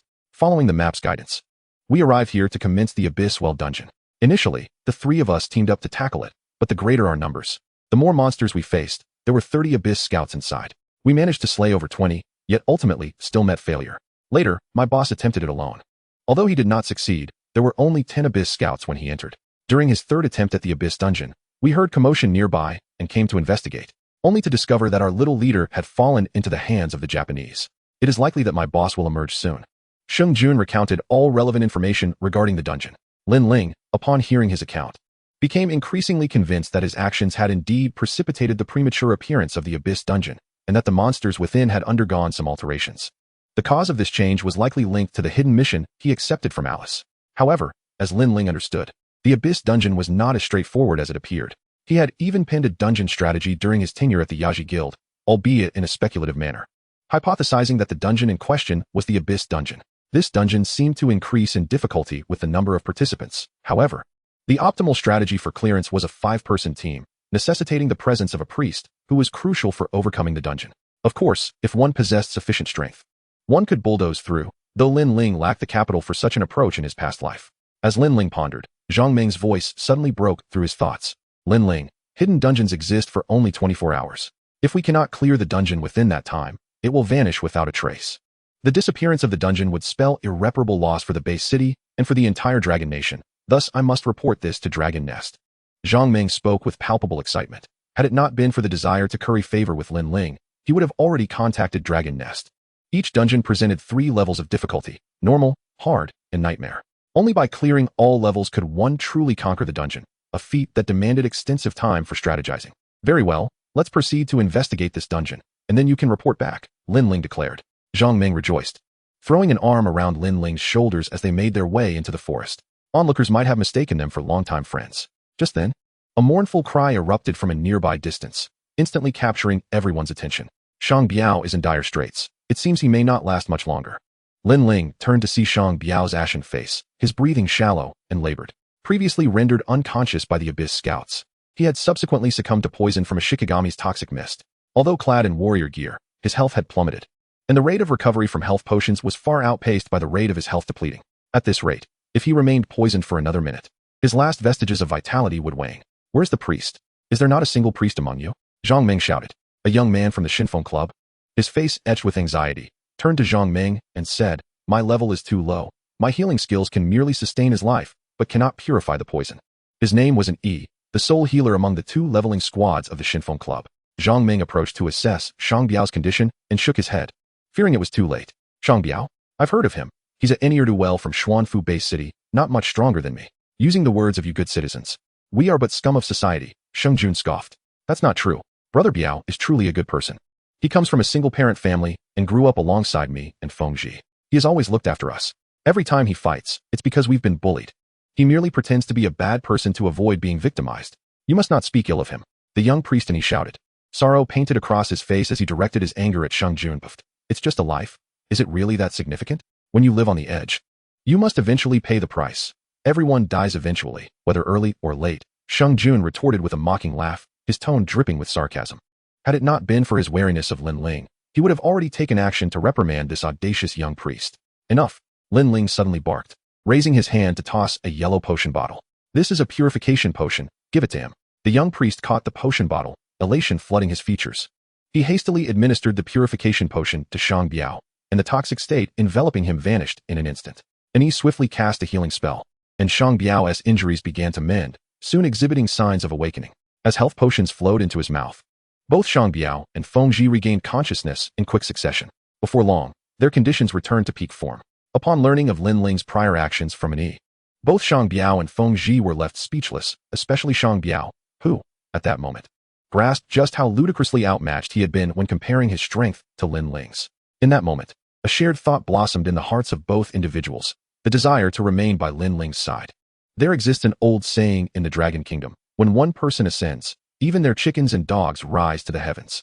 If they were to align themselves with Lin Ling, who knows what heights they might reach in the future. Such a formidable ally, once embraced, would undoubtedly offer a brighter path than remaining in the Shenkei's club.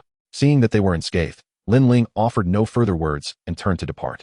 After regaining their composure from the shock, Shang Biao and the others hastily pursued him into the forest. Boss Lin, take us along for the dungeon. I, Biaozi, assure you I won't slow you down. I'm your monster drawing expert. Just point me at whom to attract, and I guarantee success. Lin Shun.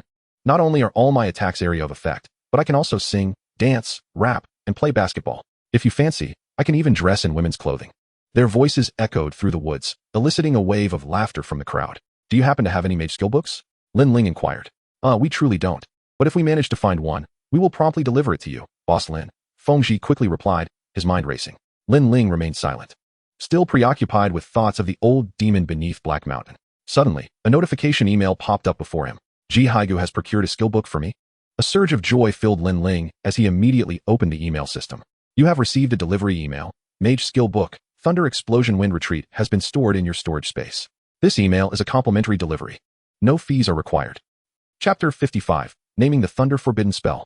A flicker of doubt crossed Lin Ling's eyes. He knew this was certainly not from GMO.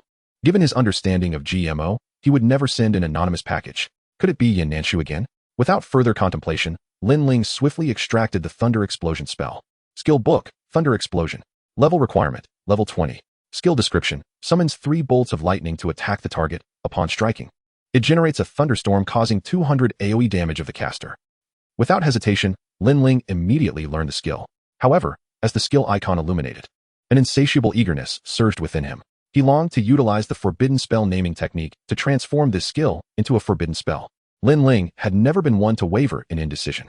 Hesitation was not in his nature.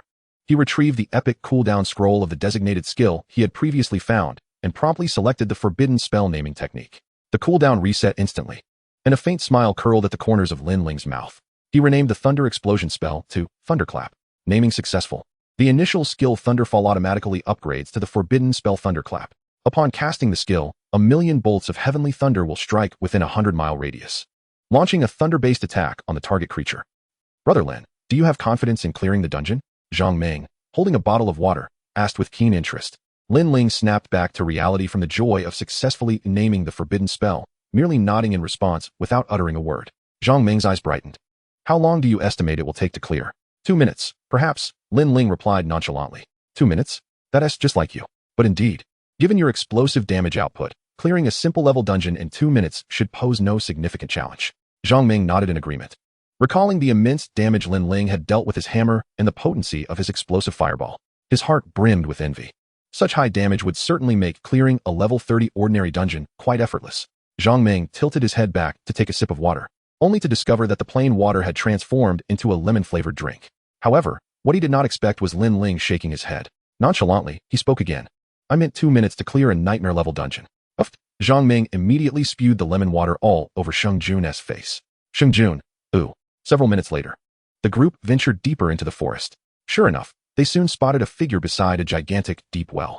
The individual donned a red and purple robe, towering near 2 meters in height, with muscles rippling across his physique. Were it not for his mage attire, no one would believe he was a mage. He was none other than Daitu Jun, the leader of the 3 armies of Qingyalanbu City. Although he was the youngest, his strength was quite formidable.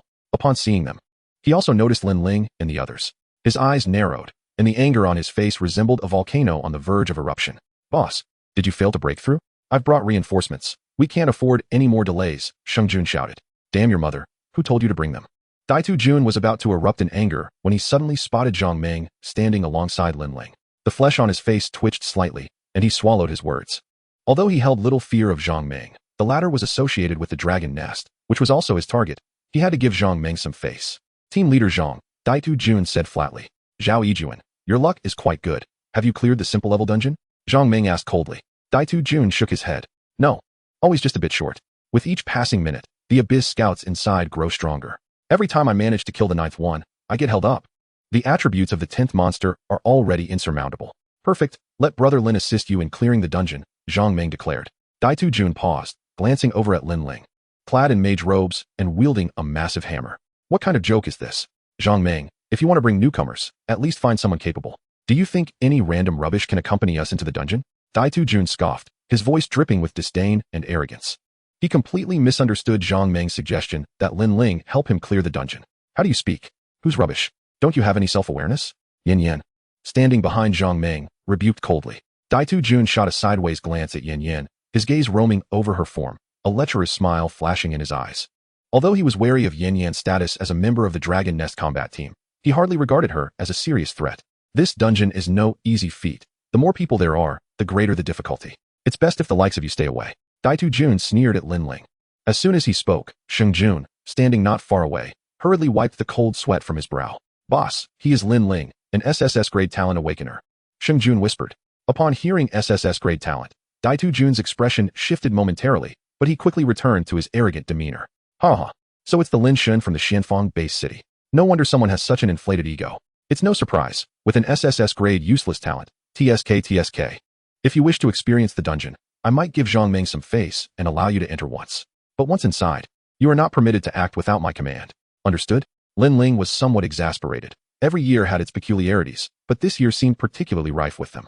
How could this fellow hold himself in such high regard? Seeing Lin Ling remain silent, Daitu Jun barked again. I'm talking to you. Do you hear me? Don't speak to me. I have a cleanliness obsession, Lin Ling replied, digging at his ear with an expression of disdain. You're courting death?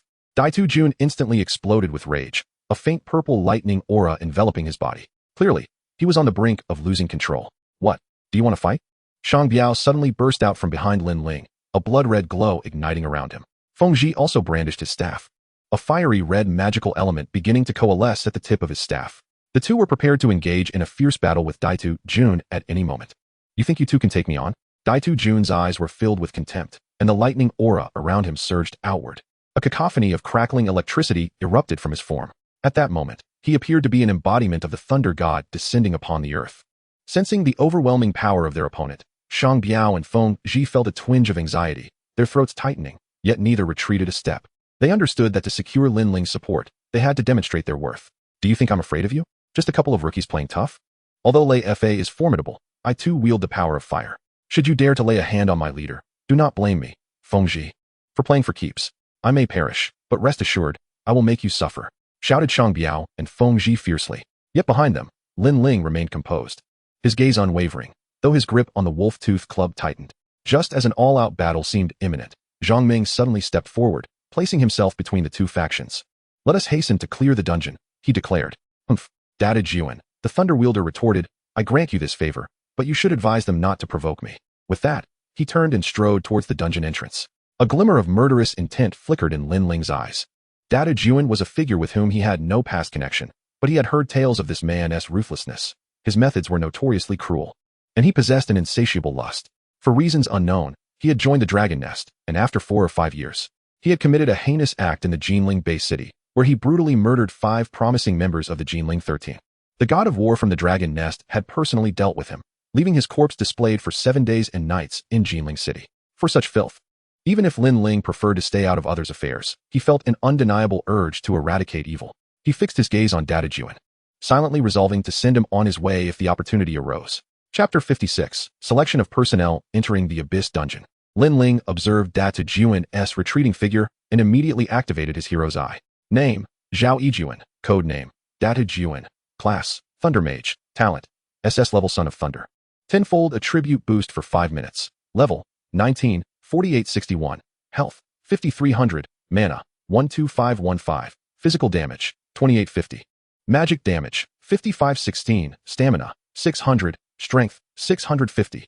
Intelligence, 950. Agility, 850. Combat rating, 2 stars. Estimated potential, 8 Transcendental Holy Sorcerer. Overall evaluation, Malevolent High Explosive Mage among ordinary individuals. Such attributes were indeed impressive. Lin Ling smirked slightly. It was evident he was no ordinary person. Data Juan soon arrived beside a deep well, where a swirling black vortex of a teleportation portal floated in the air, resembling the gaping maw of a monstrous beast.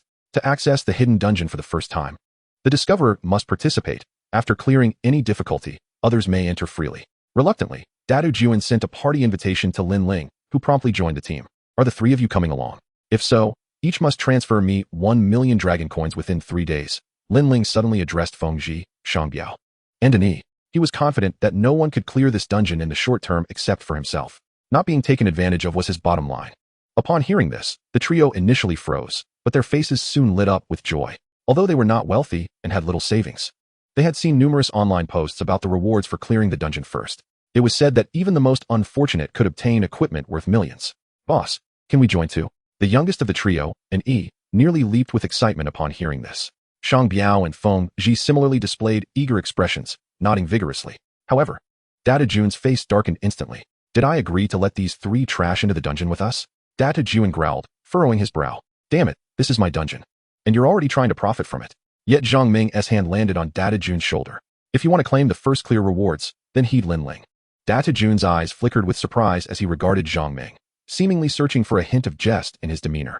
However, disappointment washed over him as Zhang Ming's expression revealed no signs of levity. Give me one good reason. Are you that close to him? Why are you so supportive? Data Juan narrowed his eyes. Zhang Ming paused slightly. He could hardly disclose that he was aware of Lin Ling's true nature and was merely biding his time to curry favor. Once Lin Ling's identity was exposed, he would undoubtedly enter the dragon nest, possibly even the core. In the future, he might be a significant figure in the Dragon Kingdom. Regardless, you can't proceed without him. The outcome is more persuasive than any reason, Zhang Ming replied. TCH, you just want me to show them the ropes in the dungeon, don't you? Zhang Ming, remember, you owe me a favor. Data Juan sneered as he sent a party invitation to the 3. Commenced the dungeon, selecting easy difficulty. A ghostly light illuminated the surroundings, and the 5 vanished in an instant. Jinwei Base City. G family. Old man, how is it? Are the materials ready? GMO eagerly inquired as a middle-aged man entered. After returning last night, he had rushed straight to the Divine Temple. To his surprise, he had drawn a 5-star difficulty job change quest, requiring him to collect 5 exceedingly rare materials to complete the transition. However, these materials were strictly controlled by the government, and unless his father intervened, he could not complete the task. Upon learning that his son had reached level 30 overnight, Ji's father immediately set out to procure the job change materials, but by dawn, he had yet to return with them. Here are the 4 materials you requested. I have secured them, Ji Lianqing said, tossing the 4 items to GMO Dad. These materials are government-controlled. How am I supposed to get them? GMO protested. The last material can only be found in the Qinshi Huangtun dungeon in Chang'an Base City. GMO's face fell instantly. That dungeon could only be accessed by 6 transformation experts. It's not that you can't enter. The mayor of Chang'an Base City said that this year, a marksman with SS-level talent emerged, but that boy returned home to tend sheep after successfully awakening. He has rejected all offers, even from the dragon nest themselves. A man with great talent, yet he refuses to level up or leave the mountains. Uncle Ziyuan said, unless you can persuade that brat to leave the mountains, forget about the materials. Ji Lianqing rubbed his temples. GMO, however, suddenly seemed to have an epiphany, his eyes widening. That kid wouldn't be named Wang Yilan. Would he? GMO blurted out. How do you know? Ji Lianqing exclaimed, his expression one of disbelief. GMO's face transformed into a brilliant smile. The sheep herder whom Lin Ling had been supporting for 3 years called himself Happy Brother, but his real name was indeed Wang Yilan. Don't worry about how I know. Leave this to me, GMO declared as he turned and dashed outside. With Lin Ling's substantial backing, would he fear that the boy would not comply? If necessary, he could even coax him back with his silver tongue. In an instant, the SS-level war machine soared into the sky, heading toward Chang'an Base City. Meanwhile, at the headquarters of the Yazi faction in Xuyalambu City, All high-ranking members of the Xiao family were gathered. Not long ago, the family head, Xiao Yuanshan, received a phone call demanding a ransom of 2 billion to secure his son's release. After a video call with Xiao Yan, he promptly transferred the money. Now, he awaited his son's safe return. Although he was a fifth transformation archmage, he had only recently become a father to twins at the age of 70. And his beloved son's life was more precious than anything. Family head, the young master has returned. A shout echoed from outside. The next moment, Xiao Yan walked in with a gloomy expression. Yenner, father, I'm fine. The dragon nest took me in for questioning, recorded some statements, and then sent me back. Xiao Yan replied. Upon hearing this, Xiao Yuanshan felt a wave of relief wash over him. Thank goodness. Are you unharmed? Did the kidnappers mistreat you? He inquired anxiously. Xiao Yan glanced around, and Xiao Yuanshan immediately grasped the situation. Everyone, please leave, he commanded. The individuals within the room promptly vacated the office. What is the matter? Xiao Yuanshan inquired. Dad, I have defected, Xiao Yan confessed, recounting all that he had experienced. Xiao Yuanshan fell into deep contemplation. After a few moments, a fierce glint flickered in his eyes. Yenner, fret not. I will make some preparations in advance. If the situation turns dire, we shall emigrate to the Eagle Nation and seek political asylum. Throughout history, there have been many traitors. Our family is but a drop in the ocean. What matters most is your safe return, Xiao Yuanshan reassured him. Xiao Yan nodded with excitement. Dad, I need to continue leveling up and aim for the newcomer championship. Only by completing the master's tasks can I gain recognition in the Eagle Nation. Xiao Yuanshan paused momentarily, feeling a sense of relief in his heart. Very well. I will arrange for 2 teams of 4th-tier players to protect you and assist with your leveling. The Dragon's Nest will also send a 6th-tier expert to personally ensure your safety. Xiao Yan nodded, but suddenly a fierce expression crossed his face. Dad, procure me a set of orange gear, and also acquire a forbidden spell scroll for self-defense. Xiao Yuanshan was momentarily taken aback. While obtaining the orange gear was feasible, even if it was somewhat wasteful to secure a legendary set before the 3rd tier, it would cost a considerable fortune. However, acquiring a forbidden spell scroll was far more complicated. The state strictly regulated such scrolls. Given the weight of the Xiao Corporation, they could be possessed. But the approval process would be troublesome. Yet, thinking of how his son had nearly perished in the wild, a glint of ferocity flashed in his eyes. All right, I will get everything for you. Should you encounter any threats, feel free to use them. I will bear the brunt of any consequences. After speaking, Xiao Yuanshan immediately instructed his subordinates to prepare. The adage that money can move mountains proved true. Within mere minutes, he had procured the gear and the scroll. When Xiao Yan held the golden forbidden spell scroll in his hands, he felt a profound transformation within himself. Gripping the scroll tightly, the image of Lin Ling wielding a giant hammer from a vantage point resurfaced in his mind. Lin Ling, this time I truly possess a forbidden spell scroll, an artifact capable of unleashing forbidden spells. What will you use to contend with me? When I return to the Xuangu base city, it will be the day I trample you beneath my feet. Chapter 57. It's my turn to take the stage. At that moment, Lin Ling, whom he had long held a grudge against, suddenly found himself engulfed in darkness. He had entered the abyssal well dungeon. The dim cavern was saturated with a damp, foul odor, and a passage ahead stretched into the unknown. The walls were adorned with carvings of various bizarre beasts. Statues holding staves as if conducting some form of ritual. The terrifying and oppressive atmosphere was suffocating. Instantly, a prompt appeared before Lin Ling, Explorer. Welcome to the normal level Abyssal dungeon. Please eliminate all monsters to complete the dungeon. Once the dungeon timer begins, for every minute that passes, the remaining monsters' attributes increase by 10, and the number of the next wave doubles. Adventurers may exit the dungeon through the active exit option, but leaving midway will yield no rewards. This dungeon is actually enough. You're the least useful. Now shut your mouth. Just as Lin Ling was about to share the dungeon strategy, he was abruptly interrupted by a stern command from Tu Junha. Lin Ling scoffed, choosing to remain silent. In that case, don't blame me for ensuring you miss out on the first clear rewards. Shang Biao and Feng Ji, I will take the lead. You two provide support. Let us eliminate the monsters as swiftly as possible. Tu Jun instructed Zhang Ming and Feng Ji. Completely disregarding Lin Ling and the little priest in Yi, Feng Ji glanced apologetically at Lin Ling, who shrugged, appearing entirely unconcerned. Seeing Lin Ling's lack of reaction only fueled Tu Jun's belief that he was all bark and no bite. With a sneer, he said, Lin Ling, just stand back. I hope you won't interfere with us. Upon hearing this, a smirk crossed Feng Ji's and the others' faces, but none dared to voice their thoughts. After Tu Jun finished speaking, he dashed forward. As expected, the moment he crossed the red line, 5 shadowy figures surged from the darkness. These 5 figures were humanoid in shape, but were covered in dense black scales. Lin Ling, witnessing this, immediately cast a detection spell. Abyssal Scout. Quality, Dungeon Monster. Class, Abyssal Warrior. Level, LV 30. Health, 10,000. Physical damage, 1,200. Defense, 800. Suddenly, Tu Jun was enveloped in crackling lightning. resembling a thunder god as he charged towards the 5 abyssal scouts. Thunderstrike! Jun bellowed, slamming his hands onto the ground. For spherical bolts of lightning appeared between the 5 monsters. Bang! Bang! Bang! These spherical bolts began to leap incessantly, instantly paralyzing the bodies of the 5 abyssal scouts. After several bounces, their health dropped by a fifth. 1300, 1380, 1290. A series of bright red damage numbers floated above the scouts' heads. One must admit, Jun's combat prowess was indeed impressive. He single-handedly held off 5 level 30 monsters. Feng Zhi was no slouch either. Though his damage could not compare to Jun's, he too was capable of AoE damage, contributing to the group's efforts. Shang Biao charged straight into the fray with a bloodthirsty lunge. The 5 abyssal scouts were left suspended in the air. He swung his knight's sword with vigor. Although his damage output was low, each strike restored his health. With every hit on the abyssal scouts, he recovered health equal to the damage dealt. This spectacle surprised Lin Ling. It seemed that Shang Biao had gained significant enhancements since awakening his hidden class, and the vampiric trait was indeed formidable for a warrior. Under the combined assault of the 3, the first wave of monsters was dispatched in less than 20 seconds. Quest: Alice's Commission, Progress, 6300. Lin Ling stood at a distance, hammer in hand, observing the fluctuating kill count on the system panel, feeling quite pleased. Hurry up, time is running out. Jun urged as he charged forward once more, soon encountering the second wave of abyssal scouts. However, just as they had slain 2, the timer reached 1 minute. The remaining 3 suddenly doubled in number, and their attributes noticeably enhanced. As the second minute came to a close, they finally managed to dispatch the second wave. When the third wave emerged, Jun's expression turned ashen. The number of abyssal scouts surged to 10, with their attributes boosted by another 10. Lin Lauda, it's time for you to step in. Feng Zhi called out anxiously to Lin Ling, relying on him. Jun scoffed. Suddenly, he let out a furious roar. The thunder god descends. In the next moment, a 5-meter radius around him was engulfed in lightning, causing his attributes to multiply tenfold. Boom, boom, boom. In less than 10 seconds, all 5 scouts were obliterated. Impressive, Feng Zhi exclaimed, his eyes wide with astonishment. Shang Biao also swallowed hard.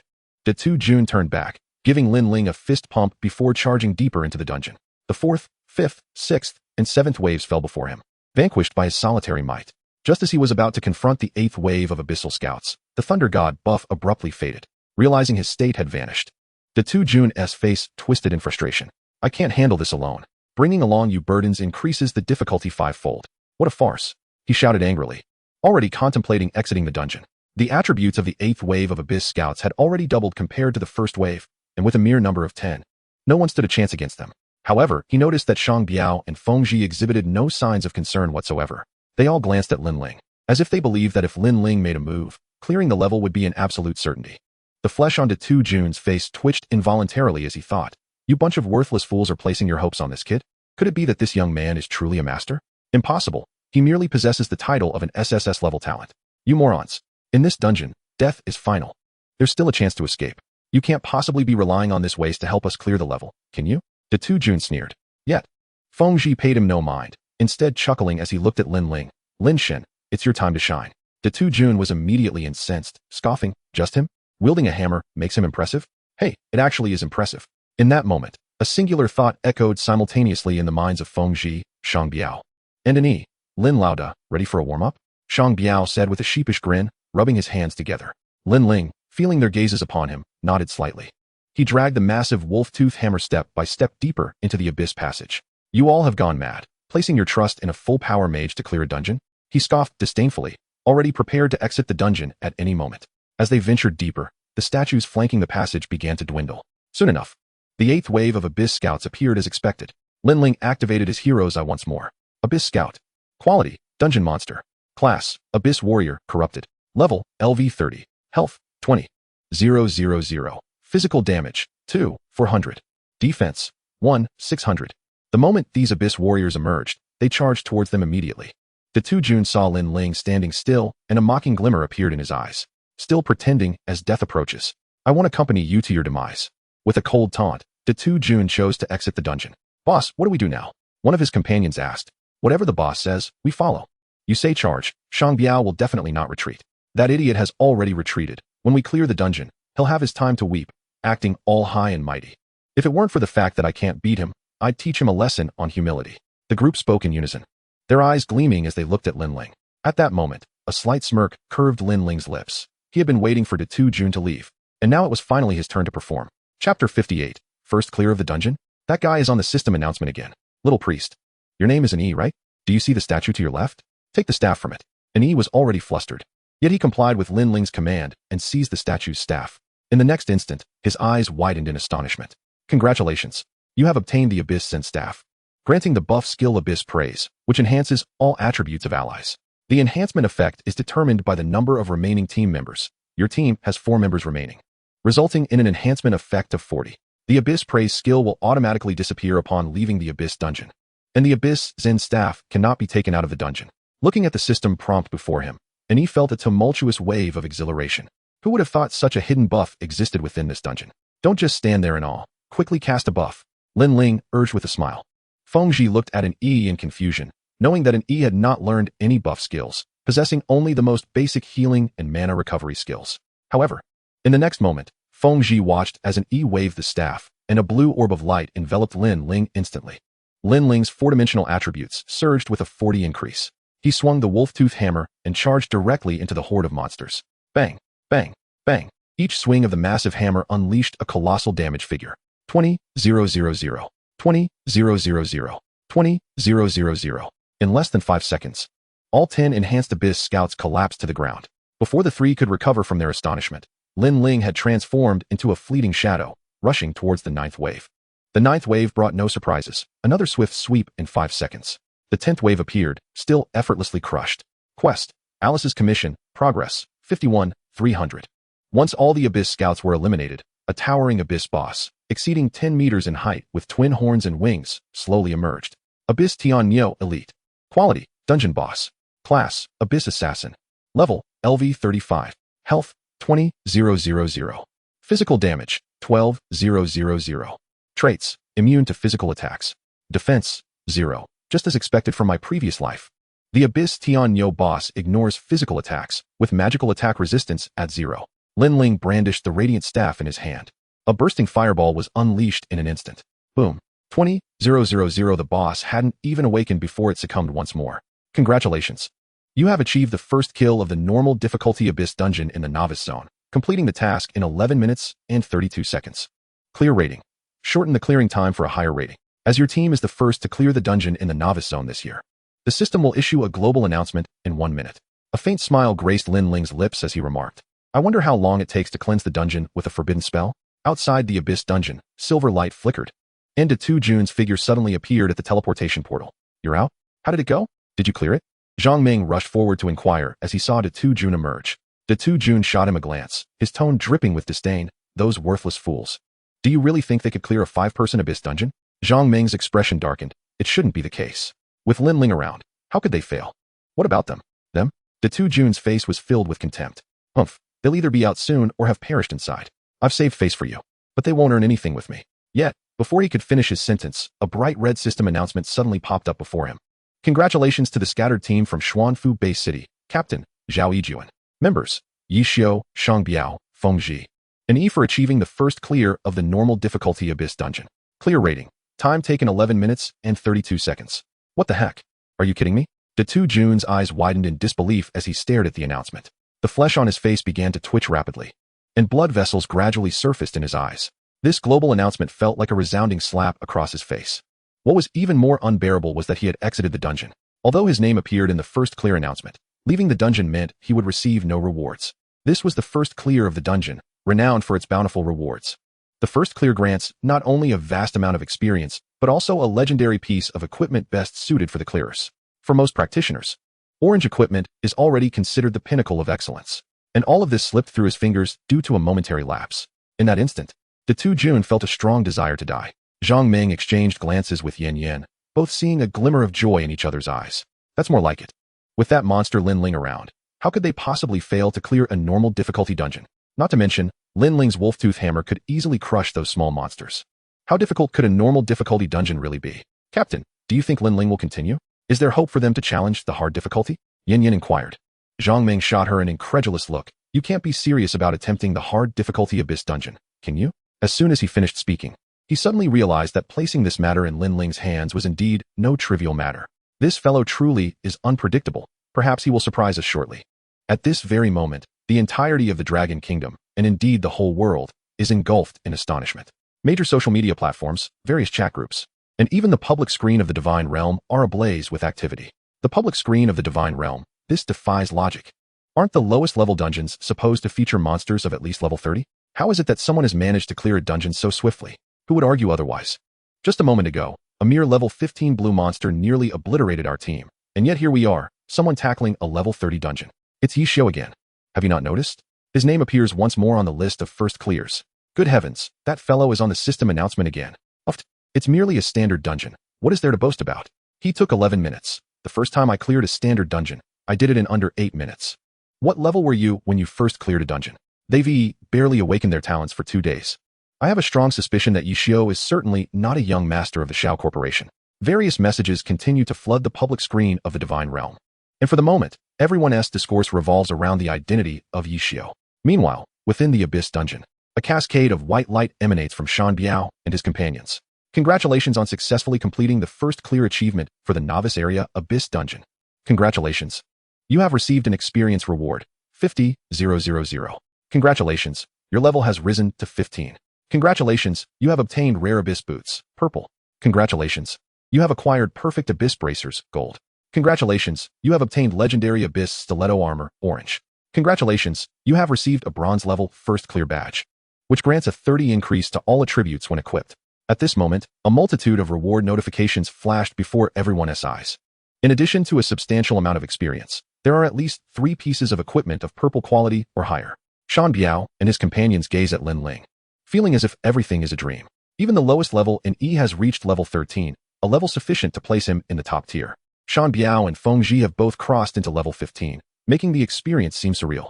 Boss, this is absolutely exhilarating. Wow. Following the boss is undoubtedly a blessing I earned in my past life. With Suo too, I starved for 3 days, but with Brother Lin, I could go 9 days without sleep and still not feel tired. If heaven grants me another chance, I would definitely follow Lin God again. It's truly a case of one person achieving enlightenment and elevating the others.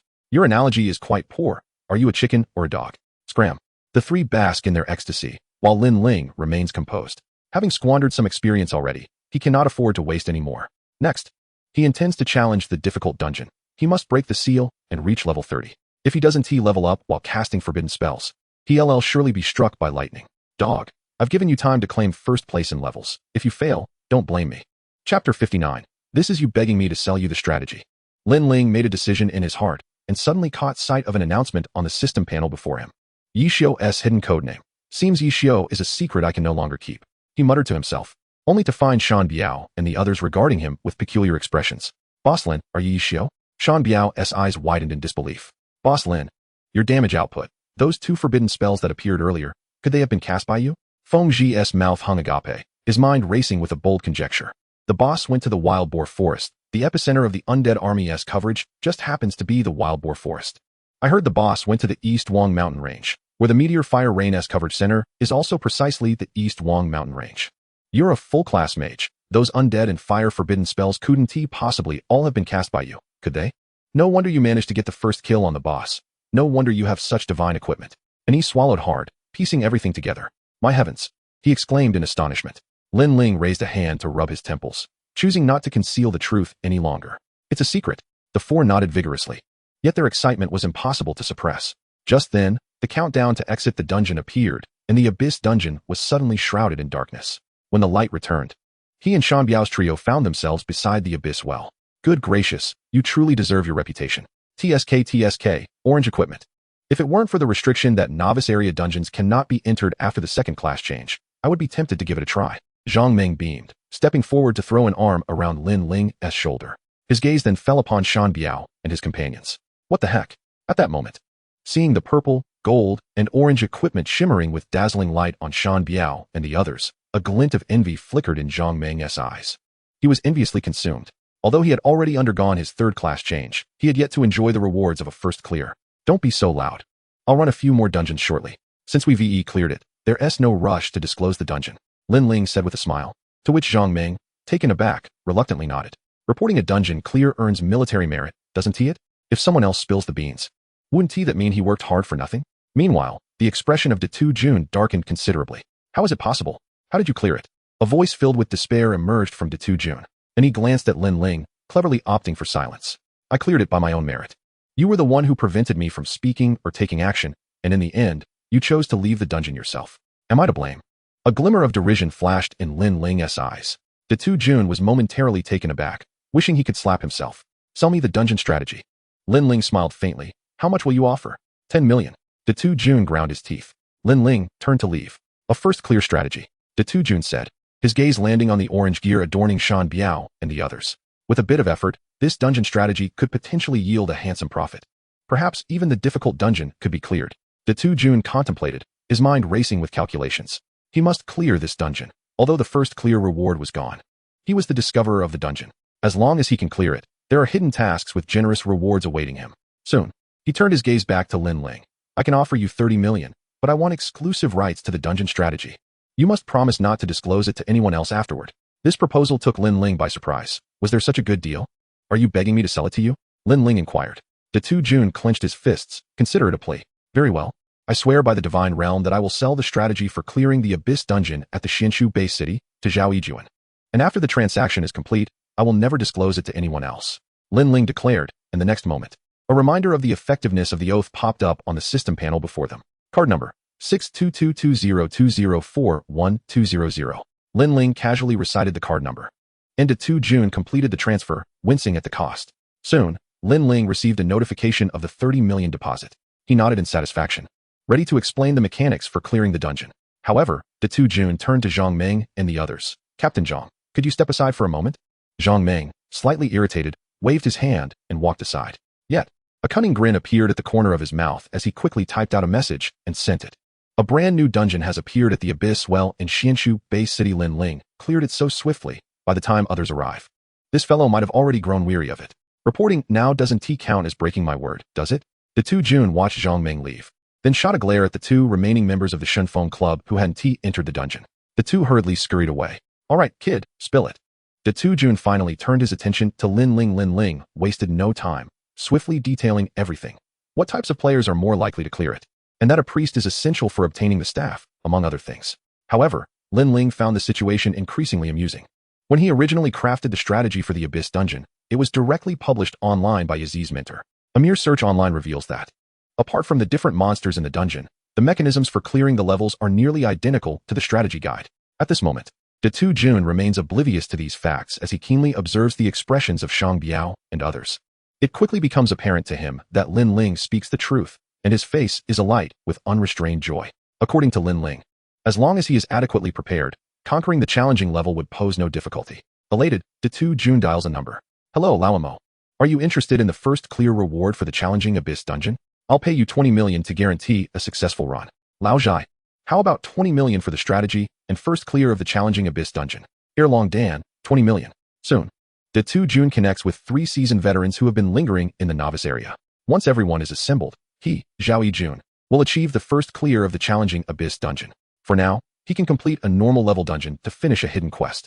Glancing at the members of his party, Jun's gaze fixates on Lin Ling. In a moment, I will take you all through a normal dungeon for free.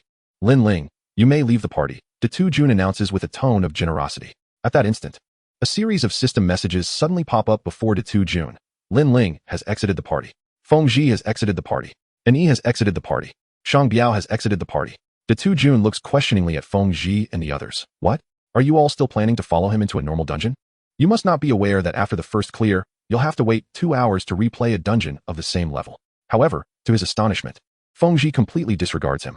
Are you interested in the challenging elite dungeon? 10 million each. Lin Ling suddenly interjects. The trio of Shang Biao's eyes widen in astonishment, their hearts racing with excitement. Yet, their expressions quickly fall. Money is not the issue, the problem lies in their lack of funds. Although they have acquired many invaluable pieces of equipment, these items are highly specific to their needs. Selling them would require time. Sensing their predicament, Lin Ling waves his hand dismissively. Forget it, just owe me for now. Each of you will owe me 11 million, to be settled within 3 days. Upon finishing his statement, Lin Ling sends out a party invitation to the group. Before long, the 3 join the party, bringing their number to 4. Just one short of a full team. Lin Ling furrows his brow slightly. He needs to quickly complete the Abyss Scout quest, and a larger party would be advantageous. He glances around at the remaining individuals. Only Sheng Jun and the 2 professionals from the Shenfeng Club meet the challenge requirements for the novice area dungeon. Sensing Lin Ling's gaze, Sheng Jun immediately appears eager to join. Meanwhile, Jun snorts contemptuously. Humph. A normal dungeon without a first clear reward isn't even worth 1,000,000. Sheng Jun approaches Tu Jun with an awkward smile, saying, "Boss, I'm naturally waiting to tackle the challenging level with you." The two professionals from the Shunfeng Club exchange glances for a moment before a boy with a mohawk speaks up first. "I'm not a fool. I have no money. So don't count on me." With that, he turns and walks towards the exit, evidently intending to leave. The remaining girl hesitates briefly before sending a party application to Lin Ling. "I'm willing to pay 10 million to experience the Abyss Dungeon," she states, promptly picking up her phone and transferring 10 million directly to Lin Ling's bank account. Wow, didn't he see that coming? A little rich girl hiding in plain sight. Too bad she's not very bright. The Tu Jun's derisive voice echoes. The girl's face flushes crimson, but she remains silent, looking down. "Yaya's buck teeth has joined your party." Lin Ling winces at the sight of the girl's name. Her front teeth are not particularly pronounced. It is evident that she, like him, has acquired some opportunity to conceal her true name. Lin Ling says nothing further and promptly heads towards the entrance of the Abyss Dungeon. In the next moment, to the astonishment of the others, he selects the Abyss Well Dungeon at the challenging difficulty. The five of them instantly vanish from Tu Jun and the others' sight. Are they really going for the challenging level? At that moment, Tu Jun suddenly feels something flash through his mind. He quickly flips through the system panel's message log. When he sees Yishio's name on the first clear announcement, his eyes widen in shock. What the hell? I might as well be using my eyeballs to blow my nose. How did I only just notice this? Chapter 60, Xiaoyan's Frenzy. Aoki Blue Cloth City, Goblin Forest. 3 Dragon Nest fighter jets hover high in the sky, continuously monitoring the leveling teams below. In the forest below, dozens of 3rd and 4th transition members of the Yazi team stand before their hovering vehicles. In their central area, newly returned Xiao Yan wields a massive wolf-tooth hammer, smashing the head of a goblin scout into pulp. All the Yazi team members gaze at Xiao Yan with a mixture of awe and apprehension. Everyone senses that Xiao Yan is not the same as before, yet no one dares to voice their concerns. They all believe that Xiao Yan, having been abducted, must have undergone some trauma, and venting his frustrations on the monsters is understandable. However, Xiao Yan seems to revel in the exhilaration of wielding the hammer against foes. "Yo-Yo, do you think Xiao Yan is really Yishio?" Li Jingliang whispers to the archer Yo-Yo. Yo-Yo looks taken aback for a moment before shaking her head. "I don't know. I haven't seen him kill a boss, but he claims that Meteor Fire Rain was his doing, so he's likely Yishio. But how could he return alive?" Li Jingliang glances at Xiao Yan and quietly inquires. However, as soon as he finishes speaking, Xiao Yan suddenly turns to look at him. "Li Jingliang, what did you just say?" Xiao Yan's voice is chillingly cold. Li Jingliang flinches, about to feign ignorance. But suddenly, he recalls the image of Xiao Yan escaping on a hovering vehicle. A surge of inexplicable anger ignites within him. "I asked if you were Yishio. Is Meteor Fire Rain your doing? The more I think about it, the more I believe you're an imposter." I've inquired. "The forbidden spell scrolls are controlled items, not something you can just buy with money." Li Jingliang glares fiercely into Xiao Yan's eyes. "Dare you question me? You're courting death." In an instant, Xiao Yan transforms into a blur and appears before Li Jingliang, reaching out to grasp his neck.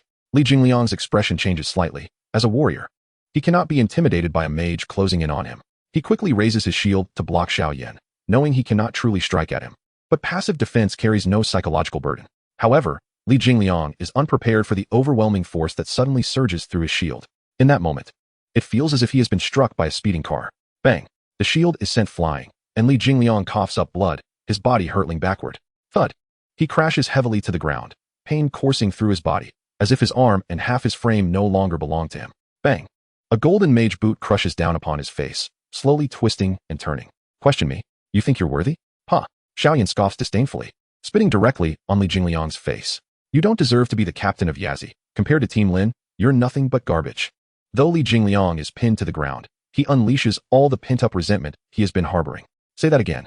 Xiao Yan's voice trembles, as if someone has ripped open a wound that had only just begun to heal. "You're nothing but garbage. You're not even worthy to hold Lin's shoes." Li Jingliang twists his head with all his might, glaring fiercely at Xiao Yan. Courting death, Xiao Yan raised the wolf-tooth hammer high, poised to strike at Li Jingliang. "Captain Xiao, how could you do this? Jingliang is a member of the Yazi team. He was merely joking with you. How can you treat him this way?" Yo-Yo, startled by the sudden turn of events, rushed towards Li Jingliang in an attempt to stop Xiao Yan. However, as she drew closer, Xiao Yan delivered a swift slap that sent Yo-Yo spinning through the air before crashing to the ground. 2 beams of white light suddenly enveloped Yo-Yo and Li Jingliang, healing their injuries in an instant. "Xiao Yan, that's enough." Zhou Mingyan shouted fiercely, clearly incensed. Xiao Yan smirked coldly, producing a golden scroll in his hand. As he slowly unfurled the scroll, a torrent of fiery magical elements began to coalesce in the air above, reminiscent of the meteor shower from that fateful day. "Do you still think I'm bragging? Do you see this? This is an ancient spell scroll. Lin Ling, he is insignificant. My power far exceeds your comprehension. Xiaoyan sneered, and the expressions of all the Yazi team members shifted drastically. Yuyo was already paralyzed with fear, and Li Jingliang was rendered speechless by the sight of the spell scroll. Just then, a system announcement appeared before them, and as they gazed at the list of first clear completions, all eyes turned to Xiao Yan in astonishment. Yi Xiao is not Xiao Yan. The lie collapses under its own weight. Xiao Yan's face flushed crimson, and he was instantly consumed by rage. A flash of scarlet flickering in his eyes. Hey, Yi Xiao, I am leaving the guild. Yuyo glared at Xiao Yan, realizing that the next day was the official contract signing, grateful to have seen through Xiao Yan's facade today. Leave the team? Xiao Yan released Li Jingliang and strode forward, seizing Yuyo and dragging her toward the nearest hovering vehicle. Before I go, let us have some fun. Yuyo's expression changed dramatically. Let go of me. What do you intend to do? Sister Mingyan, Jingliang, help. Yuyo's cries for help echoed. Xiao Yan, release Yuyo. What are you planning? Zhou Mingyan bellowed again in anger. Li Jingliang, rising from the ground, charged directly at Xiao Yan. Xiao Yan, you bastard, release Yuyo. His eyes were bloodshot. He had long harbored feelings for Yuyo, and as a warrior, protecting her was his highest honor. Yet he hadn't even reached Xiao Yan when a chilling voice ignited his fury. Flames engulf. In an instant, Li Jingliang's body was surrounded by scorching flames, and blood loss values rapidly appeared above his head. A piercing scream erupted from him. Yet he still drove his knight's sword toward Xiao Yan.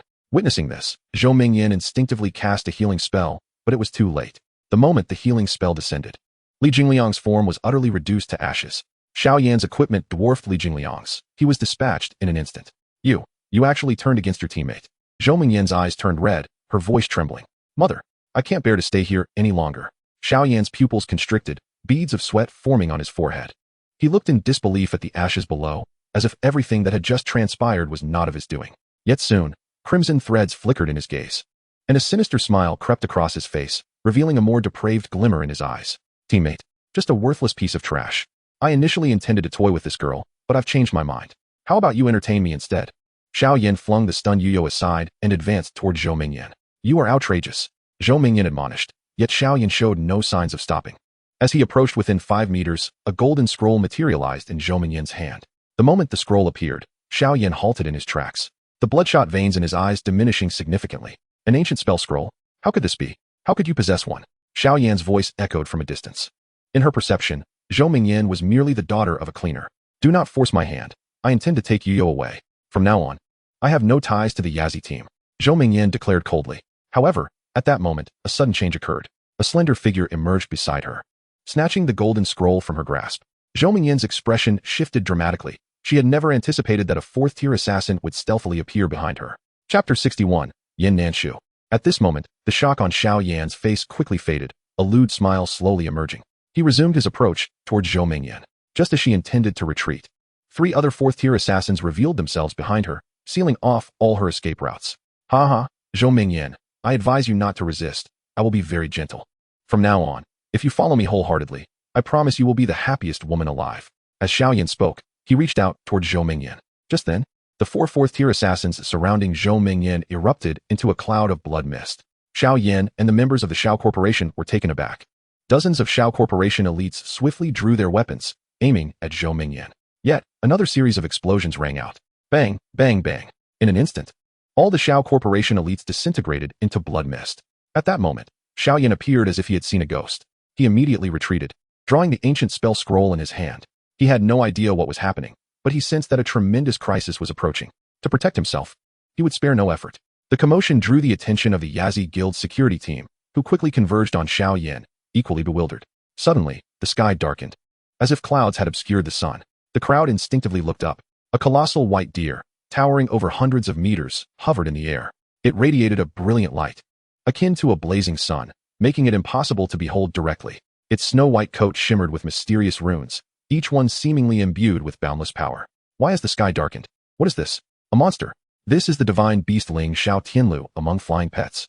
Gasps of astonishment erupted from all corners of the goblin forest.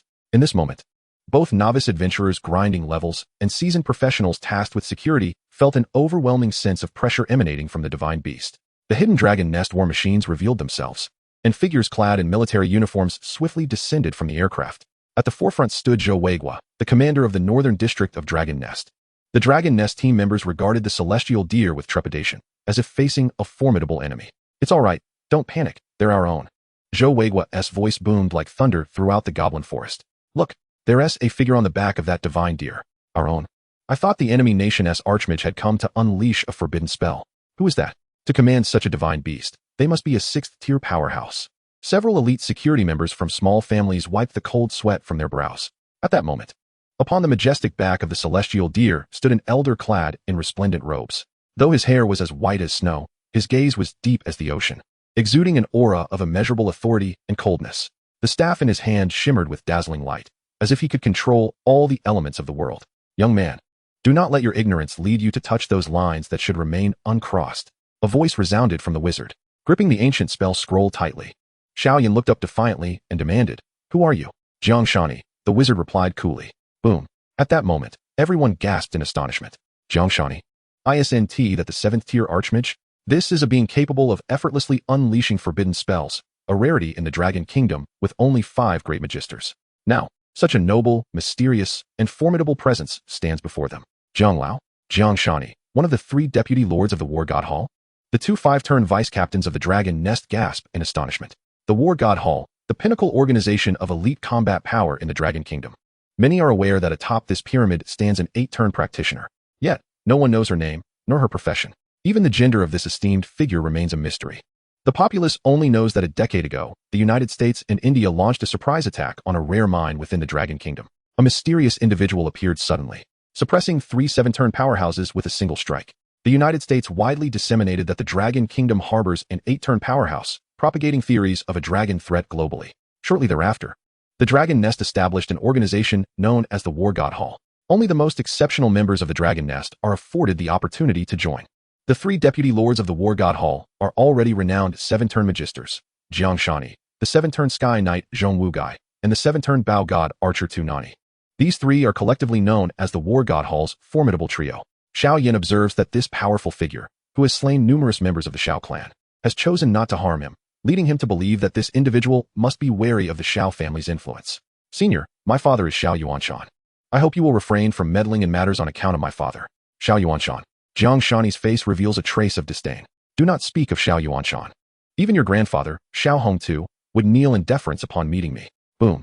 This declaration reverberates in Xiao Yan's ears, instantly obliterating his misplaced confidence. Jiang Shani snorts coldly, and suddenly a silver staff materializes in his hand. A beam of silver light emanates from the staff, as if time and space within 100 meters have been instantaneously frozen. All living things fall into a state of suspension, save for Zhou Mingyan, who remains unaffected. Nanshu, the Lord has instructed me to inform you that your trial has concluded ahead of schedule, and your task is at an end. You may return now. Do not squander time outside. Jiang Shani gazes at Zhou Mingyan. Grandpa Jiang, please just call me Mingyan. Zhou Mingyan responds. A hint of bitterness crosses Jiang Shani's face. Grandpa Jiang, please relay to her that while the trial can conclude early, I will not be returning just yet. I have kept my distance from Lin Ling as instructed, but I absolutely cannot sever ties with him. Zhou Mingyan states. Mingyan, we have found no issues with Lin Ling's identity. Perhaps it is all mere coincidence. Moreover, Lin Ling's performance has far exceeded the War God Hall's expectations. We plan to seek an opportunity for formal contact with him. Jiang Shani's breath quickens at the mention of Lin Ling. Grandpa Jiang. Everyone has underestimated Lin Ling. You should have taken him away from the start. His talents likely transcend the threshold of an SSS-grade law prodigy. I suspect he possesses a formidable ability we are yet unaware of. For instance, foresight. Or perhaps even time travel. In any case, I wish to learn more about him. Grant me a little more time, and I will surely uncover the truth. While I fundamentally believe Lin Ling poses no threat, we represent the last line of defense for the entire Dragon Kingdom. In matters of national security, we cannot afford even the slightest negligence. We must act with discretion and discernment. Zhou Mingyan asserts with unwavering determination. How do you intend to ascertain Lin Ling's true nature? Jiang Shani's face reveals a note of approval, affirming her identity as the daughter of that esteemed figure. A blush suddenly graces Zhou Mingyan's cheeks. Is it not permissible to offer oneself for closer reconnaissance? Jiang Shani's beard quivers in disbelief. Is this truly your notion of discretion? Which aspect of discretion do you comprehend? The Lord has instructed me to remind you that until we ascertain how he has acquired that classified information, he must never learn your true identity. Zhou Mingyan's complexion quickly stabilizes as she nods gently. Grandpa Jiang, do you think it possible for a person to be reborn and return to a past time after death? A flicker of confusion flashes in Jiang Shani's eyes. Time travel is achievable, but rebirth to the past is unlikely. Why do you ask? Oh, it's nothing. Zhou Mingyan chuckles awkwardly. Grandpa Jiang, do you think it's possible for a newcomer to unleash forbidden spells? The imagination of the youth is truly boundless. By the way, do not engage with Xiao Yan. He likely has powerful backers. Jiang Shani shakes his head in resignation, turning his gaze again. The Lingxiao heavenly deer soars into the sky, vanishing in an instant. At that moment, the world, previously halted, resumes its rhythm. Birds take flight once more, and the practitioners in the forest remain blissfully unaware of any anomaly. Zhou Mingyan stows the command token and strides over to assist Yu to her feet. We must depart from Yazi. Is there anyone willing to accompany me? Zhou Mingyan inquires of the remaining members of the Yazi team. Chapter 62. Unleashing a minor magical thunder forbidden spell. I will follow you. I will accompany you as well. Sister Mingyan, take me with you. Let us go. Let us go. Staying here, we might not even know how we perish. In the blink of an eye, all members of the Yazi reserve team stand beside Zhou Mingyan, save for Xiao Yin and Xiaoya, who remain isolated. Xiao Yin, filled with trepidation, glances upwards, only to find that the Lingxiao heavenly deer has vanished without a trace. Enraged, he shouts at the remaining Yazi members, "You lot, halt. Did I permit your departure? Do you believe that if I were to spread the word, no guild in the entire Dragon Kingdom would dare accept you? With your pitiful skills, do you even think you can participate in the newcomer championship? Do you still wish to enter the dragon nest? Those who retreat now will be rewarded with 300,000 dragon coins and a set of blue equipment." At the sound of the final proclamation, several members who had begun to step forward wavered. However, the moment Zhou Mingyan turns to leave, only Yu follows her. Zhou Mingyan refrains from further comment, recognizing that each person has their own aspirations. What matters is that today's choice does not lead to regret in the future. Yet, she never anticipated that Li Jingliang would remain forever in this goblin forest. Sister Mingyan, will Xiaoliang die in vain? Lin Ling will avenge him. What shall we do from here? We shall find a battle team. All right, but where shall we look? Xuanfu, we must find Lin Ling. The god of Lin will surely be delighted by your return. Perhaps, had I left with him initially, it might have been the wisest choice. Zhou Mingyan inhales deeply, realizing that had it not been for her lord's insistence that she remain in Yazi to divert external forces' attention from Lin Ling, she would have departed alongside him. She alone understands the toll of her disguise. She loves deeply, yet cannot voice it. At the Dragon Nest headquarters, my lord, these are Nanshu's exact words. Jiang Shani relays Zhou Mingyan's statements verbatim. Opposite him stands a graceful woman in a horse-faced attire, appearing to be around 40 years of age, meticulously tending to a rose bush while holding a spray bottle. Her name is Zhou Weiyun, the head of the Dragon Nest War God Hall, founder of the Yunming Group, and a dual-class 8-turn Holy Shepherd and 8-turn Fate Sorceress. This child has endured much. She has likely faced numerous hardships in Xuanfu over the past 3 years. A trace of concern flickers in Zhou Weiyun's phoenix eyes. My lord, it's far too perilous for Nanshu to be used to divert the attention of the United States. It is exceedingly unfair to her. Jiang Shani frowns. Zhou Weiyun's face reflects a hint of bitterness. In the face of national interest, what does this minor sacrifice amount to? Besides, the state has undertaken to protect her, has it not? But she is still a child. Possessing a forbidden spell scroll does not confer the ability to safeguard oneself. Jiang Shani responds, is my Zhou Weiyun's child a child while others' children are not? The might of the Dragon Kingdom has been forged through the blood and lives of countless ancestors, who sacrificed everything to pave the way for the nation we know today. Throughout my life, as well as the lives of Yan Hongtian, Old Chun, and Old Wang, each individual has contributed silently. Such individuals have existed in the past, are present now, and will undoubtedly emerge in the future. Even if our names remain unknown to the world, our homeland shall not forget us. Alas, perhaps we should have welcomed Lin Ling into the dragon's nest when his talent awakened yesterday. That way, Nanshu could have returned alongside him, sighed Jiang Shani. Zhou Weiyun gazed at the image of Lin Ling on the large screen. This child is somewhat extraordinary. I suspect he possesses a second profession, and a formidable one at that. His progression may require numerous materials, so keep a vigilant eye on him. If he lacks anything, have Mingyan send it over. Seek an appropriate opportunity to engage with him. It would be best if you could offer assistance in his time of need. Understood, Your Highness, Jiang Shani replied.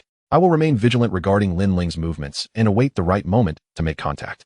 Outside the Abyss Dungeon, Lin Ling is Yi Xiao, a possessor of an SSS-level talent that lacks growth potential. I can single-handedly defeat a boss. He merely has the fortune of luck. However, my accomplishments are reasonable, while his feats are undoubtedly suspicious. Moreover, he dares to enter the difficult-level dungeon. Does he truly believe he can clear it? A series of doubts flooded the mind of the big-headed soldier. Meanwhile, within the dungeon, the system announced, experience distribution altered. The captain retains 80%, while the other members share 20%. Loot distribution modified. The captain possesses absolute priority for item retrieval. Observing the system prompts, the four did not express any displeasure. Brother Lin, should I take the statue's staff now? And he inquired nervously. This is a difficult-level abyss dungeon. It would not be surprising if we met our demise before we could even escape. The others turned to Lin Ling, awaiting his directive. Unexpectedly, Lin Ling displayed a peculiar smile. No need, just follow me into the fray. Remember, charge ahead and disregard everything else. Boss Lin, Activating all the monsters at once will be dangerous, Feng Zhi cautioned. Lin Ling replied with a calm smile. Exactly. We need to activate them all and eliminate them in one fell swoop. As he spoke, confusion spread across the faces of his companions. At that moment, Lin Ling promptly opened the level seal on his system panel. Congratulations, unsealing successful, super experience pool progress 10. As level 30 requires a second transfer. The experience seal will no longer trigger, and any excess experience will be stored in the regular experience pool. Upon seeing the system notification, Lin Ling turned and led the charge deeper into the abyss passage. The others, realizing the urgency, hastily followed suit. In no time, they rushed past the first wave of abyss scouts, who had now escalated from level 30 to level 45. Typically, to clear a difficult level novice dungeon, the entire team needs to be above level 25, with the right equipment and class combinations being essential. Under such conditions, a priest would need to acquire a staff to apply a buff that enhances the entire team's attributes by 50 to have a chance at success. Yet here they were, sprinting past these scouts that rivaled bosses, causing an E and Yu's legs to tremble in fear. Nevertheless, Lin Ling did not falter and quickly dashed through the second wave of abyss scouts. At this moment, 10 abyss scouts were already in pursuit behind them. When they encountered the 10th wave of scouts, only a mere 40 seconds had elapsed. Now, they found themselves at a dead end, surrounded by 45 monsters crowding the passage. Even the self-proclaimed fearless Shang Biao felt his heart race in trepidation. With so many level 45 monsters, a mere swipe could cost them half their health. Boss Lin, there's no way forward, Shang Biao stammered, glancing at Lin Ling. At this moment, every heart but Lin Ling's raced with anxiety, as they braced themselves for a swift exit from the dungeon. However, to their astonishment, Lin Ling maintained a satisfied smile, even as he faced the encirclement of monsters. All right, let me cast a small spell, Lin Ling announced. Boss, there are too many monsters. This isn't something a spell can handle, Feng Zhi said, his hands slick with sweat gripping his staff. Shang Biao tightened his grip on his shield and looked at Lin Ling. Boss Lin, even area damage spells can't take out this many. I'll charge ahead to draw their attention and let Feng Zhi support you. We'll take down as many as we can. But I won't retreat as long as I'm alive. Just as he finished speaking, he prepared to charge forward to draw aggro, but at that moment, Lin Ling conjured the radiant staff in his hand. Get back, Biaozi. Just wait. Lin Ling's voice resonated. The others exchanged confused glances.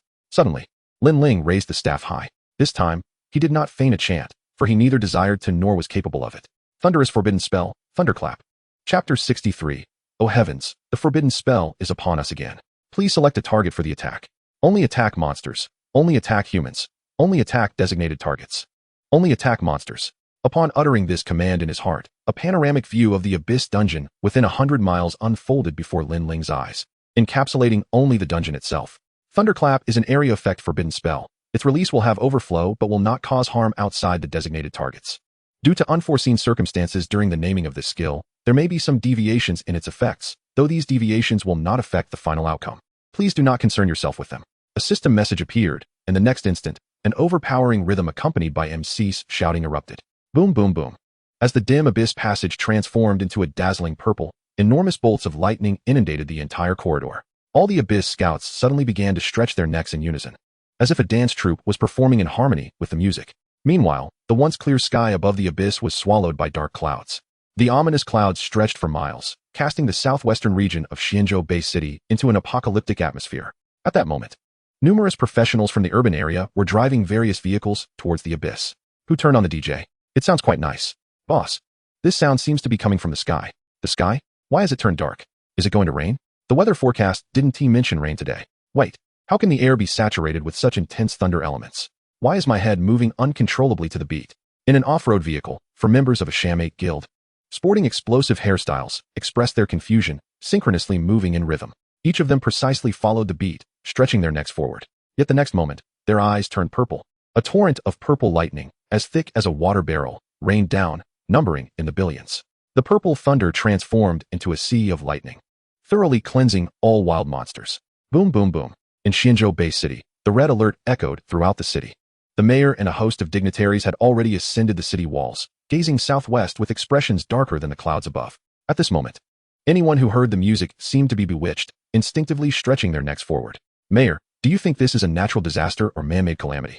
I hope it's a natural disaster, but have you ever seen clouds filled with thunder elements without any water elements? Then is this a thunder-type forbidden spell? Who on earth is responsible for this? Why has another thunder mage appeared? Is it White Bear or Meiyu? Zhou Mingyan found himself in the city of Chuyalanbu, pondering the perplexity of the situation. Even if they were to take action, it was unreasonable to still be under the veil of the forbidden spell in Xuanfu. Just as news arrived from Longchao, I had dispatched the professionals from the city, only for them to be enveloped by a thunderous forbidden spell. Reports indicated no casualties. Mayor Bai Haishan, flexing his neck, spoke with a sudden flicker of doubt in his eyes. Was this yet another instance of a spell targeting monsters, but sparing humans? Investigate immediately. I want to know who resides in that area. A speculation arose in Bai Haishan's mind, one he deemed absurd, yet it was a notion that could not be suppressed once it surfaced. Could these repeated forbidden spells be the result of some individual practicing their skills? This would explain why they only harmed monsters and not humans, as defeating monsters yields experience. Wiping the sweat from his brow, Bai Haishan reached for his phone and dialed the number of Captain Zhou Weiguo from Longchao. Old Zhou, do you think this sudden casting of forbidden spells could be the work of a novice? Meanwhile, outside the Abyss Well dungeon, Zhang Meng and his companions were utterly dumbfounded. The moment the thunder erupted, the thought of fleeing never crossed their minds.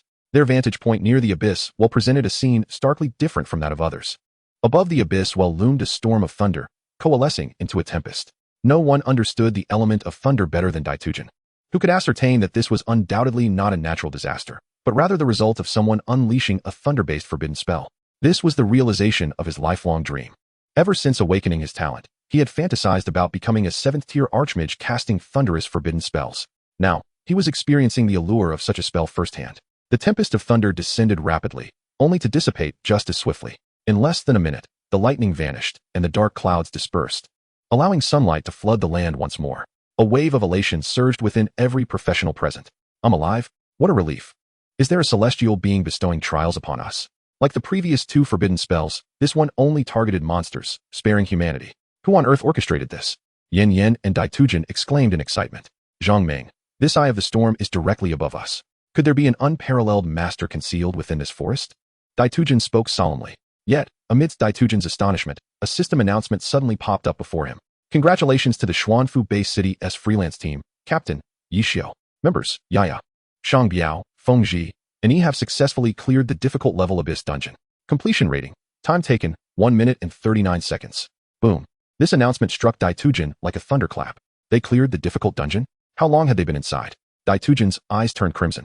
Zhang Meng stared at the dungeon entrance. Swallowing hard. The announcement was quite clear, wasn't he it?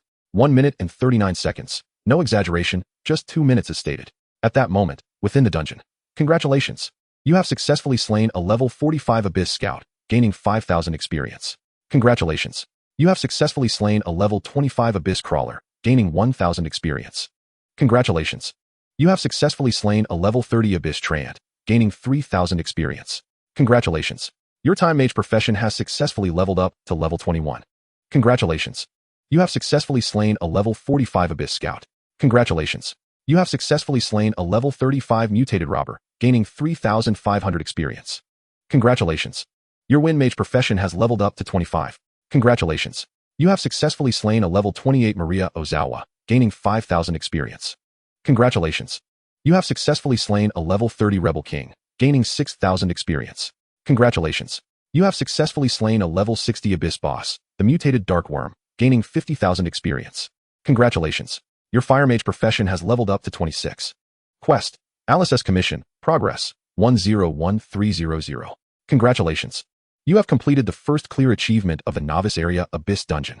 Congratulations. You have received an experience reward of 100,000. Congratulations. Your Necromancer profession has leveled up to 27. Would you like to teleport all dropped items to your side? Yes, no, yes. Lin Ling confirmed softly. In an instant, a rain of astonishing equipment materialized within the Abyss Dungeon. Before long, the rain of equipment transformed into a mountain of gear. At that moment, Feng Ji and his companions stood gaping in disbelief. Their hearts raced, breaths quickened, as they struggled to comprehend the spectacle unfolding before them. This feels like a forbidden spell? Remove the feels from your statement. This is undoubtedly a thunder-based forbidden spell. My heavens, this is simply beyond comprehension. Such a breathtaking scene, worthy of poetry, yet Shang Biao, lacking in literary finesse, could only exclaim, "What the heck?" Lin Ling, amidst the bewildered gazes of the other 4, swiftly gathered the purple tier and above equipment into his storage space. Chapter 64, The Retreat of the Wind? Transform into a forbidden spell. Congratulations. You have obtained the rare Azure Wind Longbow, purple. Congratulations. You have obtained the perfect Abyss Bracers, gold. Congratulations. You have obtained the legendary Abyss Staff, orange. Congratulations. You have obtained the legendary Abyss Scimitar, orange. Congratulations. You have obtained the Warrior Skill Book, Cross Guardian. Congratulations. You have obtained 15 skill scrolls. Congratulations. You have obtained 2 mystery boxes. Congratulations. You have obtained the Archer Skill Book, Daybreaker. Congratulations. You have obtained the Mage Skill Book, Windblade Technique. Congratulations. You have obtained the Priest Skill Book, Purification. Congratulations. You have obtained 1 silver First Clear badge. Wearing this badge will enhance all attributes by 50. Lin Ling gazed at the system messages, a smile creeping across his face. The thrill of forbidden spells while grinding monsters. Yet, as he contemplated the substantial likelihood that this thunder-based forbidden spell had extended its reach to the outside world, he instinctively rubbed his forehead in exasperation. This isn't my fault. I merely unleashed a skill within the dungeon. The experience required to level up has become significantly more arduous. Despite clearing monsters within a 100-mile radius, I've yet to reach level 30. Lin Ling muttered, aware that if others heard him, they might be driven to rage. A single skill had seemingly elevated his level by 7, yet it equated to over 200 individuals advancing from level 20 to 27. The experience required was an exceedingly daunting figure. Typically, teams at level 20 often needed to grind for an entire day to level up. As Lin Ling pondered, he turned to the remaining white and blue equipment, glancing at the 4 stunned companions beside him. At that moment, the 4 stood frozen, their expressions vacant.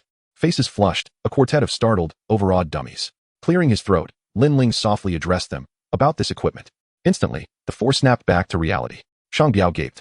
Feng Zhi's eyes widened, and Yi and Yaya squinted at Lin Ling, their expressions akin to adoring fans. Are you giving these to us? Feng Zhi asked excitedly, breaking the atmosphere.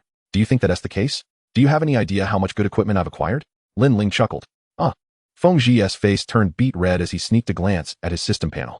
Indeed, he had received numerous valuable items, 3 gold tier pieces and 2 orange tier ones. The value of these items exceeded 20 million, and his level had soared to 25. Yet, throughout the ordeal, he had done nothing but follow Lin Ling for a few hundred steps. You all should hand over the orange tier items that dropped. Let us distribute the equipment.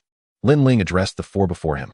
At that moment, he scrutinized their expressions, awaiting their response, as their reactions would determine whether they would accompany him into the next nightmare-level dungeon.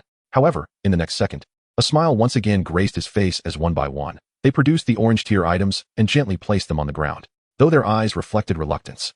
No other negative emotions manifested. It was as if these items had never belonged to them. They were merely returning borrowed treasures to their rightful owners. Shang Biao remarked, Boss Lin, I rewarded you with 3 orange pieces for the 2 instances. Brother Lin, I granted you 2, and he added, Boss, I also rewarded 2. Feng Zhi interjected.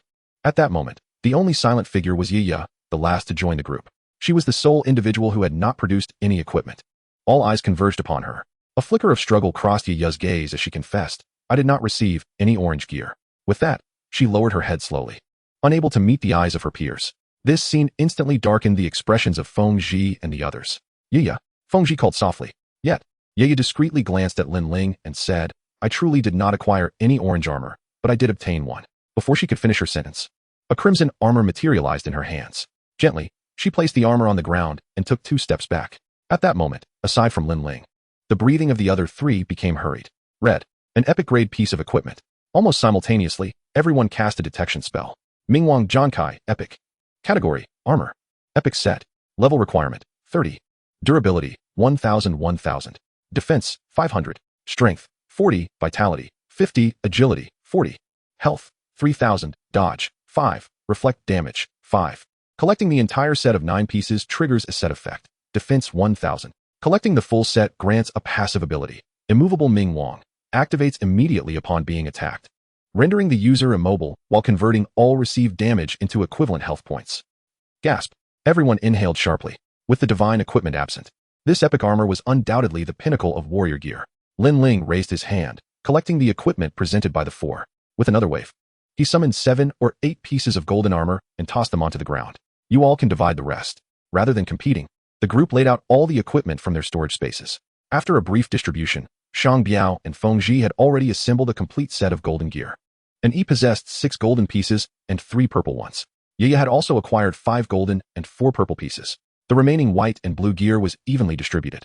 Lin Ling couldn't be bothered to examine the equipment, which collectively amounted to merely a few million. He produced 2 spell books for mages. Mage Spell Book, Wind Repulsion. Level Requirement, 25.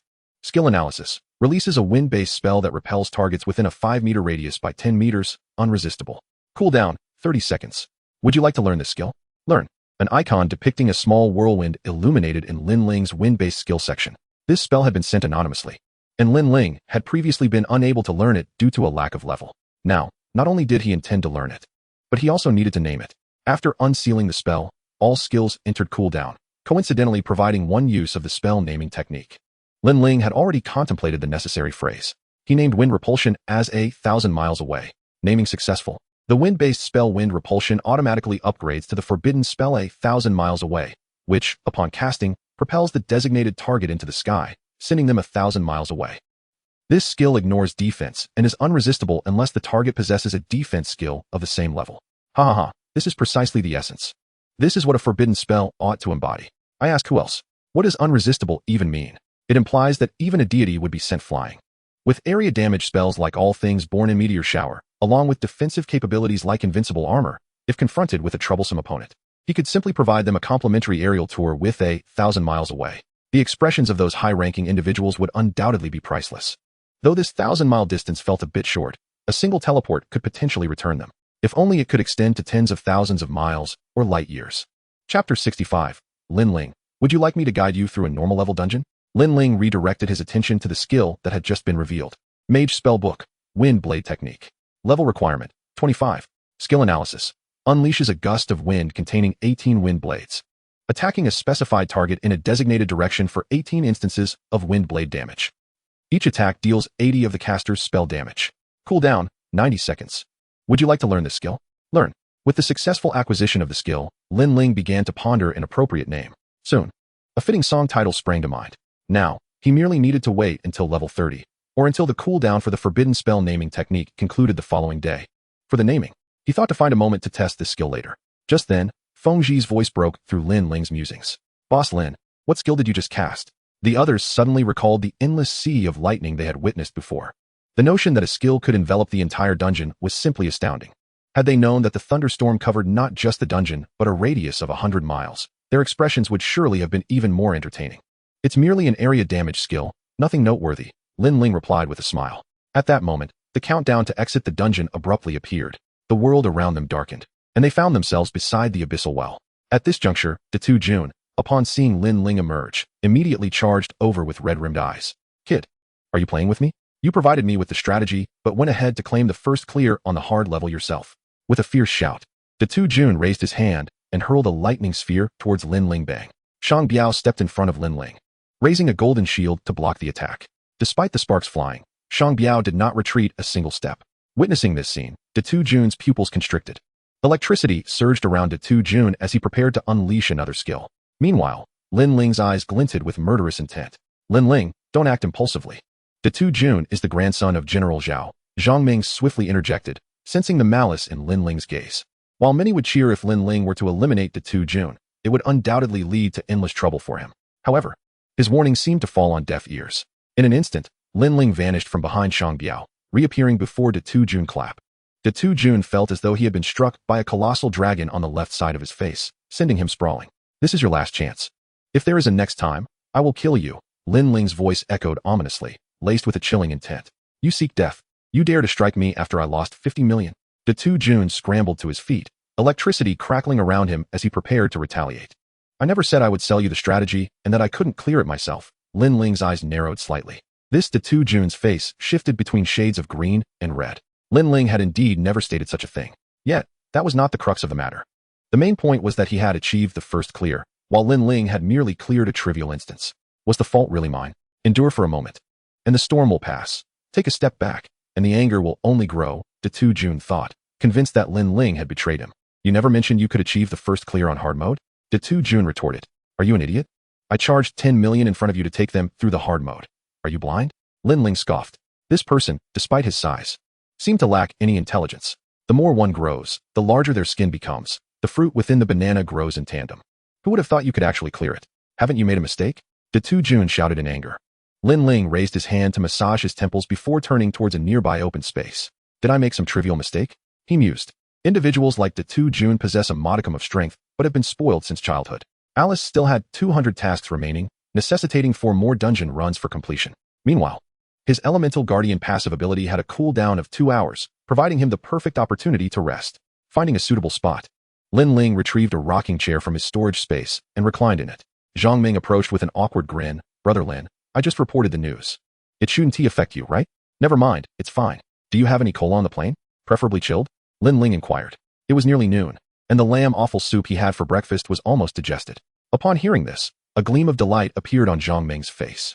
Haha, yes. Just wait and see.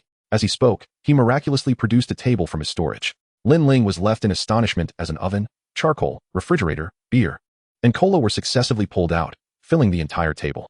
Brother Lin, just wait. We'll have some skewers, Zhang Ming chuckled, promptly retrieving half a lamb from the fridge. You all come over to help. Shang Biao will handle the meat. Feng Zhi will start the fire, and an Yi and Ye will prepare the skewers. Observing their busy preparations, Lin Ling estimated it would take some time, so he stood up and said, You all continue. I'll take a stroll. He dashed into the woods, soon arriving at an uninhabited area. There, he directed his spell, Gale, at a large tree. A gust of wind erupted from the tip of his radiant wand, but only 3 wind blades struck the tree. Thud, thud, thud. 3 deep gashes emerged on the trunk. Yet this was evidently insufficient for Lin Ling's satisfaction. His mental acuity was quite high. He should be able to manipulate his skills with greater precision. Once this skill became a forbidden spell, the number of wind blades would undoubtedly be terrifying. If Lin Ling could condense these blades to a single point, the destructive potential would reach unimaginable heights. Furthermore, with proficient use of his mental energy, he could better control the spell's area of effect. As he awaited the cooldown, he repeatedly unleashed various skills. Half an hour passed, and he finally managed to hit the trunk with all 10 wind blades. The tree was instantly reduced to a flurry of wood shavings, revealing a translucent core to the air. I believe that upon casting the forbidden spell again, I could control its range to encompass the entire dungeon. It seems I must practice more when I have the time, Lin Ling remarked, suddenly approaching the severed tree and gently touching the core. The core material of the specialized robe is said to be the luminous tree core, which is exceedingly rare and only appears during hidden quests. He wondered if it could be purchased. As Lin Ling muttered to himself and prepared to return, he heard voices from further within the woods. Listening intently, he quickly discerned that a team of professionals from the Xuanfu Bay City had arrived, paying them no heed. He was about to leave when the approaching professional spotted him. Friend, are you here for the dungeon too? Come along with us. Lin Ling turned to see a group of weary adventurers emerging from the forest, clearly in need of rest. They bore 2 distinct insignias, indicating they were from 2 different teams. Upon closer inspection, Lin Ling realized one group belonged to the God of War Alliance's rookie team, while the other was comprised of newcomers from the War Heaven Guild. Lin Ling, what are you doing here? Also here for a dungeon run? A captain from the War Heaven Guild recognized him immediately. Lin Ling had encountered this individual a few times. His name was Hao Daer, nicknamed Big Guy, and he was generally amiable, having conversed with Lin Ling on several occasions. Yes, Lin Ling replied nonchalantly, withholding further comments. Lin Ling, take it easy, it's nothing serious. That Xiaoyan is just a fool. Your theories alone are worth the equivalent of an S-rank combat professional. Besides, you have an SSS level talent. So what if your leveling is slow? Just take your time. Come on, let's go together. If the dungeon isn't too challenging, I'll guide you through it and help you claim some rewards, Hao Daer said with a hearty laugh. No need, you all carry on. The ordinary level dungeons aren't difficult, and you 2 teams are both at full capacity, Lin Ling replied, scratching his nose. He vaguely understood that his secret regarding Yishio might not remain concealed for much longer, but it mattered little, for now. Completing his tasks and finding an opportunity to dispose of Tu Jun were his priorities. Afterward, he would soar to great heights, free from excessive entanglements with these individuals. Mouse, Captain Lin has already said it's unnecessary, so don't insist, chimed in Huang Yimao, the captain of the God of War Alliance, whose dyed blonde hair fit his name aptly. Hao Daer merely shook his head and resumed bantering with Huang. Old Huang, your God of War Alliance isn't doing so well. How come you're still only level 12 after an entire night? Hao Daer teased. Huang Yimao scoffed. Please, Mouse, you're only level 13. Your War Heaven Guild isn't any better. By the way, do you know my cousin? Feng Zhi from the Divine Wind Club? He told me he is already level 25. Hao Daer disclosed this information, prompting Huang Yimao to glance at the sky. No wonder I haven't seen any bulls around lately. They must have all been frightened away by your boasting. Hao Daer's expression darkened. Me boast. My cousin said he has hitched a ride with someone powerful. Haven't you seen? He is listed in the dungeon's first clear records. And I'll introduce you to him when we find him. Please, what is so impressive about that? My third uncle's cousin's son, Zhang Ming, is currently serving in the Dragon's Nest and has reportedly become a squad leader. Who knows, maybe I'll join him in the Dragon's Nest someday. Huang Yimao scoffed dismissively. Just then, a group of non-mainstream youths with explosive hair arrived behind them. The leader, sporting a similar hairstyle, glanced at them with a cold smile. You 2 should stop boasting. Do you even know who Yishio is? Hao Daer and Huang Yimao perked up, intrigued, as Yishio's reputation had become a hot topic of discussion everywhere. Wang Jiahua, you don't know who Yishio is? Huang Yimao exclaimed incredulously. Let me tell you something, but don't share it with anyone else. My sister is at the Divine Wind Club, you know? Actually, I know Yishio. the explosive-haired youth said mysteriously. Everyone nodded in agreement. Even Lin Ling wore an expression of curiosity. You know Yishio? Lin Ling asked, taking a swig from a bottle of ice-cold cola. Wang Jiahua smiled enigmatically, brimming with pride. My sister told me she's south gotten close to Yishio. Do you understand what that means? Yishio is my brother-in-law. Huang Yimao, no way, is that true? Lin Ling nearly choked on his cola, sputtering. What the hell? Your brother-in-law? How come I never knew? Don't doubt me. Have you seen the announcement for the difficult level first clear? That Yiya with the big front teeth is my sister, Yiya, Wang Jiechi. If Yishio hadn't taken a liking to my sister, why would he bring her into the dungeon? Wang Jiahua insisted when he noticed the skepticism in their eyes. A tinge of envy flickered in everyone's eyes. Why didn't they have an older sister or younger sister who had caught the attention of the great Yishio? Seeing their expressions, Wang Jiahua became animated, saying, Yishio even called me once, saying he would send me a perfect piece of equipment. Once I have my golden gear, you'll all be my little brothers. How Daer and Huang Yimao exchanged glances, their faces sourer than if they had bitten into a lemon. Meanwhile, Lin Ling, who walked ahead, felt his heart race. It seemed he could no longer casually bring people into the dungeon. This time, he had inexplicably gained a little brother-in-law. The next time, who knew? He might end up with a big guy popping up. Do you smell that? I can smell the aroma of grilled lamb skewers. Wang Jiahua suddenly sniffed the air. The crowd eagerly inhaled, and indeed, the air was permeated with the tantalizing aroma of grilled meat mingled with cumin. It was evident that someone was barbecuing here. Clearly a vendor with a keen business acumen. Look at their entrepreneurial spirit, remarked Huang Mao, as the group quickened their pace. Soon, they beheld a few individuals gathered around a barbecue grill, skewering a generous quantity of meat. Nearby, a table was adorned with bottles of beer, soft drinks, and mineral water, all glistening with condensation, revealing their chilled state. A chorus of audible gulping echoed among the crowd. They had subsisted solely on rations since the previous day. How come their equipment is so impressive? They certainly don't appear to be mere vendors, Hao Dao muttered in confusion. It smells delightful. Their skills seem quite commendable. Lin Ling praised. Captain Lin, I've heard you're a bit short on funds. You might as well forget about those lamb skewers. It's obvious they will be steeply priced. Besides, they may not even sell to just anyone. Let us see what unfolds, Huang Mao declared as he hastened towards Zhang Ming and the others. He strode forward, tossing a thick stack of dragon bills onto the ground, surely no less than 10,000 in value. Friend, let me have a taste of those skewers, Huang Mao asserted, reaching for the meat on the grill. Smack! His hand was swatted away, and he was sent sprawling several steps back by a powerful force. Who the hell are you? Who permitted you to touch that? Zhang Ming, still clad in an apron and wearing a chef's hat, exuded an air of culinary authority. Are you saying I'm Zhang Ming's uncle for paying you? Huang Mao exclaimed, his eyes widening upon recognizing Zhang Ming's visage. Who the hell is your uncle? Zhang Ming shot back, 3 dark lines appearing on his forehead as he regarded the suddenly emerged nephew. I am Wang Da's nephew. We met last New Year. Huang Mao scrambled to clarify, rising clumsily from the ground. You are Huang Mao? Get lost. Go do what you were doing. I have no time for you. Zhang Ming waved dismissively. At that moment, Hao Dao approached and immediately spotted Feng Ji. Cousin, he shouted, causing Feng Ji to nearly drop a skewer of chicken wings. Why are you shouting like that? Get out of here. Feng Ji retorted irritably. Hao Dao, aware that his older cousin had greatly changed since their last encounter, nodded with a smile and retreated several meters back alongside Huang Mao. They exchanged glances, a silent agreement passing between them. Neither would mock the other. However, they suddenly noticed Lin Ling making his way towards the barbecue grill. What is Lin Ling doing over there? Do they know each other? Hao Dao questioned, perplexed. It's hard to say. After all, Captain Lin was once a prominent figure in our Xuanfu, a younger associate whispered. His time has passed. Does he still think of himself as Lin Shen? We both ended up looking foolish, and he dares to approach? Let us just wait and see him make a fool of himself, Huang Mao thought, his cheeks slightly flushed with embarrassment, having been witnessed by his gang in a compromised state. Yet, upon observing Lin Ling's bold approach, his spirits lifted considerably. Indeed, that is Zhang Ming. Even our Huang team was brushed aside. They probably won't even spare Lin Ling a glance, echoed Huang Mao's subordinate. Where's Wang Jiahuan? Didn't you say Yishio is your brother-in-law? Which one is he? Come on, introduce us, Huang Mao inquired with a grin. Instantly, all eyes turned to Wang Jiahuan, who was now wide-eyed, appearing as if he had seen a ghost. The crowd followed his gaze to the grill. Behind it, Lin Ling reclined in a rocking chair, surrounded by an array of delectable skewers and chilled cola. Zhang Ming and Feng Ji stood before Lin Ling, their brows glistening with sweat. Yet they bore expressions akin to eager subordinates awaiting praise from their elder brother. A bead of cold sweat trickled down Huang Mao's forehead, plopping onto the ground. His throat constricted slightly, his lips quivered, and he finally uttered, could it be that Lin Ling is Yishio? Chapter 67. I want everything good on you. Huang Mao mused, increasingly convinced he was right. Such a mysterious and formidable figure as Yishio, if one were to find a match within the Xuanfu-based city. It seemed only Lin Ling could rival the achievements of Yixiao. Before his awakening, he was a godlike presence. Post-awakening, he remained equally divine. Lin Ling possessed an SSS-level talent, often referred to as a wasteful talent.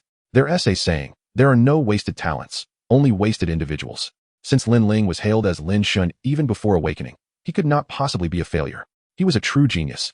A prodigy who was so familiar with the profession that he could publish award-winning papers. Could such an individual truly be hindered by talent? Moreover, even a wasteful talent of SSS caliber is a rarity. How many SSS talents exist in the world? Perhaps no more than a handful. Lin Ling must have uncovered some obscure loopholes with his unparalleled intellect and leveraged them to obtain treasures beyond the reach of ordinary individuals, such as equipment. Huang Mao's mind raced, feeling as though the wisdom he had amassed over 18 years was reaching its zenith. The image of Lin Ling savoring skewers and sipping cola slowed in his vision until Lin Ling became a still image. Huang Mao's eyes widened in revelation as he gazed upon Lin Ling's level 1 white equipment. "I understand now," he exclaimed suddenly. "What do you mean you understand?" Hao Dao asked, his expression filled with confusion. "Silence. I need to verify something," Huang Mao declared, pulling out his phone. He opened the camera and snapped a photo of Lin Ling's glowing white mage robe, pressing the shutter. Click. Huang Mao swiftly shared the photo in a private QQ group. "Heaven rewards the diligent. Esteemed elders, please help me identify this equipment. First pure love warrior. ISNT that just a level 1 white garment? Kyoto for little dragons. No. Level 1 white garments are purely white. This is off-white. Look at the runes on it. This is definitely a sacred piece of equipment." Upon reading this, Huang Mao's hand trembled, and he quickly snapped photos of Lin Ling's boots, bracers, and pants. "Heaven rewards the diligent. Image, image, image. Kyoto for little dragons. Bro, where did you encounter such a big shot? This is incredible. Wearing a sacred set? Heaven rewards the diligent. Can the elder confirm? Kyoto for little dragons. Who do you think you're looking down on? Kyoto for little dragons. There are fewer than 10 sets of sacred equipment in the entire Long Nation, all of which rank high on the equipment leaderboard. Kyoto for little dragons. Huh? How come I've never seen this piece? Could it be that the owner hasn't even undergone the second transition? Heaven rewards the diligent. Thank you, elders. I must take my leave now. Let us chat next time." Thump, thump, thump. Huang Mao's heartbeat quickened. No wonder, no wonder. It turns out he was adorned in a complete set of sacred equipment. Truly, Lin Shun, you are remarkable. Is this something an average person can achieve? TSK. A sacred set. How did he manage to acquire such impressive gear right after awakening? Could it be that he discovered some system flaw? Or is it possible that his so-called wasteful talent is merely a fabricated tale spun by the state to protect him?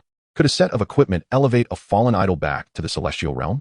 If I don this equipment, might I also achieve first kills on bosses and conquer dungeons? Huang Mao pondered, his breath increasingly rapid, his gaze turning insatiably greedy. Yet he understood that he could never acquire the sacred set on his own. If an opportunity arose, he wouldn't mind selling this discovery to someone else. Sometimes, fate works in mysterious ways, and at this very moment, a pair of eyes nearby was fixated intently on him. Big-headed Jun regarded Huang Mao, a sly grin creeping across his lips. The familiar gaze of the yellow-haired youth was unmistakable. It was the same look he wore whenever he laid eyes on a girl who stirred his heart. Whenever that gaze appeared, he would stop at nothing to claim the girl for himself, and none could hope to thwart his ambitions. What have you unearthed that ignites such desire within you? The two Jun slowly rose, striding towards the yellow-haired youth. Kid, let's have a word, he said, casually wrapping an arm around the young man's neck. Who are you? The yellow-haired youth stammered, taken aback, but he soon noticed the dazzling crimson garb adorning the two Jun. An epic set? To don such a legendary ensemble before even reaching the second transition? Though he might not be as formidable as Lin Ling, he was undoubtedly a force to be reckoned with. The members of the God of War alliance behind him were poised to intervene, but the yellow-haired youth waved them off. Amidst their puzzled expressions, the two moved aside. There must be a reason behind this encounter. Boss, are you the yellow-haired one? The two Jun inquired. Have you stumbled upon some secret regarding Lin Ling? His slanted eyes narrowed slightly. I haven't discovered anything, the yellow-haired youth replied, his pupils dilating in alarm. Quit pretending. If you have any intentions regarding Lin Ling, perhaps we could collaborate. If your findings prove beneficial to me, I might bestow upon you a legendary weapon. As he spoke, a shimmering orange longbow materialized in his hands. As an archer, the yellow-haired youth could barely contain his drool upon seeing the exquisite weapon. Despite the illustrious name of the God of War Alliance, it was merely a minor guild, and even as its leader, he wielded only a purple weapon. The allure of Lin Ling's divine set was immense, yet the yellow-haired youth was acutely aware of his own limitations. I have discerned that Lin Ling is actually Yixiao, and his ability to secure the first kill of the boss and the first completion of the dungeon is solely due to exploiting a loophole to acquire a full set of divine gear. Regardless of who wears his equipment, they shall undoubtedly be stronger than him, the yellow-haired youth whispered, strategically downplaying Lin Ling's prowess in hopes of striking a deal for the orange bow. Divine gear? A glimmer of greed flickered into Tu Jun's eyes. He himself was clad in an epic set. His understanding of potent equipment far surpassed that of the yellow-haired youth. No wonder Lin Ling was so arrogant. He had a formidable advantage. The yellow-haired youth reached for the orange bow, grinning sheepishly. Boss, so about this bow. Do not reveal your findings. The Tu Jun warned, pivoting to leave. The yellow-haired youth stared in awe at the orange weapon in his grasp, as if in a dream. As more adventurers arrived, numerous teams ventured into the dungeon. The Tu Jun summoned allies soon followed suit. He led them into the challenging dungeon, and true to Lin Ling's strategy, they swept through with ease. Though the difficulty was somewhat taxing, they ultimately became the second team to clear it. Even without the first completion rewards, the Tu Jun was filled with exhilaration. Congratulations, you have completed the hidden quest, the Guide of the Evil One. Congratulations, you have received an experience reward, 30,000. Congratulations, you have obtained Evil One's badge. Those harboring evil intentions or belonging to dark attribute classes who wear the Evil One's badge gain a 50 increase in all attributes. Congratulations, you have acquired Evil One's fruit, which grants a 500 increase to all attributes upon consumption. This fruit does not conflict with gene potions and can be consumed at any time, with no level restrictions. Congratulations, you have received Divine Mage's Dew, Holy Potion, X1. For 2 minutes after consuming Divine Mage's Dew, all skills can be cast without cooldown or resource consumption. Congratulations, you have obtained Core of the Tree of Life X1. This item is a rare special resource essential for crafting advanced weapons. Congratulations, you have received Trader's Token X1. This item is required for a 5-star second transition quest. Congratulations, you have acquired the active skill, Abyssal Gaze Experience Opportunity, Super God Level, X1. Effective duration, 3 days. Within 3 days, all concealment effects will be ineffective against you, allowing you to pierce through all forms of invisibility and hidden information. A radiant white light enveloped him as he ascended from level 19 to level 20. The Tu Jun gazed at Lin Ling in the distance, a smirk creeping onto his lips. Lin Ling, no matter how many treasures you possess, I, the Tu Jun, will claim them all. Chapter 68, GMO ventures alone into Shangxi, deceivingly raising the banner. At the foot of Tsuehua Mountain in Chang'an Bay City, the lively tune of a folk song suddenly echoed through the valleys. GMO traversed the hills, and his previously despondent expression brightened with renewed vigor. Due to the geographical peculiarities of Chang'an Bay City, all civilian aircraft and hover vehicles were banned from entering the mountains, and the rugged terrain allowed motor vehicles to only reach a certain point. After 2 hours of trekking, GMO finally arrived at his destination. Along the way, he encountered numerous level 10 mountain wolves, and he could only imagine how humanity managed to graze in the wilderness post-Great Merger. He swiftly scaled a ridge, and there, in the valley below, a flock of sheep appeared like a brilliant white cloud. In that moment, his lingering doubts were dispelled. Perched upon a large stone in the center of the valley sat a figure, their head wrapped in a sheep's wool towel, wielding a handmade wooden bow. Beside them stood a rusted tin bucket, half filled with arrows. As the figure sang the folk tune, they seamlessly drew the bow and released arrows in rapid succession. The speed of their right hand was almost imperceptible to the naked eye. Arrows flew in a continuous line towards the edge of the valley, each one striking a mountain wolf directly in the eye. 18 arrows per second, each one finding its mark. The sheep at the valley's bottom grazed peacefully, while the mountain wolves collapsed one after another at the valley's edge. Even GMO was left speechless at the extraordinary display of marksmanship. Such incredible speed. What a remarkable archer, GMO exclaimed, reeling from the shock. The figure was none other than Wang Yilin, the very person he sought. However, just as he spoke, the archer's ears twitched slightly, and the longbow suddenly pivoted to aim directly at GMO. Upon spotting GMO, the archer raised the bow, and in an instant, a flurry of 18 arrows shot skyward. Before GMO could comprehend the situation, a powerful gust descended from above. Thud, thud, thud. 18 arrows landed with precision around GMO, each one a mere 5 centimeters away from him, with 10 centimeters separating each arrow. Witnessing this, GMO's throat tightened, and a competitive spirit ignited within him. In the blink of an eye, he vanished from sight. The archer squinted, their gaze sharp as a hawk's, quickly noticing subtle movements in the grass of the valley. They drew their bow and released a volley of arrows towards GMO's concealed form. Each arrow narrowly grazed GMO's neck before embedding itself in the ground. Despite being in a state of invisibility, beads of sweat began to form on GMO's forehead. Yet, the arrows did not disrupt his swift movements. With the blessing of the Requiem of the Grim Reaper, his invisibility reached its zenith, complemented by unparalleled speed. In mere moments, he had traversed 100 meters to the valley's base. GMO leaped onto the large stone at the bottom, feeling the force of the wind against him, causing the young archer to pale. Just as the archer contemplated retreating to create distance, a cold dagger pressed against their neck. "What are you doing? What is your name?" GMO demanded. I'm Sa, and what does that have to do with you?" GMO applied slight pressure with the dagger. "Spare me. I concede. What is your name? Happy brother.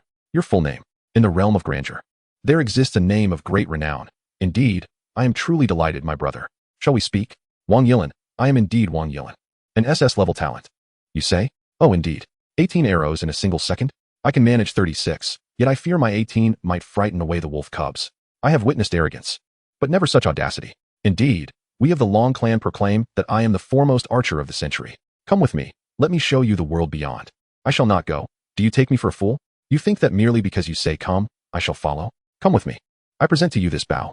In an instant, GMO revealed the resplendent orange star moon longbow. Wang Yilin's eyes widened in astonishment, his throat bobbing, yet still shaking his head. I must tend to the sheep. Tending to sheep leads to nowhere. You should come with me, GMO urged. I am quite content, Wang Yilin replied. Tending sheep will only bury your talents. Venturing out is akin to a tiger entering the mountains, GMO coaxed gently. I am indeed happy, Wang Yilin declared. GMO's brow furrowed deeply. What troubles you? Are you concerned for your parents? They perished long ago. I scarcely recall their faces. My mother passed away last month as well, yet I still have these children. I must wait until they grow up to send them to my benefactor. Wang Yilin gestured toward the flock of sheep happily grazing in the mountains. Upon hearing this, GMO's spirits lifted. Your benefactor is Lin Ling, correct? Lin Ling is my elder brother.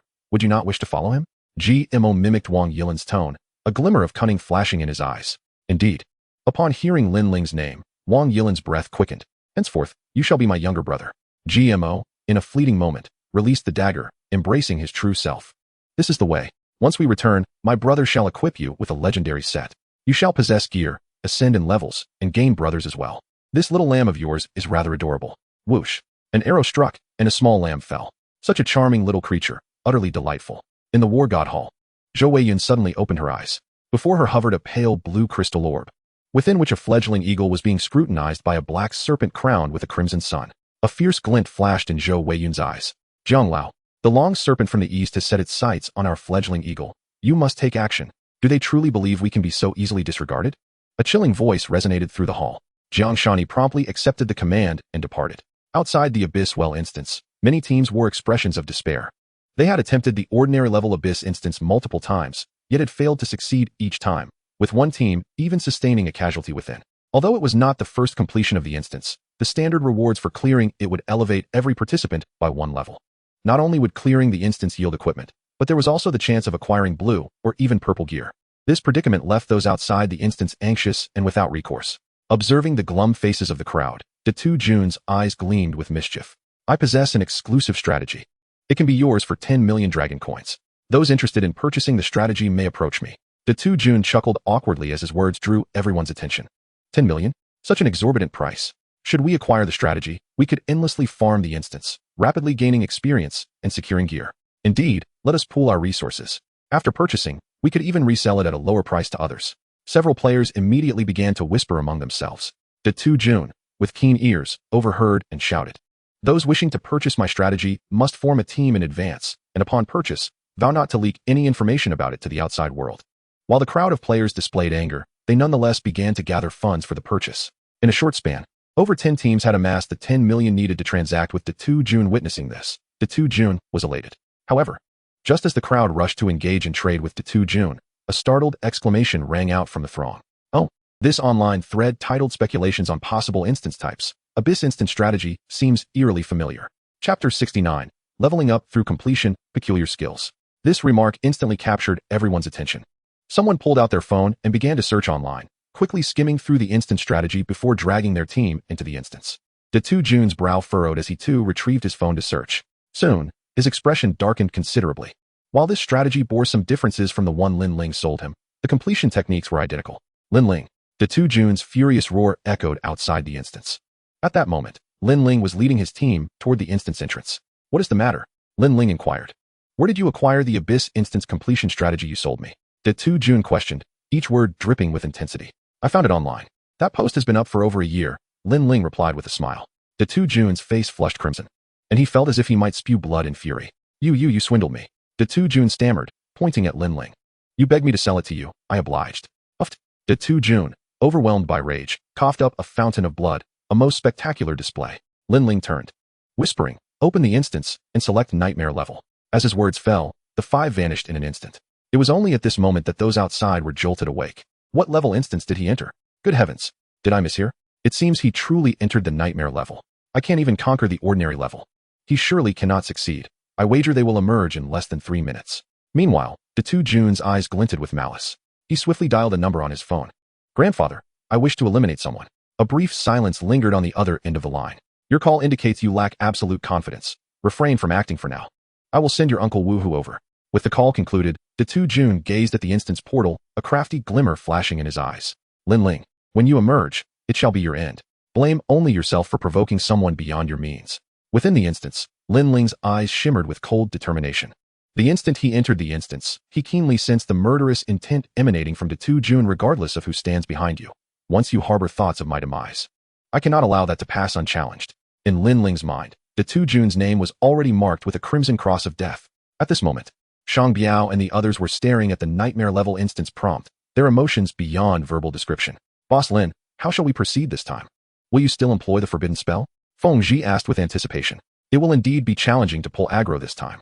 The difficulty of the nightmare level has increased significantly. Lin Ling replied as he stepped beyond the red line. Yet this time, instead of 5 Abyss Scouts, there appeared a staggering 50. These Abyss Scouts were noticeably larger than those previously encountered, their appearances more grotesque and terrifying. Truly, as expected of the nightmare level, the monster's quality and quantity have both escalated. Lin Ling directed his gaze toward one of the Abyss Scouts, utilizing the eye of the hero. Abyss Scout Elite. Quality, Instance Monster. Class, Abyss Archer. Level, LV 60. Health, 25,000. Physical damage, 4,500. Defense, 2,500. The attributes of these little monsters surpassed even those of the bosses in the ordinary level instance. A mere brush against one could result in casualties. Upon witnessing the 50 Abyss Scouts, Shang Biao and the others couldn't help but swallow hard. Is this something a newcomer can handle? Thankfully, they had an exceptional captain. As this thought crossed their minds, joy spread across their faces. It seems we can only resort to using the forbidden spell. We shall push forward as we go. Lin Ling contemplated, calmly stating, follow me and continue charging forward. Do not worry about being attacked. Upon hearing this, the 4 looked at him with unwavering trust, nodding in agreement. Lin Ling brandished his staff. The passive ability of the Elemental Guardian has long since cooled down. The Meteor Shower blossoms. Let me accompany you to witness the meteor shower that falls upon this earth. Allow your tears to cascade upon my shoulder. The melodious strains of song resonate, under the control of Lin Ling's mental prowess. This time, the forbidden spell envelopes only the entirety of the Abyss Dungeon. Meteoric rain descends from the heavens, designated by the skill to solely target monsters. A group of adventurers charges forward with fervor. Wherever they advance, the meteor shower follows. The Abyss passageway is nearly overwhelmed by hordes of monsters. Yet it cannot impede Lin Ling's relentless march. Before long, all Abyss Scouts are obliterated by the forbidden spell. However, Lin Ling is taken aback when, at the moment the boss appears, an exceedingly bizarre scene unfolds. Upon discovering Lin Ling approaching with the meteor shower, the Abyss boss unexpectedly turns and flees. It runs. He chases. It attempts to take flight. The boss, realizing escape is futile, lets out a thunderous roar. The earth trembles, and at the end of the passage, a chasm opens, unfathomably deep. The boss leaps directly into the fissure. Without a moment's hesitation, Lin Ling senses the urgency and channels all his mental energy to hurl the meteor shower into the abyss. He pursues. It leaps, its fate uncertain. The meteor shower swiftly envelopes the boss. A desperate howl echoes from the depths of the abyss. You have been cursed by the boss. You will be unable to recover health from damage for 1 hour. Congratulations on defeating the Abyss Warden, achieving the first ever nightmare level clearance of the Abyss Dungeon. As the Abyss boss meets its demise, the notification of dungeon completion instantly appears. Congratulations to the Xuanfu Base City team, Captain, Yi Xiao, members, Yiya's Front Tooth, Shang Biao, Feng Zhi, and Yi for successfully clearing the nightmare level Abyss Dungeon. Completion rating, time taken 1 minute 57 seconds. A cascade of white light illuminates the scene as the 5 adventurers activate their level up frenzy once more. Congratulations on successfully defeating the LV-60 Abyss Scout. Experience gained, 10,000. Congratulations on successfully defeating the LV-60 Abyss Scout. Experience gained, 10,000. Congratulations on successfully defeating the LV-60 Abyss Scout. Congratulations. Fire Mage class successfully leveled up to level 29. Congratulations. Wind Mage class leveled up to level 29. Congratulations. Time Mage class successfully leveled up to level 29. Congratulations. Undead Mage class successfully leveled up to level 30. Congratulations. Experience reward, 200,000. Congratulations. Space Mage class level increased to 30. Congratulations. Light Mage class level increased to 30. As all your class levels reach 30, surplus experience is stored in the experience pool upon completing the second transfer task. All experience will be credited to your experience bar. Congratulations on achieving the Nightmare level first completion achievement for the Novice Zone's Abyss Dungeon. Congratulations. You have received the Abyss Key. Congratulations, you have received Mystery Box 2. Congratulations, you have received the Water Mage Skill Book, Tidal Wave. Congratulations. You have received the King of Light Boots, Epic. Congratulations, you have received the Radiant Staff, Epic. Congratulations, you have received the King of Light Shield, Holy. Congratulations, you have received the Golden Level First Completion Badge 1. Congratulations, you have received the Fate Mage Skill Book, Hair Ignition Technique. Lin Ling gazes at the system notifications before him, 3 small question marks suddenly appearing above his head. A few peculiar items seem to have slipped in. Tidal Wave? What on earth is that? Is that name even legitimate? Can water magic be so recklessly whimsical? And what of that hair ignition technique? Is it meant to be humorous? Upon activation, does it set off green fireworks atop 1's head? These rewards have ignited a spark of curiosity within him. Chapter 70. Cataclysmic Forbidden Spell, named Tornado. Item, Abyss Key. Category, Special Item. Item Analysis. Holding this item allows you to bypass dungeon cooldowns and enter the dungeon at will. This item is for single use only. This item seems quite valuable. Skill Book, Tidal Wave. Level Requirement, 30. Skill Description. Summons a river to form a wave reaching 10 meters high, repelling targets within a designated path, and inflicting 300 spell damage on the caster. This is also commendable. I shall learn it. Fate Mage Skill Book, Hair Ignition Technique. Level Requirement, 30. Skill Description. Can curse a single target. The cursed individual will experience hair ignition upon casting a spell within 3 days. After each ignition, there is a chance for a green mushroom to sprout, which provides the caster with 1 experience point per second. Upon reading the skill description, even Lin Ling, the owner, cannot help but grimace. He has inadvertently acquired a rare Fate-type curse skill book. Fate-type mages are an exceedingly rare hidden class, typically emerging as a secondary class. Practitioners may awaken a second class during their 2nd, 5th, or 8th transitions. The Fate-type mage is rare in itself, and skill books are even scarcer. The vast majority of Fate-type mages do not achieve significant accomplishments, primarily due to the rarity of skill books. However, upon reaching the 5th transition, they awaken a talent skill known as Prophecy, and those of the 7th transition can advance Prophecy to Greater Prophecy. Fate-type magic is divided into 3 categories: curses, blessings, and prophecies. This hair ignition technique evidently belongs to the curse category. I shall learn it. Without a moment's hesitation, Lin Ling, a master of all mage classes, welcomes all mage skill books. If this were to transform into a forbidden spell, a vivid image suddenly surfaces in Lin Ling's mind. A mischievous smile graces his lips as he envisions a little devil appearing beside him, incessantly tempting him to name this skill as a forbidden spell. Lin Ling glances at his skill bar, where the previously learned Gale technique patiently awaits its turn. Compared to this mushroom-headed skill, he still hopes to acquire a more offensive forbidden spell, especially after refining his mental prowess. A group attack forbidden spell could also serve as a single target forbidden spell when wielded effectively. However, the cooldown for naming a forbidden spell is still far from completion. Suddenly, his gaze catches the cooldown heart, and a sly smile subtly graces his face. The second active skill of the cooldown heart allows the immediate unlocking of any skill every 2 hours. At this moment, the skill is already in cooldown. With a thought, Lin Ling promptly selects the forbidden spell naming skill. The skill icon under the cooldown heart immediately illuminates. He names Gale as Tornado, naming successful. The wind-type magic skill Gale automatically upgrades to the forbidden magic Tornado, which releases a tornado in the designated direction upon casting. This tornado contains 10, 800 wind blades, capable of inflicting true damage on targets. The caster can control the size of the tornado through mental power with a default size of a 1-kilometer diameter. A world-ending storm. As you are a super divine level practitioner, the system detects that you have successfully reached level 30, granting you 1 opportunity to release a skill without consumption. Upon completing the 2nd transfer task, you will receive even more generous rewards. Lin Ling observes the message on the system panel, a pleased smile curling at the corners of his mouth. With 2 pieces of the King of Light set, one of which is a holy piece, if he can gather the entire set, it could fetch at least several billion. Lin Ling does not delve into their attributes, but instead focuses on the taskbar, where a task notification flickers with golden light. Instantly, Lin Ling's eyes narrow, and he swiftly clicks on the taskbar. Task: Alice's Commission, Task Completion Progress, 601300. Congratulations on completing Alice's Commission, earning a reward, Permanent Attribute Enhancement of 200. You have automatically accepted the 2nd job change quest. Starting to extract the task difficulty. Extraction successful. Congratulations on receiving a 5-star job change quest. Quest requirements. Collect 1 trader's token, not obtained, 1 legendary grade equipment, obtained, 1 holy grade equipment, obtained, 1 silver badge for first completion, obtained, and 1 gold badge for first completion, obtained, 5 rare items in total. Feeling the substantial enhancement of his attributes, Lin Ling's smile never left his face. The trader's token? What on earth is that? Gazing at the only item not yet acquired, Lin Ling's smile gradually faded. This item appeared exceedingly difficult to procure, likely requiring a considerable sum of money to obtain. You lot. Lin Ling turned to look at the 4 members of his group, and before he could finish his sentence, they had already taken out all their orange grade or higher equipment. Lin Ling did not hesitate to accept all the gear, then spoke slowly. I have a matter that requires your assistance. If you accomplish this task, you will no longer owe me any debt. Upon hearing this, the 4 immediately displayed expressions of uncontainable joy. Boss Lin, whatever you need, just say the word. My life is yours to command. I will not hesitate to brave fire and water, exclaimed Shang Biao, his face flushed with excitement.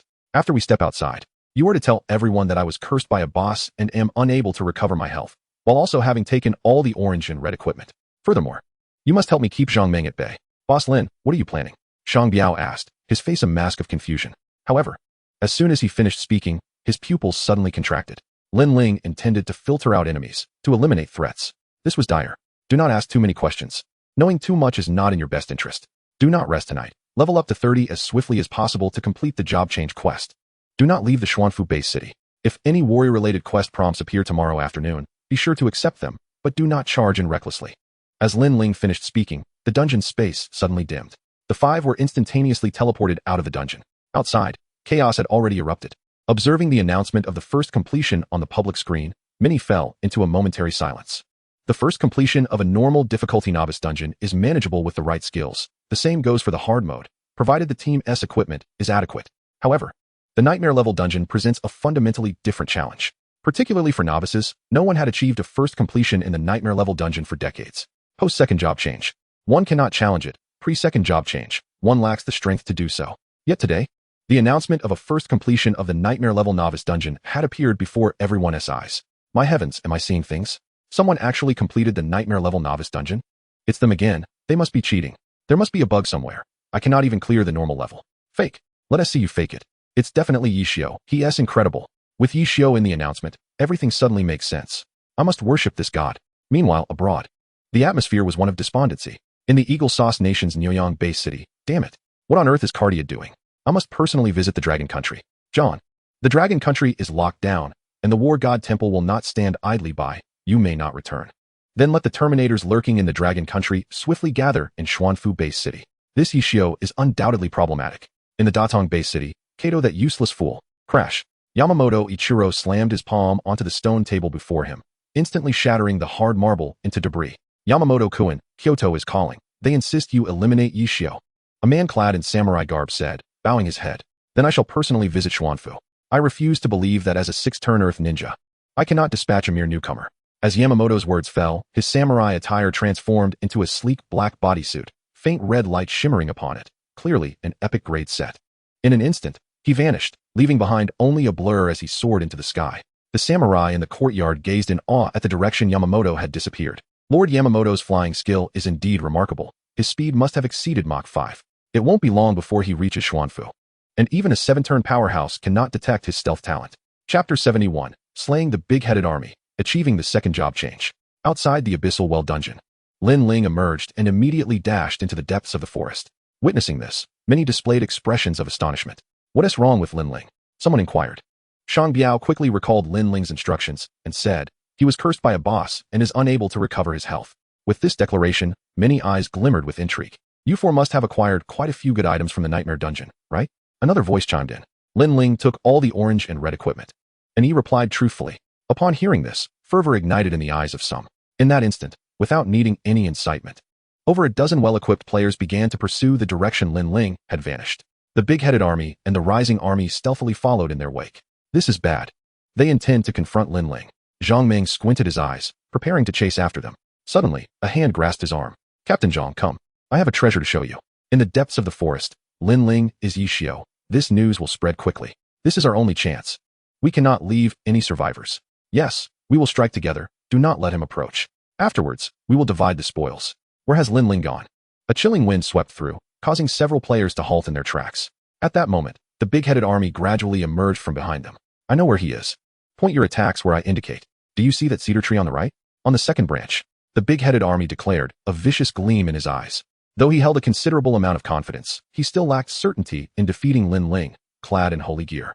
Yet with so many attacking together, he was certain that if Lin Ling were injured, he would seize the opportunity to strike hard. Lin Ling, today is your end.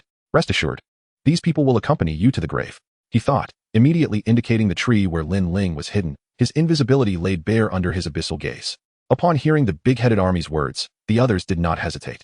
Archers and mages unleashed their skills, all focused on the spot indicated by the big-headed army. Boom, boom, boom. Most of them had reached around level 15. Under this concentrated assault, the tree was obliterated in an instant. Ha ha ha, unity is strength. With our combined firepower, even the strongest must fall. How shall we divide the equipment? I want that hammer, the rest can be shared. I'll take 2 pieces of orange gear. They clamored, making their equipment claims, but suddenly a mocking voice echoed through the swirling wood chips. Have you had your fill?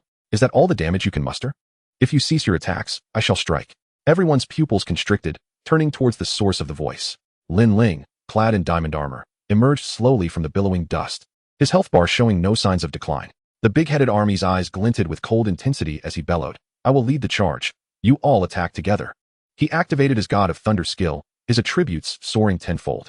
Yet at that moment, Lin Ling produced a dozen orange scrolls from his hands. This is bad. He has high-level magic scrolls. Run. Someone recognized the items in Lin Ling's grasp and immediately let out a terrified scream. Others turned to flee in a frenzy. Now you wish to escape? It is too late. A faint smirk graced Lin Ling's lips as he proclaimed, I declare you guilty. With his words echoing, he unleashed a barrage of scrolls. This was a trial, yet regrettably, none of them passed the assessment. Advanced Magic Scroll, Explosive Fire Dragon. Advanced Magic Scroll, Flame Demon Puppet. Advanced Magic Scroll, Roaring Thunder Dragon.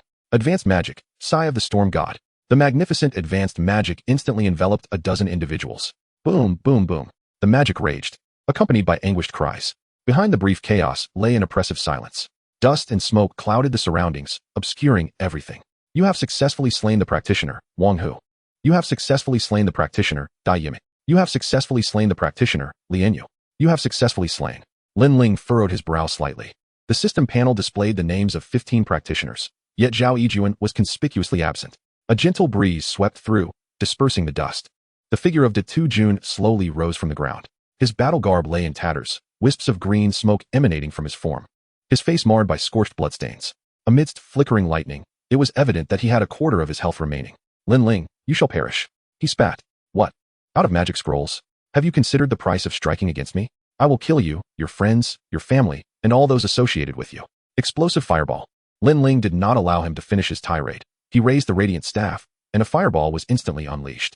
The moment the fireball appeared, it hurtled directly towards De Tu Jun's pupils constricted, and he too summoned a magic scroll. A yellowish shield materialized before him. Do not presume you are the only one with magic scrolls. Even clad in a divine ensemble, you cannot breach this earth-based shield. De Tu Jun roared with a face twisted in rage. He recognized that he had underestimated Lin Ling, but if he could just stall him for a moment, the reinforcements sent by his grandfather would arrive. Bang! The fireball detonated, and while a portion of health was drained from the shield, breaking through it was clearly not an immediate task. Ha ha! Unable to break through, are you? Then let me show you the taste of advanced magic scrolls. De Tu Jun sneered, producing yet another advanced magic scroll. As he cast it, a fire dragon soared toward Lin Ling Dai. Boom! Flames surged, painting half the sky crimson. Yet, once again, Lin Ling donned his diamond armor. The advanced magic scroll, comparable to a 4th-tier warrior's strike, inflicted no damage upon him. In his hand appeared a handful of glimmering silver magic scrolls. Jimo's gift proved unexpectedly advantageous at this moment. Witnessing this, De Tu Jun was thrown into a complete frenzy. How do you possess so many advanced magic scrolls? Lin Ling, we can discuss this. Perhaps it was confidence in his own might, or perhaps in his lineage. De Tu Jun had only 2 advanced magic scrolls at his disposal.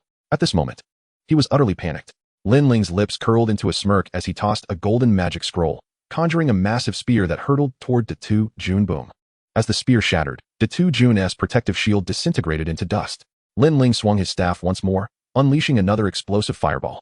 The searing orb, accompanied by a torrential wave of heat, lunged at De Tu Jun. Lin Ling, please stop. We can negotiate. Boom. De Tu Jun's health bar plummeted rapidly, blood erupting forth. Lin Ling, my grandfather is Zhao Longcheng, a former major general of the Dragon Kingdom. Do you dare to kill me? Bang. The fireball exploded, obliterating De Tu Jun's crown. His eyes widened in shock as he fell backward, lifeless. You have successfully slain the practitioner, Zhao Yijuan. Such excessive chatter.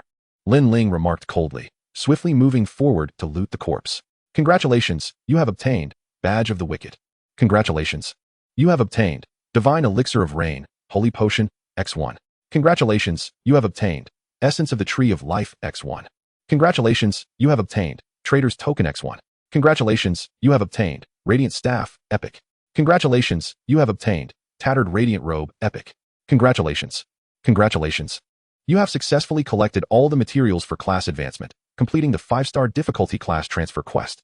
Congratulations.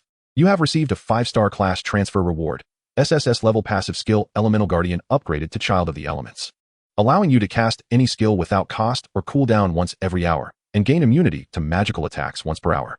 Congratulations.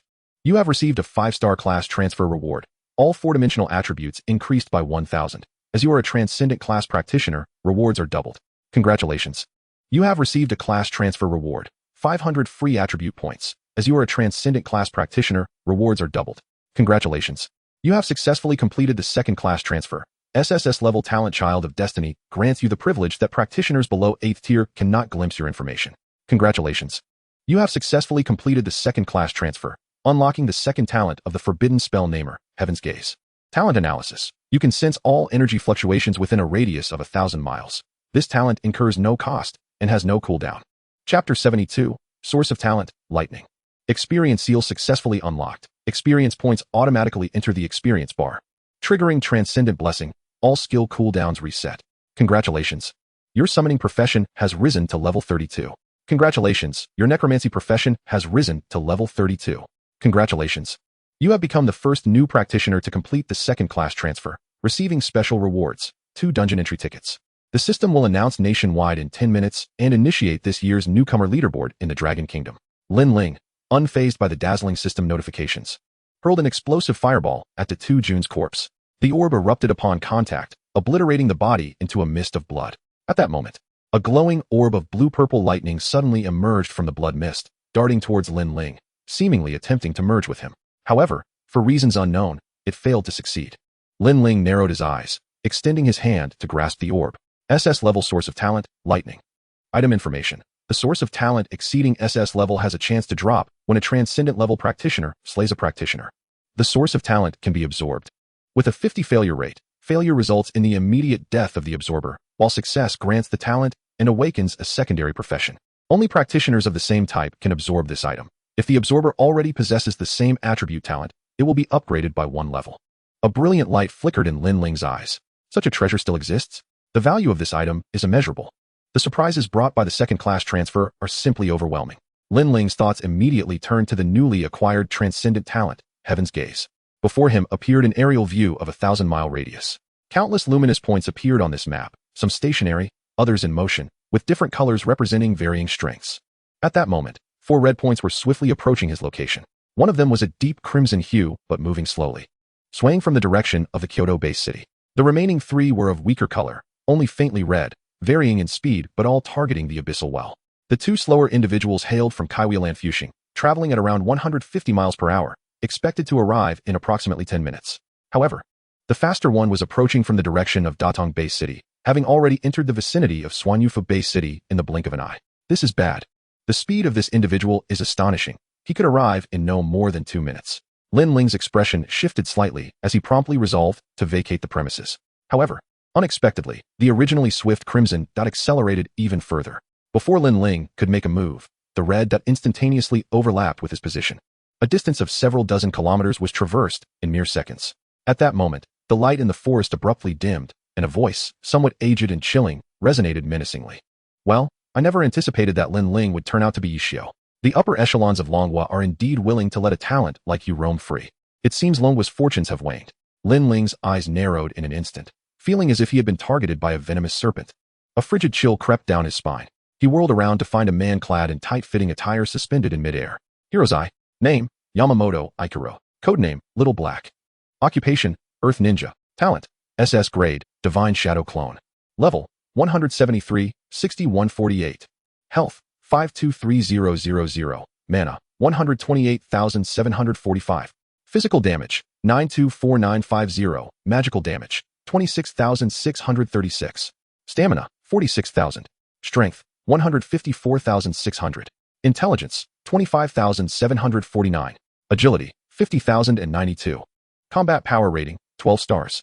Potential assessment, approaching a dire limit. No hope for the seventh transition in this life. Comprehensive evaluation. If the opponent does not move, the forbidden spell tornado has a certain probability of slaying them. If the opponent dodges, facing you head-on is a guaranteed death. Lin Ling felt a weight in his heart, but remained unperturbed. His mind was racing at high speed. Under normal circumstances, he would indeed be no match for this sixth transition Earth Ninja. After all, according to Hero's Eye's assessment, only the tornado had a chance of taking him down, albeit with a perilous risk. A single misstep would mean certain death. The safest approach now would be to employ the wind-based forbidden spell to exile him 500 kilometers away. However, the opponent's agility exceeded 50,000, with a speed reaching 5 Mach. He could return in no more than 5 minutes, and all he could do was retreat into the Abyss instance using the Abyss key. Yet, at this moment, he possessed a trump card. That was the Divine Mage's Due, which he had pilfered from the Big Head army. Although he had never utilized it, nor even had the chance to examine it, the memories of his past life had provided him with its description. Divine Mage's Due. Within 2 minutes of consumption, all skills can be unleashed without cooldown or cost. This item was exceedingly precious.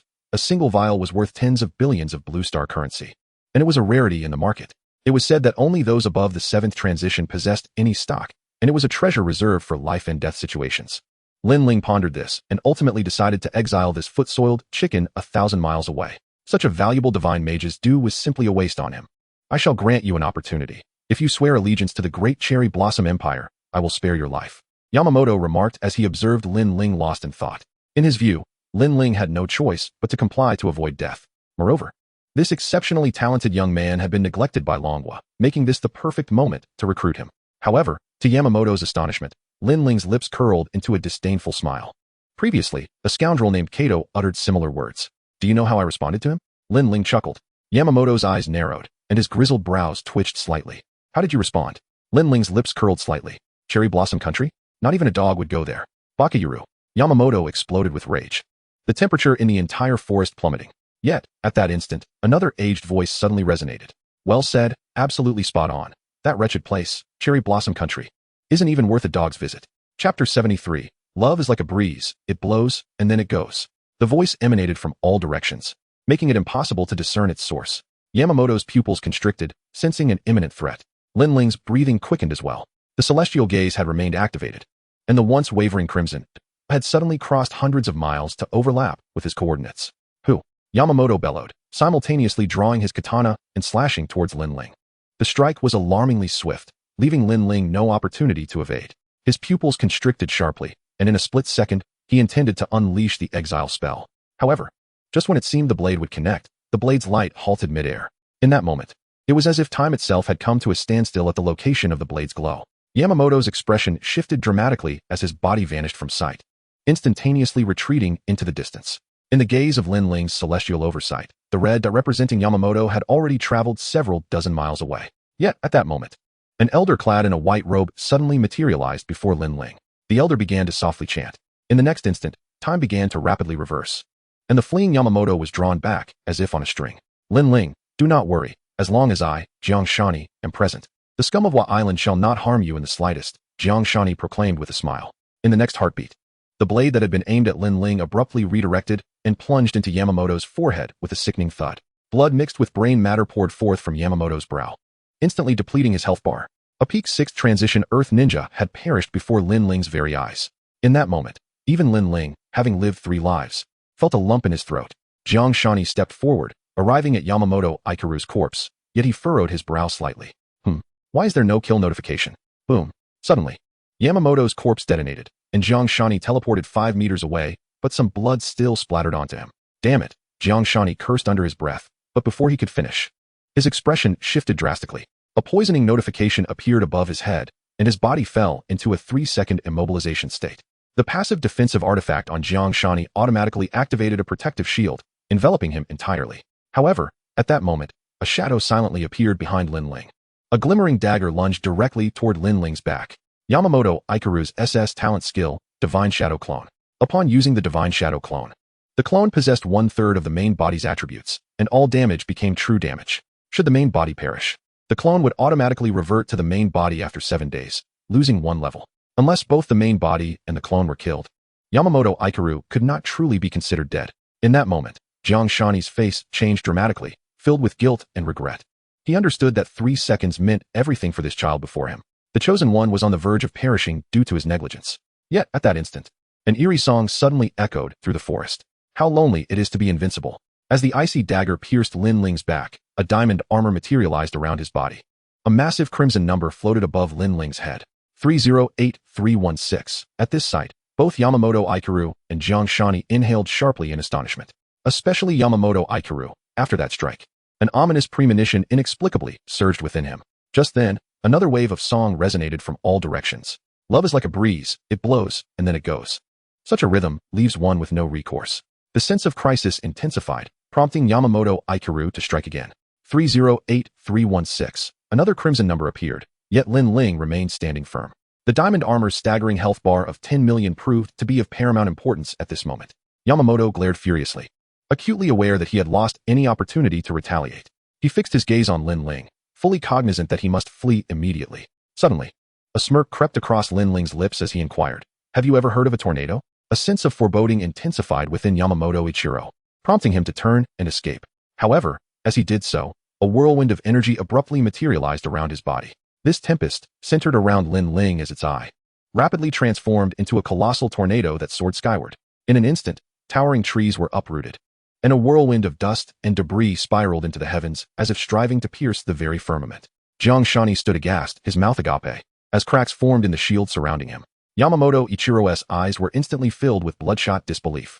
How could this be possible? With his final words escaping his lips, his form was swallowed whole by the tempest, rendered no more substantial than an ant before the might of the swirling dragon.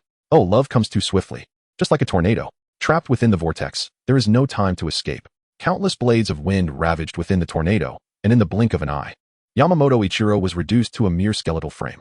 The tornado swept away into the distance, resembling an apocalyptic calamity. A vacuum corridor, 100 meters wide, emerged in the vast forest of the abyssal well. It was only when the tornado had entirely dissipated that Jiang Shani regained his senses, oblivious to when his immobilization had been lifted. At this moment, the shield that had once enveloped him had vanished, having completely shattered before the tornado's conclusion. The once spirited Vice Temple Master Jiang appeared disheveled and disordered, resembling a refugee from Siberia. His flesh quivered, his gaze fixated on the somewhat gaunt figure before him and the miraculous jungle pathway that had manifested before his eyes. How could this be? What have I witnessed? Does anyone understand? This young lad, who had barely awakened 2 days prior, unleashed a forbidden spell right before him and eliminated a 6th-tier earth ninja. Who would believe such an absurd tale? Yet, this ludicrous event had indeed transpired. Jiang Shani's breathing quickened as he regarded Lin Ling with the reverence one might reserve for a rare treasure. At that moment, Jiang Shani resolved firmly not to let Lin Ling roam free any longer. The young man harbored a profound secret. Sensing Jiang Shani's scrutiny, Lin Ling remained ever vigilant. Hero's Eye. Lin Ling cast his gaze upon Jiang Shani and activated Hero's Eye. Name, Jiang Shani. Codename, Jiang is still as spicy as ever. Occupation, Grand Archmage of Time. Grand Archmage of Space. Talent, SS grade, Time and Space Believer. Level, 205, 229. Health, 15, 323, 000. Mana, 18, 937, 592. Physical damage, 5, 110, 175. Magic damage, 23, 204, 617. Stamina, 424, 820. Strength, 146, 005. Intelligence, 1, 003, 949. Agility, 150, 092. Combat power rating, 84 stars. Upon witnessing this attribute panel, even though Lin Ling had mentally prepared himself, he couldn't help but draw in a sharp breath. This was the stat sheet of a 7th-tier veteran? Over 15 million health and nearly 19 million mana. With such mana, Lin Ling could unleash 19 consecutive forbidden spells. No wonder he could effortlessly dominate a 6th-tier Sakura ninja. The chasm between 7th and 6th tiers was indeed unfathomably deep. While he sensed no hostility emanating from Jiang Shani, a strong trepidation welled up within Lin Ling's heart. Should he consider keeping this old man around? If he consumed the Celestial Mage's elixir, could he unleash all his forbidden spells in succession, perhaps even vanquish a Grand Archmage? Chapter 74. Wind Element Forbidden Spell. Exile the 7th-tier Grand Archmage. Lin Ling began to contemplate the possibility of eliminating Jiang Shani. However, he quickly abandoned the thought. The risks were too great, and the potential losses outweighed any gains. Previously, when he named the tornado, he had received a reward for zero-cost casting of this skill, meaning the tornado had not consumed his passive ability as the elemental child. This indicated that Lin Ling still possessed another forbidden spell at his disposal. Fixing his gaze on the skill bar, he confirmed that the elemental child passive remained active. He had devised a plan. If this old man harbored any ill intentions towards him, he would promptly send him packing with a one-way ticket. There existed an irrevocable setting 1,000 miles away, ensuring that even a 7th-tier Grand Archmage would be powerless to escape. Young man, you are quite impressive. There is no need to be so tense. As long as I am here, no one can harm you, Jiang Shani remarked. Yet, mid-sentence, his weathered visage flushed crimson. He had uttered similar words before, but in truth, if it weren't for this young man's own capabilities, he would have undoubtedly met his demise. A wave of guilt washed over him. Clearing his throat awkwardly, Jiang Shani continued, Young man, come, let us share a drink and have a chat. His tone was amiable, devoid of any arrogance befitting a 7th-tier powerhouse. I refuse. Had I not possessed a trump card earlier, I would already be lying dead on the ground, Lin Ling countered, accurately detecting the guilt reflected in Jiang Shani's eyes and adopting a pitiable expression. Hearing this, Jiang Shani felt an even deeper sense of remorse. What a pitiful child. A young man with an awakened SSS-grade talent should have been revered and celebrated. Yet here he was, labeled a failure due to the nation's troubles. He must have endured countless scorn and grievances over the past 2 days, and now, because of his negligence, he had nearly lost his life. The nation had wronged him. And he, too, bore the weight of that injustice.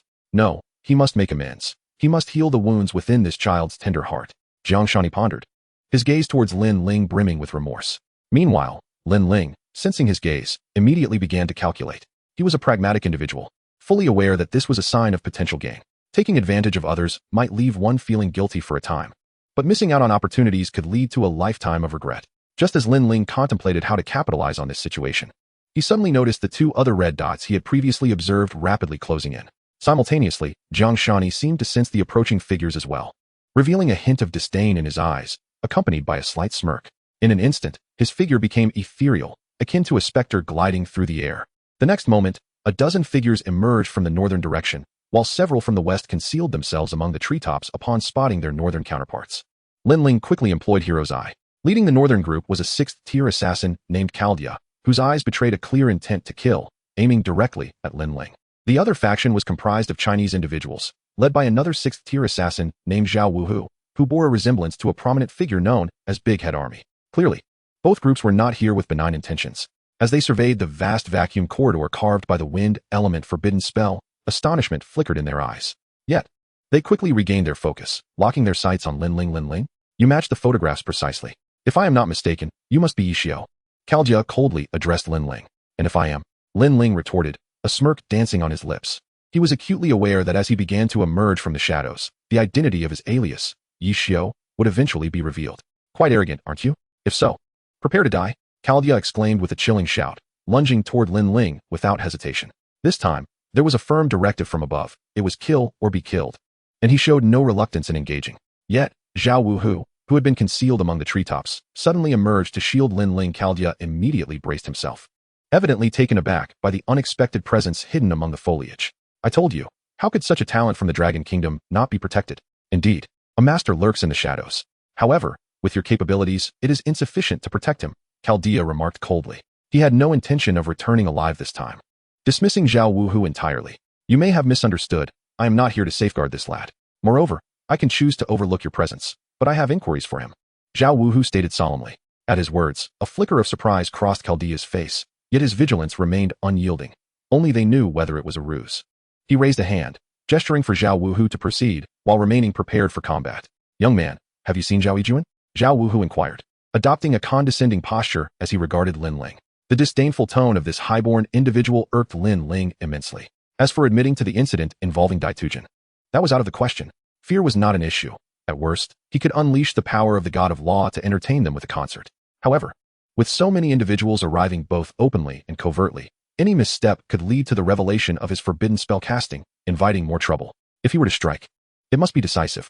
Furthermore, Jiang Shani had expressed his stance. Merely speaking without action was unacceptable. Sometimes, one must wield a blade through another's hand.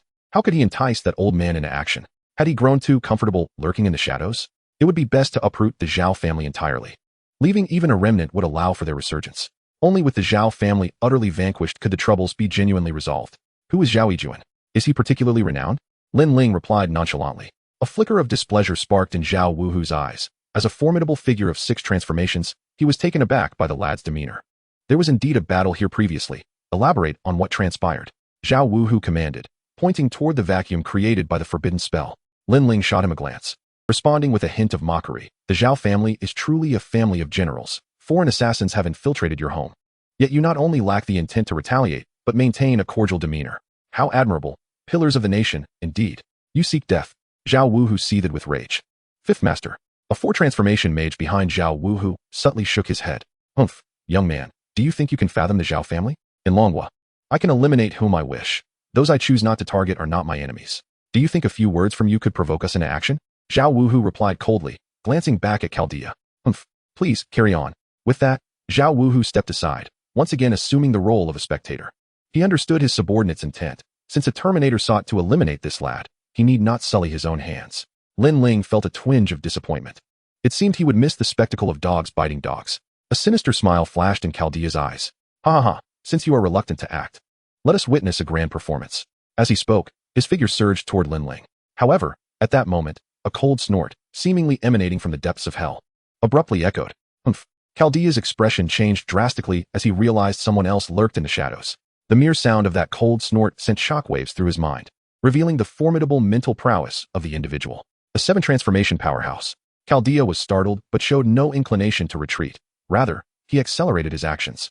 Yet, unbeknownst to anyone, he discreetly tossed a black cube, no larger than a fingernail, onto the ground.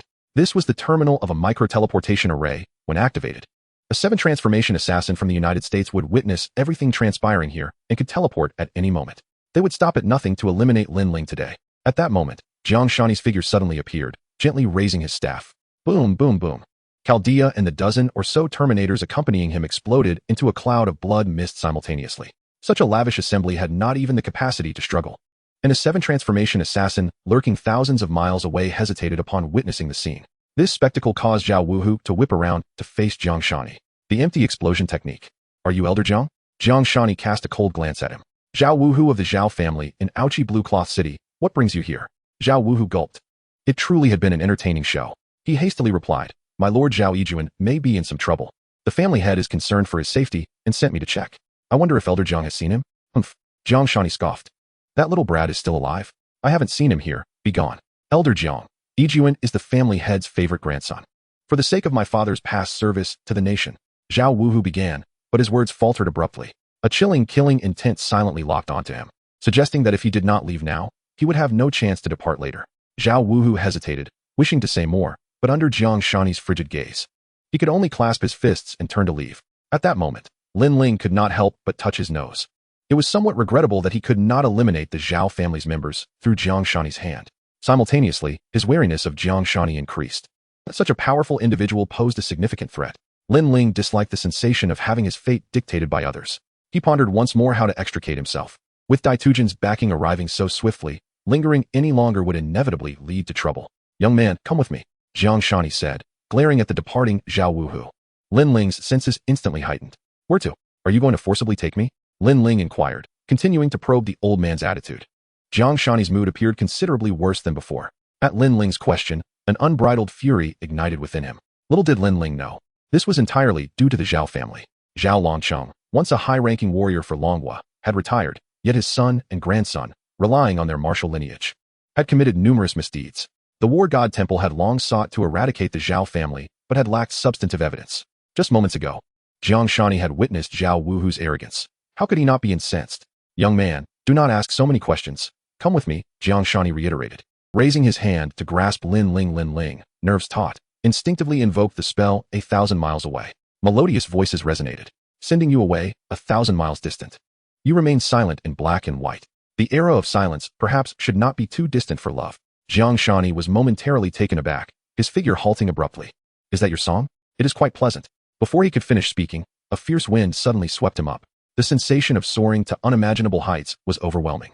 In the blink of an eye, he was rolling through the air 1,000 miles away. While others required payment for music, Lin Ling's melodies demanded lives. Chapter 75. First on the entire rankings, undercurrents surge. As the Grand Mage was banished, Lin Ling turned and fled. He donned the Disguiser's mask and the Soldier King's cloak, instantly transforming his appearance and vanishing from sight. Within mere breaths, he had darted 1,000 meters away. Yet, as he moved, a small black cube in the forest transformed into a teleportation array. A shadow emerged from the array. Heaven truly assists me. This monumental achievement belongs to me, Aolifo. He sneered, his figure flashing as he pursued Lin Ling's fleeing direction. Despite Lin Ling being concealed, this individual had somehow locked onto Lin Ling's position through an unknown means. Lin Ling burst forth from the depths of the deep well forest, intending to take a long route back to the Xianzhou-based city. However, shortly after leaving the forest, a brilliantly luminous that appeared on the map, rapidly closing in on him. Lin Ling's pupils suddenly constricted. The luminescence of the light point surpassed even that of Jiang Shani, clearly indicating it did not belong to him. A foreboding sensation washed over him, as if this newcomer sought to exploit the opportunity presented by Jiang Shani's banishment. Within the brief span of 2 breaths, the light point had already traversed to within 50 meters behind Lin Ling. Just as Lin Ling prepared to make his move, the sky unexpectedly darkened, and the light point abruptly dimmed, ceasing its movement. Lin Ling slowly tilted his head upwards, only to behold a colossal white deer obscuring the sun above him. Perched atop this divine creature was an elderly man, his gaze fixed intently upon Lin Ling. A spasm coursed through Lin Ling's face. The individual was none other than Jiang Shani, recently exiled 1,000 miles away. Lin Ling forced a foolish grin, casting a furtive glance at the concealed 7th-tier expert before turning to flee. With Jiang Shani as the 7th-tier powerhouse ahead, and Zhao Wuhu as the 6th-tier behind, the emergence of yet another enigmatic 7th-tier figure presented a dire predicament, trapped between a wolf and a tiger. Upon recognizing Jiang Shani's name, Lin Ling immediately discerned his identity, the illustrious leader of the 3 vice presidents of the War God Palace, Jiang Shani. Such a legendary figure. How could Lin Ling have not heard of him? The thought of being targeted by such a presence, who had uncovered his secret, ignited Lin Ling's greatest fear of being dissected for research. Yet, he had scarcely fled a short distance when an invisible hand abruptly seized him. In an instant, he found himself standing atop the majestic deer. "Senior," Lin Ling said with an awkward smile, striving to project an aura of harmlessness. "You truly are a peculiar one. Akin to a hedgehog, aren't you? Why are you running?" Jiang Shani replied with irritation. Realizing the moment he was whisked away by the wind that this boy was far from the obedient facade he presented, Lin Ling thought to himself, "If you weren't chasing me, would I even be able to run?" However, he verbally complimented, "Senior exudes an unparalleled aura. Who wouldn't be fearful in your presence? Indeed, there is no one who dislikes flattery." Upon hearing these words, a smile broke across Jiang Shani's face. He instinctively utilized his divination technique to scrutinize Lin Ling's attribute panel. However, a system notification promptly appeared before him. "Target cannot be probed." Jiang Shani stared in astonishment at the message. "This boy possesses such uncanny qualities? I am a 7th-tier Grand Sorcerer. How can I not see through a fledgling who has only recently awakened?" Even if a few SSS-tier talent awakeners possess mechanisms to conceal their attributes, there are still level restrictions. The disparity between Lin Ling and myself is far too great for this to be reasonable, unless he possesses a unique treasure or his talent surpasses even SSS tier. Doubts weighed heavily on Jiang Shani's mind. "Jiang Lao, if there is nothing pressing, I shall take my leave. As you know, my talent is difficult to upgrade and I lack resources. I must focus on leveling up," Lin Ling suddenly said with an awkward grin. Jiang Shani's eyebrows twitched, a flicker of satisfaction crossing his eyes, until his gaze fell upon Lin Ling's gear. As a vice president of the War God Palace, a formidable 7th-tier figure, he recognized at a glance that it was the holy set. A glint of excitement sparked in his eyes. No wonder this boy managed to secure the first kill against the boss. His luck was simply extraordinary. The holy set, at its most basic, should be the level 10 Radiant set. Its rarity was comparable to that of a 6th-tier or higher holy set. How little time had passed since awakening. And yet Lin Ling had already met the standards set by the War God Palace. Jiang Shani's smile grew ever broader. He understood that luck has always been a component of strength. Countless prodigies have perished along the path to becoming strong due to ill fortune. You've endured much. But rest assured, you will have an inexhaustible supply of resources in the future. I cannot ascertain your level, but with the holy set, you must be at least level 10, correct? Jiang Shani inquired with growing fondness for this audacious youth. Lin Ling rubbed his nose, yet remained silent. Why the silence? "No matter, dear brother, I shan't mock you. Surely, you have reached level 10? No, that can't be it." Jiang Shani felt a resurgence of guilt, quickly followed by increasing confusion. However, before he could finish, a national announcement suddenly popped up before him. "Congratulations to newcomer Yi Xiao from Xuanfu Bay City for successfully advancing to the 2nd tier, rewarded with 2 dungeon entry tickets." As the first 2nd-tier professional of the year has emerged, the newcomer leaderboard is now open. The newcomer level leaderboard is now available. Click to view. Jiang Shani instinctively clicked on the leaderboard, and instantly, the top 10 newcomers' rankings appeared before him. First, Yi Xiao, Xuanfu Bay City, LV 32. Second, GMO, Jinwei Bay City, LV 30. Third, Fengji, Dragon Country, LV 28. Fourth, Shangbiao, Xuanfu Bay City, LV 26. Fifth, Zhangzai, Magic Capital Bay City, LV 26. Sixth, Delangtao Jinshao and in Golden Gate Bay City, LV 25. Seventh, and Xuanfu Bay City, LV 24. 8th, Shaoyan, Xuanfu Base City, LV 22. 9th, Yiya's Big Tooth, Dragon Country, LV 20. 10th, Zhou Mingyan, Xuanfu Base City, LV 20. 11th, Wang Yilan, Chang'an Base City, LV 18. 12th, Chen Outyan, Baishan Base City, LV 17. 13th, Jianai Tai Mei, Jiangnan Base City, LV 16. 14th, Qin Xian, Xuanfu Base City, LV 16. As he scanned the rankings, Jiang Shani's breathing grew increasingly rapid. He slowly turned his head, incredulity etched on his face as he looked at Lin Ling. You've already reached the second tier? Lin Ling nodded. You are Yishio, aren't you? Jiang Shani licked his parched lips. Realizing he could no longer keep it a secret, Lin Ling nodded once more. Jiang Shani's left eyelid twitched violently as he turned to examine the other leaderboards. Newcomer magic damage ranking now open. Click to view. Newcomer physical damage ranking now open. Click to view. Newcomer strength attribute ranking now open. Click to view. Newcomer intelligence attribute ranking now open. Click to view. Newcomer equipment ranking now open. Click to view. Jiang Shani instinctively clicked on the leaderboards one by one. However, the rankings that appeared made his heart race even faster. In that moment, he felt as if he might forget to breathe. The first place across all newcomer leaderboards was Yishio. Yishio's name dominated the entire newcomer leaderboard. This was no mere newcomer leaderboard. It was essentially Lin Ling's attribute panel. Was this truly unreal? He had worried whether the child of the laws would withstand the 7 days. Was this the power of the holy set? Just as Jiang Shani was astounded, a tumultuous wave surged across the national screen of the Dragon Country. Whoa, whoa, whoa. Yishio is simply incredible. What does it mean to defy the heavens? He's already done it. Advancing to the second tier just a day after awakening? The century-old global record has been shattered. I haven't slept for 2 days, and I'm only level 13? Who understands the sorrow of being worthless, my friends? This guy ranks first in all the leaderboards. My heavens. I can't take it anymore. This man is too strong for me to bear. Who on earth is Yishio? Does he need leg hair? Does he need a doll? Master, do you require a little slave? I can be a fox girl or a maid. I can fulfill any command you have. Lin Ling is Yishio. Lin Ling? The one with the SSS tier useless talent? If an SSS tier can be deemed useless, I'll write my S backwards. Brother Lin Ling. My surname is AI. AI your love. Can you see the public screen? Brother, please add me as a friend. My surname is Sure. And regardless of when we became acquainted, I hold value. Have you all perused the equipment rankings? The top contender is a set of the Divine Radiance gear, owned by none other than Yishio. The Divine set? How formidable it is. Yet, that is not the crux of the matter. The focal point lies in the fact that Yishio, or Lin Ling, must possess this divine set to achieve consecutive first kills on bosses. It is the divine set that enables him to level up at such a staggering pace. It is due to this divine set that he dominates all attribute rankings. My prowess is undoubtedly at a T0 level among the newcomers. If this gear were bestowed upon me, my accomplishments would far surpass those of Yishio. The difficulty of leveling for a child of the laws is over 200 times that of others. Initially, he can surge forward relying on his equipment advantage. However, the terrifying escalation in leveling difficulty is something everyone must have sensed. Inevitably, his progress will slow, perhaps even halting for many years. If this equipment were entrusted to a truly gifted player with limitless potential, that individual could achieve remarkable feats for our Dragon Nation in the newcomer tournament and even in the forthcoming Divine Realm Championship. Suddenly, the public chat fell into a profound silence. It was evident that many concurred with this individual's assertions. A moment later, however, that equipment belongs to Lin Ling. And what of Lin Ling's equipment? Treasures ought to be possessed by those deserving of them. Indeed, as a citizen of the Dragon Nation, one should embody a spirit of self-sacrifice. Lin Ling, relinquish the divine set. Surrender the divine set. You are utterly shameless. This is the mindset of a bandit. Do not be misled. Who dares assert that Lin Ling cannot march forward triumphantly? Humph. My father is the mayor, and he has stated that the child of the laws is inherently a wasted talent. Listen to me.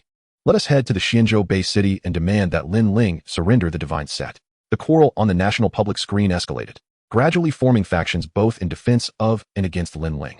Under the influence of numerous trolls, the number of those advocating for Lin Ling's downfall increased.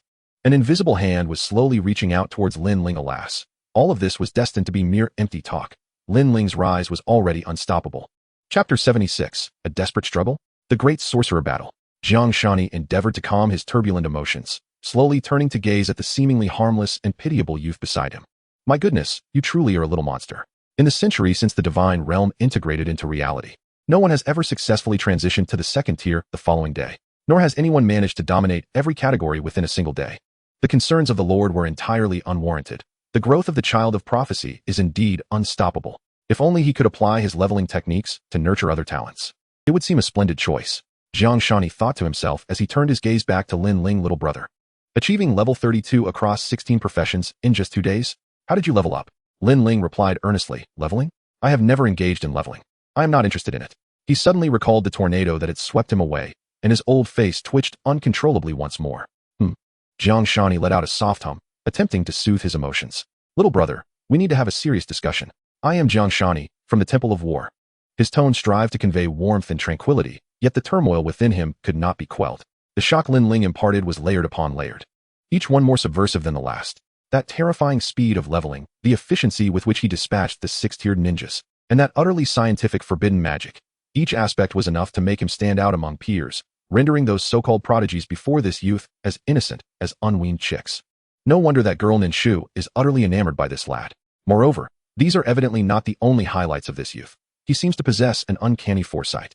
As this thought crossed his mind, Jiang Shani suddenly furrowed his brows.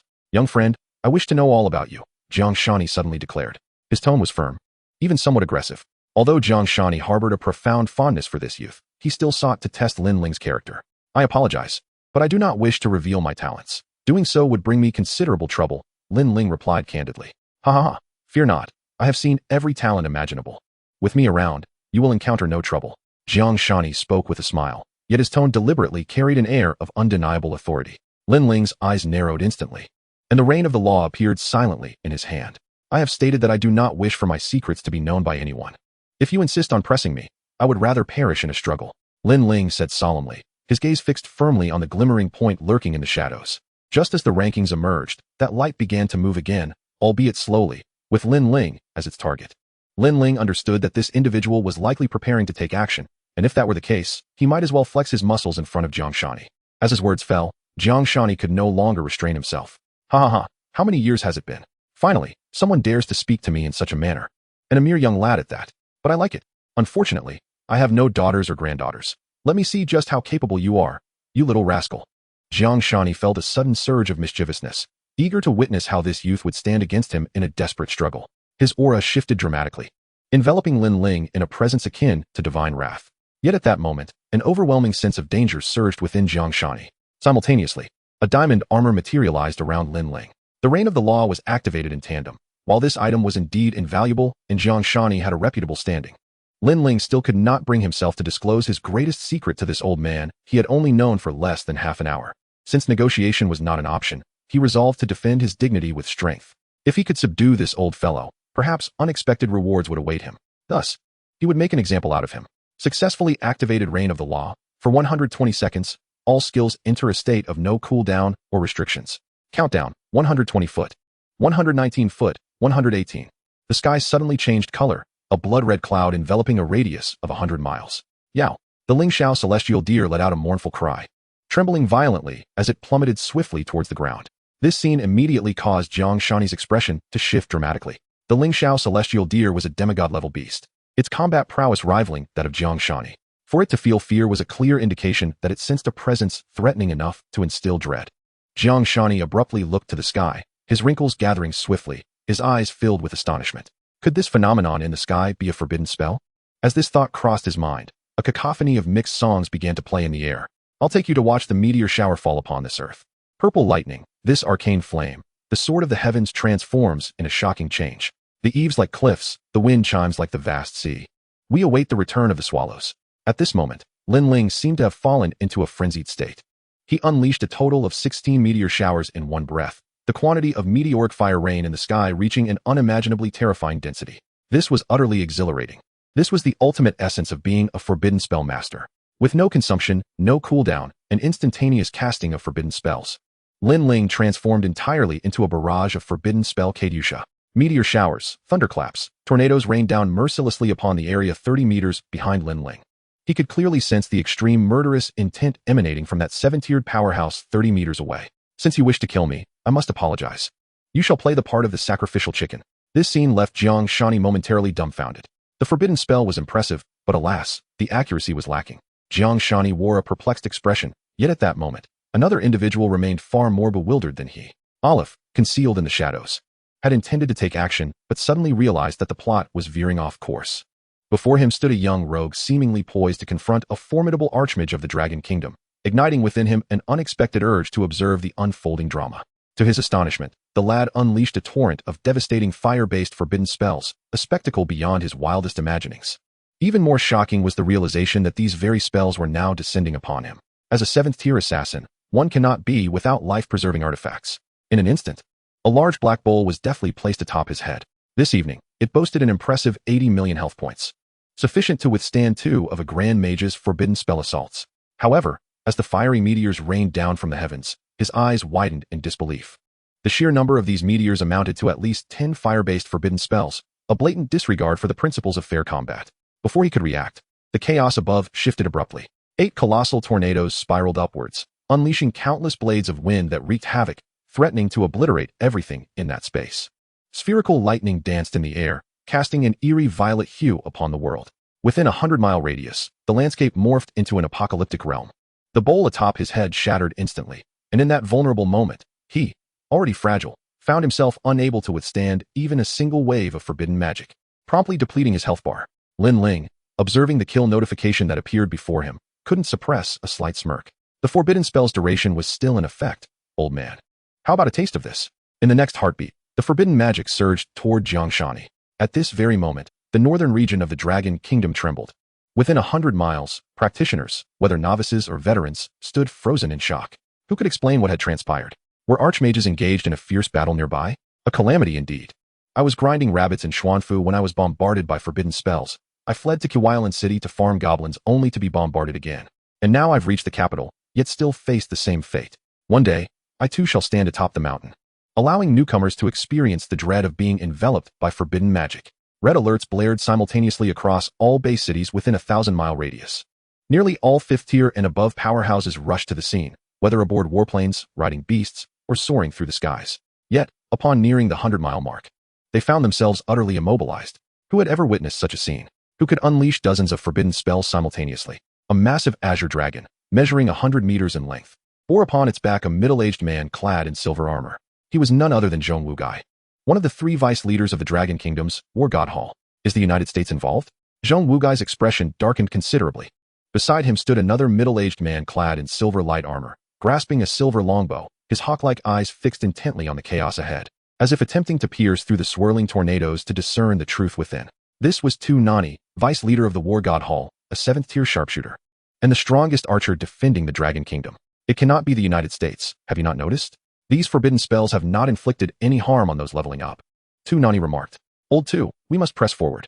We are too close to the capital. Whoever is responsible must be addressed, Zhong Wugai stated gravely. However, before he could finish, a graceful figure unexpectedly appeared before them. Pay no mind, return at once. Announce to the public that the War God Hall is testing a secret weapon to prevent panic. Zhou Weiyun's voice resonated through the air. Zhong Wugai and Tu Nani bowed in unison before turning back toward the imperial capital. Zhou Weiyun's gaze pierced through the tempest of wind and fire, landing on Lin Ling's visage. No wonder that girl is so enchanted. If only he were 20 years younger. Chapter 77, The Archmage's Concession. At this moment, Jiang Shani's countenance had drastically shifted. He had detected the use of the Black Bowl artifact by Aleph, and just as relief washed over him, he found himself targeted by the descending forbidden spells. Without a moment to spare, he hastily recited an obscure incantation. Spatial forbidden spell, energy displacement. In the next instant, a colossal vortex, exceeding 100 meters in diameter, manifested in the sky. Within this whirlpool lay a vibrant passageway, seemingly connecting to another realm. Boom, boom, boom. A multitude of attacks was absorbed by the vortex, yet many still struck the Lingxiao heavenly deer. Yao, the heavenly deer, cried out in pain. A massive meteor hurtled toward its head. Jiang Shani instinctively shouted, "Watch out." But as his words escaped, he realized Lin Ling was no longer atop the deer. Although the heavenly deer was plummeting rapidly, it still hovered a kilometer above the ground. Wouldn't that boy end up as nothing more than a splatter? His mental acuity expanded in an instant, and he was taken aback. Within his perception, Lin Ling's diamond armor shimmered with iridescent light as he crashed into the ground. The health bar above him plummeted by 70 to 80%. Yet, in the next heartbeat, a flash of silver light restored it to full capacity, and Lin Ling emerged unscathed from the crater. Seeing this, Jiang Shani leaped into the air and summoned the Lingxiao heavenly deer, whose massive form vanished in an instant. I should have realized it sooner. This boy is a full-time mage, given his ability to cast wind-based forbidden spells. The meteor fire rains and world-ending thunder that appeared in Xuanfu Bay City were undoubtedly his doing. What a clever lad. No wonder he spoke of mutual destruction. This is no mere porcupine. This is akin to a honey badger, Jiang Shani mused. as the vortex above continued to absorb the falling fireballs and lightning. A layer of silver armor enveloped him, rendering the wind blades harmless against him. Though these were forbidden spells, the damage was insufficient against a 7th-tier ambush. He might have a fighting chance, but against an 8th tier, he would be utterly crushed. Jiang Shani dismissed further thoughts. In his estimation, Lin Ling's forbidden spells posed little threat to him, especially when contending with an archmage of spatial magic. With a thought, he materialized on the ground. Boy, cease this at once, Jiang Shani bellowed. At this moment, they had already entered the outskirts of the capital's base city, now less than 50 kilometers from the urban center. Numerous leveling zones surrounded them, with thousands of practitioners engaged in combat with monsters nearby. Such commotion would surely attract the attention of the Dragon Kingdom's high command. If irreversible casualties were to occur, the consequences would be dire. However, just as his words fell, a chilling chant resonated in his ears, sending shivers down his spine. The earth began to tremble as skeletal beings, stark white, erupted from the ground, swiftly surrounding Jiang Shani in a throng of thousands. Among them, skeletal archers and mages launched their assaults, but their efforts barely dented Jiang Shani's defenses. Yet, at that moment, a snow-white skeletal claw emerged from beneath him, seizing his ankle. Jiang Shani's expression flickered as he prepared to shatter the skeleton, but an invisible force suddenly surged from the distance, penetrating his body. Hall Master. In that fleeting moment of distraction, the skeletal warrior swung him toward the ground. Boom, boom, boom. In mere moments, Jiang Shani was flung about like a ragdoll. Though the damage was minimal, the insult was profound. With a crash, the skeletal warrior disintegrated into dust, leaving Jiang Shani covered in debris, a picture of utter humiliation. He gazed toward the east, his expression a portrait of despair, as if burdened by the weight of the world. Kasamath Heijula. Spatial forbidden spell, elemental exile. An incomprehensible incantation escaped Jiang Shani's lips. In an instant, the magical elements within a 10-kilometer radius vanished entirely. Jiang Shani advanced step by step toward Lin Ling, his eyes glinting with menace, already envisioning a sound thrashing. Yet at that moment, a dual-hued cloud of crimson and black materialized on the horizon. If you wish to avert the simultaneous descent of the thunder and fire forbidden spells upon the city of Kyoto, I implore you to cease your actions at once. Lin Ling's voice resonated, though it was evident that he would not truly resort to such drastic measures. However, he understood the necessity of projecting a firm stance and displaying his resolve. Jiang Shani's countenance darkened as he retorted with irritation. Do you truly believe I cannot subdue you? He raised a hand, pointing at Lin Ling, and uttered a sharp command. Confinement. A streak of azure light surged towards Lin Ling. This was a 180-level spatial magic. The space confinement spell, which would sever the target's perception of magical elements and immobilize their skill repertoire. Though it was somewhat undignified for a 7th Circle Archmage to employ such high-tier magic against a mere 30-level junior, Jiang Shani found himself with no alternative. He must swiftly quell this unruly youth. Yet, just as the spell was about to make contact, a system prompt materialized before Jiang Shani's eyes. Target is in a state of magical immunity. Any magical attacks will be rendered ineffective. His eyes widened in disbelief. He had lost count of how many times he had been astonished within the mere span of 10 minutes. How is this possible? How could you possess magical immunity? Lin Ling spoke with a grave tone. You have forced my hand. Jiang Shani's expression shifted dramatically, and he refrained from making any sudden movements, fully aware of Lin Ling's intentions. However, an attack of forbidden magic upon the capital was utterly unacceptable. Enough, Lin Ling. If this continues, I shall become truly enraged. Jiang Shani warned gravely. I swear by the divine realm that I will not divulge my secrets, nor will I cause you harm, and I shall compensate for your losses. Or else I shall face divine retribution, Lin Ling declared. What are you afraid of? You have already slain a 7th Circle assassin, thereby proving your might. Revealing your talents will only prompt the dragon's nest to regard you with greater esteem. The more powerful you become, the more resources you will acquire. And I will protect you. Jiang Shani fixed his gaze upon Lin Ling. Protect? We have been observing you from the shadows. But certain ambiguities prevent us from bringing certain matters into the open, Jiang Shani said, tinged with anxiety. Swear it. Lin Ling reiterated, his tone brooking no argument. Jiang Shani, at this moment, felt a flicker of genuine anger rising within him. Yet, at that instant, a gentle feminine voice echoed in his mind. Agree to him. Lin Ling's value far exceeds our estimations. Fulfill all his demands. Jiang Shani's pupils constricted, and he mentally replied, Yes, my lord. He sighed, and his demeanor softened significantly as he looked at Lin Ling. I, Jiang Shani, swear by the divine realm that I will not disclose any secrets regarding Lin Ling, will not cause him harm, and will compensate for his losses, or else I shall face divine retribution. Upon uttering these words, Jiang Shani felt a wave of relief wash over him.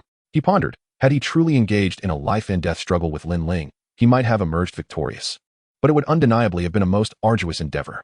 This apparent concession also provided him a means of retreat. The audacity of this young man was remarkable, though his mindset was rather extreme.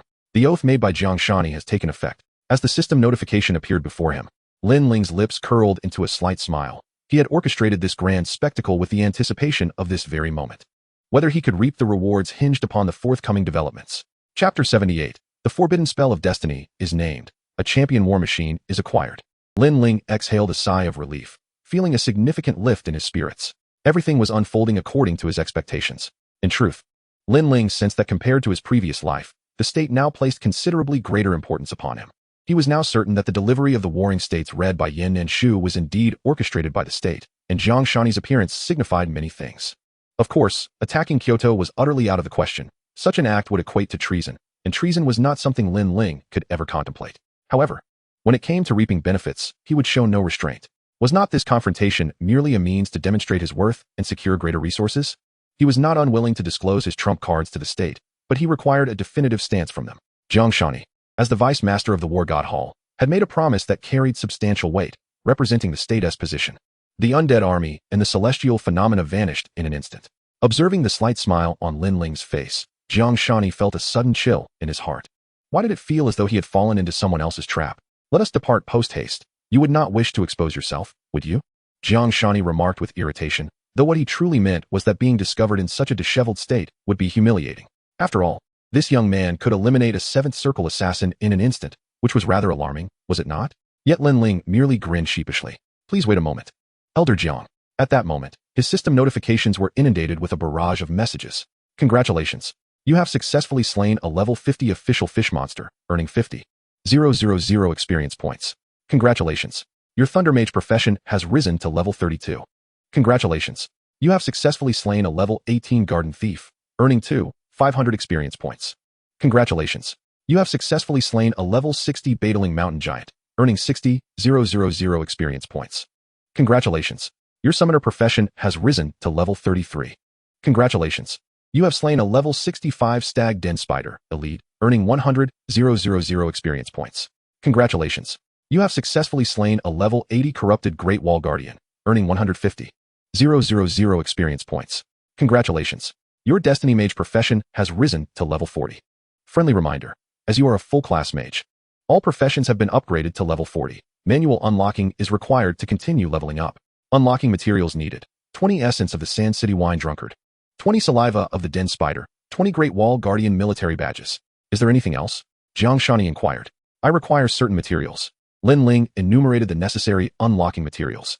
Jiang Shani frowned slightly. The materials differed significantly from what the War God Hall had prepared for Lin Ling, indicating that they had grossly underestimated the difficulty of the Chosen One's growth. As the Vice Master of the War God Hall, procuring materials should pose no challenge. Yet the Great Wall Guardian military badge was another matter entirely. This item was tied to a secret dungeon of the War God Hall, and the military badges were core resources essential for accessing the dungeon, all of which were under the control of the high echelons of the Dragon Kingdom.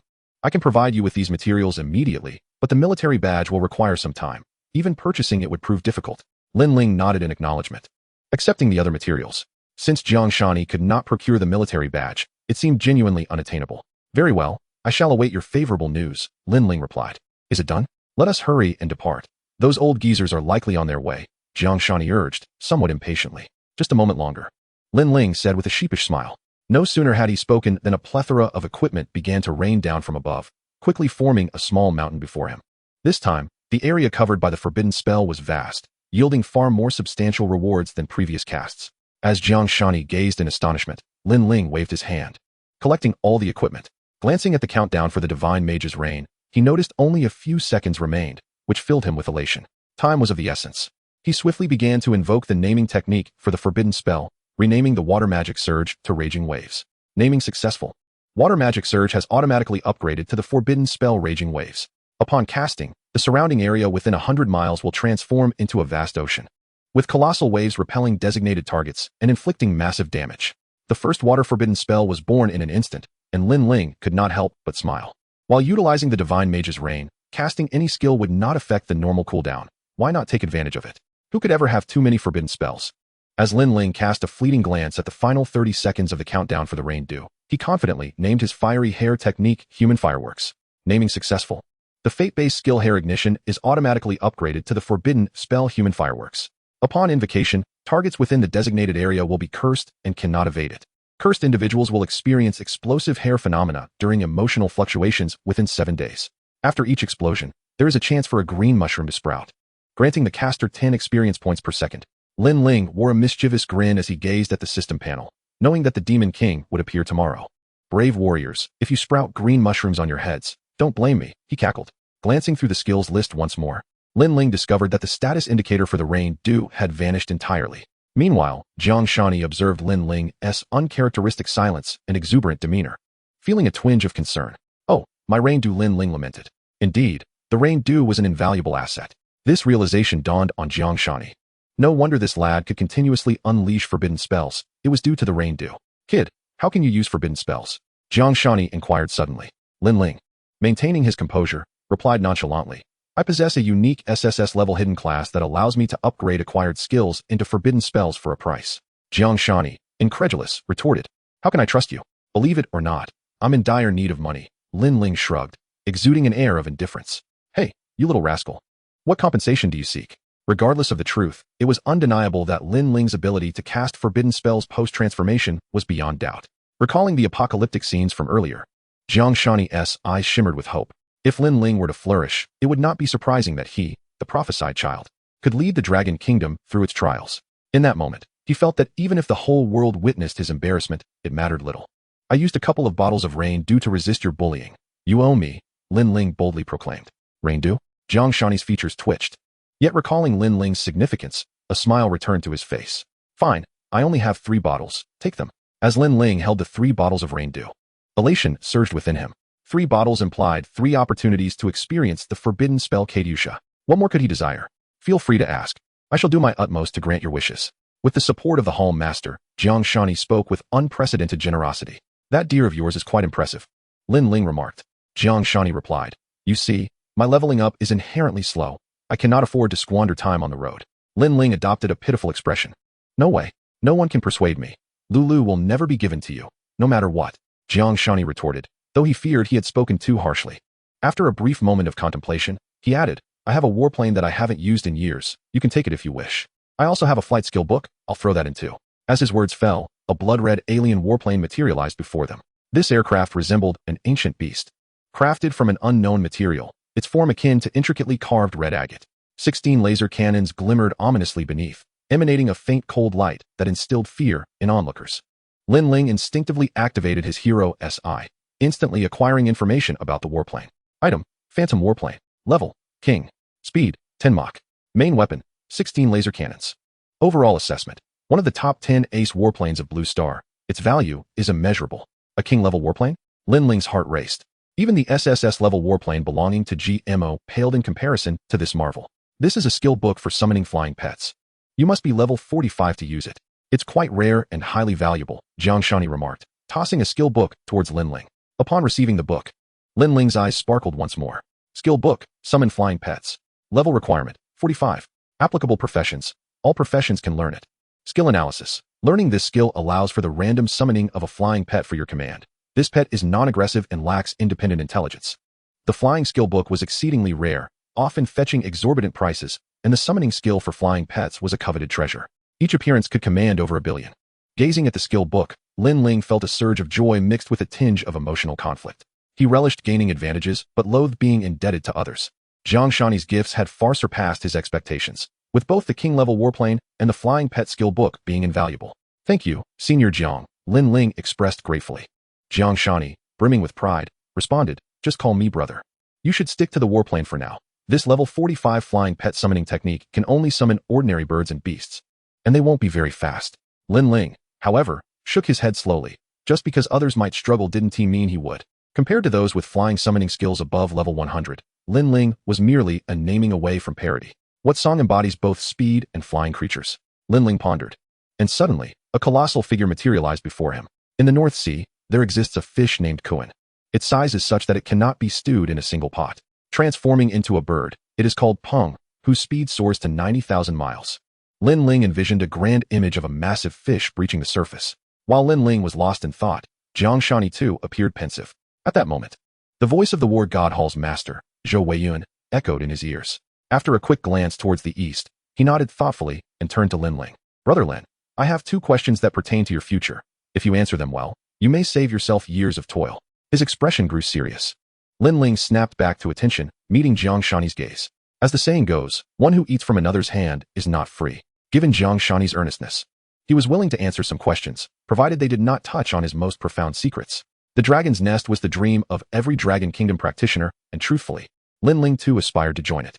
After all, the Dragon's Nest was a national organization, controlling many rare materials, which were supplied without limits to its members. Additionally, the experience and attribute bonuses offered were a significant allure for Lin Ling. Listening to Jiang Shani, it seemed that by merely enlightening this esteemed figure, he might earn an invitation to join the Dragon's Nest. Please, Senior Jiang, ask away, Lin Ling said. It seems we have a rapport. You particularly resonate with me. Let us keep it informal. Call me brother when others aren't around, Jiang Shani chuckled. But the smile vanished as he posed his first question. Are you aware of the Misty Island secret realm? His second question followed swiftly. Over the past 3 years, why have you been sending money to Wang Yilan of Chang'an Bay City and Chen Outyin of Baishan City? And how did you come to know the name Yin Nanshu? With these inquiries, Jiang Shani fixed his gaze intently on Lin Ling, who felt a sudden chill as a shadow materialized behind him. Lin Ling's pupils dilated. Even Zhou Weiyun would not have anticipated that he had been under Lin Ling's scrutiny since the beginning. Under Lin Ling's godlike vantage, a golden point of light, reminiscent of a luminous moon, stood behind him. This moment had finally arrived. Since his rebirth, he had foreseen such a day would come. The identities of those three were shrouded in secrecy, and he knew that it was only a matter of time before someone sought him out. However, he had long been prepared for this eventuality. Brother Jiang, this matter is quite lengthy and somewhat incredulous. I can answer both of your questions simultaneously. 3 years ago, I had a dream in which I found myself 7 years into the future. At this point, when Lin Ling uttered the word 7 years, both Jiang Shani and Zhou Weiping's pupils constricted simultaneously. Is there a possibility that someone might be eavesdropping on our conversation? Lin Ling suddenly inquired. Jiang Shani instantly grasped Lin Ling's implication, and a silver metallic disc appeared in his hand. As he pressed a button, a shimmering silver dome enveloped a 100-meter radius, completely isolating the interior space from the outside world. Brother Lin, please continue, Jiang Shani urged. Lin Ling nodded and proceeded. In that dream, I encountered 3 individuals. Yan Hongtian, a 7th-turn Grand Bishop lurking in the Eagle Sauce Nation, Wang Jinyu, a 7th-turn sharpshooter concealed in the Eastern Island Nation, and Xinjiangpan, who was undercover in the Empire of the Setting Sun. If Jiang Shani was initially taken aback by Lin Ling's revelation, the mention of these 3 names left him utterly astounded. Please, go on, Jiang Shani said, stealing a glance at Zhou Weiyun behind Lin Ling. We crossed paths in a legendary dungeon known as the Misty Island Secret Realm. These 3 seniors saved my life and ultimately sacrificed themselves for the nation. Before they passed, they entrusted me with the care of their children. Upon awakening from that dream, it felt as though everything was achingly real. I endeavored to uncover their children's names, and astonishingly, I found 2 of them. Though it was merely a dream, its vividness was overwhelming, and their bequest weighed heavily upon me. It was not until I began to support these 2 children that my life gradually returned to normal. Lin Ling paused, refraining from mentioning that since the moment of his rebirth, he had harbored an inkling. Had it not been for the super divine awakening stone, perhaps he would never have lived again. Without the intervention of those 3 individuals, he might have been reduced to mere dust in this world. At this moment, his words were a blend of truth and half-truth, each sentiment resonating from the depths of his heart. The shock in Jiang Shani's eyes was now unmasked. The grand prophecy wielded by the Temple Master foretold the Misty Island secret realm 7 years hence, where the might of the Dragon Kingdom was nearly obliterated. Only with the emergence of a prophetic child did the Dragon Kingdom evade disaster. However, Zhou Weiyun's grand prophecy offered only a scant few phrases as a warning. The prophetic child visited the Misty Island secret realm prior to 2831 and concealed himself in the flourishing era of Xuanfu in 2824. He was reborn amidst injustice and attained divinity in the face of adversity. Following the grand prophecy, the War God Temple exerted all its power, yet found no trace of the Misty Island secret realm. Combining this with global calculations, it was highly plausible that the Misty Island secret realm had yet to manifest. Thus, the 2 elements of the prophetic warning appeared fundamentally illogical. Even Zhou Weiyun could not fathom why such a warning existed. The War God Temple could only prioritize the latter half of the prophecy. In 2824, the Xuanfu-based city would enter a prosperous era, with the prophetic child concealed within it. In that instant, Lin Ling's words illuminated Jiang Shani and Zhou Weiyun's understanding. Oh, so having been there in a dream counts as having been there, Jiang Shani remarked, once again glancing towards Lin Ling's back. Zhou Weiyun nodded slightly, and a voice resonated in Jiang Shani's ear. 95% of his words are true. Any concealed content can be disregarded. Although all of this seems utterly unfathomable, this world has never lacked for the extraordinary. For now, let's keep Lin Ling's situation confidential and extend an invitation for him to join the War God Temple as the captain of the War God Squad. After the preliminary selection of the War God Temple concludes, the top 4 will fall under his jurisdiction, and all support plans will be managed by him. Jiang Shani looked at Lin Ling with palpable excitement. Lin Ling, too, felt a surge of anticipation, awaiting Jiang Shani's words. Young brother, on behalf of the Dragon Nest, I officially invite you to join the War God Temple as the captain of the War God Squad. We will arrange for the most outstanding members of the Dragon Kingdom to become your companions. Will you accept? Chapter 80. The Independent Core of Ling Tian. Invite me to join the War God Temple? Lin Ling's gaze flickered slightly. He had not anticipated that it would be the most mysterious and powerful War God Temple within the Dragon Nest. The resources, support, and rights enjoyed by members of the War God Temple were on an entirely different level compared to ordinary Dragon Nest members. It was akin to the distinction between prestigious universities. The former represented the elite, while the latter was merely average. Typically, one must first enter the Dragon Nest and then undergo a selection process to join the War God Temple. Jiang Shani immediately sensed the subtle shift in Lin Ling's emotions. He squinted slightly, a glimmer of amusement crossing his eyes. Ah, the youth is still youthful. Are you excited and surprised? He mused, urging, so what do you say? Are you willing to join the War God Temple and become the captain of the War God Squad? Yet, just as he envisioned Lin Ling enthusiastically nodding in agreement, Lin Ling unexpectedly countered, will my future team members be solely arranged by you? Jiang Shani was momentarily taken aback, seemingly perplexed by the question. Of course, all team members must go through rigorous selection. Rest assured, they will undoubtedly be the strongest newcomers of this year. You will lead them to soar and surprise the world. In that case, I refuse to become the captain of the War God Squad, Lin Ling replied suddenly. Upon hearing this, Jiang Shani's face was filled with confusion. Why? Give me a reason.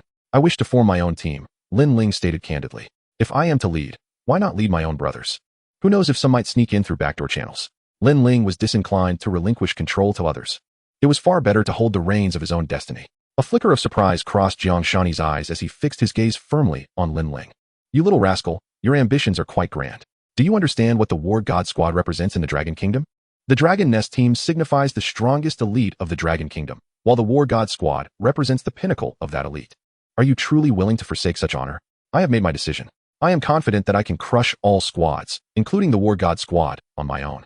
Should I lead, I will only lead those I choose, Lin Ling asserted, unwavering and resolute. At that moment, their exchange fell into a stalemate, the atmosphere growing somewhat awkward.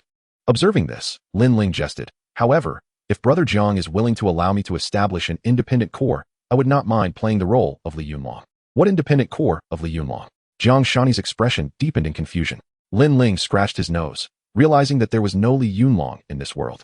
I simply wish for the establishment of a squad on par with the War God Squad, yet free from any oversight. Should there be dungeons we are required to participate in, tasks will be assigned, and I alone will dictate how to engage and conquer them, Lin Ling elucidated. His words were clear. He sought autonomy from the War God Temple. However, Lin Ling merely mentioned this offhandedly, never truly expecting agreement. He was confident he could forge ahead with his own brothers, joining the Dragon Nest and penetrating the War God Squad through his own prowess. Yet, unexpectedly, a voice suddenly echoed from behind him. I agree to your request. You may form an independent core, selecting your own members to establish your team. You will have full authority over personnel movements within the independent core. The independent core will be affiliated with the War God Temple, enjoying the same benefits as the War God Squad, and may participate in all internal dungeons of the Dragon Nest. As the commander of the independent core, I, on behalf of the military of the Dragon Kingdom, bestow upon you the rank of Major General, granting you the authority to mobilize a core of the War God Temple, equivalent to that of a corps commander. Moreover, I am prepared to bestow upon you a staggering sum of 500 billion for the growth of your team, provided that all members of your independent group secure a position within the top 100 of the Newcomer Championship instance. Should you achieve this, the establishment of your independent group shall be officially recognized, followed by a nationwide announcement. Conversely, if you fail to meet this condition, all aforementioned agreements shall be rendered void, and those you have gathered shall return whence they came, while you shall dutifully assume the role of captain of the God of War Squad. At that moment, Lin Ling abruptly turned around to behold Zhou Weiyun, adorned in elegant white attire, standing behind him. Who are you? Lin Ling inquired, his mind already harboring vague suspicions. Yet he could not suppress the urge to ask. I am Zhou Weiyun, the lord of the God of War Hall, and also the mother of Zhou Mengyan, as well as the wife of Yan Hantian, Zhou Weiyun replied, a gentle smile gracing her lips. Lin Ling's pupils constricted suddenly. Although he had sensed the arrival of the person behind him, he had refrained from turning around. In that instant, he realized that the fabled private conglomerate, the Yunming Group, was indeed a state-owned enterprise. To think that the foremost entrepreneur of the Dragon Kingdom was none other than the Lord of the God of War Hall, and furthermore, she was the mother of Zhou Mengyan. Lin Ling suddenly felt a bit flustered, uncertain of how to address her. Noticing his demeanor, Zhou Weiyun smiled warmly. It's all right. Do not be anxious. You may simply call me Aunt Zhou. Hello, Aunt Zhou, Lin Ling responded, inexplicably feeling his cheeks warm slightly. Ha ha, Lin, my younger brother. Are you feeling shy? Don't be nervous. I was just as apprehensive when I first met my mother-in-law. Jiang Shani suddenly chimed in with a laugh. Enough. A light reprimand rang out, and a burst of light suddenly struck Jiang Shani. His body inexplicably appeared several dozen meters away. Yet his head had merged with a cedar tree, leaving only his body writhing outside the trunk. In that moment, even Zhou Weiyun appeared to become somewhat reserved. Suddenly, a system notification popped up before Lin Ling's eyes. The Lord of the God of War Hall invites your team to join the God of War Hall. Will you merge the Heavenly Court team into the God of War Hall? Lin Ling was taken aback. He had merely mentioned it offhandedly. Yet he found himself genuinely invited to join. After glancing at Zhou Weiyun, he chose to confirm. Congratulations, you have successfully joined the God of War Hall. The God of War Hall bestows upon you the title of Independent Group Leader. Please name your independent group. Ling Tian, Lin Ling responded. Naming successful. Ling Tian Independent Group established. Team management system activated. Team name, God of War Hall Ling Tian Independent Group, unauthorized. Number of teams within the group, 1. Number of members in the team, 2. Team name, Heavenly Court Team. Team instance, not cleared. Team buff. Team buff activates when the number of team members exceeds 3.